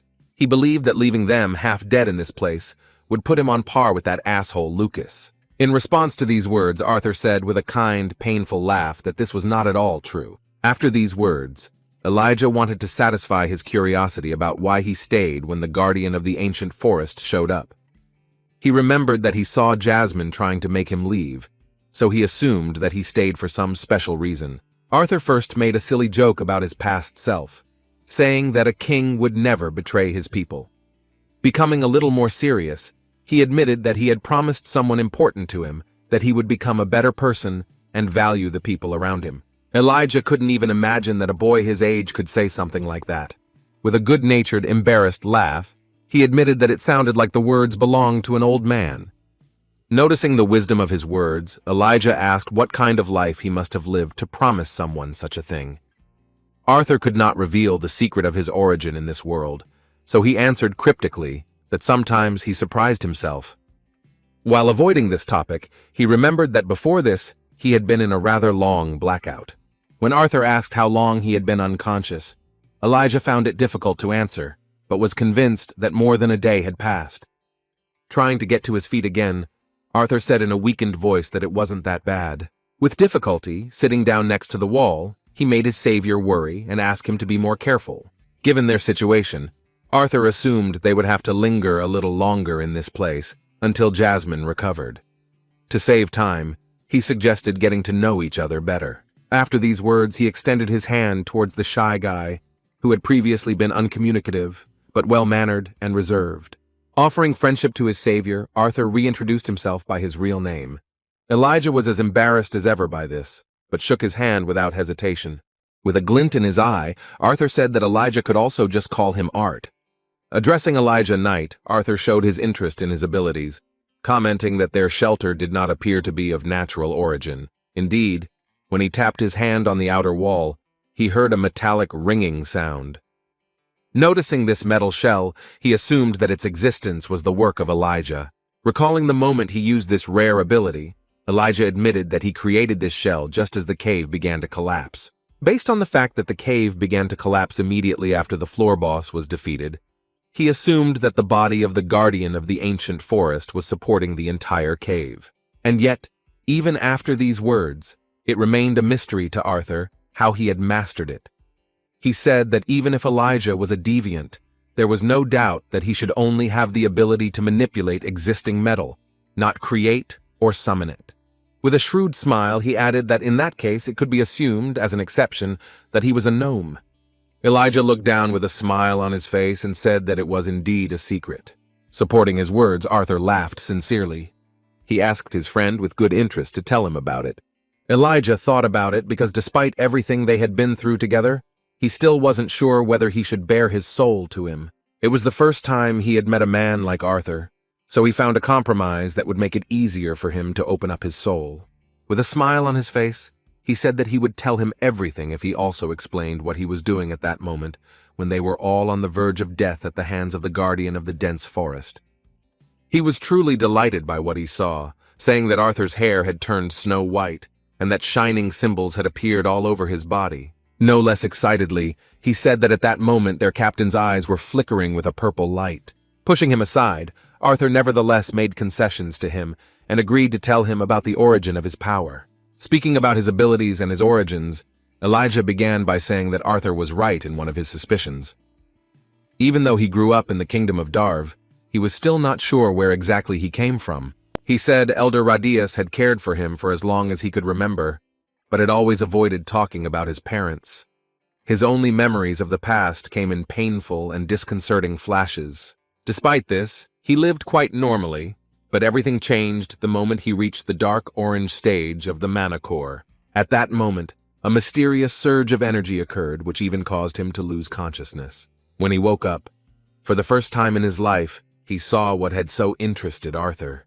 He then found himself surrounded by these black metal spikes, which were most likely some kind of deviant form of magic, so rare that according to records, it had never been encountered among the mages of the continent before. After what happened, Elder Radius told him that it was time to leave and begin exploring the rest of the Decathan continent, without even telling him the reason for such a sudden decision. It all happened so suddenly that Elijah still has a lot of questions, and it only gets harder for him because sometimes he has a strange feeling. Looking at his hand, which was shaking from the memories, he said that the strange feeling was like an itch that he couldn't get rid of. He guessed that it had something to do with his powers and where he really came from. Elijah's words really seemed like a mystery, and Arthur had no idea what the origin of this mysterious guy's power was, and he himself knew nothing about himself. The tense atmosphere of discussion of oddities was interrupted by Jasmine's loud snoring. She created a very awkward atmosphere with her sleep-talking, in which she explained to Arthur what kind of fish was worth catching and which would taste much better after being cooked over a fire. The boys began to feel awkward, and Arthur became even more embarrassed, remembering that he really didn't understand anything about fishing or cooking fish, despite the fact that he was a boy. Observing this funny silence, Elijah began to laugh quietly, making this silence even more friendly. Breaking the silence, he apologized for his emotionality during the story, saying that he had not intended it to be an incomprehensible mystery. When Arthur asked him not to worry about it, Elijah decided to change the subject, asking what his story was and how it came to be that he became such an amazing warlock at the age of 11. As if nothing had happened, Arthur revealed secrets to him that even his family did not know. He reintroduced himself as an amplifier with an affinity for the 4 elements, who is also a deviant who wields lightning and ice. Shocked by this information, which sounded undeniably true coming from his captain, Elijah jumped up, suddenly hitting the back of his head on their metal shelter, causing a loud metallic ringing sound. Clutching his head, he was not so much worried about the sharp pain as he was afraid of going crazy from the sudden shocking information. Looking at Arthur, he said that he had previously thought that he was the odd one out, but now he was firm in his assumption that their team captain had won by a large margin. Then he remembered the marks all over Arthur's body, and also the changes in the color of his hair and eyes. Continuing to shock his interlocutor, Arthur, with an awkward, shy laugh and scratching his face, said that he was also a beast tamer, and what Elijah had seen before was the release of his beast will. As expected, Elijah was shocked to the depths of his soul by the words that an 11-year-old boy had mastered the will of the beast, which even the current kings of the 3 kingdoms did not possess. Upon learning Arthur's age, Elijah said that he was older than him, as he would be turning 12 in a few months. Considering how incredible his peer was, Elijah said that it was probably not something he should be proud of. After these words, he could hardly contain his laughter. Looking at Arthur, he realized that he was in the same situation. Elijah couldn't stand it first and spat on his interlocutor, after which he began to laugh loudly. In an instant, Arthur joined him, and the calm atmosphere was interrupted by a sudden youthful laughter that broke the silence. The terrible things that happened inside this dungeon produced an unexpected result. Sincerity was what they valued most in each other. Arthur found a close person with whom he could have a heart-to-heart talk, telling about what he hid even from his family.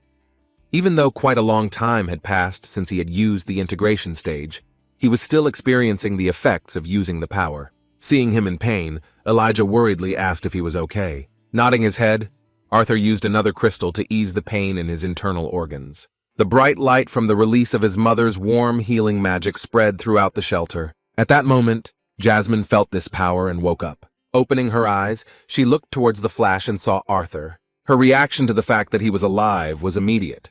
Without worrying about her own condition, she took off, pleasantly surprising the guys by finally regaining consciousness.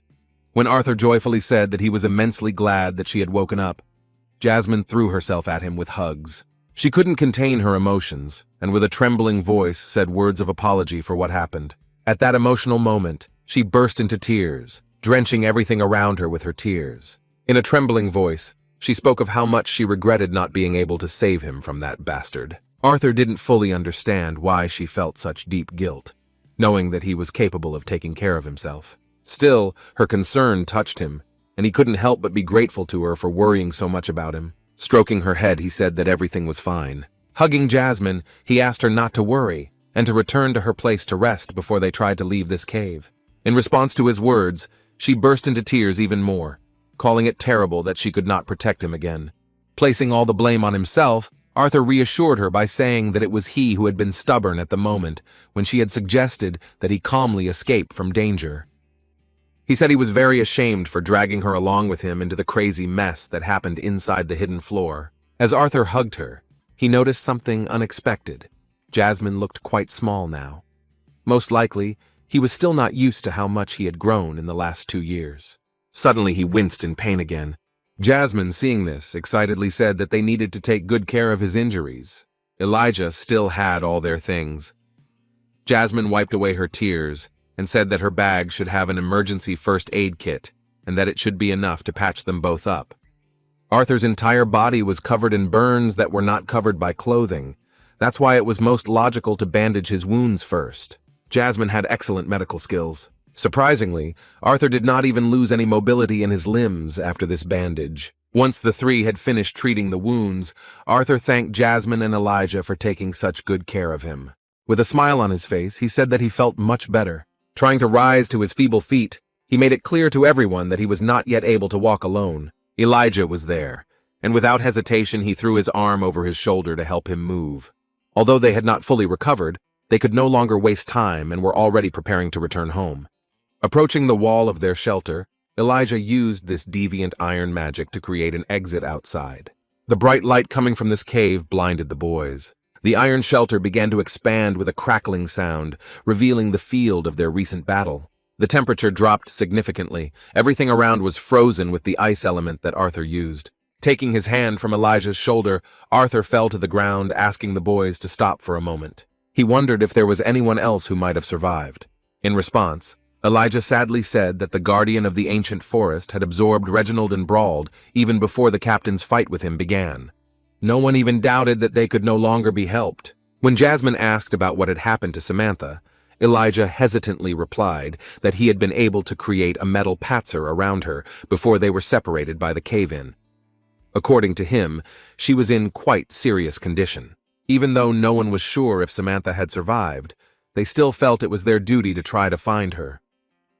Turning to Elijah, Arthur asked how they were going to find her in all the rubble. While looking at the fragments of the guardian of the dormant forest, Arthur simultaneously continued to think that the core of this mana beast was lost somewhere. As it turned out, Elijah had already had an idea in his mind about how to find Samantha.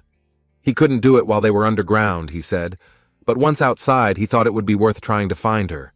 Placing his hands on the surface, Elijah used earth element magic. He was fully concentrated because this spell was different from all the previous ones, which he uses quite often. As he chanted the words of the spell, he began to scan the soil using the pulse of the earth. Within a moment, a huge area around them and deep into the earth began to collide with the waves that he began to spread.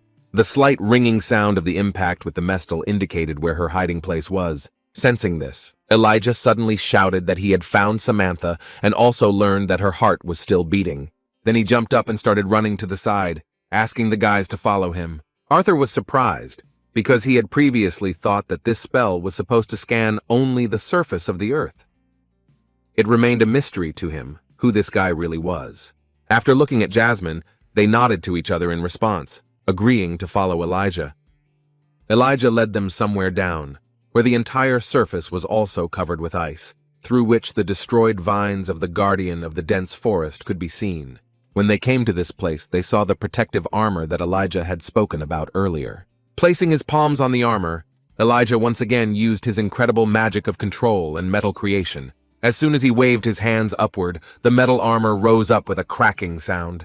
Then Elijah ran closer and began to tear its surface. With a crackling sound, he created a ravine in the metal armor and found Samantha inside. As he had already said, she was seriously injured and her entire body was covered in burns. Elijah immediately rushed to her side and reached for the vine branch that was stuck in her thigh. However, at that very moment, she was interrupted by Arthur's touch. He suddenly asked him not to touch the vine. He explained this request by saying that this vine serves as a splint for her leg, and if it is removed, the injury could only get worse. Arthur placed 2 fingers on her neck to make sure she had a stable pulse and was breathing normally. The only thing that was a little worrying was her fever, for her forehead was very hot to the touch, but Arthur did not think that her life was in danger. With a sad look for the rest of his comrades, their captain said that since Samantha was unconscious, there was at least a glimmer of hope. Of course, the guys hoped that they would be able to get her to the hospital before she got any worse. Jasmine decided not to delay, so she picked up Samantha in her arms. Addressing the boys, she suggested that they not linger in this place. The guys began to slowly walk towards the exit from this floor, but Arthur continued to look around. Finding the core of the ancient forest guardian in this mess was almost impossible. He did not even feel its presence, and was afraid that the priceless treasure would simply remain buried in this place. Continuing to move forward, the boys thought that now they would not encounter anything dangerous. However, at that very moment, they felt a powerful shock wave that caused the surface of the floor to shake. Jasmine was wary because she didn't expect that something like this could happen from the side from which they began entering the dungeon.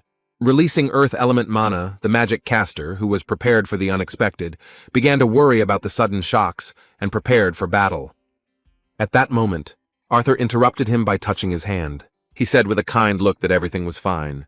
The next blow was even stronger than the previous ones, and the wall, which was located at the entrance to the floor, began to shake even more strongly. Elijah was very worried, but still decided to trust Arthur again. Within moments, a new hole had been torn through the wall, and shards of rock, Ice and frozen vines began to fly across the entire floor. A thick fog mixed with dust rose around, so the boys covered their eyes. Elijah moved his hand slightly away from his eyes and tried to see what had happened. When the fog cleared, he screamed in surprise.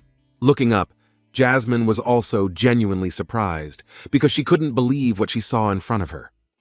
Sylvie, who had changed beyond recognition during this time, broke through to them on this floor. Turning to Arthur, she said that she had finally found him. Arthur, frozen in place, who had not seen Sylvie for over 2 years, did not know what to say, while the trembling Elijah could only guess what kind of beast was in front of him. With a touching look, Arthur noticed that she had changed a lot. Looking at her torso, he said that she had gained a little weight and width.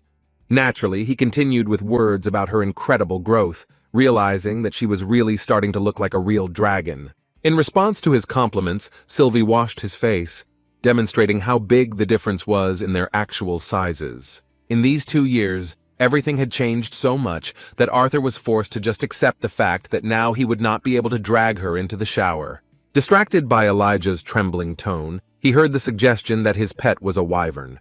However, even Elijah himself was not sure of his assumption, saying that unlike a wyvern, this creature had 4 limbs. Given this, shocked by what he sees, he makes an even crazier assumption that it is a dragon in front of him. When Elijah denied it, Arthur and Sylvie looked at him with some boredom, and the red-haired boy said that his mana beast was indeed a dragon. In response to this astonishing news, Elijah shouted in shock that Arthur should not look at him like he was the weird one. While fixing his hair after Sylvie's new styling, Arthur decided to introduce Sylvie properly. Placing his hand on her head, he said with a smile that she was his mana beast. Elijah could hardly believe his words, because even though he had seen her in person and had no doubt that he was delirious, he still couldn't stop thinking about the well-known fact that dragons were believed to have become extinct centuries ago. In response to his words, Arthur said that this was the reason why he wanted him to keep her secret. Of course, he wanted to protect Sylvie from the public eye, because it was hard to imagine what would happen if the whole world was shocked by her appearance. As it turned out, Jasmine already knew that Sylvie was indeed a dragon. Meeting her old friend, Sylvie showed her sympathy towards her, washing her with her joyful licking of the girl's entire face. The refreshing feeling of Sylvie's drool all over her face made Jasmine feel touched. Within a moment, she began to shake her head, returning to her usual appearance. Meanwhile, Elijah was barely conscious after so much shocking information. He couldn't stop thinking about it, and said out loud that Arthur, at 11 years old, has an affinity with 4 elements, is a deviant in 2 of them, and has a connection with a dragon. While his excited friend was trying to process the crazy information, Arthur had already climbed on top of Sylvie. He then picked up Samantha to make her as comfortable as possible so that her injuries would not get worse. Elijah, who was afraid he was going crazy because of Arthur's shocking secrets, began to shake his head restlessly from side to distract himself from his thoughts. Seeing his strange behavior, the guys asked him to take it a little easier. They couldn't waste much time in this place because Noda turned out to be such a mysterious guy. On the way back, there were still quite a lot of mana beasts that could not even think that someone would return from the floor where the guardian of the dense forest was located. A cracking sound coming from deeper levels made them wary. However, seeing before them a terrifying creature in the form of a dragon on whose back the adventurers were sitting, no one could dare to stand in their way. Every little thing immediately ran out of the way, so it seemed to the children that the corridors were empty. When they decided to stop and walk on foot along the floor where the huge worm was, they noticed that it was also not thrilled about the prospect of fighting them. Despite how dangerous his attacks had been in the past, he now simply hid underground and did not even show any activity. The first floor they encountered when they entered this dungeon was the floor with immortal bat-like creatures. When the boys returned to this place, they were met by these immortal monsters as soon as they sensed the approach of the mana holders. As before, they tried to intimidate the adventurers with their numbers and deafening squeal. However, after just a moment, the expressions on the mana beasts' faces changed noticeably. They lost all their fighting spirit and began to look so stunned by something frightening that they could not move from their place. Naturally, this was connected with the fact that they saw a dragon. Jasmine was a little confused, realizing that everything had gone more smoothly than she might have thought. As expected, Elijah immediately realized that it was about Sylvie, while she, noticing his gaze, seemed to want to ask if he had any claims to her authority among the animals of this forest. In a slightly confused tone, Elijah asked why Arthur hadn't brought Sylvie with him from the start, thinking it would have been much easier that way. Arthur only laughed good-naturedly in response, because in reality, they both knew that he couldn't possibly reveal this secret. Suddenly, he felt Samantha start to tremble more violently. Her sudden cough indicated that she was beginning to regain consciousness. Elijah understood the captain without words and prepared a comfortable place for her on the ground. When they laid Samantha on the ground, she was clearly in pain and had a fever, but she gradually began to regain consciousness. When she opened her eyes and saw the boys in front of her, tears appeared on her face. In a weakened voice, she said that Arthur looked better without his mask. As Jasmine continued to examine Samantha, Arthur, who had heard the unexpected compliment, said that it was a bad time to talk, after which he asked her to save her strength. However, a moment later, Samantha asked to look at what she had found before she was hidden under the iron armor. Elijah and Jasmine were simply shocked by what they saw, because they had no idea that such luck could happen. As it turned out, she managed to save the mask of note and even find the core of the guardian of the dense forest. It was very amazing. Fate itself presented gifts to the team captain for the way he sacrificed himself for the others. Taking his mask, Arthur thanked Samantha for a job well done. As for the beast core, he started talking about how they would sell it when things settled down, and then split the profits between everyone. In response to his words, Jasmine immediately refused, saying that she did not need it. With a kind smile on her face, she looked into Arthur's eyes and said that he was the only one who deserved this item. When he looked at Elijah, he panicked a little and also said that he was not even laying claim to it. Arthur was shocked that everyone refused to share the cost of this item. It seemed to him that no one simply understood what a huge benefit they were about to miss out on. But at that very moment, Samantha silently handed him the core of the guardian of the dense forest. At the same time, she suddenly said that if it weren't for him, none of them would have survived, especially her. Samantha also shared with him the thought that it was more than fair that the one who single-handedly dealt with this monster deserved such a reward. As much as Arthur didn't want to accept it, he understood that it wouldn't be easy to get away from these guys. Looking at Elijah and Jasmine, he gave them another chance to change their minds. However, their decision was firm. Elijah did his best to restrain himself from letting Arthur misunderstand his emotions. Sighing heavily, he finally stopped resisting. Looking at the incredible S-rank beast's mana core, Arthur decided to put off what to do with it for later. The kind smiles of his comrades indicated that he deserved it. Meanwhile, Samantha fell asleep again. Seeing her condition, Arthur understood that she was probably very exhausted, because even her pulse testified to this, which was becoming even rarer and weaker. To avoid any difficulties, he asked Jasmine and Elijah to go to the guild together and call for help. In response, the guys nodded their heads, because they could trust Samantha to their captain. Before leaving, Elijah remembered about the equipment. Using his spatial ring, he released the items that belonged to Arthur. While he had no doubt that their captain could manage without them, he decided to be sure that he would have access to his things if he needed anything. After that, the boys quickly ran to the exit of the dungeon. Elijah did indeed give him things, including an item that was desperately needed after what happened. Now that Arthur's mana had recovered a bit, it was time to let his parents know he was okay. By sending the disappearing magic letter, he reassured himself that at least now they wouldn't worry until he got home. When they were alone with their daughter, Arthur was able to communicate with her in person. Looking at the beautiful Sylvie, he guessed that she had become so big because she had spent 2 years hunting mana beasts and eating their cores. In response, Sylvie said with admiration from the memories that she hunted a huge number of animals. Seeing her enormous size, Arthur knew that it would be impossible to hide her from the eyes of people. Still, he wondered if she could change her appearance as she had done in the past. Sylvie nodded her head in response. With the sound of some magical noise, she began to transform.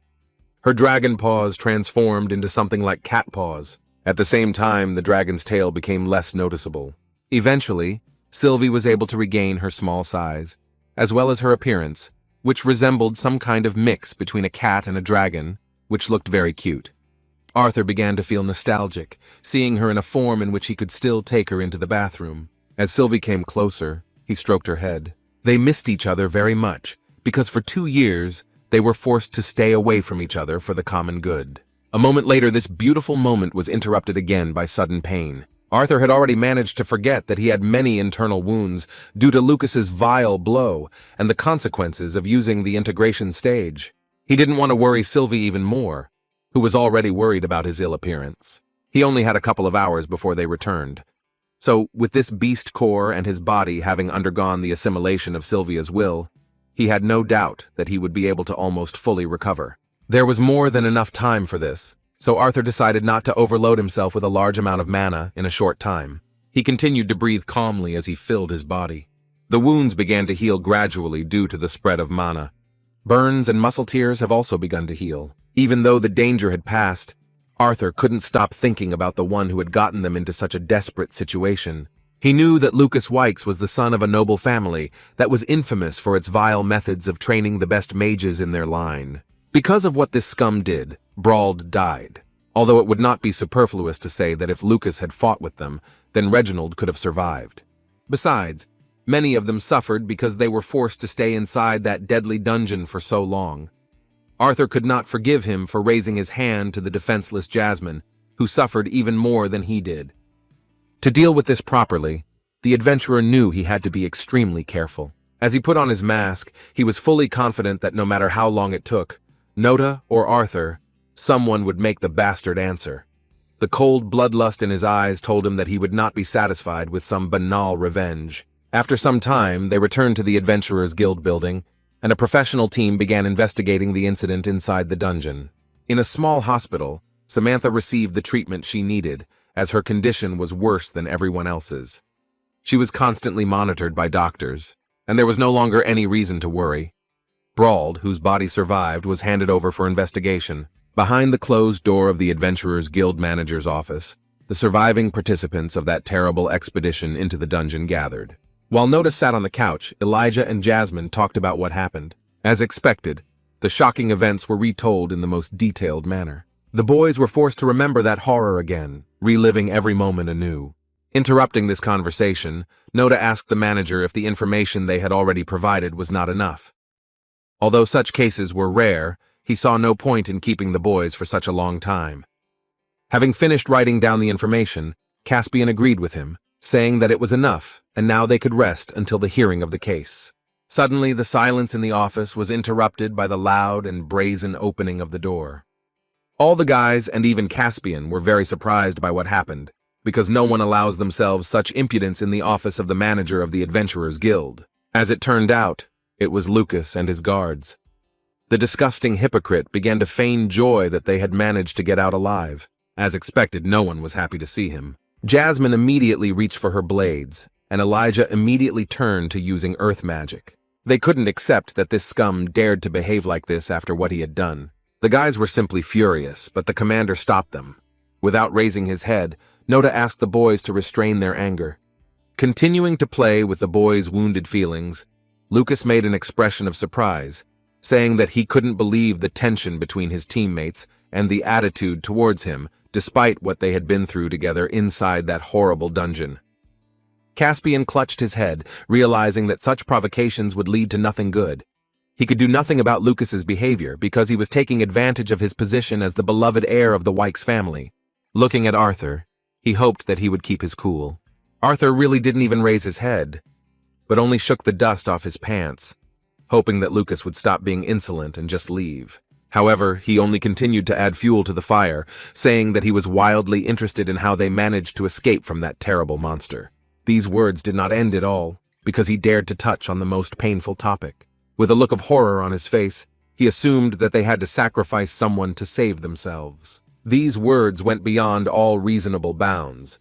Caspian jumped up from his seat and, slamming the table in a raised voice, said that Mr. Wykes should not touch on this topic. Continuing to act as if he was doing it unintentionally, he allowed himself the audacity to recall that since Samantha was seriously wounded but alive, she could hardly have been the sacrificial lamb thanks to which the three were able to escape. He snapped his fingers and pretended to understand what was going on. Just as he mockingly said that they had probably sacrificed Brauld, the former captain of the team, Arthur's sword whistled past him. Suddenly, Real horror appeared on his face because he didn't even have time to notice how he was almost killed. Arthur's blade slammed into the front door right in front of Lucas's face, and his guards were stunned by what had happened, realizing that they had been unable to prevent it. Seeing the blood on the young gentleman's shoulder, one of the guards said in a frightened voice that his ear was injured. Putting his fingers to his ear, he discovered that there was blood on it, and that the ear itself was cut. Looking at his hand, he froze in shock. In a frightened voice, he shouted that there was blood in front of him, excitedly talking about his ear. Watching this pitiful sight, Arthur silently rose to his feet. Taking the second blade from his belt, he began to slowly walk towards Lucas, while the frightened guards began to protect their young master with desperate cries that Note should not move. However, Arthur did not say a word. He only looked coldly at these bastards, whose young master allowed himself the impudence to be so vilely hypocritical in the presence of his comrades.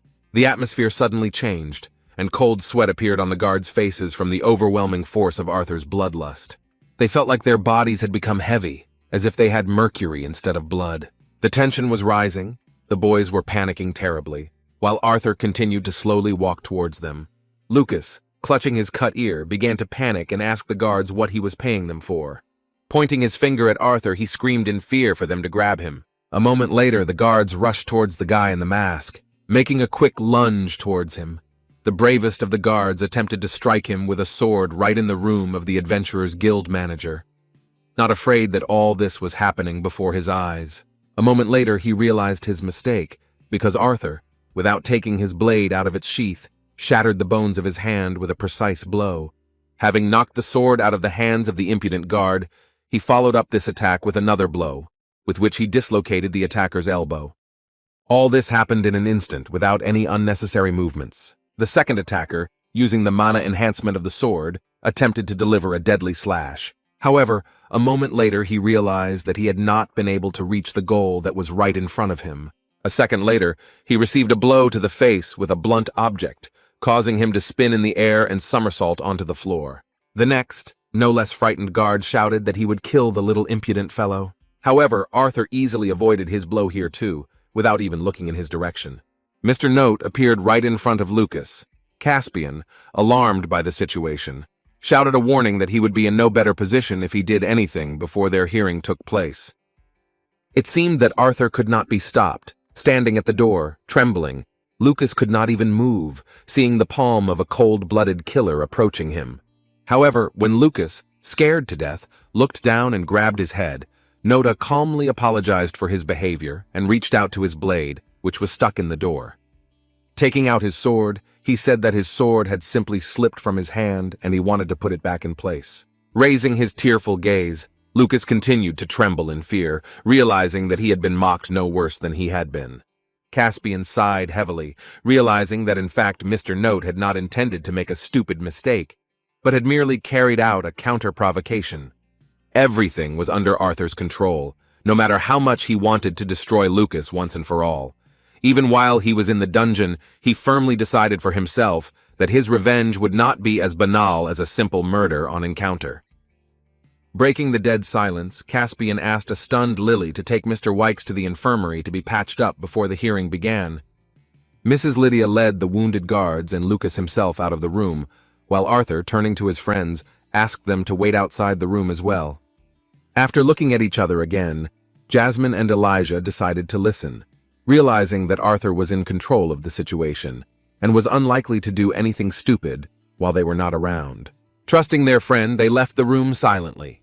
Having slammed the door from the inside, Arthur was left alone in the manager's office with Caspian. Wiping the sweat from his forehead after such a nervous and tense situation, Caspian said that as far as he understood the situation, it was in Mr. Noda's interests to refrain from such provocations towards Mr. Wykes.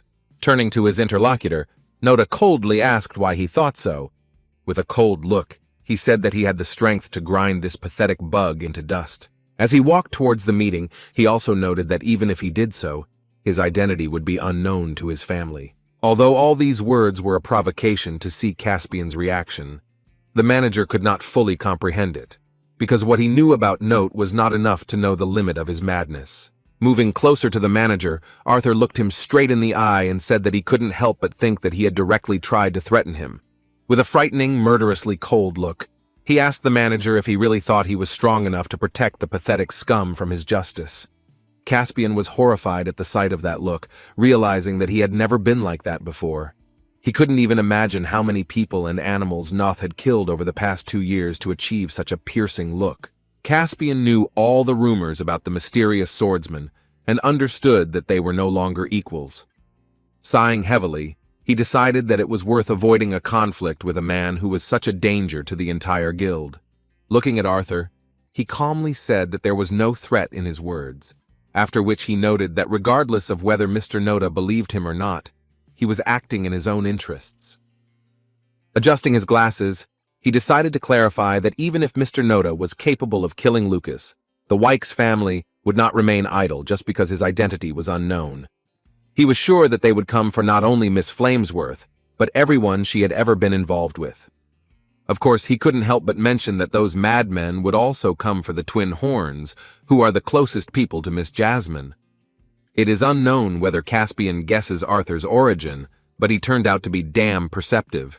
It was not out of place for him to mention that they would not limit themselves to only the current participants, but would also not forget about those with whom they were no longer fighting, but still maintained contact. After these words, he amicably concluded that until Mr. Noda had enough strength and power not only to protect himself, but also the people dear to him, it would be better to refrain from any rash actions against Lucas. An even more interesting detail was the words that even if Mr. Note was strong enough to turn the entire Wykes family into dust, it would be meaningless if he was unable to defeat his half-brother Lucas, who was at the pinnacle of the fire masters of the entire kingdom.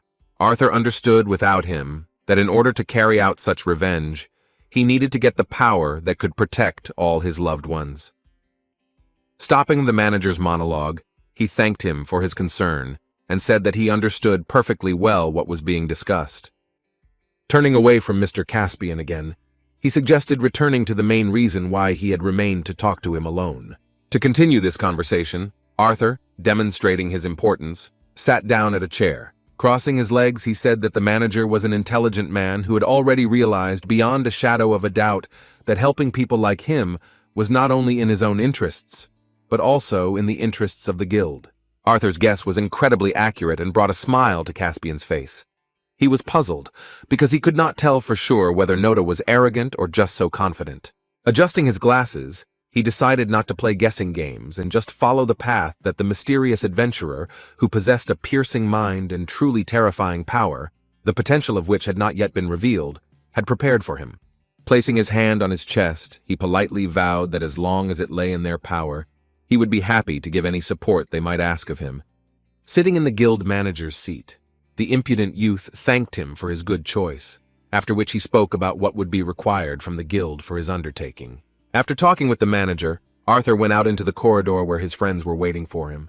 At this point, Elijah began to emotionally talk about how he was scared by Arthur's actions, because at that moment he thought that he was really going to kill Lucas. Shaking his head to the sides, Arthur, sighing heavily, replied that despite his desire, now was not the right time for this. When Elijah excitedly asked if he was really going to kill that vile bastard, Arthur just slapped him on the shoulder and changed the subject. He said he was starving, so he should have a snack before the hearing. He also wanted to meet Sylvie, who had been bored waiting outside all this time. After that, he silently walked forward while the boys stared at his back. They didn't know what Arthur was planning, but they could trust him completely, knowing how reasonable and thoughtful he was, despite his age. After a snack, everyone went to the Adventurers Guild courtroom where the hearing had already begun. The defendants rose to their seats to appear before the court. Arthur and Lucas stood on separate podiums directly in front of the judges, who had already been familiarized with the materials of the case. All representatives of the court began to take their seats. Lucas was the defendant, while Noda represented the victims. 5 judges looked at the participants in the conflict. In the middle stood an older man, a gray-haired, reasonable man who knew such situations like no one else, because he himself had fought for a long time as an experienced adventurer. On behalf of the Adventurers Guild and the judges present in the courtroom, the old man stated that after reviewing the case materials, it was decided to find the spellcaster, Lucas Wykes, guilty. The judges found him guilty of sabotage and endangering the lives of the rest of the party, while exploring a particularly dangerous dungeon. They unanimously decided to sentence him to be stripped of his A-rank adventurer title. In response to the judge's words, Lucas responded with a sly grin, believing that his plan had succeeded and he had walked away with virtually no serious punishment. However, the judge continued the accusation, and another measure to prevent such things from happening in the future was a ban on Lucas from returning to the activities of an adventurer until the guild changed its decision. As soon as the chief judge of the Adventurers Guild announced his verdict, his assistant slammed his gavel on the table, thus announcing the end of the trial. Mr. Wykes was called upon to surrender his adventurer's card. The defendant made no objection and went to meet them. Arthur's guesses were correct. As was to be proved, Lucas only got off with a slight fright, although under normal circumstances he would have definitely ended up in prison. The next words of the chief judge concerned the Noda amplifier. There was a brief silence in the room as the judges looked at the very man who could single-handedly defeat an S-class mana beast. The guy's unheard-of level of strength made the boys look at him with real respect.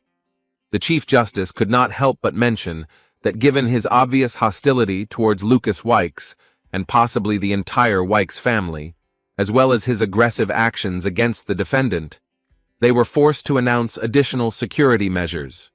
While Lucas nervously bit his fingers in conjecture, Arthur was ready for any decision the judge made.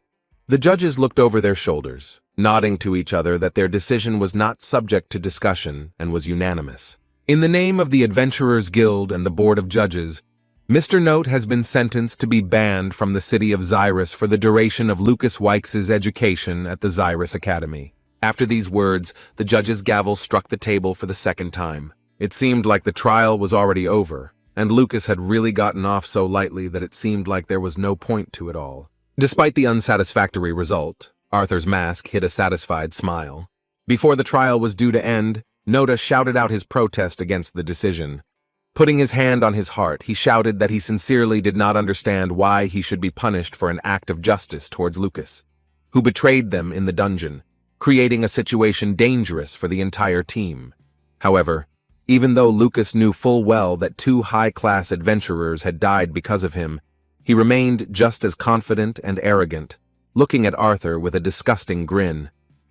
As expected, the judge responded sharply that it was not up for discussion. The old man, looking at the second defendant, said that they were well aware of the circumstances, and therefore decided not to revoke his license. As Lucas smiled smugly, anticipating the downfall of his enemy, who threatened him with death, the judge spoke the last words in this court. He shocked the repulsive youth by telling him that Mr. Note would be allowed to continue his career as an adventurer as long as he did not come near Mr. Wykes or his family. Immediately after these words, the enraged Lucas allowed himself the audacity to shout that this could not yet be the end of the trial, because he had not heard anything regarding the disclosure of the identity of the person threatening his life. Pointing a disrespectful finger at Arthur right in the courtroom, he panicked and shouted that Noda could easily take off his mask, slip into the city, and be able to harm him or his family. Lucas was damn right, but Madam Judge responded that Mr. Noda's identity would be revealed immediately after this sentencing was completed. To keep things quiet, they were not going to notify the Wykes family of Mr. Noda's identity or affiliation. In addition, she said, specially selected guild mages would be monitoring the whereabouts of the second defendant, regardless of whether he was wearing a mask or not. When Lucas continued to shout, trying to object, the head judge shut him up, saying that this was not the place for discussion. After these words, the hearing of their case was declared closed, and all participants began to leave the courtroom. Representatives of the Wykes family, who considered such a decision quite sane, asked the young gentleman not to linger. Lucas was very angry that he did not have leverage over a man who could kill him at any moment. As he left the hall, he nervously shouted to Note that it would be better for him never to come closer to him than 5 cities away. Despite Lucas's tactician-like threat, Arthur reacted to his words quite calmly. Looking at the bastard with a cold gaze, he said in a depressing tone that the fact that he was running away with his tail between his legs and making empty threats only made him look like an insignificant, scared boy, incapable of anything without the help of his disgusting family. Arthur's words greatly frightened the helpless boy because his pride was hurt, and he could not answer anything. In response, he could only harbor a helpless grudge and leave. The Wykes family took the vile offspring with them, remembering the masked boy who threatened their family. Arthur was in no hurry to leave, so one of the representatives of the Adventurers Guild approached him. The man respectfully apologized and invited him to follow him out of the building through the service exit. However, his proposal was interrupted by the Chief Justice, who said that it was not worth the trouble. He said that he would personally escort Mr. Noda to the emergency exit. The guard just nodded silently, and Arthur followed the old man to the service door. Following him, he walked through the corridors of the building to the room at the end. This was the place where the records of all the guild's legal cases that were conducted between its adventurers were kept. Sighing heavily, the judge closed the door behind him, trying to forget this matter with the Wykes family as a bad dream. Turning to Arthur, he expressed the hope that he was pleased with the performance that they had performed at his request. In response, Mr. Noda calmly said that it was very plausible, so he was flattered by their cleverness. Looking at the judge, he thanked him again for his cooperation. The judge did not want gratitude from him, saying that it was not done only for his sake. He then expressed his sincere hopes that he could trust the words of the respected adventurer, and that he would indeed not create problems in the future. As he led Arthur through the service area, he admitted that they could not keep the truth from the powerful Wykes family forever, but promised that as long as Mr. Noda did nothing against his opponents, they would not bother him. With a smile on his face that could only be seen in his eyes, Arthur replied amiably that he was more careful than it might seem at first glance. By moving one of the books on the bookshelf, the judge revealed a secret passage. As he escorted Arthur to the exit, he said that he had no doubt that the time would come when the Zyrus Adventurers Guild would ask him for a favor in return for what they had done for him during their trial. As he watched the young man go, he also admitted that they would all be grateful if Mr. Noda would not forget what they had done for his own good, as well as the safety of his friends. As he left, Arthur paused for a moment to share his observations that the head of the Adventurers Guild was a very resourceful man. He was pleased to note that they were all well aware of whose side it was better to be on. Looking back at the judge, he promised that he would remember this favor. Arthur moved on, but his overwhelming aura continued to demonstrate his incredible strength, which was hard to appreciate even for a veteran adventurer. The judge now had no doubt that the guild manager was right about Note. The old man himself was convinced that Mr. Note was a truly frightening person, with a force to be reckoned with. Then Arthur walked alone to the secret exit, which was located at the end of the dark tunnel. The creak of the old door he opened led him back to his ordinary life, where he is known as Arthur Lewin. Opening the door, his eyes, unaccustomed to the light, met the rays of the bright sun. At that very moment, he heard someone addressing him as Dad. Of course, it was a mental connection with his daughter. A moment later, a Sylve appeared in front of him and hit him in the stomach with full speed. Sylve kissed him between the legs, which made Elijah genuinely sympathetic. Jasmine, oblivious to his piercing pain, just smiled at how sweet the reunion between Arthur and his mana beast was. The beloved daughter climbed on Arthur's head as usual, not thinking about the fact that her weight was not what it used to be. She asked him carefully whether his adventures were over and whether they could finally return home. In response, Arthur finally said that this was the long-awaited end of their adventures. Looking at Jasmine and Elijah, he suggested that they return home. Returning to the city through the forest, where the secret exit from the Adventurers Guild building was located, the guys talked about visiting Samantha, who was already feeling much better than before. While Sylve was catching all sorts of creatures and eating them right on Arthur's head, in her old habit of killing everything in sight, her dad decided it would be best if he didn't visit Samantha anytime soon. Still, he suggested that they somehow find time to check on her a little later. Jasmine was not against it, realizing that meeting her would be very useful for Samantha's recovery. When the boys approached the forest fence that led to the city, they slowed down a little. Elijah sighed heavily and said with some sadness that their paths would soon diverge, and it was unknown when they would be able to spend so much time together again. It was only when he said this that Arthur remembered that Elijah wasn't actually from Sapin, so he had no place to stay. After looking at Jasmine again, they nodded at each other, remembering their recent conversation. Turning to Elijah, Arthur suddenly said that if he had no plans, he would like to offer him to go together to the School of Magic located in the capital of the Kingdom of Sapin. Elijah was surprised by the mention of a school, so Arthur explained to him that it was an institution where children and teenagers were properly educated. In response to these obvious words, the guy from the dwarf kingdom took it as a mockery and even took a little offense at Arthur. After finishing his childish speech, Elijah explained that he had not actually planned on attending school. With a thoughtful look, Arthur remembered that he had indeed mentioned before that the reason he was trying so hard to earn a higher rank was to make a name for himself. Based on this, he said that if his reason for being among the adventurers was truly for this, then considering his age, it really wouldn't hurt for him to receive an education at Zyrus Academy. After these words, Elijah stopped, saying that he still did not understand the essence of the proposal. Throwing his hands out to the side, he said that he had no idea how he could possibly get into the best magic school on the continent. He didn't deny that he had the necessary skills, but he also knew that it would take a huge amount of money and connections to get into that institution. Throwing an arm over his new friend's shoulder, Arthur suggested that he just let his big brother take care of things. Continuing to press his neck with his strong hand, Arthur winked at him, telling him that he just needed to bring himself, and he would deal with the rest. Holding Elijah down by force and not letting him speak, Arthur asked Jasmine if she could take him home. He wanted her to help him make sure the boy didn't run away while he took care of some personal matters. When Elijah was finally freed from his brother's tight grip, he replied with displeasure that he had never actually agreed to anything before. And with a sly look, Arthur said the words that Lucas was also going to attend Zyrus's academy. Manipulating the situation, he asked Elijah if he would mind leaving him alone with him, which could lead to an unforeseen and possibly even tragic result. As expected, Elijah instantly broke down after these words. Nervously walking towards the exit of the forest, he began to talk to himself, discussing what classes he would have to attend during his studies at the Magic Academy.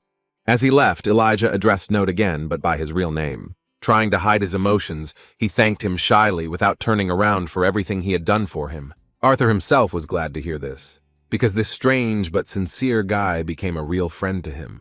When the boys left, he felt a presence nearby. Arthur looked around because the one with whom he was supposed to settle the final details had arrived. In a calm tone, he suggested that they show themselves. It turned out to be the manager of the Adventurers Guild. Caspian emerged from behind a tree, saying that he was glad Arthur had taken the precaution of sending the other two ahead. Looking off into the distance, Arthur thanked him for arranging for the judge to play according to his devious little plan. He supposed it was unlikely that Lucas would suspect anything was wrong anytime soon. In response, Caspian sighed heavily and said that he was simply glad it had been resolved without deaths. With a cold look, Arthur said that he should not forget that real people had already died and it happened inside the dungeon. Caspian was a little taken aback by the sudden, harsh remark directed at him, so he apologized, admitting his own mistake in his words. To avoid accentuating the atmosphere on this misunderstanding, he coughed into his fist and clarified that it was not his plan to start a fight anyway. He said he just wanted to see Mr. Noda off and leave him a small parting gift. After these words, he threw the mysterious bag towards Arthur. When Arthur opened the bag, he was dazzled by the huge amount of gold coins.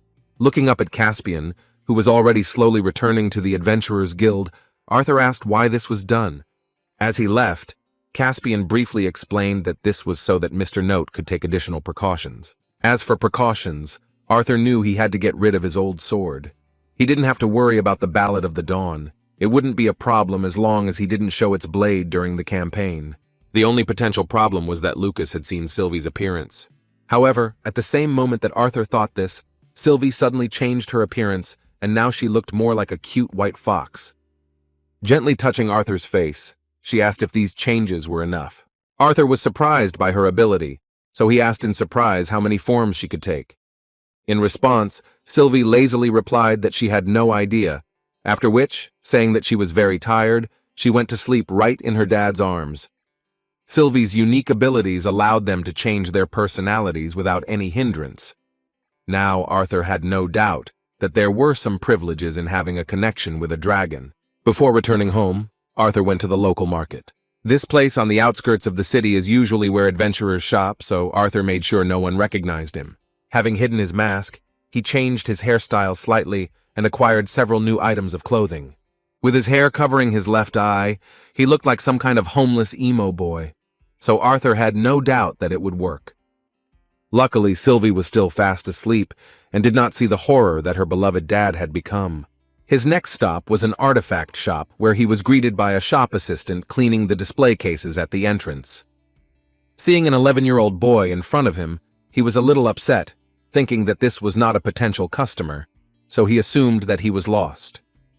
In response, Arthur said that his father had sent him on an errand to buy a spatial ring large enough to fit on his thumb.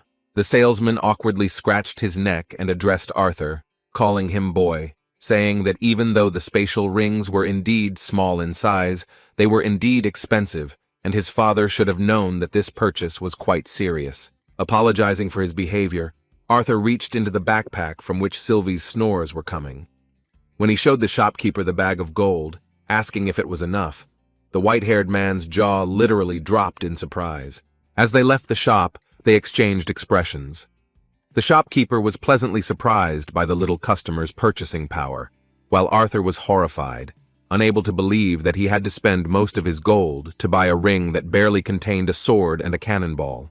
Returning to Zyrus, he still decided not to be sad about it, because at least his adventures were over, and all worries were left behind.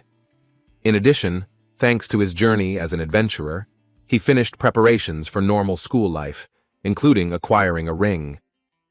The capital of the Kingdom of Sapin, as always, greeted him with a pleasant sunset and noisy streets. Arthur decided not to play around with returning home on foot, so he immediately rented a carriage from the teleportation gate and directly to Helstia's mansion.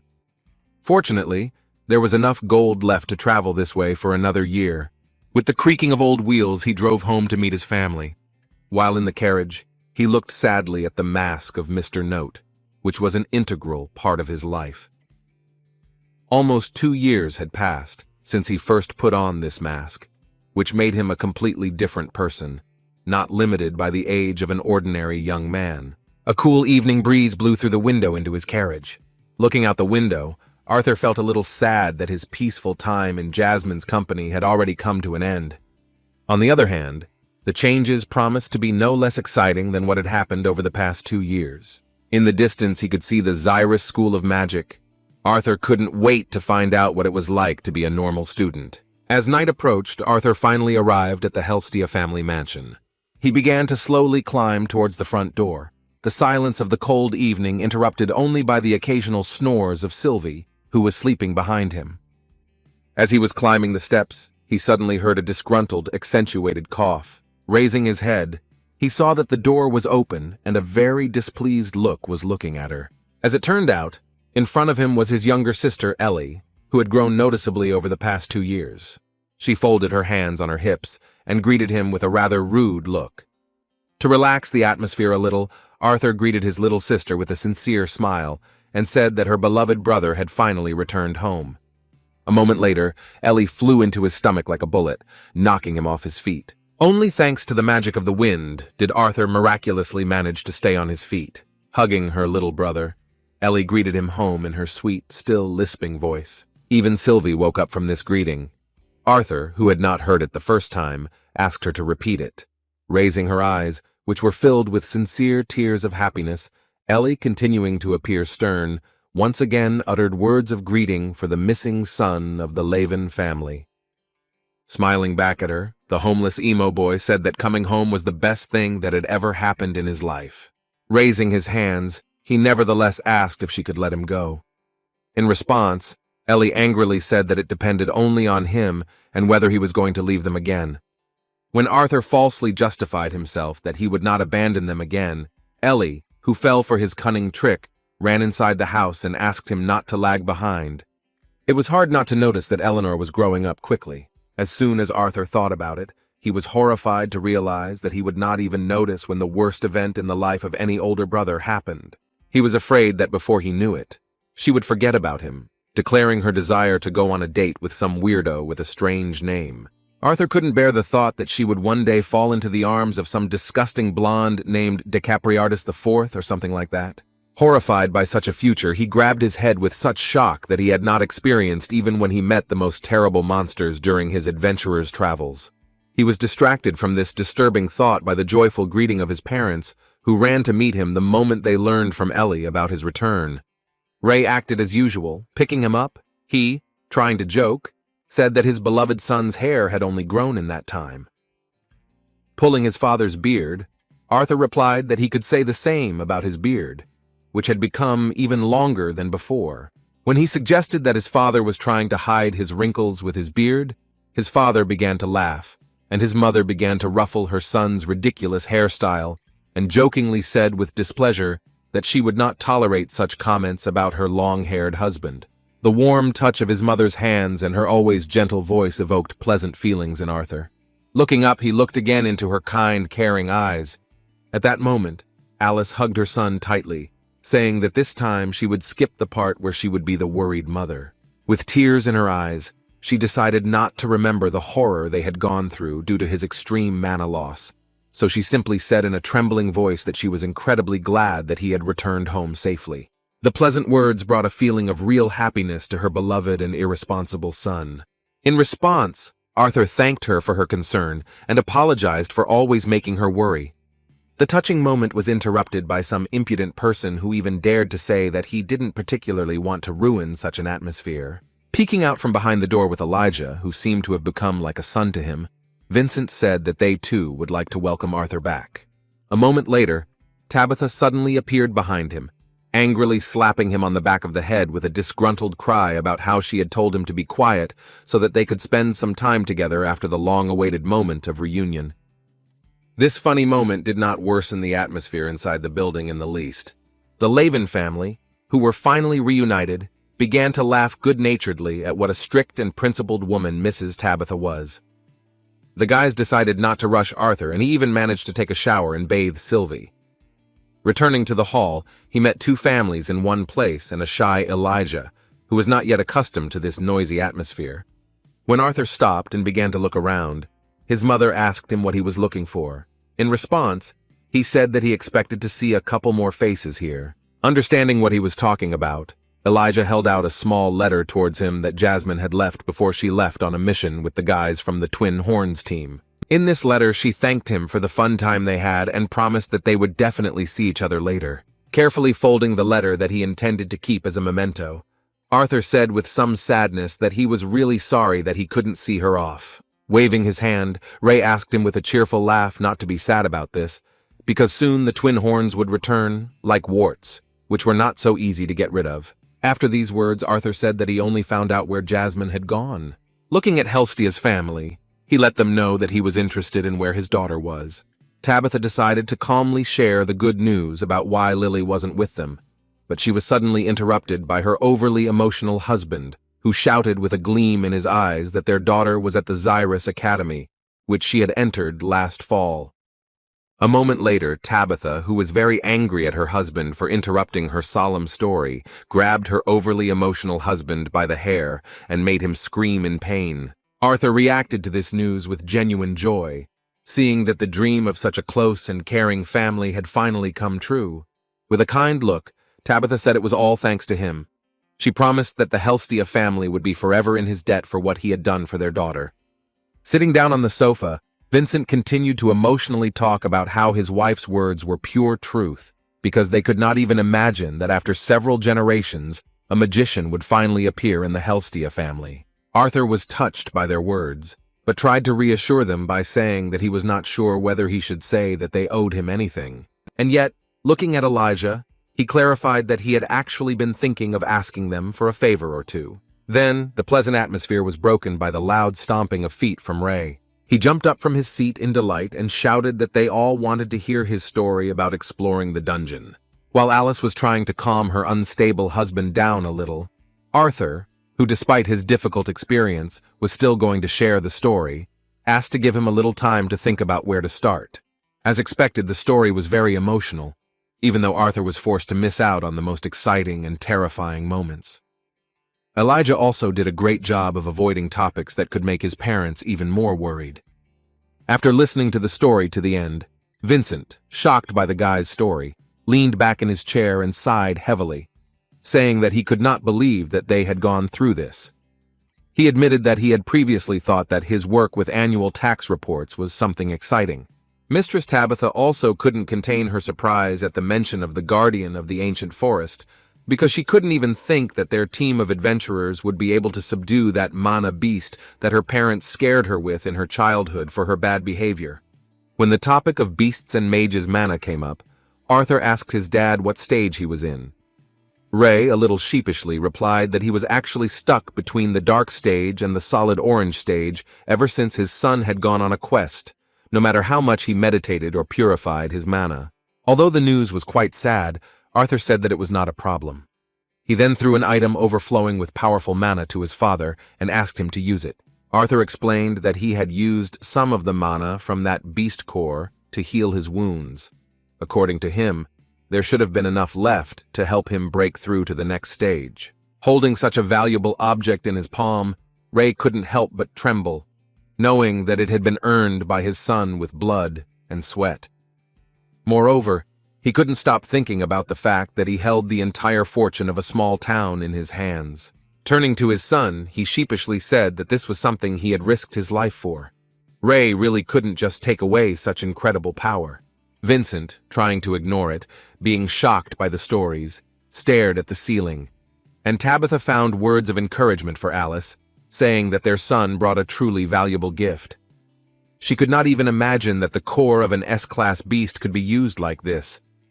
Nodding her head, Alice said with some sadness that considering how much trouble the core had caused them, she was still not sure if it was worth it. Rising to his feet, Arthur asked his father again to accept the gift, saying that he would need this power if he was to keep up with his son. Winking at him with a playful smile, he said that he did not believe that the father would allow his son to beat him in a year or two. While protecting the S-rank core from his curious daughter, Ray began to chuckle slyly, assuming that his son had not told him everything that had happened during this time. With a smile on his face, Arthur confirmed his suspicions, saying that he had indeed broken through to the light orange stage of his mana core development. Tabitha was shocked once again, and Vincent, who was already tired of this, almost started cursing at how incredible what they had just learned was. At this moment, Ray faced a difficult choice.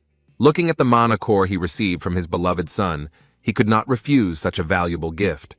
He clutched it firmly in his hand and made the important decision that Arthur had pushed him towards. Stretching his fist towards his son, he said with a kind smile that there was no need to cry the next time the old man beat him. Arthur responded to his words with a kind, satisfied smile. Extending his fist in response, he said that he would take him at his word and would look forward to the moment when they would once again measure their strength in a fair fight. Arthur returned home when it was already night, so the boys could not stay out for long. After a long journey, Elijah was finally able to enjoy a nice shower. It was a long-awaited and pleasant moment when he could finally relax. However, a moment later he was interrupted by the creaking of the door, from which Arthur entered the bathroom and, as if nothing had happened, said that he had brought him pajamas. Elijah was scared and screamed in panic that he was, in fact, taking a shower. Turning away, Arthur, calling Elijah a princess, asked him to relax, saying that he could hardly see anything anyway because of the steam. Shy Elijah, who had already gone out of his way to talk to someone his own age, asked incredulously if he swears that his words are true. As he left the room, Arthur jokingly said that he couldn't be sure of that. As soon as he closed the door from the other side, Elijah began to scream furiously, and Arthur began to gloat right in front of his daughter. Returning to his room, Arthur took out his bag of things, with which he had spent 2 whole years hiding under the identity of Mr. Note. Looking at the mask, he summed up that a lot had happened in these long 2 years.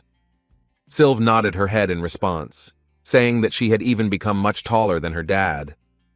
In response, Arthur, with a kind fatherly smile, said that this was indeed the case. Then they were distracted by the creaking of the door, after which Elijah entered, discontentedly saying that now it was Arthur's turn to go wash himself. Seeing that Arthur had his second personality's things in his hands, Elijah, putting on his glasses, asked what they had been doing for so long. While taking off his dirty clothes, Arthur said that before returning to the room, he had some questions and needed Uncle Vincent's help to solve them. He also discussed with him the matter of tuition fees at Zyrus Academy. Hearing the mention of tuition fees, Elijah looked at her with admiration and asked her not to delay in asking if he had managed to come to an agreement. Entering the bathroom, Arthur said that he had, of course, given the most expected answer. However, after slamming the door, he still did not specify what answer he was talking about. Although Arthur continued to tease Elijah with such phrases, when he came out of the shower, he still pleased his friend with a positive answer regarding the funding of his education. With a happy gleam in his eyes, he said that just a few days ago he couldn't even imagine that he would soon become a student at the most prestigious academy in all 3 kingdoms. Turning to Arthur, he asked if they would be able to learn much, considering that the Zyrus Academy was truly considered the best school of magic on the entire continent of Dicathan. With a thoughtful look, Arthur reminded him that their skill level was undoubtedly higher than that of the other first years. He supposed that they might even be a little bored at first. Still, Elijah was excited, knowing that many heirs from all the influential families would be studying there. Just the thought of sharing experiences with them and learning how to better control his powers excited the young spellcaster. Looking at his hand extended upward, Arthur commented that it would be useful for him to learn more about the elements of lightning and ice.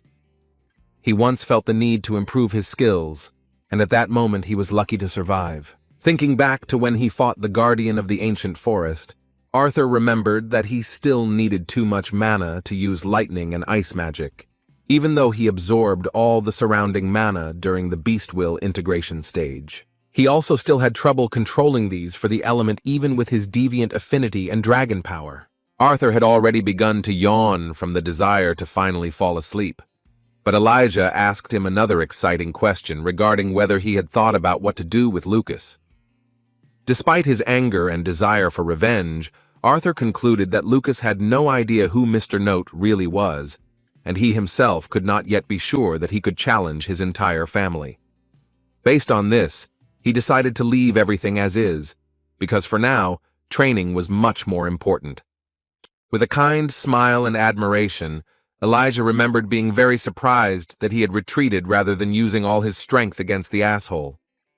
In turn, Arthur, carefully changing the topic of conversation, was surprised that the first thing Elijah did before going to bed was build a wall of pillows. When Arthur asked if it was really necessary, a shy Elijah pulled the covers up even higher and screamed in panic that it was absolutely necessary, because it was very strange for 2 guys to sleep in the same bed.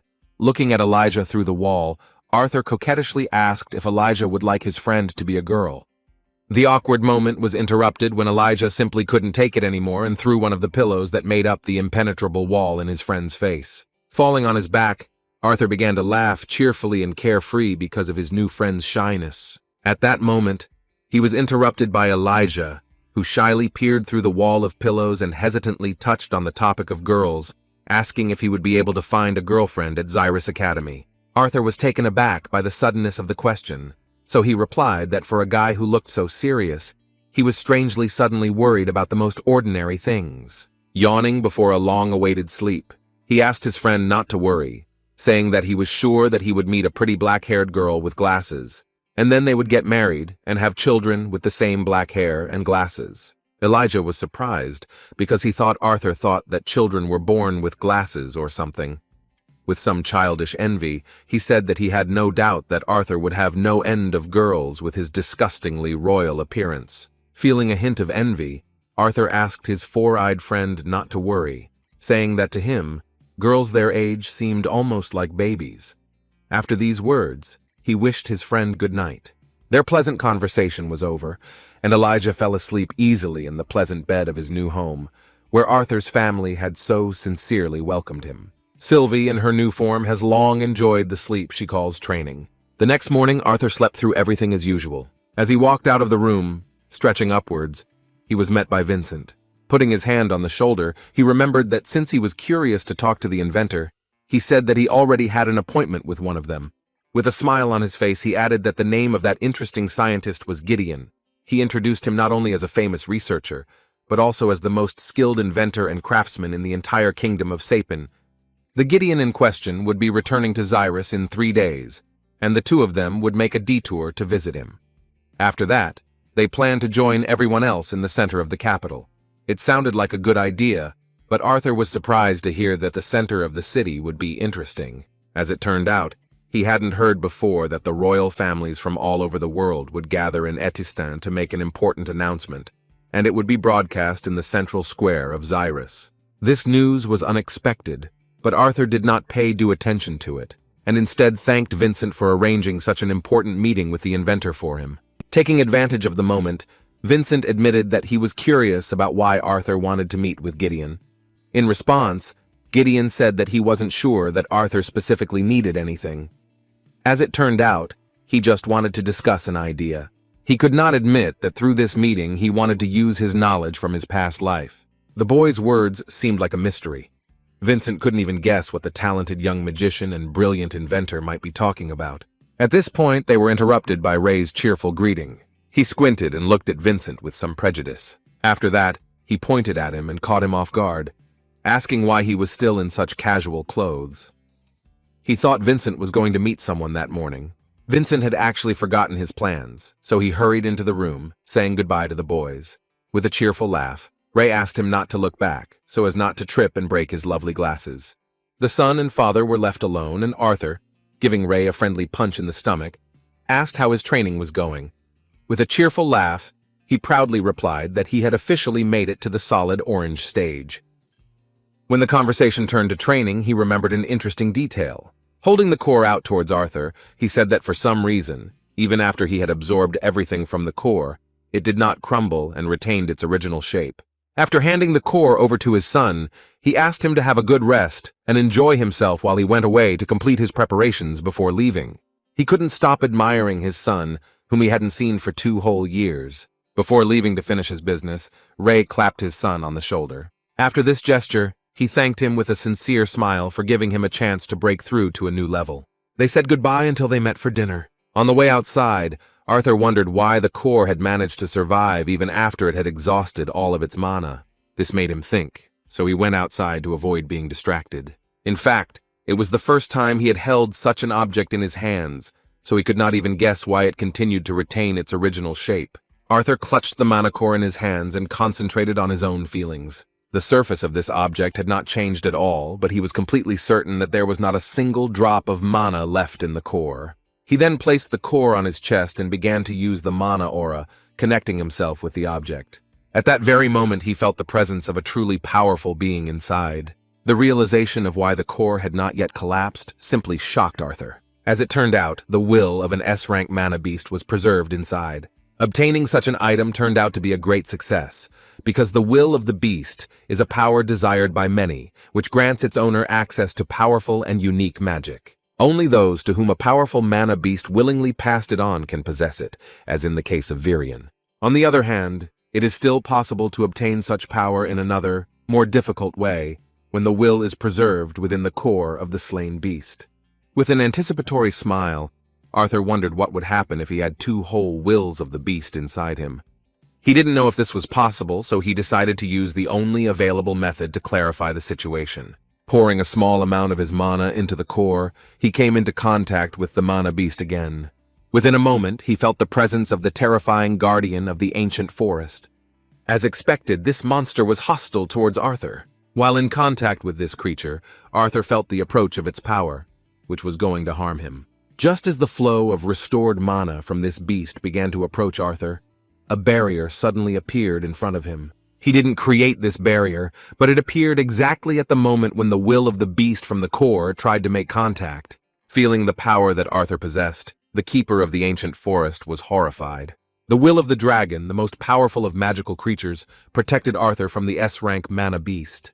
With a loud growl, Sylvie's silhouette demonstrated that this was her territory. In just a moment, the dragon's will rushed to attack the keeper of the ancient forest, who froze in horror. At the last moment, before losing the will of the beast inside the core, Arthur managed to stop. Luckily, he managed to throw the cannonball to the ground, keeping the power inside. It was close. Goosebumps ran all over Arthur's body. If he had hesitated even for a second longer, the will of the guardian of the ancient forest would have been destroyed by the will of the dragon. As he picked up the core of the slain mana beast from the ground, he asked himself another question. He couldn't absorb the second will, but he couldn't understand why his father, who wasn't a beast tamer, couldn't sense the guardian of the ancient forest inside this core. A moment later, he remembered Virian's words that the elements that the beast and the mage possessed must be compatible. With a smile on his face, he decided that if this was the real reason for his father's failure, then there was no doubt who would benefit from this will. Of course, he started thinking about the princess of the Elven kingdom again. Arthur even felt a little sad, wanting to know what she was doing at this moment. The next few days flew by quickly and productively. Even with his training, Arthur tried to spend more time with his family every day and live like a normal teenager. Like any ordinary teenager, he beat up his friend from the dwarf kingdom right in front of his father. Family dinners were as fun and carefree as ever. However, this could not last long, because the time had come for his meeting with Gideon, as well as for one of the most significant events in several centuries. Like every morning, Arthur could not wake up for a long time. Opening the door to this sleepyhead's room, his caring younger sister conveyed to him the words that it was time to go downstairs and have breakfast. Expecting Arthur to simply be lying in bed, Ellie suddenly heard his sleepy ramblings.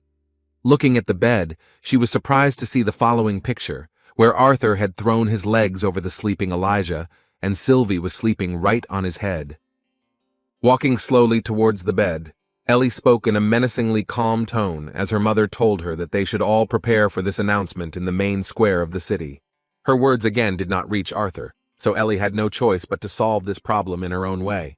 With a smile on her face, she resigned herself to the fact that words would not help here. She felt sorry to wrinkle her beautiful dress, but there was simply no other choice.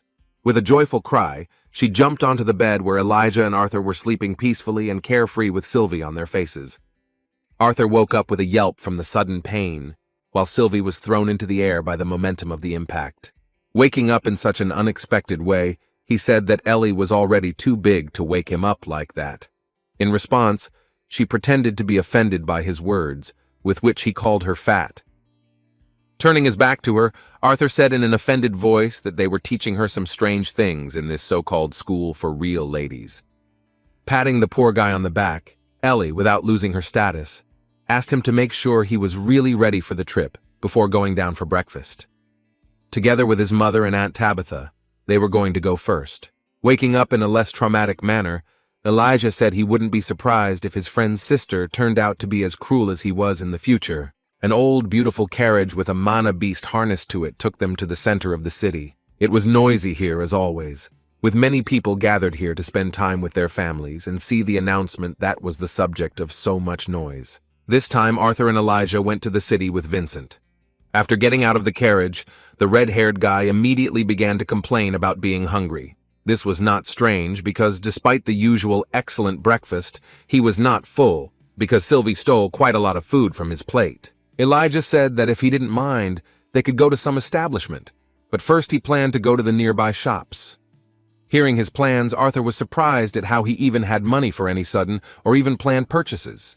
Adjusting his glasses, Elijah boasted that, unlike some, he had kept what they had earned in the dungeon. He was right, and it even hurt Arthur, but he had been forced to spend most of the fee, since he had not had a dimensional ring before he began traveling. Turning to Sylvie, Arthur asked her to accompany Elijah while he was visiting the inventor Gideon. Together with Vincent, they said goodbye, and Sylvie, in her usual manner, jumped on her new companion's neck. Arriving at the workshop, Vincent knocked gently on the door. A moment later, the old front door creaked open and a gloomy man looked out, who said in a frightening voice that Master Gideon was not there. However, a moment later he saw that his guest was the esteemed Mr. Vincent. After greeting him, the butler Himes invited them to come inside. The place seemed very gloomy, with strange barrels and huge bookcases everywhere. Despite Gideon being the great mind of the Sapin Kingdom, it was a mess.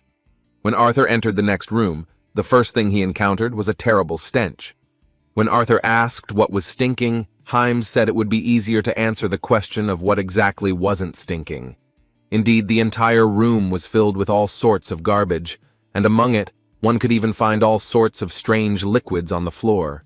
A moment later, they witnessed a madman in a terribly dirty robe, and with large bags under his eyes, break through the mountain of garbage and shout at Himes that he asked him not to allow anyone to enter inside. Seeing Vincent in front of him, the mad scientist immediately calmed down and said tediously that he had come to bother him again. In response, Vincent said with some kind of condemnation that the scientist was behaving as if he had not been warned in advance. Continuing to throw trash around the room, Gideon justified himself with dissatisfaction, saying that lately he was simply tired of people, because over the past year, about a dozen messengers from royal families had come to him.